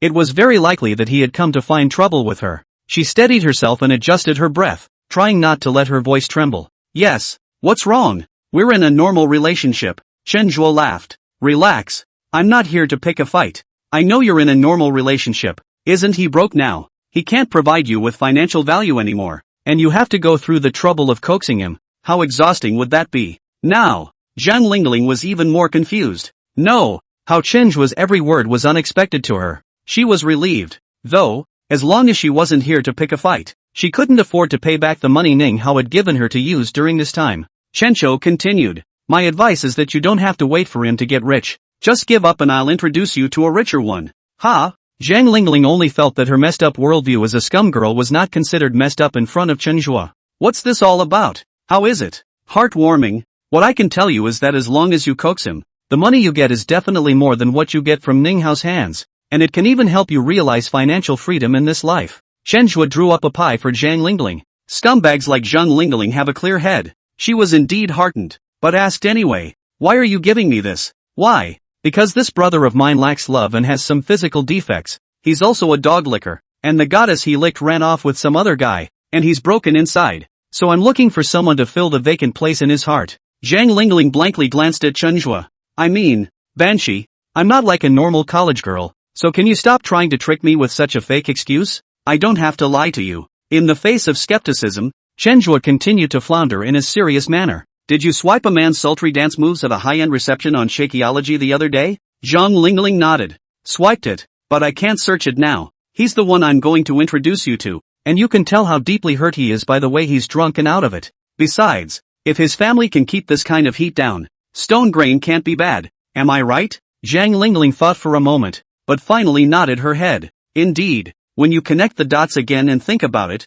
doesn't it all make sense that the top rich lickspittle dog is hurt by love? Zhang Lingling has always wanted to squeeze into high society. She was well aware that the children of the rich were generally very intelligent, but there were quite a few exceptions, and there were dog lickers too, like Ning Hao. Is the target she found? So, what Chen Zhuo said was most likely true. If that's true, then what do you want me to do?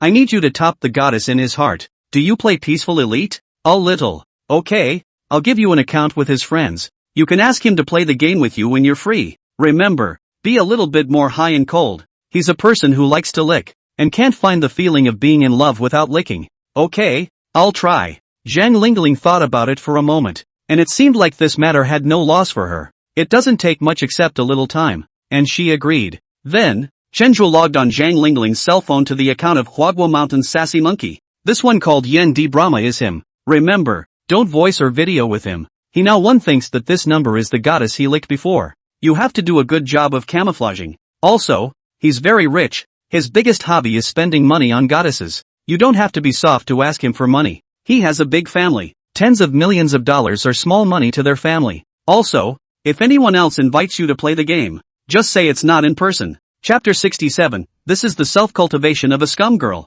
Chen Zhuo looked at Zhang Lingling's back as she left. Silently, he turned off his perspective ability. This thing has so much friction. It's a little hard to move with it on all the time. After Zhang Lingling returned to the dormitory, she memorized all of Chen Zhuo's instructions in her memo. One by one, I memorized it. That's the self-mastery of a scumbag. After making sure that she had memorized it and hadn't missed anything, Zhang Lingling opened the Peace Elite on her tablet. Inferno Brahma is still online. Zhang Lingling opened the message box and sent the first message. Flirty monkey, hello. Little brother, hello duck, I finished the game. Wang Yan had been waiting for Xue Qingya to finish the game and send out the game invitation. However, Xue Qingya went offline after the fight. Bored, he drove a few himself to practice. Once inside, however, he saw bones moving in every direction. He quit and re-entered a couple times and it was the same thing. Ugh, what's with the bugs in this game? After giving feedback in the background, he continued to play, because he realized that while it was a little weird to be fighting bones everywhere,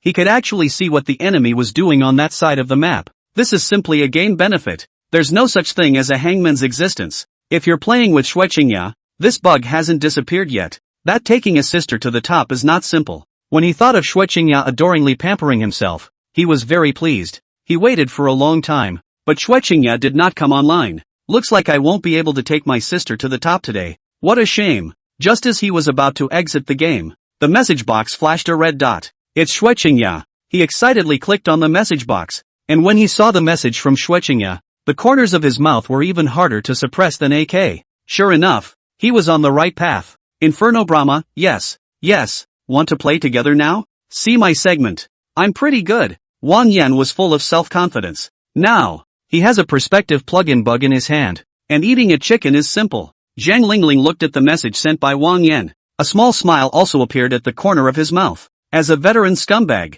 it's easy to take this kind of person in hand. She thought for a moment and wrote a line. Flower and Fruit Mountain sassy big mother monkey, but, I am also very powerful. Oh, match the opponent are also very powerful. Brother really can take me to eat chicken? Yantra Brahma, sure, it's fine for me to have hands, just hide behind me. Sassy big mother monkey of Mount Huagui, really? Why don't I believe it? Why don't we make a bet? If you take me to eat chicken, I'll give you my social account. If you don't take me to eat chicken, how about sending me a red packet? Zhang Lingling, as a senior scum girl, fished Wang Yan into a warped mouth. When Wang Yan saw such a message from Xue Qingya, his mouth was crooked with laughter. What high-flying female president is just a dish by his mouth? Isn't it easy to eat chicken? That's the first step to getting Qingya Shui.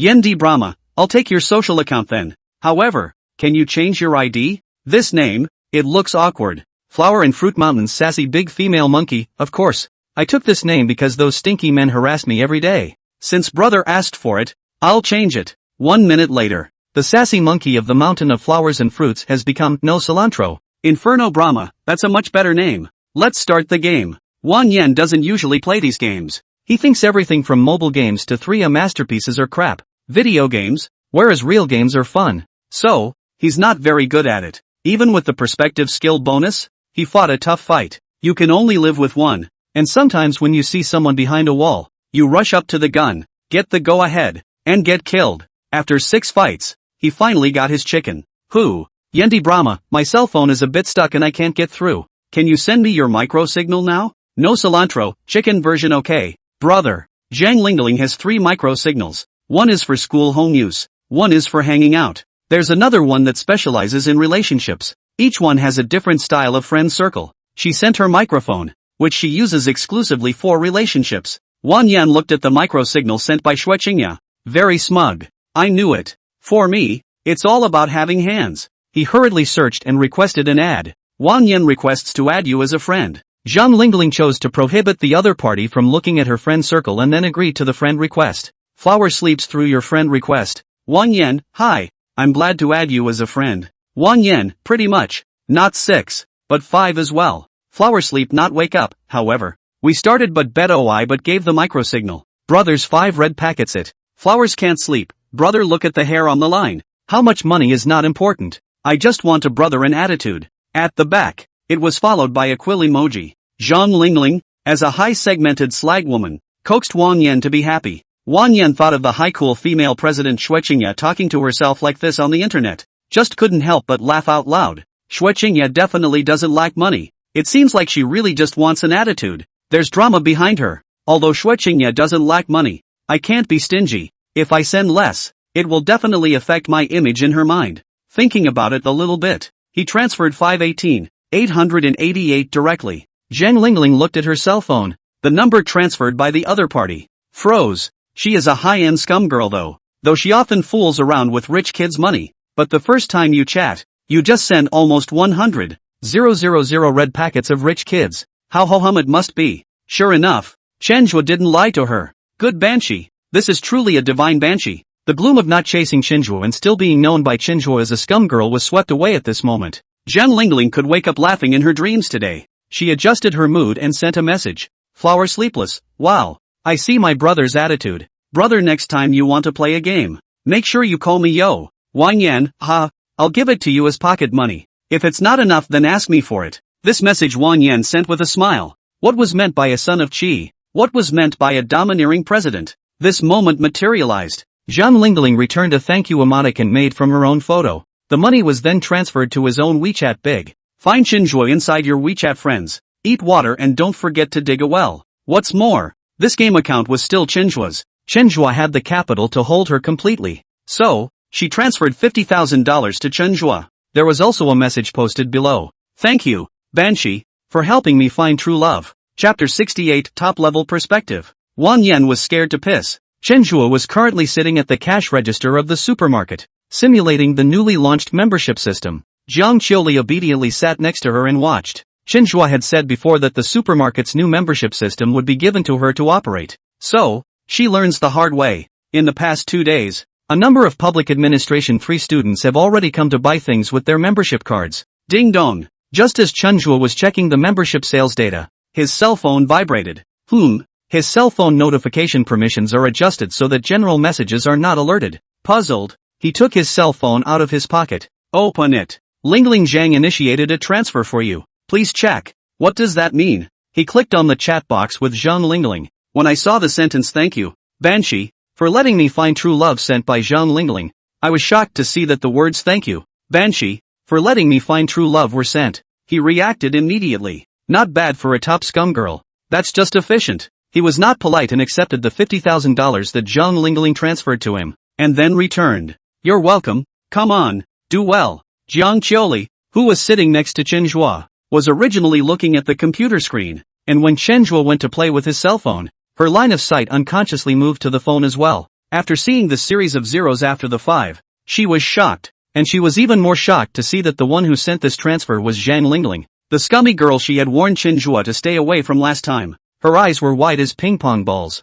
What's going on here? Driven by curiosity, she didn't hold back and asked the question. Chenhua laughed and explained. Do you know what a matchmaker is? I introduced Zhang Lingling to someone, and these are the thanks she sent me. Ha! Kang Qiuli's mouth opened wide, big enough to stuff a large duck egg in. Each of those words was familiar to her, but together, they were so foreign. Introductions, $50,000 in thanks. The point is, they're still just college students. She froze for a long time before she spat out weakly. Is this business so lucrative? What? You want to do it too? Chenhua looked at Jiang Qiuli with interest. With Jiang Qiuli's character, she wouldn't even ask so many questions about ordinary things. It seemed that this time, the figure of $50,000 had really touched Jiang Qiuli's heart. Jiang Qiuli nodded and shook her head again. What's going on? You mean, do you want to do it or don't you? I'd like to do it, but I won't. Jiang Qiuli glanced at Chenhua and lowered her head again. You want to do it? That's simple. The most important thing in this business is to know people a lot. Next time there is a chance, I will take you to exchanges. Chenhua rubbed his chin and said, this is a good reason. Next time there is a family gathering, he will use this excuse to lure Jiang Qiuli back. You can also harvest a wave of red envelopes from your family. Collect a couple million. Perfect. Yes. Jiang Qiuli nodded her head obediently. $50,000 was too much. She wasn't that ambitious. If she could make $500 at a time, she'd be satisfied. $500 would improve her and her mom's life quite a bit. Other side. After Wang Yan finished chatting with Shui Qingya, the smile on his face couldn't be hidden at all. He hummed and walked out of the room. Happy today, he decided to go out and have some fun. Clear the haze of the last few days with a good clean sweep. Now everyone thinks he's and he's going to take down Shui Qingya to make a name for himself. The Shui family at this moment, because of Master Wang Yan's arrival, the Shui family had called all the core family members, and the main members of the following branches over. Wang Yan's master had told the fortunes of many of them before he had told the fortunes of Shui Qingya. At this moment, they were in the hall on the first floor, discussing the next family plan based on the conclusions calculated by Master Wang Yan. Wang Yan hummed and walked down the stairs. He glanced at the center of the hall. Then he freaked out. In the center of the hall, to his eyes, was a pile of white bones, bloody muscles, lurid vascular tissue moving. Not one, a bunch. This This is a sight to see in hell. Wang Yan was a feng shui fortune teller. He had learned all this knowledge. Could this be coming from below to take his life? Thinking of this, Wang Yan's legs softened and he directly collapsed to the ground. The stairs were wooden, and Wang Yan's body collided with the wooden floor with a loud ringing sound. It caught the eye of the people in the hall. Isn't that Master Wang Yan? What happened to him? No, Master Wang Yan is having physical problems. Quick, carry him down. A few Shui family members greeted each other and rushed towards the stairs together. And in Wang Yan's eyes, several pairs of bones and blood and flesh were rapidly rushing towards him. Don't! I haven't lived long enough. You're taking the wrong person. This horrifying visual stimulation caused Wang Yan to not hold back, pissed right in his pants. Quick! He's incontinent. Something's terribly wrong. Get the family doctor over here. You guys, call 120. Wang Yan fainted before he could hear the words. In a short while, Wang Yan was put into an ambulance. Supermarket. Chen Zhuo finished looking at the sales figures. These days, with the support of the third shift of public administration, the sales figures are getting better and better every day. And information about the university travels very fast. Quite a number of girls from the third class of public administration, after using their membership cards to buy things at the Lime supermarket, all of them have made a sharing in the nature of a how-to on their social media platforms using photos with text. And the boys' side is a bit simpler and rougher. Take a picture as you go along after you buy it and post it to the group you always talk to. And then exclaim, asterisk. This bucket of instant noodles I used the membership card to buy down at the school supermarket, actually only $3. To know that the backstreet snacks are very busy or sold $3 too. Earned a fortune. As this information is passed on within the school, many students have come in and asked about supermarket membership, but they were all brushed off by the store clerk with the line that they were testing it internally. So stay tuned. But, college students being what they are, they come to ask and are too embarrassed not to buy, more or less buy something back. This makes for better data on supermarkets. At this rate, with the membership system officially online and the delivery service, it's pretty messed up, but in that case, the supermarket would have to be simply upgraded in terms of decorative placement, as well as staffing, clothing, employee costumes? Chen Zhuo froze for a moment, and his eyes lit up. Right. Forgot about that. The uniform of a certain Lily cake store came to his mind. Turning his head again, he looked at Jiang Qiuli next to him. How do you get Kong Chulai to change her stockings? Just 4 words, supermarket requirements. Chen Zhuo coughed and said, the numbers have been good for the past few days, but to officially go live with the membership system, I'm going to do a major upgrade of the supermarket, inside and out. Upgrade? Jiang Qiuli surveyed the supermarket for a while, as it was doing business within the school. The merchandise is rather disorganized and the merchandise excuses are illogical. Especially some household items are piled up on the ground because they sell well but there is no place to display them. She nodded in approval. It does need to be upgraded. Well, I'll come right in and plan the arrangements. And you, as the employee in charge of the membership program, will take the lead in cooperating. Yes. Jiang Qiuli didn't think much about it and nodded her head in agreement very quickly. Chapter 69 is wonderful. Very wonderful. I'm going to go over the preliminary plan and you memorize it, Chen Zhuo said in a serious manner. Good. Jiang Qiuli did her work very neatly, and soon took a notebook from the side and looked at Chen Zhuo seriously. The first point is the decoration of the supermarket and the placement of goods, to change the current clutter, preferably with an artistic touch. The second point is that since this is my big venture, I need to get some innovative gimmicks, and I'm going to introduce an AI product recommendation system. The third point, the supermarket to brand upgrade. The existing personnel should also be replaced. Treatment should be upgraded. I am going to participate in the school's fall recruitment. Recruit a few freshly graduated college students. As well as, the supermarket staff clothing should also be unified replacement. These plans, although they were all thought up by Chen Zhuo now, he did not make the plans in a haphazard manner. His goal was to take out the other 3 supermarkets inside the Central River University, and even the big supermarkets and snack stores in the back streets of the school. He's going to use the resources available to him to make it bigger and better. And since the Chen family is in the business of large-scale superstores, some resources that are hard for others to obtain are just smooth sailing for him. Only, to gain greater support from his family, he might need to take Jiang Qiuli back. Good. Jiang Qiuli very carefully memorized all that Chen Zhuo said. A pen swings in her hand, the tip of the pen rubbing against the surface of the paper making a brushing sound. The green silk hung lightly, paired with Jiang Qiuli's serious expression. Put it inside a teen romance movie, it's a proper female one who can hook the male lead into a warped mouth. After writing the last word, she looked up and asked, is there anything that I can do right now that I I have a lot of free time for. Chenhua glanced at her. And you've learned to lie. You have classes. You have to come to work at the supermarket. And you have to go to the hospital to take care of your aunt. So you can have a lot of free time? Jiang Qiuli somewhat awkwardly subconsciously touched the tip of her nose. Weakly explained. Yes, I do. I've taken a lot of classes on my own, as well as being in the hospital, and I have a lot of free time. It's not like you've had all this time to. Chenhua was just about to say that he wasn't at the supermarket, but he suddenly remembered something and put that back. Asked, with all this time on your hands, can you help me write my business plan? For the finals of the Innovation and Entrepreneurship competition, the supermarkets are upgraded and so are the plans for the competition. In the past, he had gone directly to a specialized company to write it, but now that Jiang Qiuli was here, it was just right to hand it over to Jiang Qiuli. And by the way, more paychecks for her. Yes, yes. Jiang Qiuli nodded heavily, a glimmer of light flashing in her eyes. Seems happy. Well, I'll leave that task to you. Chenhua patted Jiang Qiuli's shoulder and spoke in a serious tone. On the other side, the first hospital of Zhongjiang City. Under the effect of Yi Fengqing's medication, Yi Fei was forcibly awakened. Strange, so strange. How did I fall into a coma when nothing was wrong? Yi Fengqing looked at Yi Fei, who opened his eyes. He hadn't found the cause of Yi Fei's illness, and the medicine he used on Yi Fei only increased the excitement of Yi Fei's nervous system. Wake him up forcibly. How did I fall asleep again? Yi Fei forced himself to endure the great drowsiness and rubbed his temples, asking in confusion. We don't know. From your examination report, we didn't see any abnormality.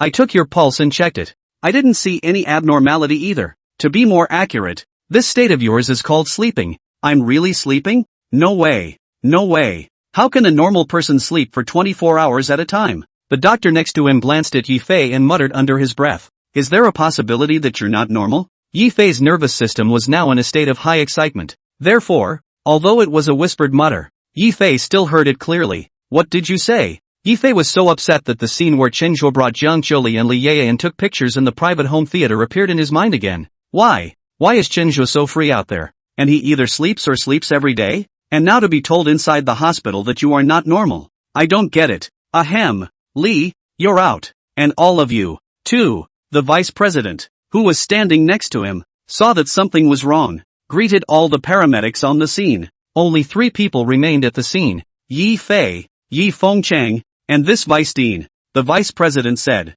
changing the subject. That, student Yi Fei, after our examination, you really don't have any problems, so we feel that this symptom of yours is not something that can't be explained by medicine. Yi Fei was confused. His own 6th uncle was right next to him, and there was no way this vice president could lie. In other words, Chenhua didn't drug him. Not with a medical explanation. With what? The vice dean didn't say anything. Yi Fei's 6th uncle Yi Fengqing coughed. Fade in. What's going on with you may require metaphysics. Metaphysics? Yes, it's metaphysics. Recently a master came to Zhongjiang. Although I can't find him, I heard that his disciple is in Shue's house. When you get better, I'll take you to find his disciple. Yi Fengqing said slowly. Being a medical expert, he hated to say this, but he really didn't have a clue about Yi Fei's illness. No problems at all. He couldn't think of any explanation other than metaphysics. No need to wait. Now. Yi Fei got down from the hospital bed. Although he was still sleepy, his desire for the truth sustained him.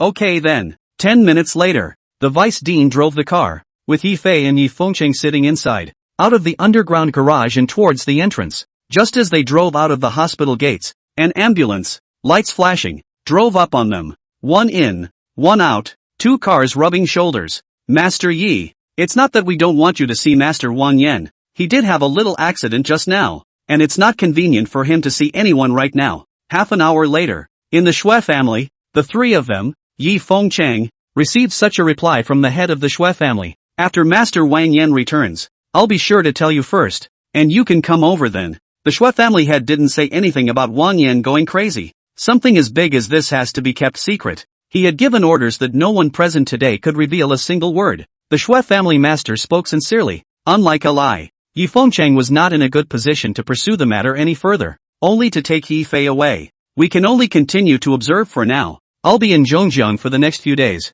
If you act like this again, I'll report back to the family. Yi Fengqing said helplessly to Yi Fei. Ding! Detecting that the son of fortune Yi Fei is incredibly depressed. Your next wish will be shortened by 8 hours. After Yi Fei returned home, he could no longer hold back his body's intense sleepiness. fall back to sleep. Chen Zhua, on the other hand, was sitting on a chair with a tablet in his hand, picking out a supermarket uniform. Jiang Qiuli sat next to her with a blush on her face. Qiuli, what do you think about this maid outfit? It can reflect our supermarket's aim of serving customers. Chapter 70, A Priggish Flip-Flop. At night, Yifei finally woke up from his sleep. He slept comfortably, but he hadn't eaten in 40 hours or so. My stomach was growling with hunger. The point was, he didn't know if he would suddenly pass out again later. He woke up, ate a huge meal, and then sat on his bed, waiting for sleepiness to set in. Unexpectedly, that intense sleepiness didn't come this night. On the contrary, he was refreshed by the 40 or so hours of sleep he had gotten. Sitting up in bed and not being able to sleep at all, idle and bored. He thought about the class reunion, opened the class group and looked at it again. After the last lively discussion, the group has gone cold again. Not a few new messages. He rummaged inside the group album over and over again. Aside from a group photo and that one of Chenzhuo and the two female leads, the trio could no longer be found. What exactly happened that day? He couldn't guess. But one thing is clear. Because of this missed appointment, his reputation and image in the class has plummeted. All the hard work that had gone into it before was ruined. If he finds out who put him in a coma, he'll have to hit him hard. The image in everyone's mind is ruined. Then I'm afraid it will be even more difficult in Jiang Qiuli's and Li Yeye's mind. What should I do next? Yifei was in deep thought. By the way, the last time I gave fruits to the hostel ants, Chenzhuo promised to give me publicity, and now there's no sound. This kid is just teasing me. Yifei violently recalled that Chenzhuo was going to publicize him as a top 10 person who moved the campus, and immediately had a plan in his head.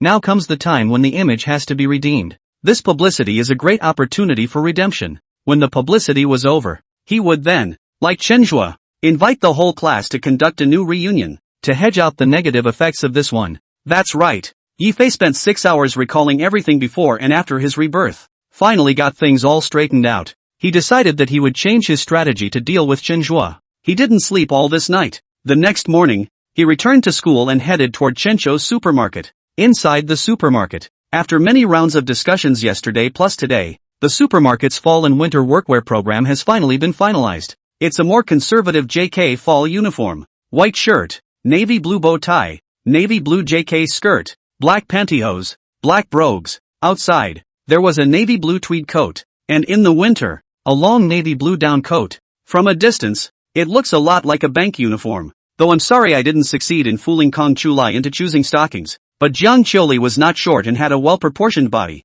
especially those legs, which were thin due to chronic malnutrition, but it's still within the normal range. Not thin as a spar, typical of comic legs. It would be amazing to change into this uniform. Then it's decided. I'll find a place to get it customized. Chenzhuo pointed to the uniform on the tablet and said lightly. Jiang Qiuli, who was sitting next to Chenzhuo, shook her head. What? I've switched you from bare legs to pantyhose. You don't still feel exposed, do you? No. This set must be expensive. I can't afford it. Saying that, Jiang Qiuli lowered her head. 5 years ago, Jiang Qiuli's family was rich. On top of dressing up, she is also the most fashionable of her age. As the 5 years passed, her outfits became simpler and simpler, into something she could wear. There's even some fear of dressing up too well in front of everyone. But just because you're afraid doesn't mean you don't want to. What girl doesn't love beauty and wants to be complimented on how good she looks? The same goes for Jiang Qiuli. This outfit on the flatbed. She wanted it badly.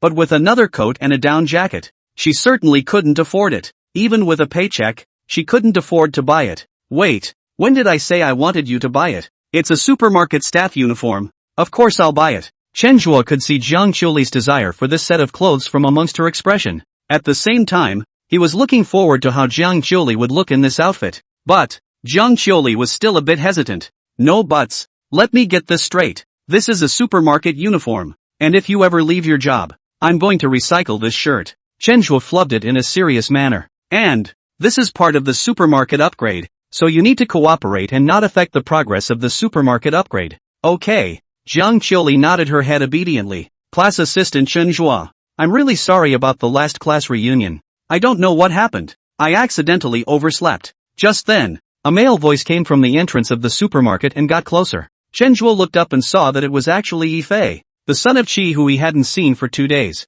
If it isn't class president Yifei, Chenzhuo stood up enthusiastically and continued. You don't know what's going on. I know what's going on. It must be because you just got out of the hospital after the car accident. You didn't recover well. So your body needs to sleep to replenish your energy. Class reunion building well. You do not come is also fine. We all play very happy. You now the most important thing is to get well. Facing Chenjua's top yin yang, Yifei didn't have the slightest chance to attack. He had to shift to his purpose for the day. Harm. After these 2 days of sleep, my body is a lot better. This is not the last time we met. We said that we have to carry out deeds to publicize. Publicity materials I have already got. You see dash. Chenjua froze for a moment before reacting. He had been having too much fun in the past 2 days, and if it wasn't for Yifei's reminder, he would have really forgotten about it. However, after the group building incident, the class's opinion of Yifei has been poor to the extreme. If this publicity was added to the mix, Yifei wouldn't have to hang around in the class. Oh, this matter Counselor Wang's side has already made arrangements. Just waiting for your information to be sent over. The smile on Chenjua's face wasn't feigned this time. It's from the heart. A big smile. Then I'll go directly to give the prepared materials to Counselor Wang. Yifei looked at Chenjua's smile and was creeped out. He decided that he would go around Chenjua and keep him out of the way to see what tricks he could pull. Fine. Go give it to Counselor Wang. He should be in his office at this hour. Chenjua agreed without the slightest hesitation. Yifei going by himself just saved him the trouble. After saying that, he turned his head to look at Jiang Qiuli. Let's go. As planned yesterday, today we're going to check out the big and small supermarkets outside the school that are doing well and examine the market. Jiang Qiuli nodded. Good. On her mom's side, she's been in exceptionally good shape for the past few days and has been able to get out of bed and walk around. Doctors also told Jiang Qiuli's mother to get out of bed more often to exercise, so as not to let the muscles atrophy further. After Chenjua spoke to her yesterday, she asked one of the nurses at the hospital to help bring meals once. Waiting for the evening, she went back to the hospital. Yifei, who was about to turn around and walk in the direction of the administration building, immediately stopped in his tracks when he heard Chenjua's words. Wait, did you just say? Where are you guys going? Chapter 71 as a villain. It's just too sinister. I'm upgrading my supermarket. I'm out scouting other supermarkets and small stores.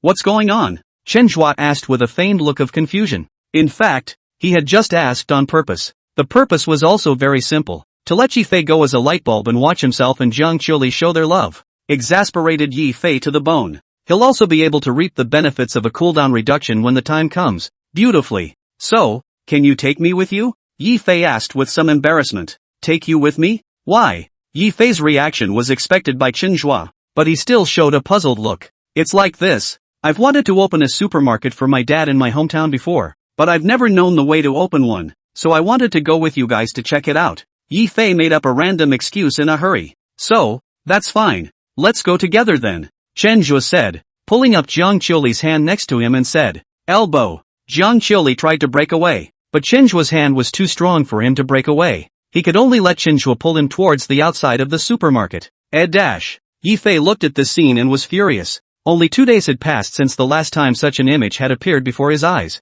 At that time the female lead was still Li Yaya. Yifei looked at the backs of the two leaving and fell into deep self-doubt. Is it true that women like this kind of directness? Problems with your own previous approach to contact? He decided that the next time he had a chance he would find a girl to try it on. Let's see if that's the case or not. Chenjua brought Jiang Qiuli to the back door of the supermarket. Since we're going to a variety of locations today, some of which are inaccessible by car, we're riding motorized bikes today. Whether you take me or I take you. He made a random excuse to Kong Qiuli. I'll take you. Jiang Qiuli hesitated, but still said. Yifei Jin, who had arrived after him, was dumbfounded. No, you guys aren't driving there? Chenjua glanced at him. I didn't say I was going to drive. That's sorry. I can only fit 2 people in this electric car. So I'm Nima. Yifei had to sigh at this moment. Chenjua is so sinister as a villain, but trying to use that excuse to keep him away? Then Chenjua's math was wrong. It's okay. I can borrow an electric car. In that case, then go and borrow it. Jiang Qiuli and I will wait for you here. And later you will follow us on your bike. The smile at the corner of Chenjua's mouth was harder to suppress than AK's, and he almost laughed out loud. Yifei finally couldn't hold it in after holding it in for so long and questioned. No, why did Jiang Qiuli have to ride in your car? Wait, when did Jiang Qiuli ride in my car? It was me who rode in Jiang Qiuli's car. With one sentence, Chenjua disliked all of Yifei's prepared queries. Yifei had nothing to say. Say what? Does it say? Why can't I ride in Kong Qiuli's car? That would be a fighter in the stupid lot if you said it out loud. Alright, go borrow a car. We're in a hurry. We're leaving soon. Chenjua urged. Jiang Qiuli was also impatient. She already hated Yi Fei. And she was already tired of Yi Fei wanting to come along. She was also asked to wait for Yi Fei here. Yi Fei knew that if he questioned any further, he might lose any chance of going. By that time, the two of them, Chenhua and Jiang Qiuli, riding their electric bikes, outside the school, might go somewhere and have something happen. The class reunion had already made him very sorry if he didn't go this time. He was gutted. Take a ride in one. Thinking this through, he rushed off to borrow a car. After he disappeared from sight, Chenhua said to Jiang Qiuli, "Go." "Ha?" Jiang Qiuli froze for a moment. "I thought you said we'd wait for him here?" "I'm just saying, who has nothing better to do than wait here for him? Wasting my time." Jiang Qiuli did not say anything, just got on the electric car, took the key out of his pocket and inserted it. "Kong Qiuli, you've learned a lesson." Chenhua followed suit and sat in the back seat, reaching out his hand and holding Jiang Qiuli's thin waist to make sure he wouldn't be dropped. "Let's go." Jiang Qiuli smiled as she twisted the electric bike and rode towards the outside of the school. The warm autumn morning sunshine poured over the two of them, along with the wide asphalt road and the school river next to the asphalt road. A picture of youthful love is formed. On the other side, after leaving the supermarket, Yi Fei took out his cell phone and inquired about the several male students in his class who had electric cars. All the responses I got were that there was no response. Then there's the asterisk on the head and still trying to stir it up dude, who got a red exclamation point right back. Having no choice, he started asking for girls with motorized carts again. The girls' side replied to all of them, but none of them said yes, and all politely turned him down. Well, you guys play like that, don't you? Yi Fei looked at the cell phone and gave a gas. In the end, he was able to borrow a locomotive from a rich kid he hung out with at the student union. Half an hour later, by the time he rode his motorcycle, he was at the back of the supermarket. The place is empty. Where could one still see the shadows of Chenhua and Jiang Qiuli? He took out his cell phone and dialed Chenhua's WeChat number. At the moment, Chenhua is taking Jiang Qiuli to a Today convenience store outside the school. Chenhua's family is to open their own supermarket to upgrade, looking for home to borrow a professional staff to line. He brought Jiang Qiuli out, only under the pretext of an expedition, to bring Jiang Qiuli out to have a good time and eat something in the snack street next door. Well, it's really as good as I thought it would be to call. Answering the phone, Yi Fei's voice came from the other side of the phone. "No, why did you guys leave?" "I say Yi Fei squad leader, it's been half an hour and I haven't seen any news from you. I thought you weren't coming."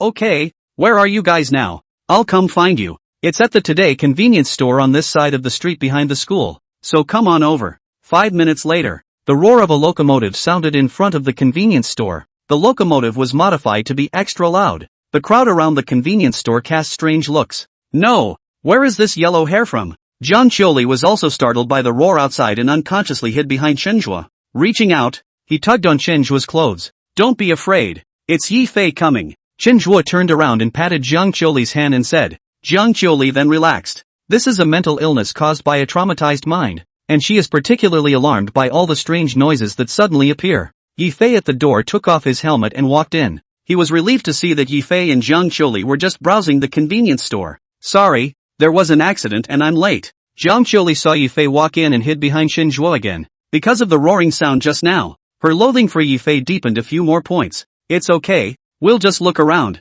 You can follow along if you want." Chenhua briefly made a polite comment, then turned to Jiang Qiuli. "Look at these doorstep breakfasts. We can all introduce and optimize them, so that the students can also have a good breakfast in our supermarket. You take a good look at it, and then if you can, the task of making breakfast will be in your charge." "Good." Jiang Qiuli nodded her head obediently. Her eyes went straight to the various breakfasts in the display case and an idea came to her. Then, Chenhua discovered a new continent. He asked the clerk, "Do you always have these scratch-off tickets in your store?" "Yes sir. Would you like to shave?" "Scratch that. It has to be scratched." A brilliant Make-A-Wish program comes to Chenhua's mind. Chapter 72, Yi Fei, the clown is actually myself. "Scratch. You want to scratch?" Chenhua asked Jiang Qiuli. No shaving. It's too expensive." Jiang Qiuli glanced at the amount on the corner of the scratchers. One cost 50. "Okay, I'll shave then, just so I have itchy hands and you're around to cheer me up," Chenhua said, drawing a random scratch card from the 50 denomination scratch card.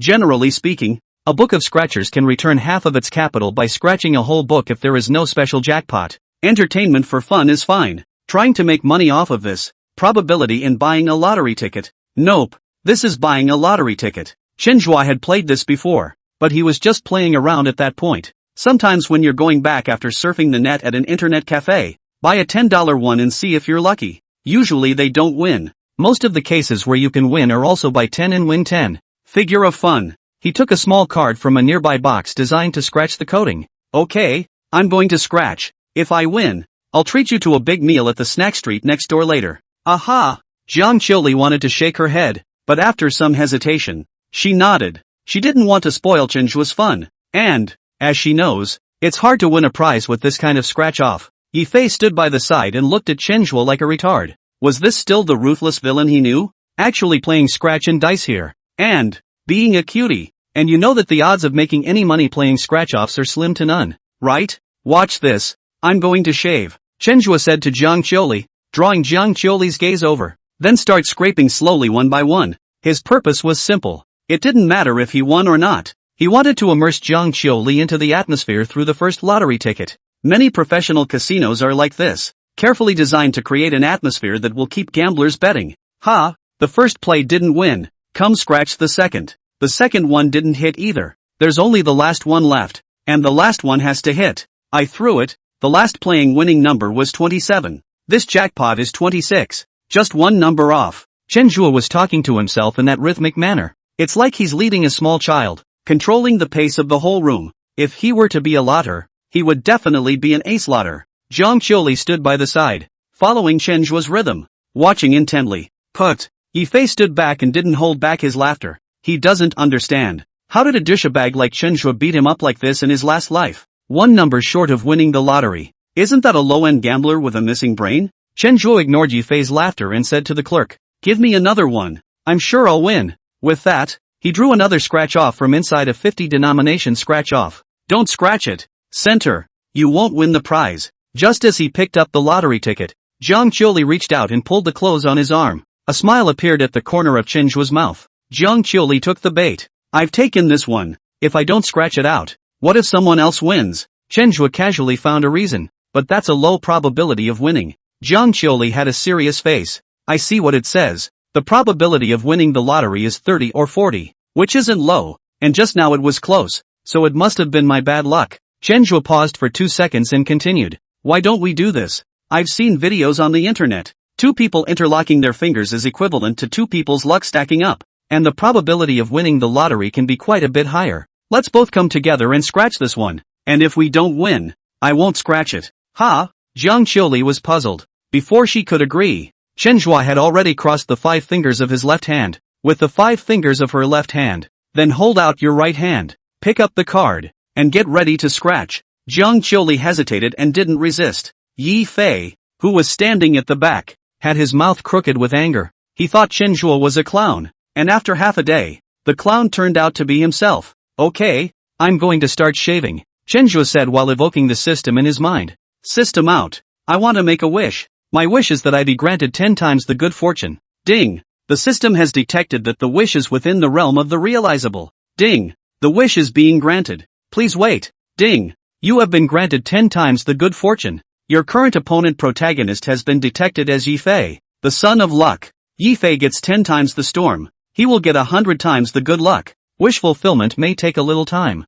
Therefore, Chenjua did not immediately scrape the coating away. Instead, he said to Jiang Qiuli, this scratch-off was scratched by both of us, and if we win, I'll split the prize money in half with you. Jiang Qiuli shook her head. No, it's what you bought. I can't have it. Even though I bought it, I borrowed your luck, and if I win, it's only right that I share half of it with you. Chenjua flubbed it in a serious manner. Jiang Qiuli went through the logic of it, and then looked at her hand that was interlocked with Chenjua's fingers. A final nod. Good. Then I'll start shaving. Chenjua took the small card and scratched the coating of the first game. 3 100 marks appear on the lottery ticket. Congratulations. You've won 100 on your first game. The shopgirl congratulated from the sidelines. Ha ha, I knew it. The two of us with our fingers interlocked. We're going to hit it, Chenjua said with a happy face. Really? Really hit it? Jiang Qiuli's eyes were also filled with surprise. I can't believe I actually won. Yes, the power of your love is really strong.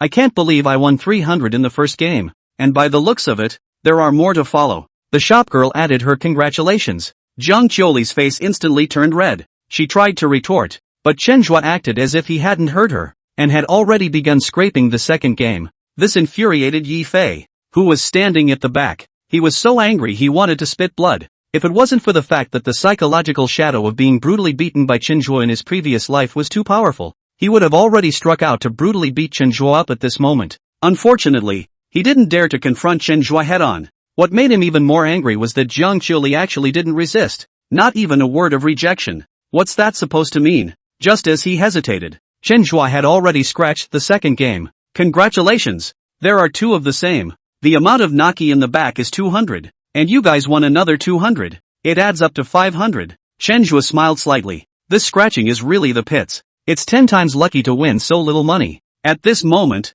Jiang Qiuli's gaze was fixed on the coding of the third game. Not moving. Reason told her that winning the lottery was a small probability. But people are emotional most of the time. She was curious to know just how much the scratch-off would win. Chapter 73, Am I Part of Your Play? The coding of the third game was scratched by Chenjue. This game is about looking at the numbers. And the following number is the same as the winning number to get the corresponding prize. The winning number that Chenjue scratched out was 08. And the following lottery area. All 08. All hits. Third game all hits. Jiang Qiuli's left hand was pulled by Chenjue as she covered her mouth with her right hand and exclaimed in shock. This feeling of winning the lottery is really awesome. Congratulations. You've won a total of 800 on this scratch-off. The third game has all the numbers. But the winning amount under each number is not much. All 10s and 20s. And as many as 50. According to the winning level of such scratchers, the shopgirl knew at a glance that a total of 800 had been won. Winning 800 on your second scratch-off. The power of your love is truly amazing.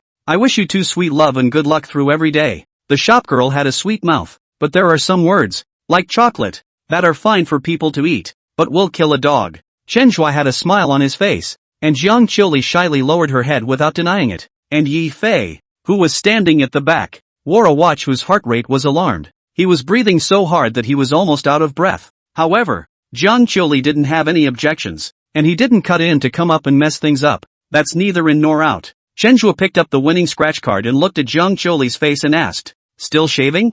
Jiang Qiuli shook her head. No, no more shaving. After a pause, she added, Can you let go of my hand? It's too tight. Chenjue laughed and let go of his hand. Jiang Qiuli actually didn't directly say let go of her hand this time, but made an excuse that it was too tight. It's getting interesting. Okay. Chenjue handed the lottery ticket to the clerk. Cashing in. The clerk scanned the code and handed over a few bills. Chenjue drew 4 sheets from it and stuffed them into Jiang Qiuli's pocket. Take it. You've earned your luck. No, I can't. You bought this. Jiang Qiuli took another $400 out of her pocket. Didn't we agree from the start that if you don't keep your word, then don't blame me for going to the hospital. Chenjue pushed the $400 back. This time, Jiang Qiuli didn't dare to refuse. She just drew 2 out of 4. Weekly, cafeteria, fruit, and a boxed lunch to bring. Chenjue froze for a moment. He had forgotten all these things, but he didn't expect Jiang Qiuli to remember them so clearly. But he doesn't want to be paid back.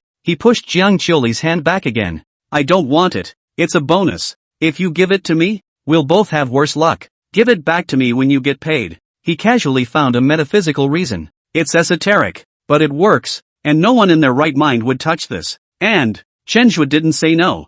Jiang Qiuli thought for a moment and took the money back. Chenjue held the rest of the money in his hand, and the corner of his mouth was a smile that was harder to suppress than AK. Those who were familiar with Chenjue knew that when he revealed such a smile, it meant that a son of fortune was going to be unlucky. He turned his head and said to Yi Fei, Class President Yi Fei, do you want to come and play scratchers? I accidentally won the $800 jackpot. Why don't you come and try your luck? Yi Fei was now holding a bellyful of fire. In the face of Chenjue's invitation, his smile was so fake that it couldn't be faked anymore. No need. I'm a man of bad luck. After saying that, he cursed a stupid beep in his heart. It was only an $800 prize, and even if he was lucky, the probability of that continuing to win the jackpot was extremely low, arguably 0. Wouldn't it be a waste of money to go back and scrape it yourself? Chenjue looked at Yi Fei's wonderful expression and nodded and said, So. Then he turned his head back to Jiang Qiuli next to him. I haven't won a couple hundred in a long time, and I'm extraordinarily lucky that you're here today.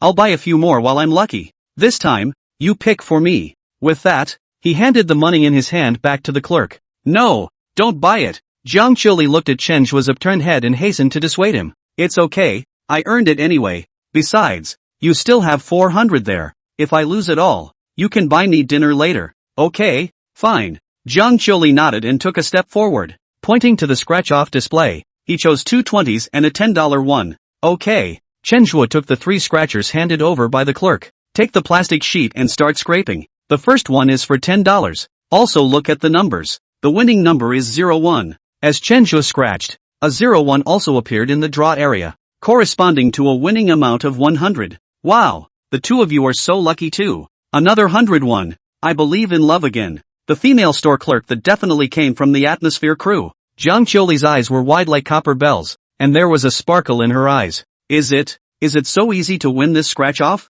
Chen Zhuo continued to shave 20. There were two 20s left, one that only won 20, just enough to get back, and one that won $200. Holy, Qiuli, you're really my lucky star. Next time there's something like this, I'll definitely bring you along. Chen Zhuo showed a face of surprise. I have to say, the system is just capable. Ha, Jiang Qiuli wanted to say that this kind of game to make money was unreliable, but the facts were right in front of her eyes and she couldn't refute them. Yi Fei stood back, really getting pissed off. Was this still his idea of a scratch-off? With that rate of delivery, it really is charity. Of course, the 1 or 200. For someone like him, dropped on the ground he didn't even bother to bend down to pick it up. The most critical thing is that Jiang Qiuli smiled more and more brightly. Looking at Chen Zhuo's eyes are in the stars. What does it mean? Just as he was thinking about countermeasures, he heard Chen Zhuo's voice speaking to him. Yi Fei, class president. 205. Do you want to come and help me choose a few? No, I mean, there are 205 left. Do you want to come and help me choose a few? When Yi Fei heard Chen Zhuo call him a 250, his fists were tightened like a stone, just waiting for the last shred of sanity to disappear and go up to give Chen Zhuo a punch. But upon hearing the latter sentence, his hand loosened again. Wait a minute. Chen Zhuo asked himself to pick out scratch-offs for him. There's such a thing as a good thing. He laughed. This time, it wasn't a forced smile. It was a smile from the heart. No problem. He walked up to the counter and glanced at the scratch-offs set inside. How many to choose from? Chen Zhuo looked at the leaping Yi Fei and stifled a laugh. If he could win so many prizes with 10 times his own luck, how could Yi Fei win with 100 times his luck? You watch and choose. All of them are fine. Chen Zhuo said indifferently. Hearing this, Yi Fei's heart burst with joy as he added, Isn't 250 a little low? I'd like to pick out a few more. Chen Zhuo nodded approvingly. It's a little less, said, picked up his cell phone and swept over 1,000 directly. That's enough. Feel free to watch and buy. Chapter 74. Why don't you say something?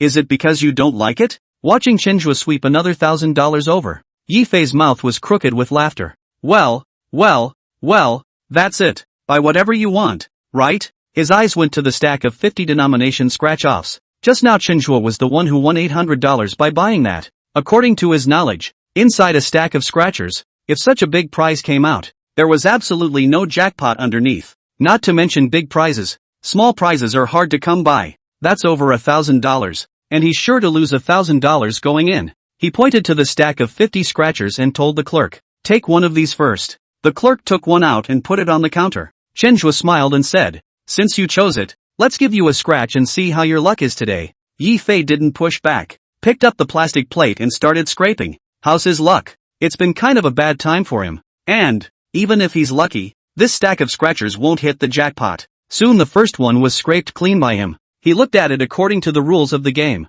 Hit 50. This one goes back to the capital. Holy, how is this still going to pay for itself? I'm not supposed to be lucky? With a question, he asked the clerk to take another one. And this one. Shave the others. I cough. He was certain now that this book of 50 had produced a jackpot of 800. And of the rest, surely many had no prizes. Taking the second one, he quickly scratched it. None of the numbers match up. But, there's a pattern in the center. Good luck. It's actually a hidden prize. If you scratch out this icon, you'll get $1,000. The clerk looked at it and marveled. I'll be damned, that's just as good. Yi Fei's teeth were about to be clenched. He didn't understand how this scratch-off could have so many prizes. Is this normal? I'm still scratching this. Get me 5 more, he said through clenched teeth. Chen Zhuo looked at Yi Fei, who was furious but had to hold back from having an attack. Straight away, he reached out and tapped the counter with his finger. Take 10. 5. My classmates didn't scrape enough. With that, the clerk took 10 more out. Yi Fei was silent, just scratching the lottery ticket.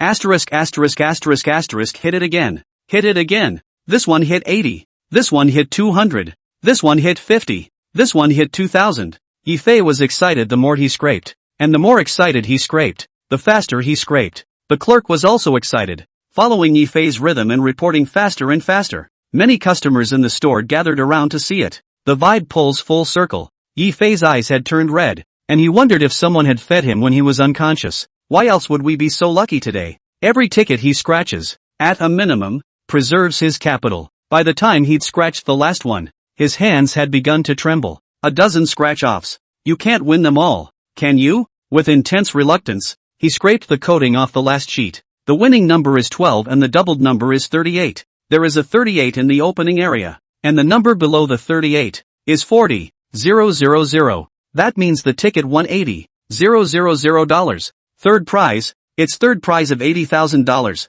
the clerk exclaimed. She had worked at this convenience store for 5 years and sold scratch-offs for 5 years, and it was the first time she had encountered such a scene. Not just her, but the entire nation's lottery stores, I'm afraid, have never seen such a way to win. I'll go. Yifei class president. It's still you. Zhang Qiuli and I together only won 800. You alone won 80,000. You are 100 times more than us. Cowhide. You are really cowhide. Chenhua patted Yifei's shoulder with a smile on his face and said, by the way, it also took back the scratch-offs that Yifei had scraped out in front of him. Yifei went numb. Anger no longer described his feelings. The look on his face at the moment was that of a tomcat holding a book read warm. A dozen scratch-offs all had prizes. The highest one was still the $80,000 third prize, counterfeit tickets. This store sells absolutely fake tickets. Thank you, and next time I have an opportunity like this, I'll ask you to come over and shave for me. Such a good opportunity. Of course Chenhua couldn't let it go so simply.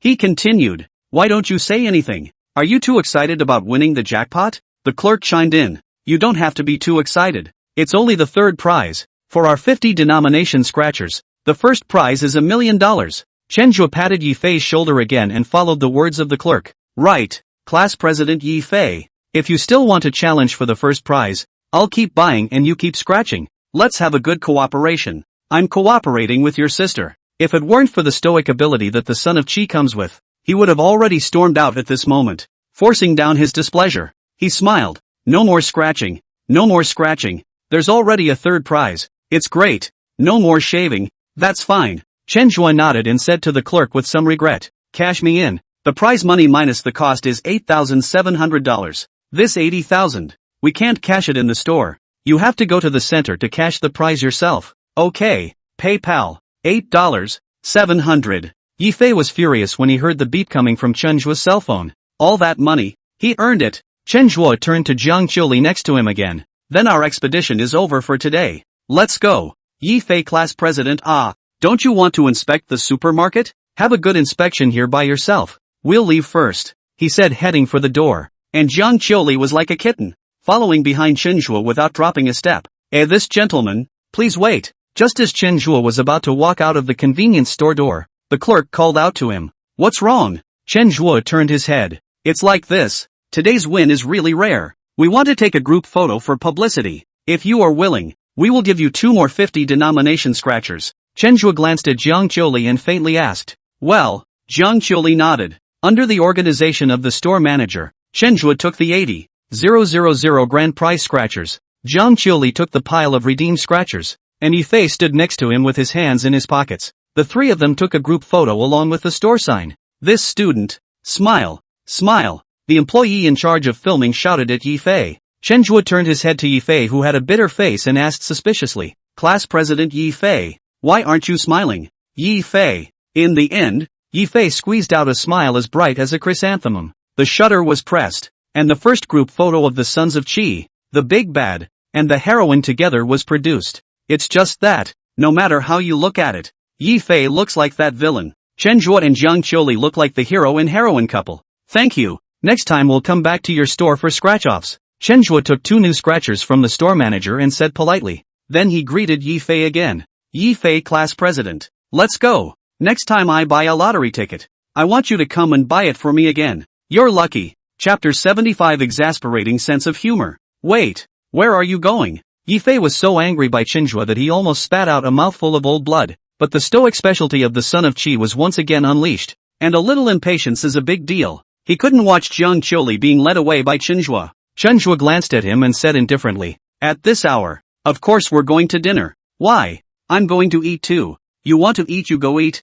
I'm not selling food. Put. Chenjua's exasperating sense of humor made Jiang Chuli not hold back and bared her laughter. Yu Yifei was that angry. He still held back and said, I mean, can I come eat with you guys? Chenjua shook his head. No way. We're having a work lunch. You're not a supermarket employee. No meal for you. Next time you get a chance, I'll treat you. After Chenjua finished speaking, he pulled Jiang Chuli into the electric car. Jiang Chuli had long wanted to leave, and with a twist of her electric door, she disappeared to the end of the street. Holy! Yifei returned to the store, picked up his helmet, and tried to catch up on his bike, but as soon as he returned to the store, he was surrounded by the same group of customers who had just gathered around him. Brother, buy one for me too. Yifei coldly returned. Not buying. He wasn't interested in the lottery. The first prize is only $1 million. It's not enough for him to buy a car. If Chenjua hadn't offered to scratch the lottery ticket, he wouldn't have even looked at it. Don't be so hasty to refuse. Buy one for me, and I'll buy you dinner if you win. Yes, yes, yes, yes. They won't treat you to a meal if you win 80,000. I'll treat you to a meal, as long as you scratch the lottery ticket for me. Asterisk asterisk asterisk asterisk off. These are words that add fuel to the fire. In anger, he flipped off the people who had gathered around him. Why are you hitting people if you won't help us shave? That's it. Didn't someone else take the girl without you? Ugh. Didn't they say that yellow hair is surrounded by girls? How come this yellow hair is still a licking dog? Ding. Detected that the son of fortune Yifei is furious and his emotional intensity is at its peak. Your next wish is directly refreshed. Jiang Chili brought Chenjua to the snack street at the back street of the school. At night, it's full of stalls and crowds of people, but it's midday, and business is mainly done by the stores on either side. When the system's beep was heard, Chenjua was shocked. This son of luck shouldn't really be infuriated to death, right? Chenjua and Jiang Chili found a fast food restaurant, casually ordered some food, and while sitting and waiting for the meal, Chenjua stuffed all of the 2 scratchers given by the convenience store and the one that won the 80,000 grand prize into Jiang Chili's pocket. He doesn't like the $80,000, but Jiang Chili does. I don't want it. Jiang Chili saw Chenjua stuffing all that winning lottery ticket into his pocket. Anxiously, he stood up, his head shaking like a rattle. Sit down. Who said I gave you that winning ticket? I'm asking you to help me claim the prize. The 2 unscratched ones from the store are for you, Chenjua said lightly. Jiang Chili hesitated and sat down to say seriously. And no, 2 scratch-offs, it should be 1 for each of us. Chenjua let out a sigh. This heroine, how can she count everything so seriously? That's fine. Then you scratch one of mine first and see if you win. Chenjua picked a random ticket from the 2 unscratched ones and handed it to Jiang Chili. Jiang Chili nodded, scraped it with a fingernail. Missed. Didn't hit it? Chenjua froze for a moment. He had a 10-fold increase in good luck, and he actually missed. Does it mean that the only person who gets this bonus is the one who scrapes himself? No. Jiang Chili checked again and still shook her head. Then I'll scratch yours. Chenjua wanted to test his guess and said, good. Chenjua stood up, sat down next to Jiang Chili, stretched out his left hand, and grabbed Jiang Chili's right hand. Jiang Chili subconsciously tried to dodge. Then I heard Chenjua say, we just won the lottery when we shook hands together. Let's see if it's the same as what that clerk said, that the power of love increases the probability of winning the lottery. A slight blush floated across Jiang Choli's face, but hearing Chenjua's words, she didn't struggle anymore. Chenjo scores with an open right hand. There was no need to channel Jiang Choli's emotions this time, so he scraped quickly. 08. It's 08 down here. Under 08 is 3,000 bucks. Autumn Lee, you've won another 3,000. Before Jiang Choli could see it, Chenjua had already reported the result. Another 3,001. Ha! Jiang Choli was confused. Is it so simple to win the lottery? This isn't like what she's seen online, is it? She looked unbelievably at the hand she held with Chenjua's 10 fingers. Could it be that there really is a power of love? Chenjua loosened his hand and shoved the winning scratch card to Jiang Choli. You can't say no this time. We agreed from the beginning that this was your lottery. Aha! Jiang Choli nodded gently, then jerked his head up again. Seriously? So, do we want to change seats for dinner? My treat. Put. Looking at Jiang Choli's serious face, he didn't hold back his laughter. No, why is this heroine so cute? No, we ordered everything. You have the money. Treat me next time. Good. Jiang Choli nodded seriously and added, thank you. Chenjua waved his hand. You're welcome. Your mom knows that I'm your boyfriend. Jiang Choli. At about 4 o'clock in the afternoon, Chenjua, who had returned to school, Received a message from Lee Ye. Something is wrong. Come quickly. Chenjua pushed open the door of Lee Ye's office and walked in. Lee Ye, who was watching Cherry Pills, was shocked and shook her whole body, and hurriedly exited off the webpage on her computer. She looked at Chenjua with some anger. Why did you come in without knocking? Chenjua scratched his head. Didn't you say come quickly? I got in a hurry and forgot. Lee Ye was speechless. Chenjua opened the next topic and asked, what's the matter? Let me come quickly. I'm in the middle of dinner, and I've come without finishing my dinner. You'll have to pay for my meal later. Lee Ye rolled her eyes at Chenjua. Do you look like someone who lacks money for a meal? Stop flirting with me, or I'll dock your credits. I've got business. Although she knew that Chenjua didn't care about credits either, Lee Ye couldn't help but say, what business? Chenjua asked as he casually sat down on the chair in front of his desk. Lee Ye brought over a piece of A4 paper with a notice printed on it from the side. It's like this. Didn't I send you the information about the new judges of the Innovation and Entrepreneurship competition 2 days ago? There's a female president of the Red Maple Technology Group and they're named Shueqingya. Red Maple Technology Group, a well-known enterprise in our Central River, recruits a large number of graduates from our school every year. And this time the school has a school enterprise cooperation program to talk about. So, she'll be coming to our school for a one-day visit. And I've secured you a reception, the day after tomorrow. So get ready. Chapter 76 Interesting. It's getting interesting. Xingye Shui is coming to inspect the school? He's familiar with it. No problem. Wrap it around me and make sure she's comfortable playing. No. Examining. Chenjua's mouth was almost crooked with laughter. What's with all this good stuff? Can't stop it. Can't stop it at all. What's wrapped up in you? I'm putting in a good word for the leader to let you in to do odd jobs. So put your wits about you. Lee Ye breathlessly rolled her eyes at Chenjua. No way. Director Lee, I even invited you to a movie. And you got me a handyman position? Chenjua was also speechless. He had planned to further communicate with Shueqingya about the entrepreneurship competition, but he didn't realize that he was just being asked to become a handyman. Is this something he can be a villain for? Don't worry. I'll step in. Can I give you an ordinary position? Although it's a miscellaneous, but the core members can definitely mix up in front of General Manager Shui. When the time comes for the competition, she can give you a higher score. Lee Ye retorted in the face of Chenjua's disdain. So, that's okay. Chenjua thought about it and agreed. Then he added with a twist of words, by the way, Director Lee, when do you want to go to the movie? Let me know in advance so that I can book a time with my buddy in case there are other people in the villa by then. Lee Ye's mind automatically appeared in Chenjua's villa. The image of the home theater. A heartbeat. Hesitating, she said regretfully, it's been so busy. I'll be sure to go when I have time.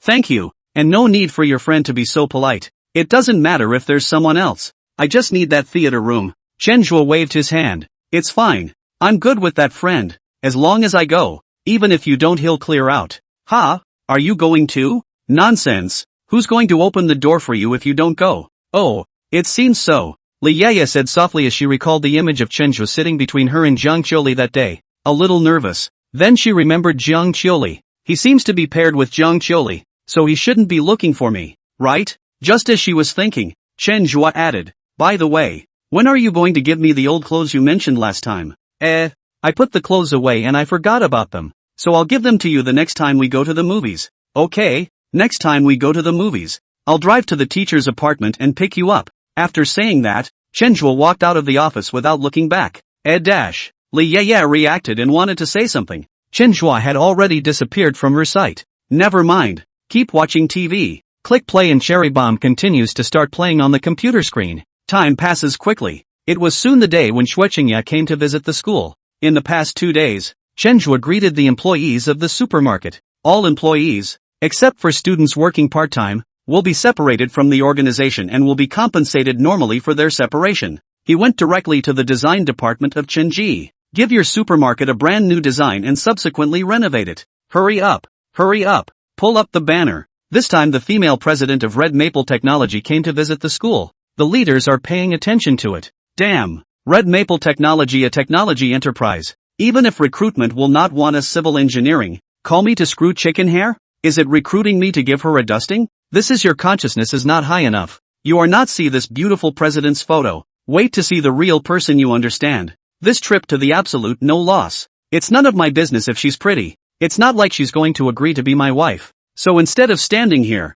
why don't you go back to your dorm and score more points? Can you stop pushing Lai Lai? I asked you to come to the mop-up only because I heard from the counselor that there was a possibility of extra credit. I don't ask normal people. Oh, extra credit. That's fine. As a student of CJU, the school is my home. It's only right for me to come if the school needs it. Chenjua was also among this group of students. Everyone was cheated out of credits. Only Chenjua came in through the back door. When he saw his job description, he realized what Li Yaya meant by close contact. His job was to serve tea and water, be ready to serve at all times, and follow as a little follower. Fine, fine, Li Yaya, Shui Qingya, you guys are joining hands to bully me, aren't you? So I'll show you who's the boss later. A short while later, the convoy arrived. Stopped in the area of the Faculty of Information Science. The small leaders of the academic department went forward to greet them, and the big leaders stood in place, waiting for Shui Qingya to get off the car and come over. Soon, Shui Qingya was in a cluster shaking hands with the leaders sent over by the school,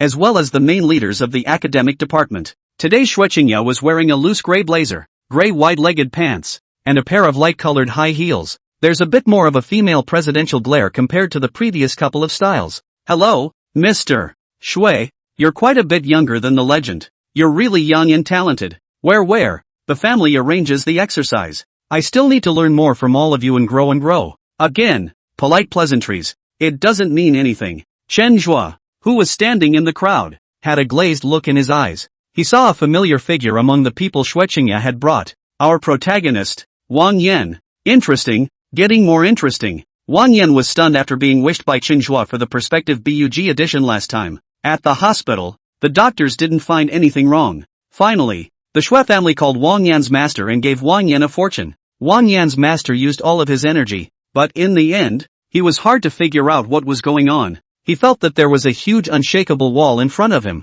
as if it was the heavenly Tao. Combined the symptoms of Wang Yan, he finally gave the conclusion that this was the heavenly Tao's guidance to Wang Yan. It allowed Wang Yan to be able to look at all the white bones so that he could realize the true meaning of being a human being and thus become enlightened. It was the heavenly Tao that had chosen the gifted Wang Yan. After hearing this explanation, the haze in Wang Yan's heart was swept away. Sure enough, the sons of Qi are cowhide. What a villain Chen Zhua. Can fight for. Whoever heaven helps will win. After feeling better, he asked Shui Qingya to play the game a few times. Shui Qingya was getting more and more considerate under his offense. The Shui Qingya that he saw in the Shui family, on the other hand, was cold. The contrast between the two thrilled him. Pretend. Quite capable of pretending. Like to play games? Role-playing is it? I'll have a good time with you. So, at his strong request, the Xerxes made the arrangements. He succeeded in joining the team of Shui Qingya's CJU expedition. However, right after he got out of the car, he saw Chenjua standing in the middle of the greeting line at a glance.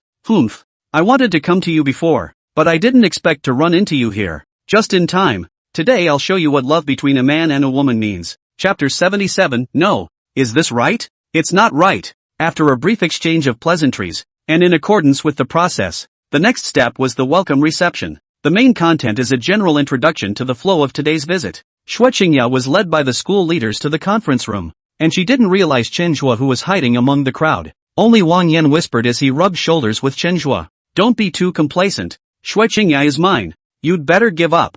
I can reveal a little bit of news to you. Right now my relationship with her is developing like a crack. You don't stand a chance. After saying that, Wang Yan walked away proudly. Chen Zhua looked at Wang Yan's back and wanted to laugh a little. This Lingling is awesome. She actually managed to fool Wang Yan, who really thought that the one playing the game with him was Shui Qingya. Chen Zhua followed suit. The welcome party still needs him to pour the tea. Well, we won't talk too much nonsense. I'll come straight to the introduction of a few items we're going to visit today, such as, it's time for the tea pouring students. Quickly pour tea for everyone. The person who was speaking on the stage is the Associate Dean of the School of Computer Science. He was halfway through his sentence when he signaled for tea to be poured. Chen Zhua was on the line at this time with tea and a hot water bottle. He walked straight next to Shui Qingya and asked in a low voice, Little Shui, do you want to drink Westlake Longjing, or chrysanthemum tea? Shui Qingya was looking intently at the materials prepared for her on the desktop. The familiar voice in her ear made her frown. She always thought she'd heard that voice somewhere before.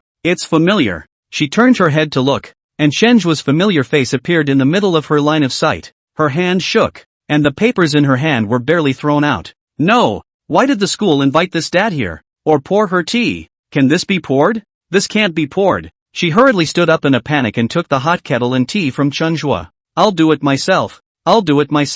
Now. Everyone in the room was dumbfounded. That, Mr. Shui, these students are all here voluntarily to serve this conference. You don't have to be so polite, the vice dean of the School of Computer Science said. Shui Qingya, do I dare to be impolite? I still have a bunch of handles on this student of yours. Shui Qingya coughed. I know this student. He's very good. Let him sit next to me in the meeting together. Ha! Everyone, including Wang Yan, turned into question mark faces. No, is this right? It's not right. However, with Shui Qingya's position in the scene, no one dared to question it. The students in the back immediately brought chairs for Chen Zhuo. Chen Zhuo sat down obediently. The meeting continued. Wang Yan, who was sitting on the opposite side, watched Chen Zhuo sit next to Shui Qingya. People are stupid. No, what's going on? He secretly took out his cell phone and sent a message to Shui Qingya. No, what's going on? There was no reply from the opposite side. At this time, Zhang Lingling was in the dormitory when she saw this message from Wang Yan. Deliberately didn't reply. The reason is also simple. Based on her experience as a scum girl, when the other person sends out a questionable type of message like this, whatever the reason, never reply immediately. Wait a while. Make the other person's heart anxious. It's only good to talk about it later if you're in a hurry for a while. After Wang Yan sent the message, he looked up at Shui Qingya, who wasn't looking at his cell phone. I didn't get a message back myself. Cam, ask her later. Wang Yan cursed in a low voice. And at this time, Chen Zhuo was bored after sitting for a while. This vice president was talking about some big pie in the sky about the future. And the more I listened, the more I wanted to go to sleep. As in class, he began to doze off. As he typed, he was not paying attention and bumped into the signing pen on the table. There was a click. The signing pen in front of him fell to the floor. He tried not to make a sound and crouched down to pick it up. The conference table is covered with a tablecloth and you can't see underneath. Chen Zhuo picked up the pen. And just as he was getting up, he suddenly saw Shui Qingya's ankle. Shui Qingya's wide-legged pants were very long, and when she got out of the car just now, the pants had partially covered her high heels, so she couldn't see much. Now sitting down, the pant legs were pulled up a bit. Chen Zhuo saw the shredded flesh around his ankles. Legendary pants lease, can play. Sighing, he stood up and sat back down, whispering in Shui Qingya's ear. Nice outfit today. Who taught you to dress like that? Shui Qingya's face reddened slightly. She replied in a whisper. Brush up on your videos and learn. I get it. Little tips for meeting your boyfriend, right? Chen Zhuo looked at Shui Qingya's blushing face and continued. Shui Qingya's situation was unique, different from Jiang Qiuli and Li Yeye. Controlling Shui Qingya's handle and hobbies was only the first step. The second step is to break the ice, so that Shui Qingya through the heart of the barrier. Therefore, Chen Zhuo is very bold. Shui Qingya looked at the vice dean who was speaking on the stage and looked at herself, and then looked at Chen Zhuo beside her. Mixed feelings. She whispered to Chen Zhuo. I'll explain it to you later. After that, the meeting continued in a serious manner. Wang Yan, who was sitting on the opposite side of the table, didn't even listen to what was being said at the meeting. His attention was always on Chen Zhuo and Shui Qingya. Seeing Chen Zhuo and Shui Qingya whispering to each other, Shui Qingya's face was still getting redder and redder. He blew a gasket. Tomcat with book Red Wing emoticon. He was tempted to stand up and question, but thought that this meeting was important to Red Maple Technology and to Shui Qingya. If he stood up to wreak havoc, it would definitely displease Shui Qingya. So, he held back. Hold back. The beginning of the meeting was just a general introduction and didn't take too long. Soon it was time for the next part. The tour. Okay, Mr. Shui, that's all for our pre-introduction. Let's go to the next building and visit the specific project. To go to the next building. Everyone stood up, all stood up. Shui Qingya also stood up. Nod. Good. Then she called for the secretary again. I'm going to go to the bathroom first, so you guys go ahead and I'll be right over. But, Shui Qingya's eyes stared. But what? Yes, President. Several school leaders came over to Shui Qingya's side, wanting to talk to her while walking. It was put off by Shui Qingya with the same excuse. Well, Mr. Shui, we'll wait here for you to go over together, just so we can all sit and have a cup of tea and rest. Shui Qingya walked out of the conference room. Chen Zhuo looked away and slipped out the back door. Wang Yan watched Shui Qingya leave, and when Shui Qingya disappeared, his gaze retracted. He suddenly felt something was wrong, but couldn't remember at once. After Shui Qingya came out of the conference room, she didn't go to the bathroom, but went up the stairs to the rooftop. Chen Zhuo followed and slipped up as well. You, why are you here? Shui Qingya looked at Chen Zhuo with dodging eyes. Chen Zhuo put his hands in his pockets and said indifferently, didn't I tell you? I'm a junior at CJU. It's not normal for me to be at CJU. After a 2-second pause, Chen Zhuo continued, it's you. I even brought you fried chicken to the company specifically. You know I'm at CJU, and you didn't even say hello to me when you came over?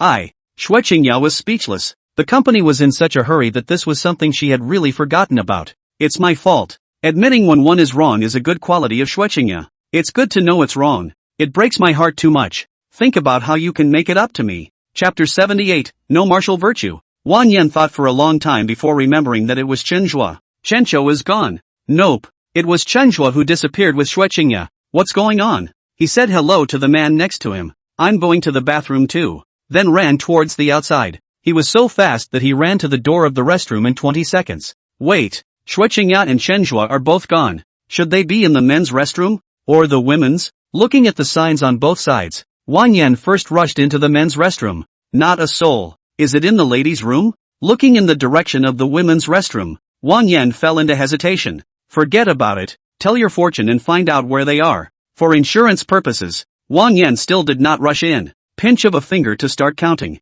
Nervous, shy, helpless, undress? With his strength, he couldn't count specific images, only relevant cue words. When he counted on undressing, the man was dumbfounded. What's going on? What's going on? What are Xue Qingya and Chen Zhua doing now? I'm Nima ing Chencho. Wang Yan brainstormed the scene based on the cue words he had counted on. At once, boundless anger surged to his heart. The villain, Chen Zhua, is also too shameless. Wait, it's normal for villains to make this kind of maneuver. In a normal plot, now is the time for me to come out and heroically save the day. Grasping it well is a perfect opportunity. Only when he figured this out did Wang Yan's anger subside a bit. He pinched his fingers and prepared to carefully calculate which place Xue Qingya and Chen Zhua were in right now.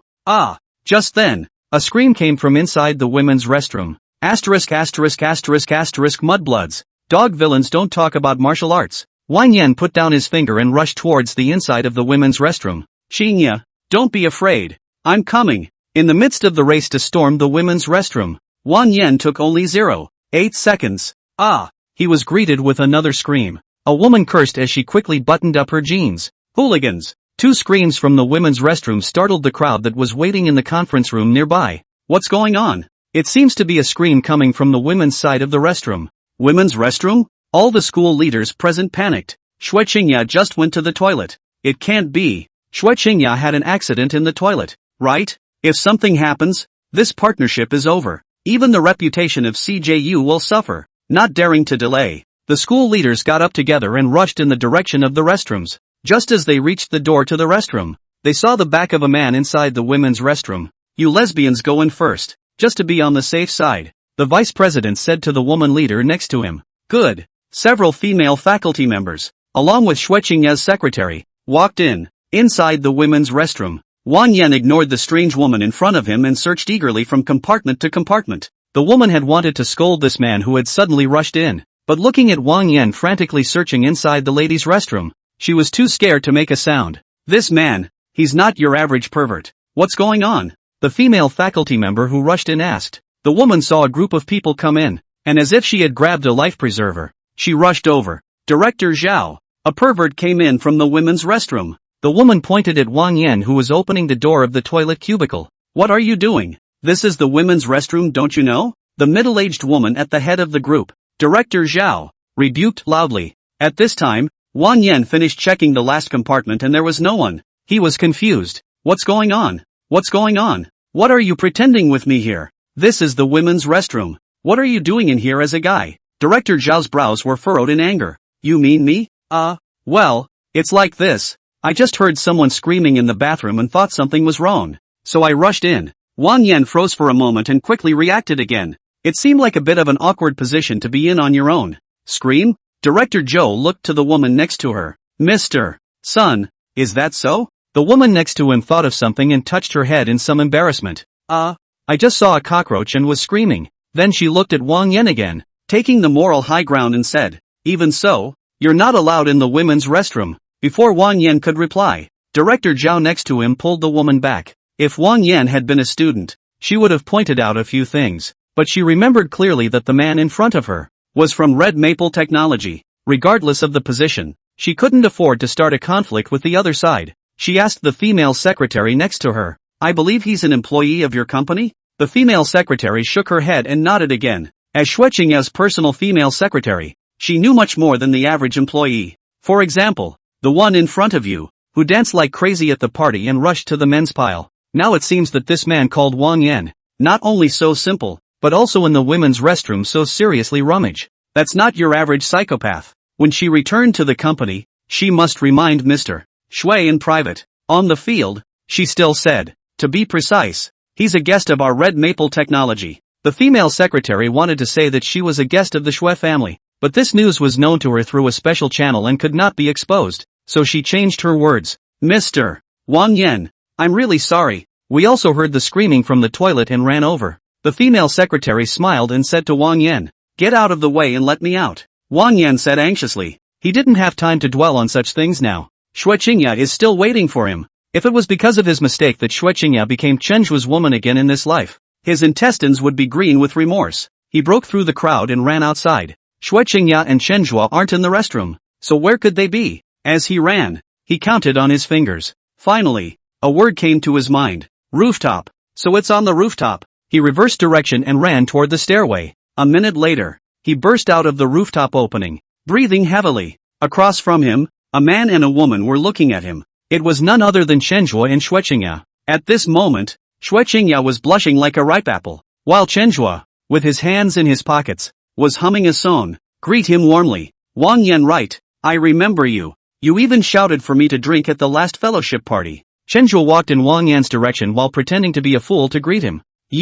Wang Yan wanted to give Chen Zhuo a punch, but thought that Shui Qingya was standing next to him. In order to stabilize his image in Shui Qingya's mind, he still held back. Ignoring Chen Zhuo, Wang Yan looked at Shui Qingya and asked with concern, are you okay? Shui Qingya ignored him. This family sends a man who is not only psychopathic, but also a dog's ass. If it wasn't for the family's mandatory requirements, she would never have brought Wang Yan over. She followed Chen Zhuo's footsteps and rubbed shoulders with Wang Yan. Chapter 79. This is the wisdom of a dog-licking protagonist. Shui Qingya actually ignored herself. She must have suffered a great deal just now and was in a very difficult mood. That's why he ignored himself. That must be it. Chencho. Wang Yan's brain turned slightly before he found a good reason for Shui Qingya. Looking at the disappearing back of Chen Zhuo and Shui Qingya, he cursed. Should it be true? In his anger, he pinched his fingers and started counting again. Fortunately, Shui Qingya is still a virgin. Hate. Chen Zhuo. Wait for me. He took out his cell phone,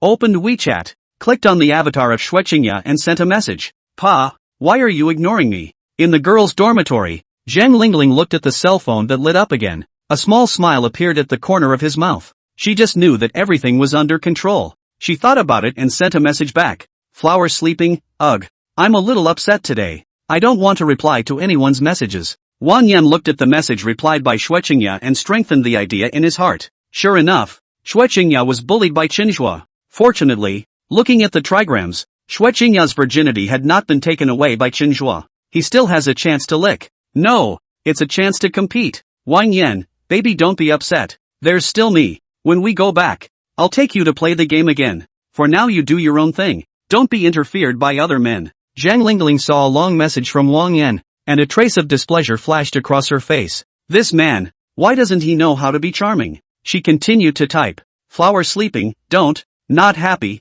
don't want to play the game. Now in this era, it's really hard to make some money. Wang Yan initiated a transfer of 18,888 yen to you. Wang Yan, it's just making money. No need to work too hard. I've done the math for you. You'll have a good time on your way to making money. Blossom sleeps to confirm collection. Zhang Lingling looked at the string of numbers and only wanted to say one thing. You're really good at math. She typed a reply. Blossom sleepless, really? Brother has given me hope again. Let's play a game together later. I feel hopeful again. Wang Yan, that's good. Compare hearts. Zhang Lingling looked at the emoticon sent by Wang Yan and wanted to vomit a little. Ugh. It's hard to make some money being a scumbag. It's kind of a moral damages fee. But who is this woman that Banshee Chenjua asked me to disguise myself as? And who is this rich lickspittle across the street? A flicker of doubt flashed through her mind. Again, it was immediately behind her. She doesn't care who it is. It makes money. She changed her micro signal, clicked on Chenjua's avatar, and transferred $10,000.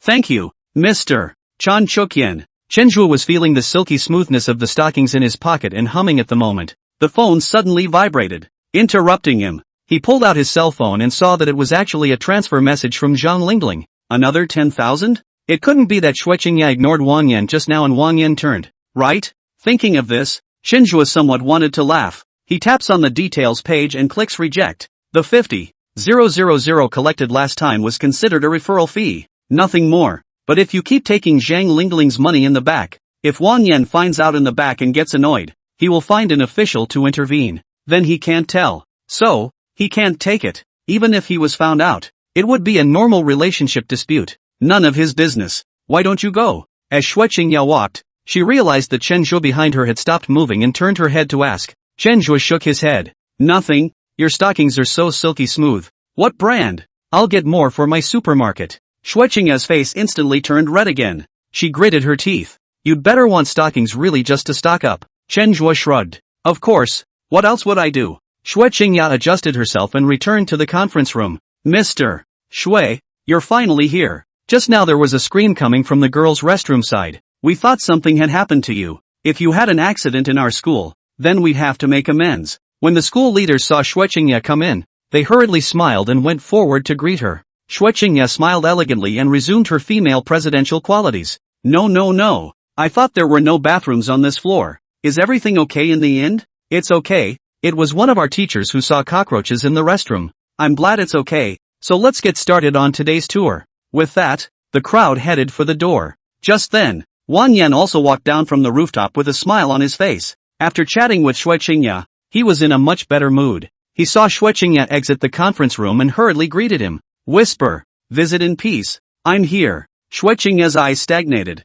The qualities of a female president told her to hold steady. Then she pretended she didn't hear it and continued walking forward at a fast pace. She mentally spat as she walked. This Wang Yan is really mentally sick. Next time, no matter how much the family demands, he can't be brought along. Wang Yan looked at Xue Qingyao's back as she left. A small smile appeared at the corner of his mouth. Worthy of being the woman he looks up to. Her external aura is just powerful. Just as he was about to follow, a hand rested on his shoulder. He turned his head to look and Chen Zhuo was smiling at him. What? Seeing that it was Chen Zhuo, his expression immediately collapsed. Chen Zhuo said with a smile as if he didn't see it. Brother Wang Yan, last time you drank with my brother Ning Hao. This time you came to Zhongjiang University. I also have a brother named Ji Fei who wants to drink with you. Speaking of drinking, the image of himself dancing appeared in Wang Yan's mind again. He was instantly red warm. Get out! He was squirming. Looking at Wang Yan's back as he left, Chen Zhuo sighed. What an insensitive person. Introducing you to the sons of Qi together to deal with me.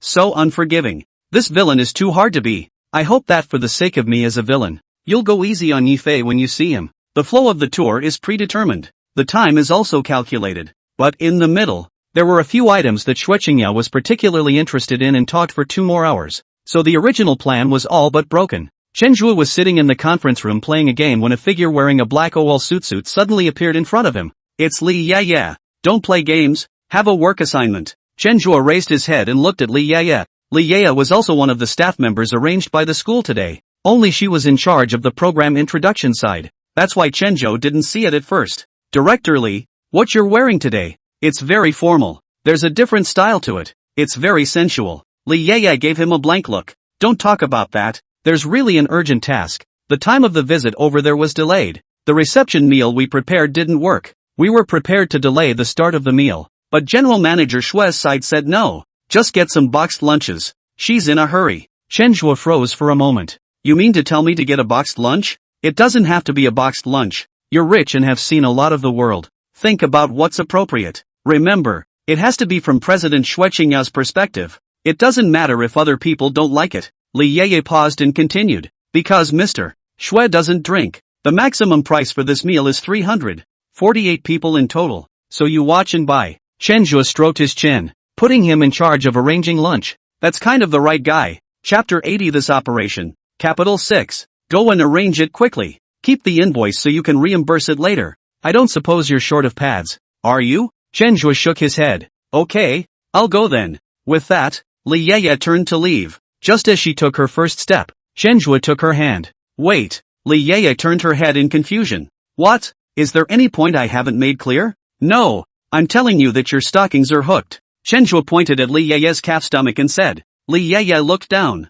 The stockings that wrapped around her well-proportioned calves literally hooked. One strip at a time. And it was hard to see. I purposely changed the strip to a new one. How come it's still hooked? Being seen? Isn't this embarrassing? Never buy this brand of stockings again. Li Yeye spat in a small voice. Then look up and get ready to go. Chen Zhuo pulled her back again. To do what? Li Yeye gave him a blank look. The stockings are hooked. Of course I'm going to take them off and throw them away. Otherwise how embarrassing for others to see. Take it easy, Chen Zhuo said, pulling out a pair of stockings from his pocket. This one is good. You replace this one. Ha? Li Yeye's eyes widened like copper bells as she looked at Chen Zhuo incredulously. Thinking back to the very beginning in the office. The image of Chen Zhuo grabbing her socks. Why you're carrying stockings around for what? You're not really a psychopath, are you? Li Yeye said, taking 2 steps back. Chen Zhuo gave her a blank look. You think a lot. My supermarket is not to be upgraded. I am ready to add this commodity category, so I got a few pairs,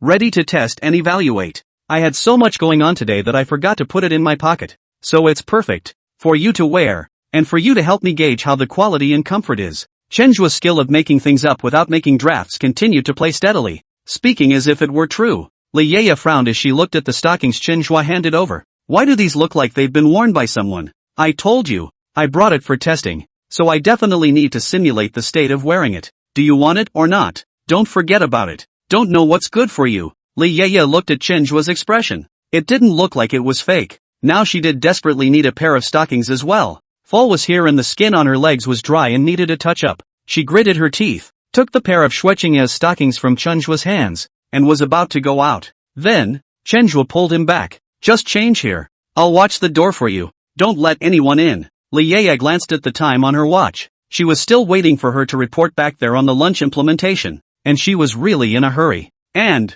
today, she's wearing safety pants. Well, keep an eye on it for me and don't let anyone break in. Chen Zhuo then okay. Don't worry. I'll never let in a bad guy. 3 minutes later, Li Yeye finished replacing it. Okay, you turn around. Chen Zhuo turned around with a disappointed look on his face. He wanted to punch the guy who invented safety pants. Your stockings feel pretty good. Very stockingy. I just don't know if they'll hook. I'll let you know when I wear them for a few days. Li Yeye looked at her legs and said seriously. Yeah, well, wear it well. Chen Zhuo nodded. Xueqingya shouldn't buy cheap stockings to wear. Okay, go get lunch ready. I'm going over there. Li Yeye put on her high heels and ran outside the conference room. Halfway through her run, she turned to Chen Zhuo again. Help me throw away that torn stocking on the table. After saying that, she disappeared in front of Chen Zhuo's eyes like the wind, and only the sharp thud of high heels and floor tiles hitting could be heard. Okay. Chen Zhuo walked to the side of the table and put Li Yeye's changed stockings into his pocket very smoothly. Humming, he went down the stairs and headed in the direction of the cafeteria. Li Yeye said to prepare lunch from Xueqingya's point of view. That's kinda the right guy. He knew what Xueqingya liked to eat better than any other person. 10 minutes later, he appeared in front of one of the best snail noodle stalls in CJU Student Intentions. Boss, pack me 48 servings of snail powder, with extra stink. The stinkier the better. I for one like heavy flavors. Okay. After sweeping up the money, he added to the boss. You do that. I'm going out and I'll be right back for it. Chen Zhuo came to his supermarket. Ordinary employees have already left their jobs, and the supermarket design plans are ready. With the renovation officially taking place the day after tomorrow, these 2 days Chen Zhuo was ready to close the store. But Jiang Qiuli nonetheless won't do it. It says that a day the supermarket is closed is a day less money. And, the more days it's closed, the more regular customers are lost to other supermarkets. Without an employee, she'll take the top spot. These days, her mom is getting better at the hospital. After discussing it, her mom agreed with her decision. Chen Zhuo couldn't argue with Jiang Qiuli, so he had to let her guard the store alone. At this point in time, supermarkets don't really do much business. When he walked through the door of the supermarket, Jiang Qiuli was sitting at the checkout counter. Take a laptop with paint falling off the edges and tap frantically. Qiuli, if you're sitting here, you might as well go to the hospital and stay with your mom. It's not like I'm going to pay you extra. Chen Zhuo looked at Jiang Qiuli's serious look and joked. Jiang Qiuli raised her head. Seeing that it was Chen Zhuo, he asked thoughtfully, what are you doing here? Aren't you helping the school worker dash? Before the words were finished, Jiang Qiuli suddenly stopped. There was a 5-second gap before she continued to ask weakly. You, what's in your pocket? Chen Zhuo looked down. One of the corners of the stocking was hanging out, and he didn't know when he brought it out of his pocket. Chen Zhuo glanced at Jiang Qiuli. Her eyes had betrayed her. Jiang Qiuli must have seen what was in her pocket. She just didn't point it out. Chen Zhuo said lightly. Oh, you say this I'm not helping the school reception. Li Yeye counselor was there. Her stocking was accidentally hooked. Let me help her throw it away. I was busy. I forgot all of a sudden. Chenhua can tell lies as if they were true. This time he was telling the whole truth. And that really couldn't be further from the truth. Zhang Qiuli stood up from her chair and let out a soft "oh." Then he walked out from inside the cash register and weakly said to Chenhua, "I'll go throw it away for you then." Chenhua decisively handed the stockings in his pocket to Zhang Qiuli. Trouble. Watching Kong Qiuli walk out of the supermarket with the stockings and throw them in the trash can on the side of the road, Chenhua inwardly let out a sigh. Pity. These stockings of Li Yeye not only have a face and career bonus, but they are also a battle-damaged version. It's worth $1,000 less. It was just dropped. I blame myself for being 100 times more thorough than I should have been. Shaking his head, he headed inside the supermarket. 3 cases of Coke from the warehouse, then a box of ancient balm for applying to the skin from the shelf, and a couple of masks. That's right, he's going to make another wish. Chapter 81. The system works just fine. Moving the Coke to the next cafeteria, Chenhua said to the owner of the snail food seller, "When these snail noodles are packed, help me deliver them to the conference room in the School of Computing's administration building. And these Cokes, I'll pay you for the delivery." The owner of the snail noodle seller was a fat man. He smiled and said to Chenhua, "You are the college student owner of the supermarket next door, right? You buy so many snail powder. Where can I charge you delivery fee? Don't worry, I guarantee to deliver." "Thanks then. When you come to my supermarket in the future, you'll get 20% off snacks and fruits." Chenhua was just about to leave when he remembered something and turned back. "Right, invoice me." Taking the invoice, Chenhua returned to the supermarket. Zhang Qiuli was still sitting behind the cash register tapping away at the keyboard. Chenhua pushed out the chair in the monitoring room and sat next to Zhang Qiuli. "What are you writing?" Chenhua asked curiously. "Your business plan," Zhang Qiuli said as she tapped on the keyboard. She worked like she meant it. The usual pretense, the usual timidity, all vanished into thin air when it came to serious work. This is, perhaps, the real Zhang Qiuli. No need to be so serious. Just write casually. With my strength, I'm sure I can get the first prize. Zhang Qiuli shook her head. "No, it's not. I've looked up a lot of information. The college entrepreneurship competition. In addition to the content of the business, the most important thing that the judges will look at is whether the plan is written well enough or not." Chenhua let out a sigh. This heroine, how does she know so much? When he thought of the way Zhang Qiuli seriously went to help him throw his stockings just now, he even developed some intolerance. I also wonder how Zhang Qiuli would react if she knew about the relationship between the other women and herself. But the idea only appeared for 0.01 seconds before he discarded it. The Destiny's Child isn't even a pure love warlord. And he, the arch-villain, is even less likely to be. And, if it wasn't for herself, Zhang Qiuli's mom would have committed suicide. And Zhang Qiuli would never smile again in her life. Depression. In any case, he had saved her. Right.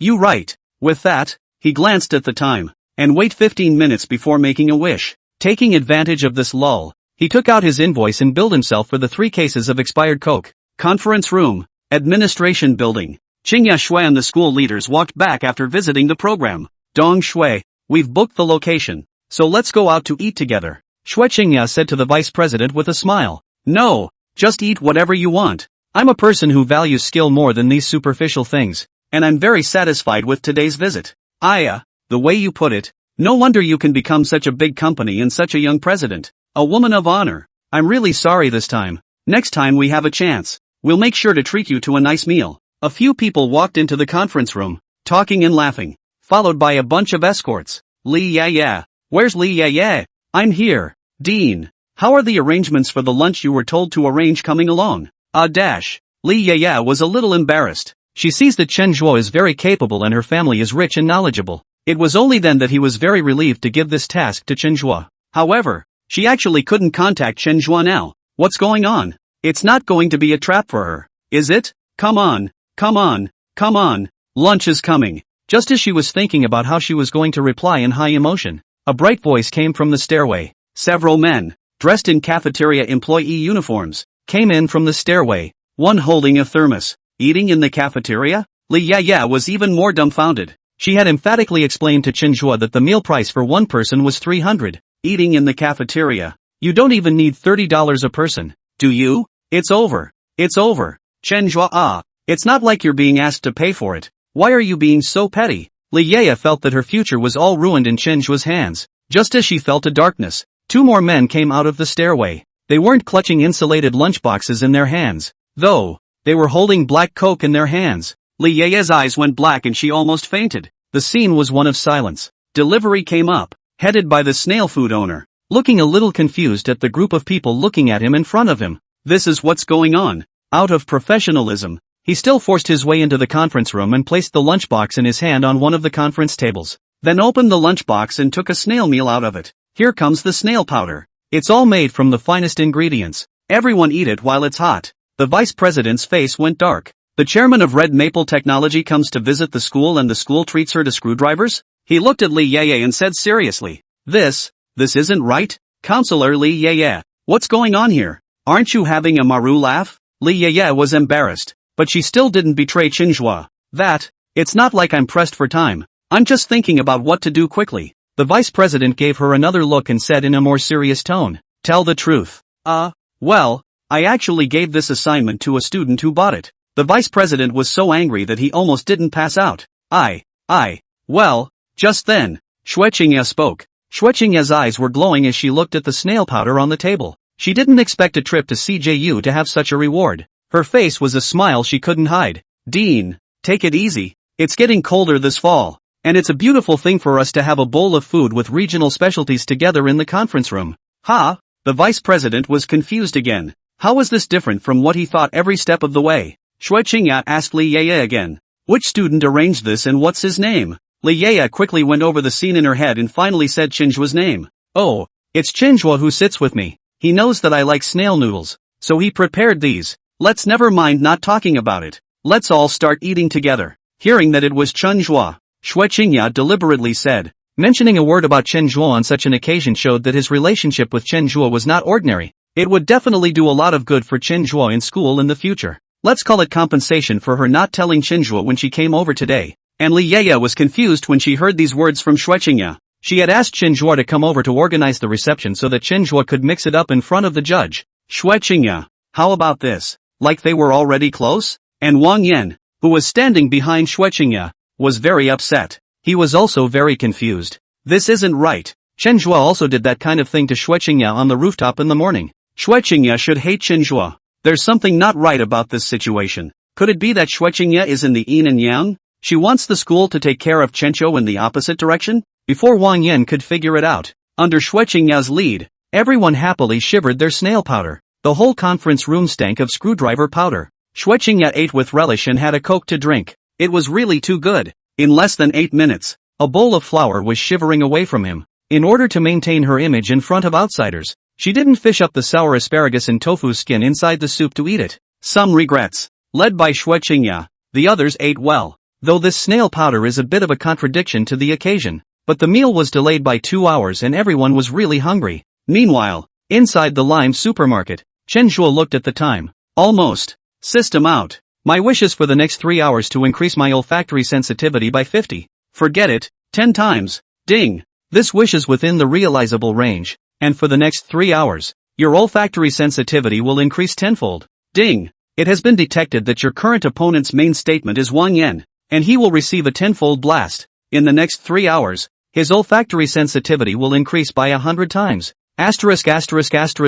So cruel. Qinghua sighed and huffed. The clear scent of Jiang Qiuli, who was sitting next to her, became even stronger. Well, the system works just fine. Chapter 82, Social Death Again. Poor Destiny's Child. This is a very flavorful chapter. Meanwhile, in the conference room of the administration building, Wang Yan also finished the last bite of snail powder. But he didn't think it was good enough. Is drinking soup. I have to say, the snail food was pretty good. The stench, in particular, is strong. Just as he was sipping the soup, a strange and overwhelming stench burrowed into his nostrils. The smell, it's like falling into a stinky gutter. Countless black waters were pouring into his nostrils. With anything, it's all about a degree. About getting it just right. Take for example the stink of snail food. Stinky to just the right degree. That's the scent. But beyond that, it would just be sickening. What's more, Wang Yan's sense of smell was now 100 times more sensitive. What to say about that flavor? At first, when he smelled it, Wang Yan still only felt that he was drinking water from a stinking gutter. But by the time he reacted, it didn't feel like stinky gutter water. It was indistinguishable from fresh show. Vomit. Can't help it. Can't help it at all. Wang Yan was like in a cartoon. The contents of his stomach were like a spray of water, and he vomited it all out. He didn't stop until all the contents of his stomach were vomited out. breathing heavily. Stinky, stinky, stinky. Then the vomiting started again. When the contents of his stomach were vomited out, he began to vomit clear water. It stinks. It really stinks. It stank so bad that he wanted to vomit his stomach out. As for the others, they were still shivering powder just now, but now they were so disturbed by Wang Yan. The heart is starting to feel sick. The snail powder in his hand, which smelled so good just a moment ago, immediately stopped smelling good. Everyone looked at Wang Yan with a look of disgust, although Wang Yan's difficult look was pitiful. But when you're eating screwdriver and the diner next to you pukes all over the place, that feeling, it's disgusting. Shui Qingya looked at Wang Yan.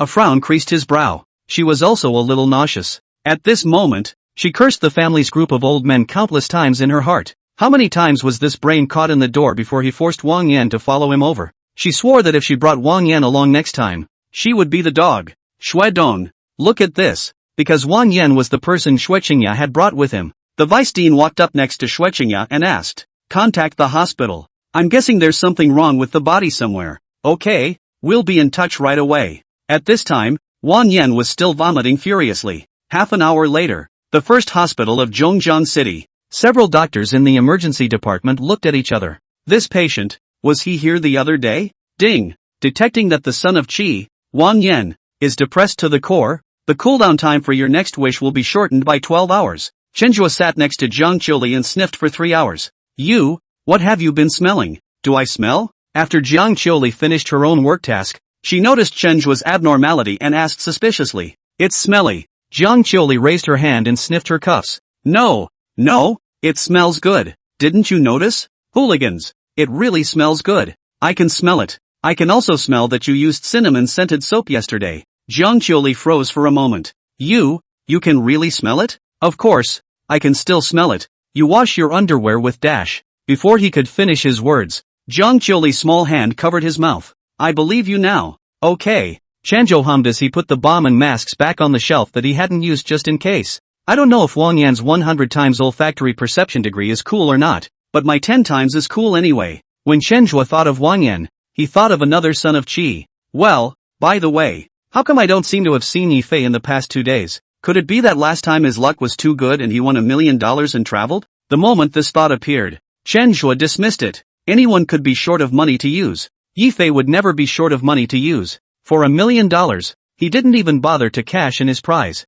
So what did he do? Puzzled, Chenjua began to look up the original plot. Though after 2 changes, much of the original plot has changed, but the general vein and character relationships are still here, and some clues can be found. Soon, Chenjua found useful information. Well, the next episode. It's Li Ye's blind date. I almost forgot about it. This son of Lucky Fei is also very bull-batch. The last time he was angry the system directly gave the wish to instantly refresh. Actually turned around and went to work on Li Ye's business. Which is seamless. Scum. Proper scum. What he didn't know was that Yi Fei had set his sights on Li Ye because he was desperate for Jiang Qiuli. Just the last time he saw Jiang Qiuli and Chenjua's relationship, he wasn't surprised when Jiang Qiuli said she was pregnant with Chenjua's child the next day. So, although he was heartbroken, the wisdom of the son of Qi told him, can't hang on to one tree. With the big tree of Jiang Qiuli gone, there was a whole forest waiting behind him. For example, the beautiful counselor, Li Ye.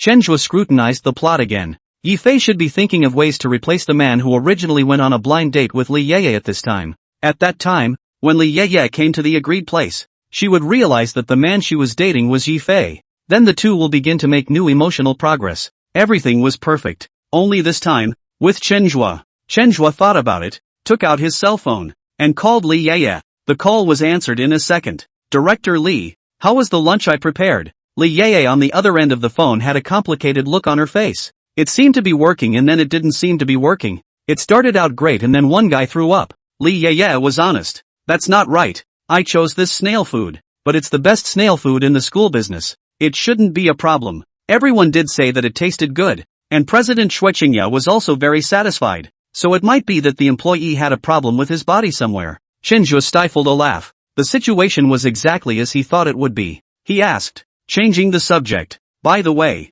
I have something to ask you. What? For? Do you have a minute? My friend's side of the theater is empty. I'll take you over to see a movie. Li Ye was tempted to say there was time, but then she suddenly remembered that the 4th was the time her family had set her up on a blind date. I had something going on that afternoon. Something in the afternoon? Then we'll go see it in the morning. And if you have something to do, I'll just be able to still drop you off. It's not good, is it? Lee Yaya was torn. She had been dreaming about watching movies in that home theater for days. It simply cannot be denied. But the blind date arranged by the family is also a big deal. There's nothing wrong with it, I'm idle and good. Well, that's fine. Lee Yaya finally agreed. She couldn't resist the lure of the movie. Chapter 83 Good looking. Love it. After hanging up the phone, Chen Zhuo looked at the time. Walking up to the front desk, he said to Jiang Qiuli, close the door and let's go check on Auntie. It's been a long time since I've been to see Jiang Qiuli's mom, so it's a good idea to take advantage of the time to visit, and to check out Wang Yan's misery in the meantime.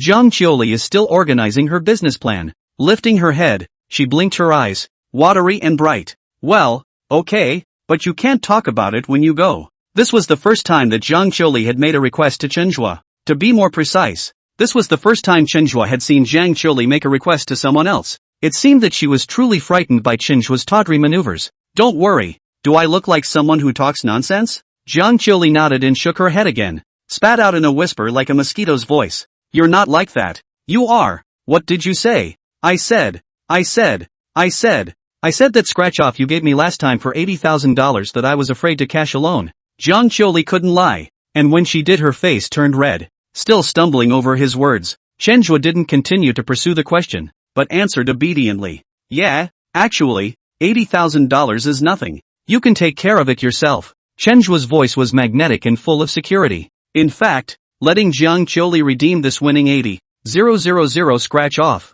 Chen Zhuo also knew that Jiang Qiuli would never accept such a large sum of money. His real purpose was to let Jiang Qiuli slowly find the person she once was. Money is the one thing that can't be gotten around. A large part of what Jiang Qiuli has become is because of money. He wanted to make Jiang Qiuli stop shying away from money by operating in this way. No, how am I going to pay for it if someone else grabs it? Jiang Qiuli's head shook like a rattle. How do I pay for it? Isn't that easy? Chen Zhuo reached out his hand and touched her head. Don't think like that. Money is important, but people are more important than money. If you get robbed, just get it back. I don't dare to go alone. Jiang Qiuli said weakly. Chen Zhuo thought about it for a while. One bite won't make a fat man. You have to take it one step at a time, he said faintly. Then I'll go with you. Jiang Qiuli blinked with a confused look on her face, and it was quiet for 5 seconds before she said, then why don't you go by yourself? Chen Zhuo froze for a moment. This heroine is just smart.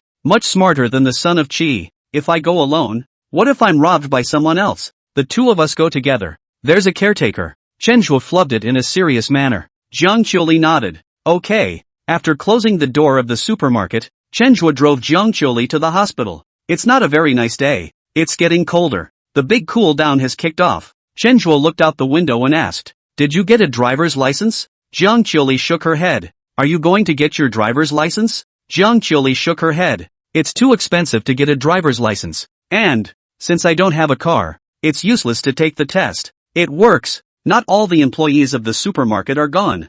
I need to find a new delivery guy. Go get your driver's license and come help me deliver. I'll give you a raise. What do you think? Chen Zhuo flubbed it in a serious manner. It was naturally impossible for him to let Jiang Qiuli make a delivery, but he knew that only by saying this would Jiang Qiuli be able to agree. This time, Jiang Qiuli hesitated. If she could make more money in a month, she and her mom would have a better life. And, she won $3,000 on her scratch-off, along with last month's paycheck, albeit only for a few days. But it should be enough for a driver's license. Okay, I'll make time to take the test. Jiang Qiuli nodded. Chen Zhuo's Audi S6 pulled into the hospital parking lot. Okay, get out of the car. Wait. Jiang Qiuli unbuckled her seatbelt and was about to get out of the car when she remembered something else. Reaching out with his right hand, he reached inside the shirt through the neckline of the blouse. 3 seconds later, 2 scratch-offs with heat were turned out by Jiang Qiuli like magic. Chen Zhuo was dumbfounded. Where did you take this from? Jiang Qiuli whispered. I was afraid I'd lose it.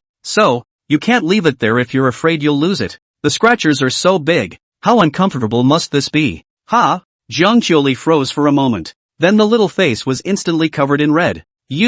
What are you talking about? I sewed a pocket inside my jacket. I put it inside my pocket. Ha! Chen Zhuo stroked his chin. So, it's not what you think. Chen Zhuo didn't say anything, and Jiang Qiuli got anxious. She unzipped her own blouse and opened it up, displaying it in front of Chen Zhuo's eyes. Look, it's this pocket. Chen Zhuoran was dumbfounded. What a big pocket you have. Jiang Qiuli nodded. Not big enough, how can you fit such a big scratch? 50 denomination scratchers. 3 games. Very long. The pockets were sewn by Jiang Qiuli to the size of the scratchers, and they were also very long. The pockets are made of pure white fabric with a tiny yellow flower. I don't know where Jiang Qiuli cut the fabric from. It doesn't look out of place. It's kind of cute. Okay. Chenhua picked up the scratch card that won $80,000. Looking at Jiang Qiuli's serious look, this scratch card was placed in her hand. I'm afraid she didn't sleep well last night. Sure enough, after Chenhua took the scratch off over, Jiang Qiuli was as relieved as ever. Come on, let's go to the cafeteria and get something to eat and go see Auntie. Chenhua casually pocketed the scratchers and got out of the car. Jiang Qiuli also got out of the car. Go. Wait, I want to go to that lottery store outside the hospital and cash in this scratch off I have. Now. Jiang Qiuli nodded heavily. Aha! Chenhua was a bit puzzled. We came to see Auntie. What are you in a hurry to cash in now? You won't lose $3,000. Big deal. You give it to me. I'll keep it for you. Jiang Qiuli shook her head. No.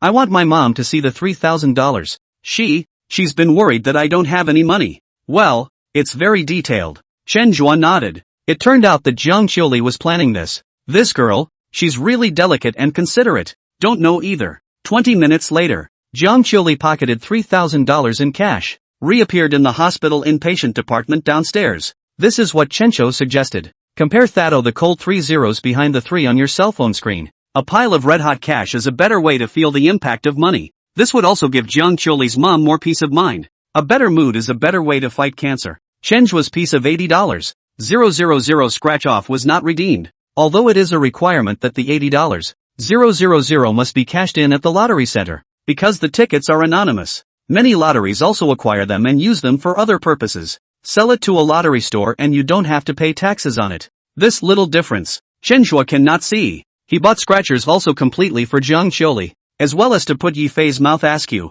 What's more, he's a good law-abiding villain, not like those moralistic sons of Qi. Chapter 84 Sin. Next time it's better to hit it with a truck. Bought another meal. Chenhua brought Jiang Qiuli to Jiang Qiuli's mother's hospital room. Jiang Qiuli's mother was sitting in a wheelchair, staring out the window of her hospital room. When she heard someone come in, she got on her hands and knees and moved her wheelchair as hard as she could, trying to turn it around. Seeing this, Chenhua hurriedly jogged up. Help turn the wheelchair around. Auntie, it's me, Chenhua. I'm fine today and came over with Jiang Qiuli to see you, Chenhua said with a smile. Jiang Qiuli's mother turned to see that the arrivals were Jiang Qiuli and Chenhua, especially seeing Chenhua's face. The face that was spiritless and full of weakness just a moment ago became all smiles at once. It's Xiao Chen ah. Quick, sit down. Auntie misses you these days. Qiuli said your supermarket is very busy these days. How busy is it? Chenhua looked up at Jiang Qiuli. When she first came here, Jiang Qiuli did not state that Chenhua was running a supermarket,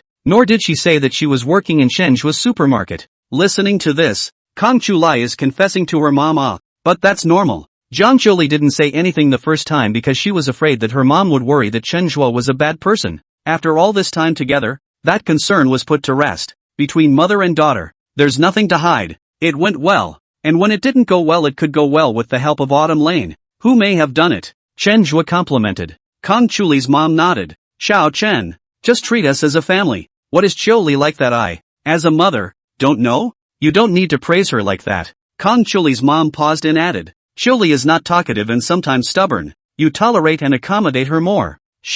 It's not easy for her all these years. Of course, there are some things that have gone too far. You should still be criticized. She stared earnestly at Chenhua's face. There are some things that should be put into a marriage. But Jiang Qiuli's mom is afraid that she can't wait for that time. Now she could only hope that she hadn't misjudged anyone. Auntie, don't worry. I'll love such a good girl as Qiuli. Promises are the least valuable, but one has to admit that just the right amount of commitment, again, is what people love to hear. Jiang Qiuli's mother looked at Jiang Qiuli with a smile on her face when she heard Chenhua's promise. Qiuli, do you hear me? You have to be obedient as well and help Xiao Chen well. Jiang Qiuli's mouth opened slightly, wanting to say something, but seeing his mom smile, he finally nodded heavily and hummed. By the way, Auntie, there's another good thing to share with you. I took Qiuli out on an expedition yesterday, and a convenience store did an event and gave us 2 scratch-offs, and Qiuli got lucky and won $3,000. Chenhua said and gave Jiang Qiuli a look. Zhang Qiuli immediately pulled out the $3,000 in her pocket. A cheeky grin. Waved it in front of Mom. $3,000, oh. Really? It looks like we're going to have a lucky break. Little Chen is truly a blessing for our family. Zhang Qiuli's mom said in surprise. Chen Zhuo was standing next to him, and he could tell at a glance that the surprise in Zhang Qiuli's mother's eyes was feigned. Not bad for a former strong woman. Even when you're sick, you can pull your emotional weight and take care of those around you. I also wonder how Zhang Qiuli's mom would react if she knew she was a scumbag? Chen Zhuo was caught up in thought. After thinking about it for a while, he decided that the pros outweighed the cons on this one. Rational people are better able to make the right decisions than emotional people. And it's a good solution once you reach the point in her mind. Kang Qiuli's mom paused and continued. But just because you got lucky this time doesn't mean you'll get lucky next time. It's okay to buy one for fun on a regular basis. You can't think about making a lot of money off of it. Zhang Qiuli nodded her head very nicely. Got it, Mom. It was dark by the time he came out of the hospital room. Hold on. I'm going to the emergency room. Wait for me in the car. Just as Chen Zhuo was about to get into his car to go back to school, he suddenly remembered that he still had one thing left to do. That's to check on Wang Yan. As the arch-villain, how can you not care about the physical health of the son of Qi? He went to the emergency room and inquired. You mean the one called Wang Yan? We don't know what's going on. We didn't detect any physical abnormalities, but he came in with bile spitting out. The good thing is that he didn't continue to vomit in the back. His body is now severely dehydrated and he is being treated and observed in ICU. It's not easy to say what's going to happen in the back. Chencho went to the ICU and couldn't visit. He sighed. How is this snail powder more powerful than Yifei's pickup truck? It seems that I can't make this kind of wish next time. It's better to let the son of Qi get hit by a truck. Sin. He hummed and went back to the car. Looked at the time. 8:30. 3 hours until the dorms close. He sighed inwardly. It's a shame. 10 minutes later. The car was parked behind the supermarket. The two got out of the car. Come on. I'll walk you downstairs to your dorm, Chenzhou said as he walked. Wait. Zhang Qiuli followed him and whispered. Chenzhou stopped and turned his head. What? You don't want me to walk you down to your dormitory? Zhang Qiuli didn't say anything. She just raised her head and looked into Chenzhuo's eyes. 5 seconds later, Chenzhuo only felt a softness coming from his lips. Then, Zhang Qiuli ran away from him like the wind. Chenzhuo looked at Zhang Qiuli's back and touched his chin. That's not right. I'm the villain. How did I get forcefully kissed by the heroine? If this gets out, where will I lose face? No, I still have to take the initiative next. Day 2. Li Yeye called Chen Zhuo to her office. Chen Zhuo, what is your relationship with General Manager Xue Shui? Luckily, I thought of bringing you to General Shui to get to know you in the beginning, but I didn't realize that you guys have known each other for a long time. Chen Zhuo touched his nose and said lightly. Nothing to do with it. Family arranged to meet. Bad feelings. Li Yeye rolled her eyes. Although I know that your family isn't bad, but the Shui family is such a big family, and Shui Qingya is still the Shui family's most outstanding young generation. What kind of feelings can there be with you? She was bored last night, idly in bed. Studied Chen Zhuo and Shui Qingya's explicit social status. Family connections. The final conclusion is, Chen Zhuo's Chen family was strong, but if the Shui family were college students, the Chen family would be in the 3rd grade at most. There is no comparison. Chen Zhuo nodded and snickered. Yes, it would be nice if she would look at me. Then I would be considered a rich woman. And then she would give me pocket money. And I could even share some with you. Don't be poor. Let's get down to business. Li Yeye was helpless. She didn't understand that every time Chen Zhuo came over, he managed to make the atmosphere of her office look like an entertainment venue. On the contrary, she still couldn't do anything about Chen Zhuo. She's a real hard ass as a counselor. With that, she clicked on a file on her computer. Come and take a look. This is the publicity material prepared by the school, mainly from yesterday's program visit. Because of Mr. Shui's request, a special column was also written about your business venture to open a supermarket. Chen Zhuo glanced toward the screen. The eyes lit up. It was announced to publicize him. Not that he cared. He saw an acquaintance in the promotional material. Yifei's deed of delivering fruits to the hostel supervisors and cleaners of the whole school was actually on it. That's a lot of publicity. A lot. I wonder how the students will feel when they see it. Don't worry about the lack of equality. Yifei, this is the first lesson I've taught you. There are 10 lotuses in the pond. I pick only one. And you, 9 lotuses. Chapter 85. Don't even bother with your face. It's kind of disguised publicity for your next supermarket upgrade. And it'll pull in a bunch of customers. Chen Zhuo nodded. Indeed. Li Yeye continued. Mr. Shui asked the school leaders to take care of you. And the school leaders took it very seriously. So the school also arranged for you to have an entrepreneurship presentation this afternoon, so you can tell the younger students about your entrepreneurial experience. The school gave Chenjua resources that Li Yeye envied. If she can get that set up, then the transfer will be secure. Unfortunately, Chenjua knew Xueqingya. She didn't. If only she had a best friend like Xueqingya, wouldn't she be able to walk across the street at school? Then, those leaders she was upset with had to smile when they looked at her. What with all the formalistic tasks, she doesn't do any of them. Needing to hear an arrangement she resented, she immediately stood up and objected. At the thought of such an image, the corners of her mouth unconsciously lifted a fraction of an inch, a silly grin filling her face, to which the author gives the diagnosis: this is a classic symptom of reading too many tomato novels. I'm talking about entrepreneurial experience. Why are you laughing? Chenjua looked puzzled. His voice pulled Li Yeye back from her fantasy. Ha! Li Yeye touched her nose in embarrassment. Nothing. I'm happy for you. Yeah, that didn't. No. I've got things to do. Chenjua's leg, which was halfway out, stepped back in. What is it? Li Yeye raised her head and asked curiously. The stockings I gave you yesterday. What's the quality like? Chenjua spoke seriously, and Li Yeye replied seriously. The uniformity is good. The grain is detailed. It doesn't look and feel fake. Color-wise, it's soft and close to skin tone. It's light and comfortable to wear. It fits the skin well, and it hasn't hooked yet either. All around great. What does it mean to be a professional? This is a professional. Chenjua was dumbfounded. He then wanted to use this topic to flirt with Li Yeye. Unexpectedly, Li Yeye really seriously measured on. Sure enough, she's a woman of temperament. Well, yes. I'll get more of these stockings in when the supermarket is upgraded. Li Yeye thought about it. At school, stocking sales shouldn't be high, right? If you buy more, even if the quality is good, you may still lose money. Chenjua shrugged. No, no, no, no. Director Li, it's not your time anymore. The female students nowadays, they all love wearing stockings. Li Yeye was very unconvinced. What do you mean by my era? I'm only 2 years older than you. Also, I'm at school every day. And I don't see many girls wearing stockings. Everyone wears long pants, okay? Chenjua said lightly. That's all you saw. How do you know there's no stockings on under the pants? Ha! Li Yeye was stumped by Chenjua's question. She then whispered, wearing stockings under your pants. Isn't that sick? Qingya Shui. Let's go. Director Li, I'll pick you up at the teacher's apartment tomorrow morning. Also, you're so professional. Next time I have stockings to test, I'll look for you again. Li Yeye thought about it and nodded. Being able to whitehorse stockings to wear, she saves a lot of money a year, which seems to be pretty good. She looked at Chenjua and said, these promotional materials will be publicized by the school in half an hour using all of its promotional platforms, including today's lunchtime announcements. Also, I'll send you the information for the publicity meeting this afternoon later. Yi Fei was lying in his dormitory humming at this time. He was in a good mood. Although looking at the situation, Zhang Qiuli was snatched away by Chenjua,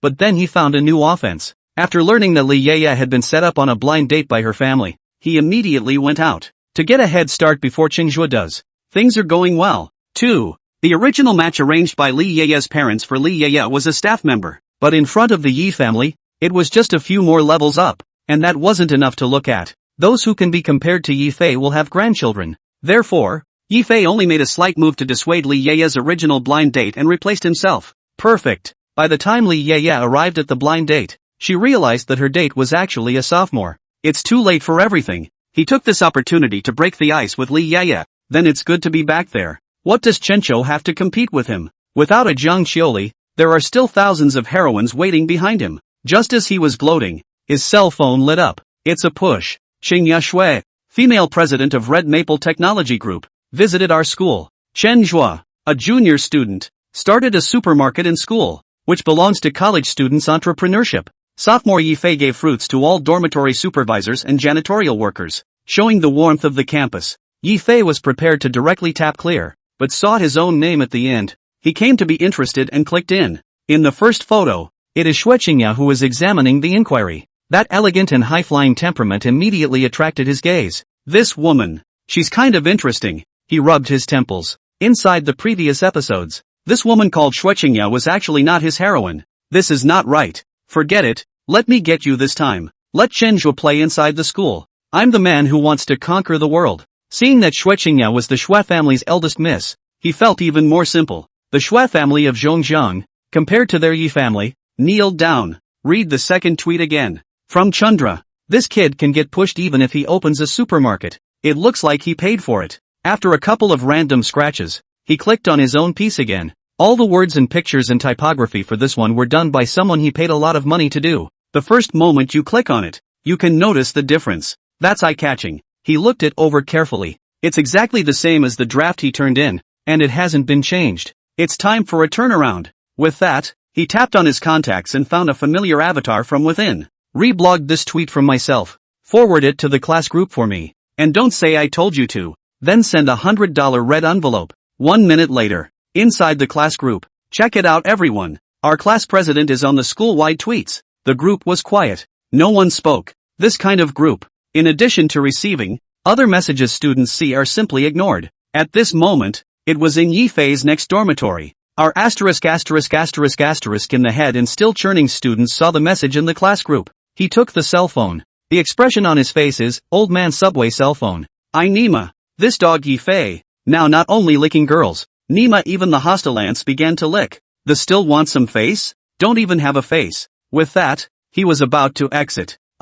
No. Why is Bansuk Chencho up there too? Seeing the word Chenjua brought him back to life. Scroll up. After reading through it, he sent 3 thumbs up in a row directly to the class group. I'm still trying to stir the /bar/bar/bar/bar/bar/. At this moment, Yifei was staring at this cell phone screen, waiting for the praise from the class. Then he comes out and shows his humility by being polite a few more times. But he didn't realize that no one had even returned the message. Is everyone resting? Just in the midst of the confusion, a message popped up in the group, or 3 thumbs up. He instantly came to his feet. Immediately sent the message he had edited long ago. Class President Yifei, overpraise.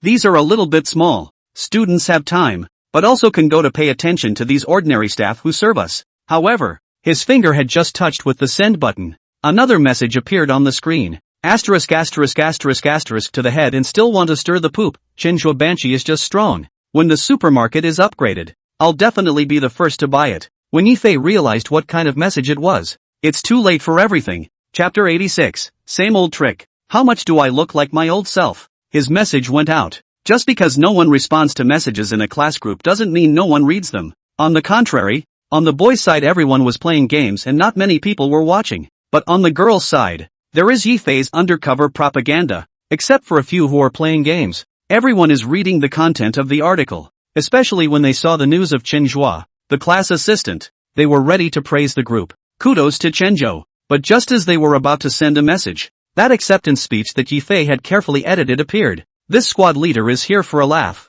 isn't he? Just how dare he say that? Look at the date written on it. It's the day Chenjua's class assistant came to give us apples. ********, and really, Chenjuaban assistant is giving us apple drinks and membership cards, and he's giving Cheerios to the hostess ants? Is this still a person? On the boy's side, he called his hostess aunt his mom every day, and let the door open in the middle of the night to let him in, and had a good relationship. But on the girl's side, the relationship between most of the girls and their hostess aunts is similar to that of a mother-in-law and daughter-in-law. The girls thought of Chenjua delivering apples to them while Yifei was delivering Cheerios to the hostile ants. The anger in his heart just couldn't be overstated. What kind of stupid batch of squad leaders is this? And giving away strawberries and Cheerios to look like he's rich? Just gross. There is another feature of the girls' dormitory. When you like someone, 4 people in a dorm room tend to have 8 different opinions. But it's easy to unify and agree when you hate someone. Soon, all the girls in the 3rd class of public administration reached an agreement, including the one who took Yifei's money. Yifei, class president. I didn't realize that your heart is really good. Now that curry and strawberries are so expensive, you treated the hostile ants to them. That's right. I've been looking at it for a long time but I didn't bother to buy it. Class president Yifei bought so many at random. Rich is rich. The gap between people is just huge. Chenjua class assistants are not that rich, and every day they have to be busy with their own supermarkets. People are exhausted, but it's okay. Chenjua's class assistant isn't as rich as Yifei's class president, but he still treated us to apples and drinks, didn't he? When you guys say it like that, it's all the more reason for us to thank Banshee Chenjua. These girls can't do anything else, but they're good at shading. A couple of rounds. Yifei, who was still smug, finally realized that something was wrong. He hurriedly sent a message to explain. Class president Yifei, everyone may have misunderstood. These carrion and strawberries, I was ready to send to the girls' dormitory to give everyone to eat, but the hostess ants do not allow me to go up. I will share them to eat. It doesn't matter if he doesn't explain this. An explanation blew the boys right out of the water as well. Asterisk asterisk asterisk asterisk to the head and still trying to stir the poop, just stop pretending. Rage in the group. Are you a man or a woman? Licking dog kneeling and licking has not yet licked, but also explained on the, to the master gas laugh. Specifically for the girls to buy Chelsea and strawberries, the last has not been sent out. Of you as the king of licking king. Yi Fei looked at the messages in the group. Lungs almost exploded with anger. His mind worked frantically and he finally came up with an excuse. Class President Yi Fei, misunderstanding.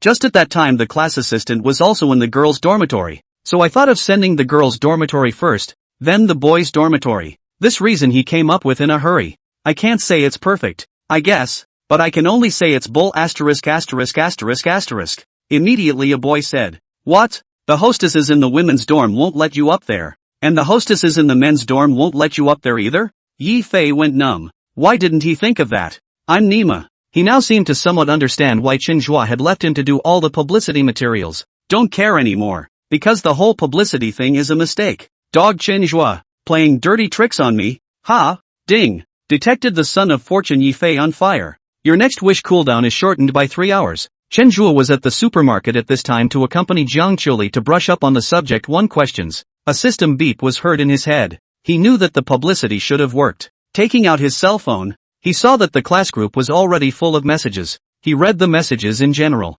Almost didn't laugh out loud. This class of college students grew up online against the wire and probably didn't grow much in their learning ability. But the yin-yang ability to pull a full straight up. He thought for a moment and tapped the message entry field. Right to. In any case, what class president Yi Fei did was a good thing. After he bought the carrots and strawberries for the hostel ants at that time, he bought quite a few more and distributed them to the hostel managers and cleaners all over the school. It's very loving. Click send. Chenhua looked at the message he had sent and a hint of a smile appeared at the corner of his mouth. Turns out, being green tea feels so good. Yi Fei held his cell phone and saw the message sent by Chenhua. A mouthful of old blood was so angry that it almost didn't spurt out. Wasn't it you who ing said there wasn't enough influence to make me buy it? And ing bought it at your supermarket. Still got it at a markup. Yi Fei was so angry that he didn't care about the image. Anyway, Jiang Chuli had already been abandoned by him. It didn't matter to him what the class thought. He typed and tried to spew. But halfway through the fight, the intelligent brain suddenly kicks in.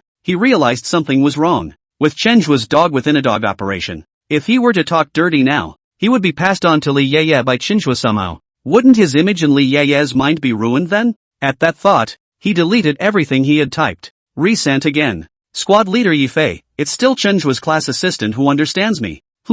Looking at the message sent by Yi Fei, Chenhua froze for a moment. This kid is like a dog. He's been beaten a lot and he's gotten smart. But never mind. One plan went bust is all. He has other fun ones he hasn't shown. Clanking sound. Just then, his cell phone rang again. Group messaging was on his undisturbed. So this message was from his buddy. When I clicked on it, it was the counselor. Li Yaya. She sent over a document. Is the location and schedule for the afternoon presentation. At 2:30 in the large classroom in building 34. Chenhua took a general look at it. And an idea bubbled up in his heart. Preaching, right? System out. I want to make a wish. My wish is for me to be surrounded by 20-year-old raving female fans at 2:30 in the afternoon. The corner of Chenhua's mouth lifted into a smile. This move is called a stunt. Ding. The system detects that your wish can be granted. It will take some time to realize. So please be patient. Ding. Detected that your current opponent protagonist is Yi Fei, the son of Qi, and he receives a triple blast. At 2:30 p.m. He'll be surrounded by 60-year-old frenzied female fans in a frenzy. Right at this moment, Yi Fei, who was angry, received a message from Counselor Wang. Those retired employees of the school are very optimistic about your deeds, and the school has decided that at 2:30 p.m. You will come to the school's academic reporting center and preach to us about your deeds this time. Chapter 87. Is there any justice in this? Yi Fei calmed down when he saw this message. Calm down. No messing around now. My current target is Li Yeye, not Jiang Qioli. A bad reputation in class is a bad reputation. A good reputation in school is fine. Preaching in the academic lecture hall. The school attaches great importance to it. At that time, Li Yeye will definitely be able to see it. Maybe, Li Yeye will be there. At that time. Thinking of this, Yi Fei's depressed mood was relieved, while falling for Chenhua's trap, but now it seems to be a blessing in disguise. Mezzo, 2:30 p.m. Chen Zhuo appeared in the large classroom on the first floor of Building 34. Yi Fei, on the other hand, appeared in the academic lecture hall next to Building 34. Standing at the entrance of the lecture hall, Yi Fei looked at the entrance of Building 34 and frowned. Why are all the girls coming in and out of Building 34 today? 34 is mainly an engineering classroom, so it shouldn't be, right? After a second of doubt, he stepped through the doors of the academic lecture hall. Whatever, wait and perform well. The protagonist's handsome, high cool and elegant gas must be reflected, so that a base persona is created in the school, and tomorrow in Li Yeye's blind date, her first impression will be quite a bit better. Yi Fei fought his own calculations and walked into the large conference room of the academic lecture hall. He entered and thunderous applause erupted inside the lecture hall. This young man is Yi Fei. How is he? Handsome, isn't he? That's nice, and knows his stuff, and looks civilized. If I were young, I'd pursue him. Sister Zhang. It's not a problem now. The last time I read the news, people are 80 years old and they are still looking for 00000000000. What a time to be in. As long as two people like each other, age is not an issue. To be honest, I don't know why, but this young man I met for the first time, I also like a little bit. Sister Lu, didn't your old partner die last year? Your children have all gone abroad and have fewer worries than we do. So you say. Yi Fei raised his eyes and did not see Li Yeye's figure. Not to mention Li Yeye. I didn't see a single woman under the age of 50. More than half of them have gray hair. Knowing that, he's preaching the deed. If you don't know, you'd think he's selling healthcare products. It's nigh dash. Yi Fei spat in his heart. But come what may, he kept the smile on his face. Humbly said, "Good afternoon everyone. I am Yi Fei from the School of Management. Today, next door building." Chen Zhuo also walked into the large classroom. At the moment, the large classroom was full. Chen Zhuo glanced over. More than 100 people, only 5 or 6 boys, still sitting in the last row. Should be mixed credits. The others, all of them, are serious innocent female universities. And sitting in the first row, there was a familiar figure, Li Yeye. A cheer went up when they saw Chen Zhuo come in. Senior is so handsome. Senpai, I'm the nicest puppy. Play abstract, get the hell out of here. How do you know I'm playing with abstracts? Large classroom with a microphone on the podium. Li Yeye stood up and walked to the podium, helping to adjust the microphone before giving Chen Zhuo a cheering look. Chen Zhuo nodded, then said, "For entrepreneurship, everyone has everyone's idea. There is no standard answer. So I didn't do a standard PPT today. If you have any questions you want to ask, you can just ask them and I'll answer them one by one. And, of course, if there's something you can't tell me, you can bring material to the stage and talk to me." An hour later, Yi Fei finally escaped from a group of blossoms of fortune. His face was covered in lipstick marks. A few buttons were off his shirt. Turns out what the internet says about older people being much more open than younger people is true. It's not just openness. It's like a primitive society. He fled and ran out of the academic lecture hall. He was skeptical that another half hour in there and there wouldn't be a single piece of complete clothing left. Wow. Senior Chen Zhuo is really handsome. Just as Yi Fei passed by the next building, 2 girls in JK outfits ran quickly into Building 34, and so on. What did they just say? Yi Fei stopped in his tracks. Chen Zhuo? They seem to be talking about Chen Zhuo just now. Chen Zhuo is having a publicity meeting in there? With intense curiosity, he too entered Building 34. It's the weekend and no one has any classes. There was only one large classroom with an extraordinarily large number of students. Yi Fei saw this classroom at a glance, walked over, then his world fell apart. Only inside the classroom, Chen Zhuo stood on the podium. All around Chen Zhuo, there were girls. 3 layers inside, 3 layers outside. It's all about the innocent female university. Me Nima? Dog Tendo, get your ass out here? Have you ever been so heavenly? Come out and tell me what's going on. If it were normal, he wouldn't be so angry when he saw this scene. It would just feel like a provocation from the villain to him. But, having just escaped from the clutches of the Amazons, his mind was deeply damaged. Now seeing the picture on Chen Zhuo's side, and then comparing it to what he was facing, his mind fell apart. Ding!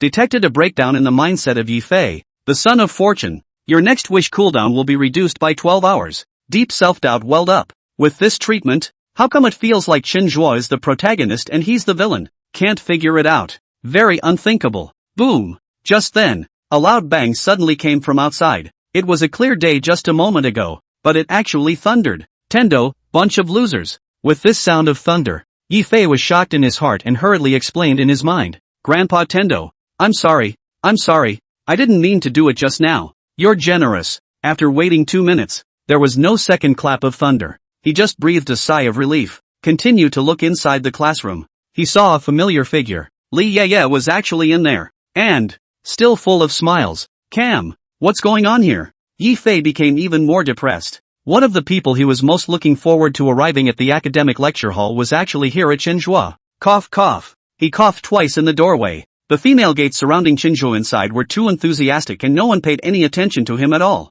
Cough cough. He coughed harder a few more times, feeling like he was going to cough his lungs out. Only then did Qinzhou look at him head on. Yo, isn't this class president Yi Fei? You're also here to learn about entrepreneurship? I'm studying your sister. Yeah, I heard you were having a promotional meeting here, Bansuk, so I came right away. Although 10,000 grass mud horses raced past in his heart, Yi Fei still maintained the smile on his face. Saying that, he also wanted to squeeze in Chenjua's direction. Just now he was surrounded by a group of Amazons, and now he was going to experience the experience in a different atmosphere as well. Ahem, let's all go back to our seats. I see the time is almost up. If you have any questions, you can add my contact info and talk privately, Chencho said as he swung his hand downward. Yes, Yi Fei was about to drill inside, when all of a sudden, all the female college students surrounding Chenjua scattered. He drilled loneliness. Li Yeye came up from below and took the microphone. So that's it for today's sharing session, and we'll be hosting it again next time we have the chance.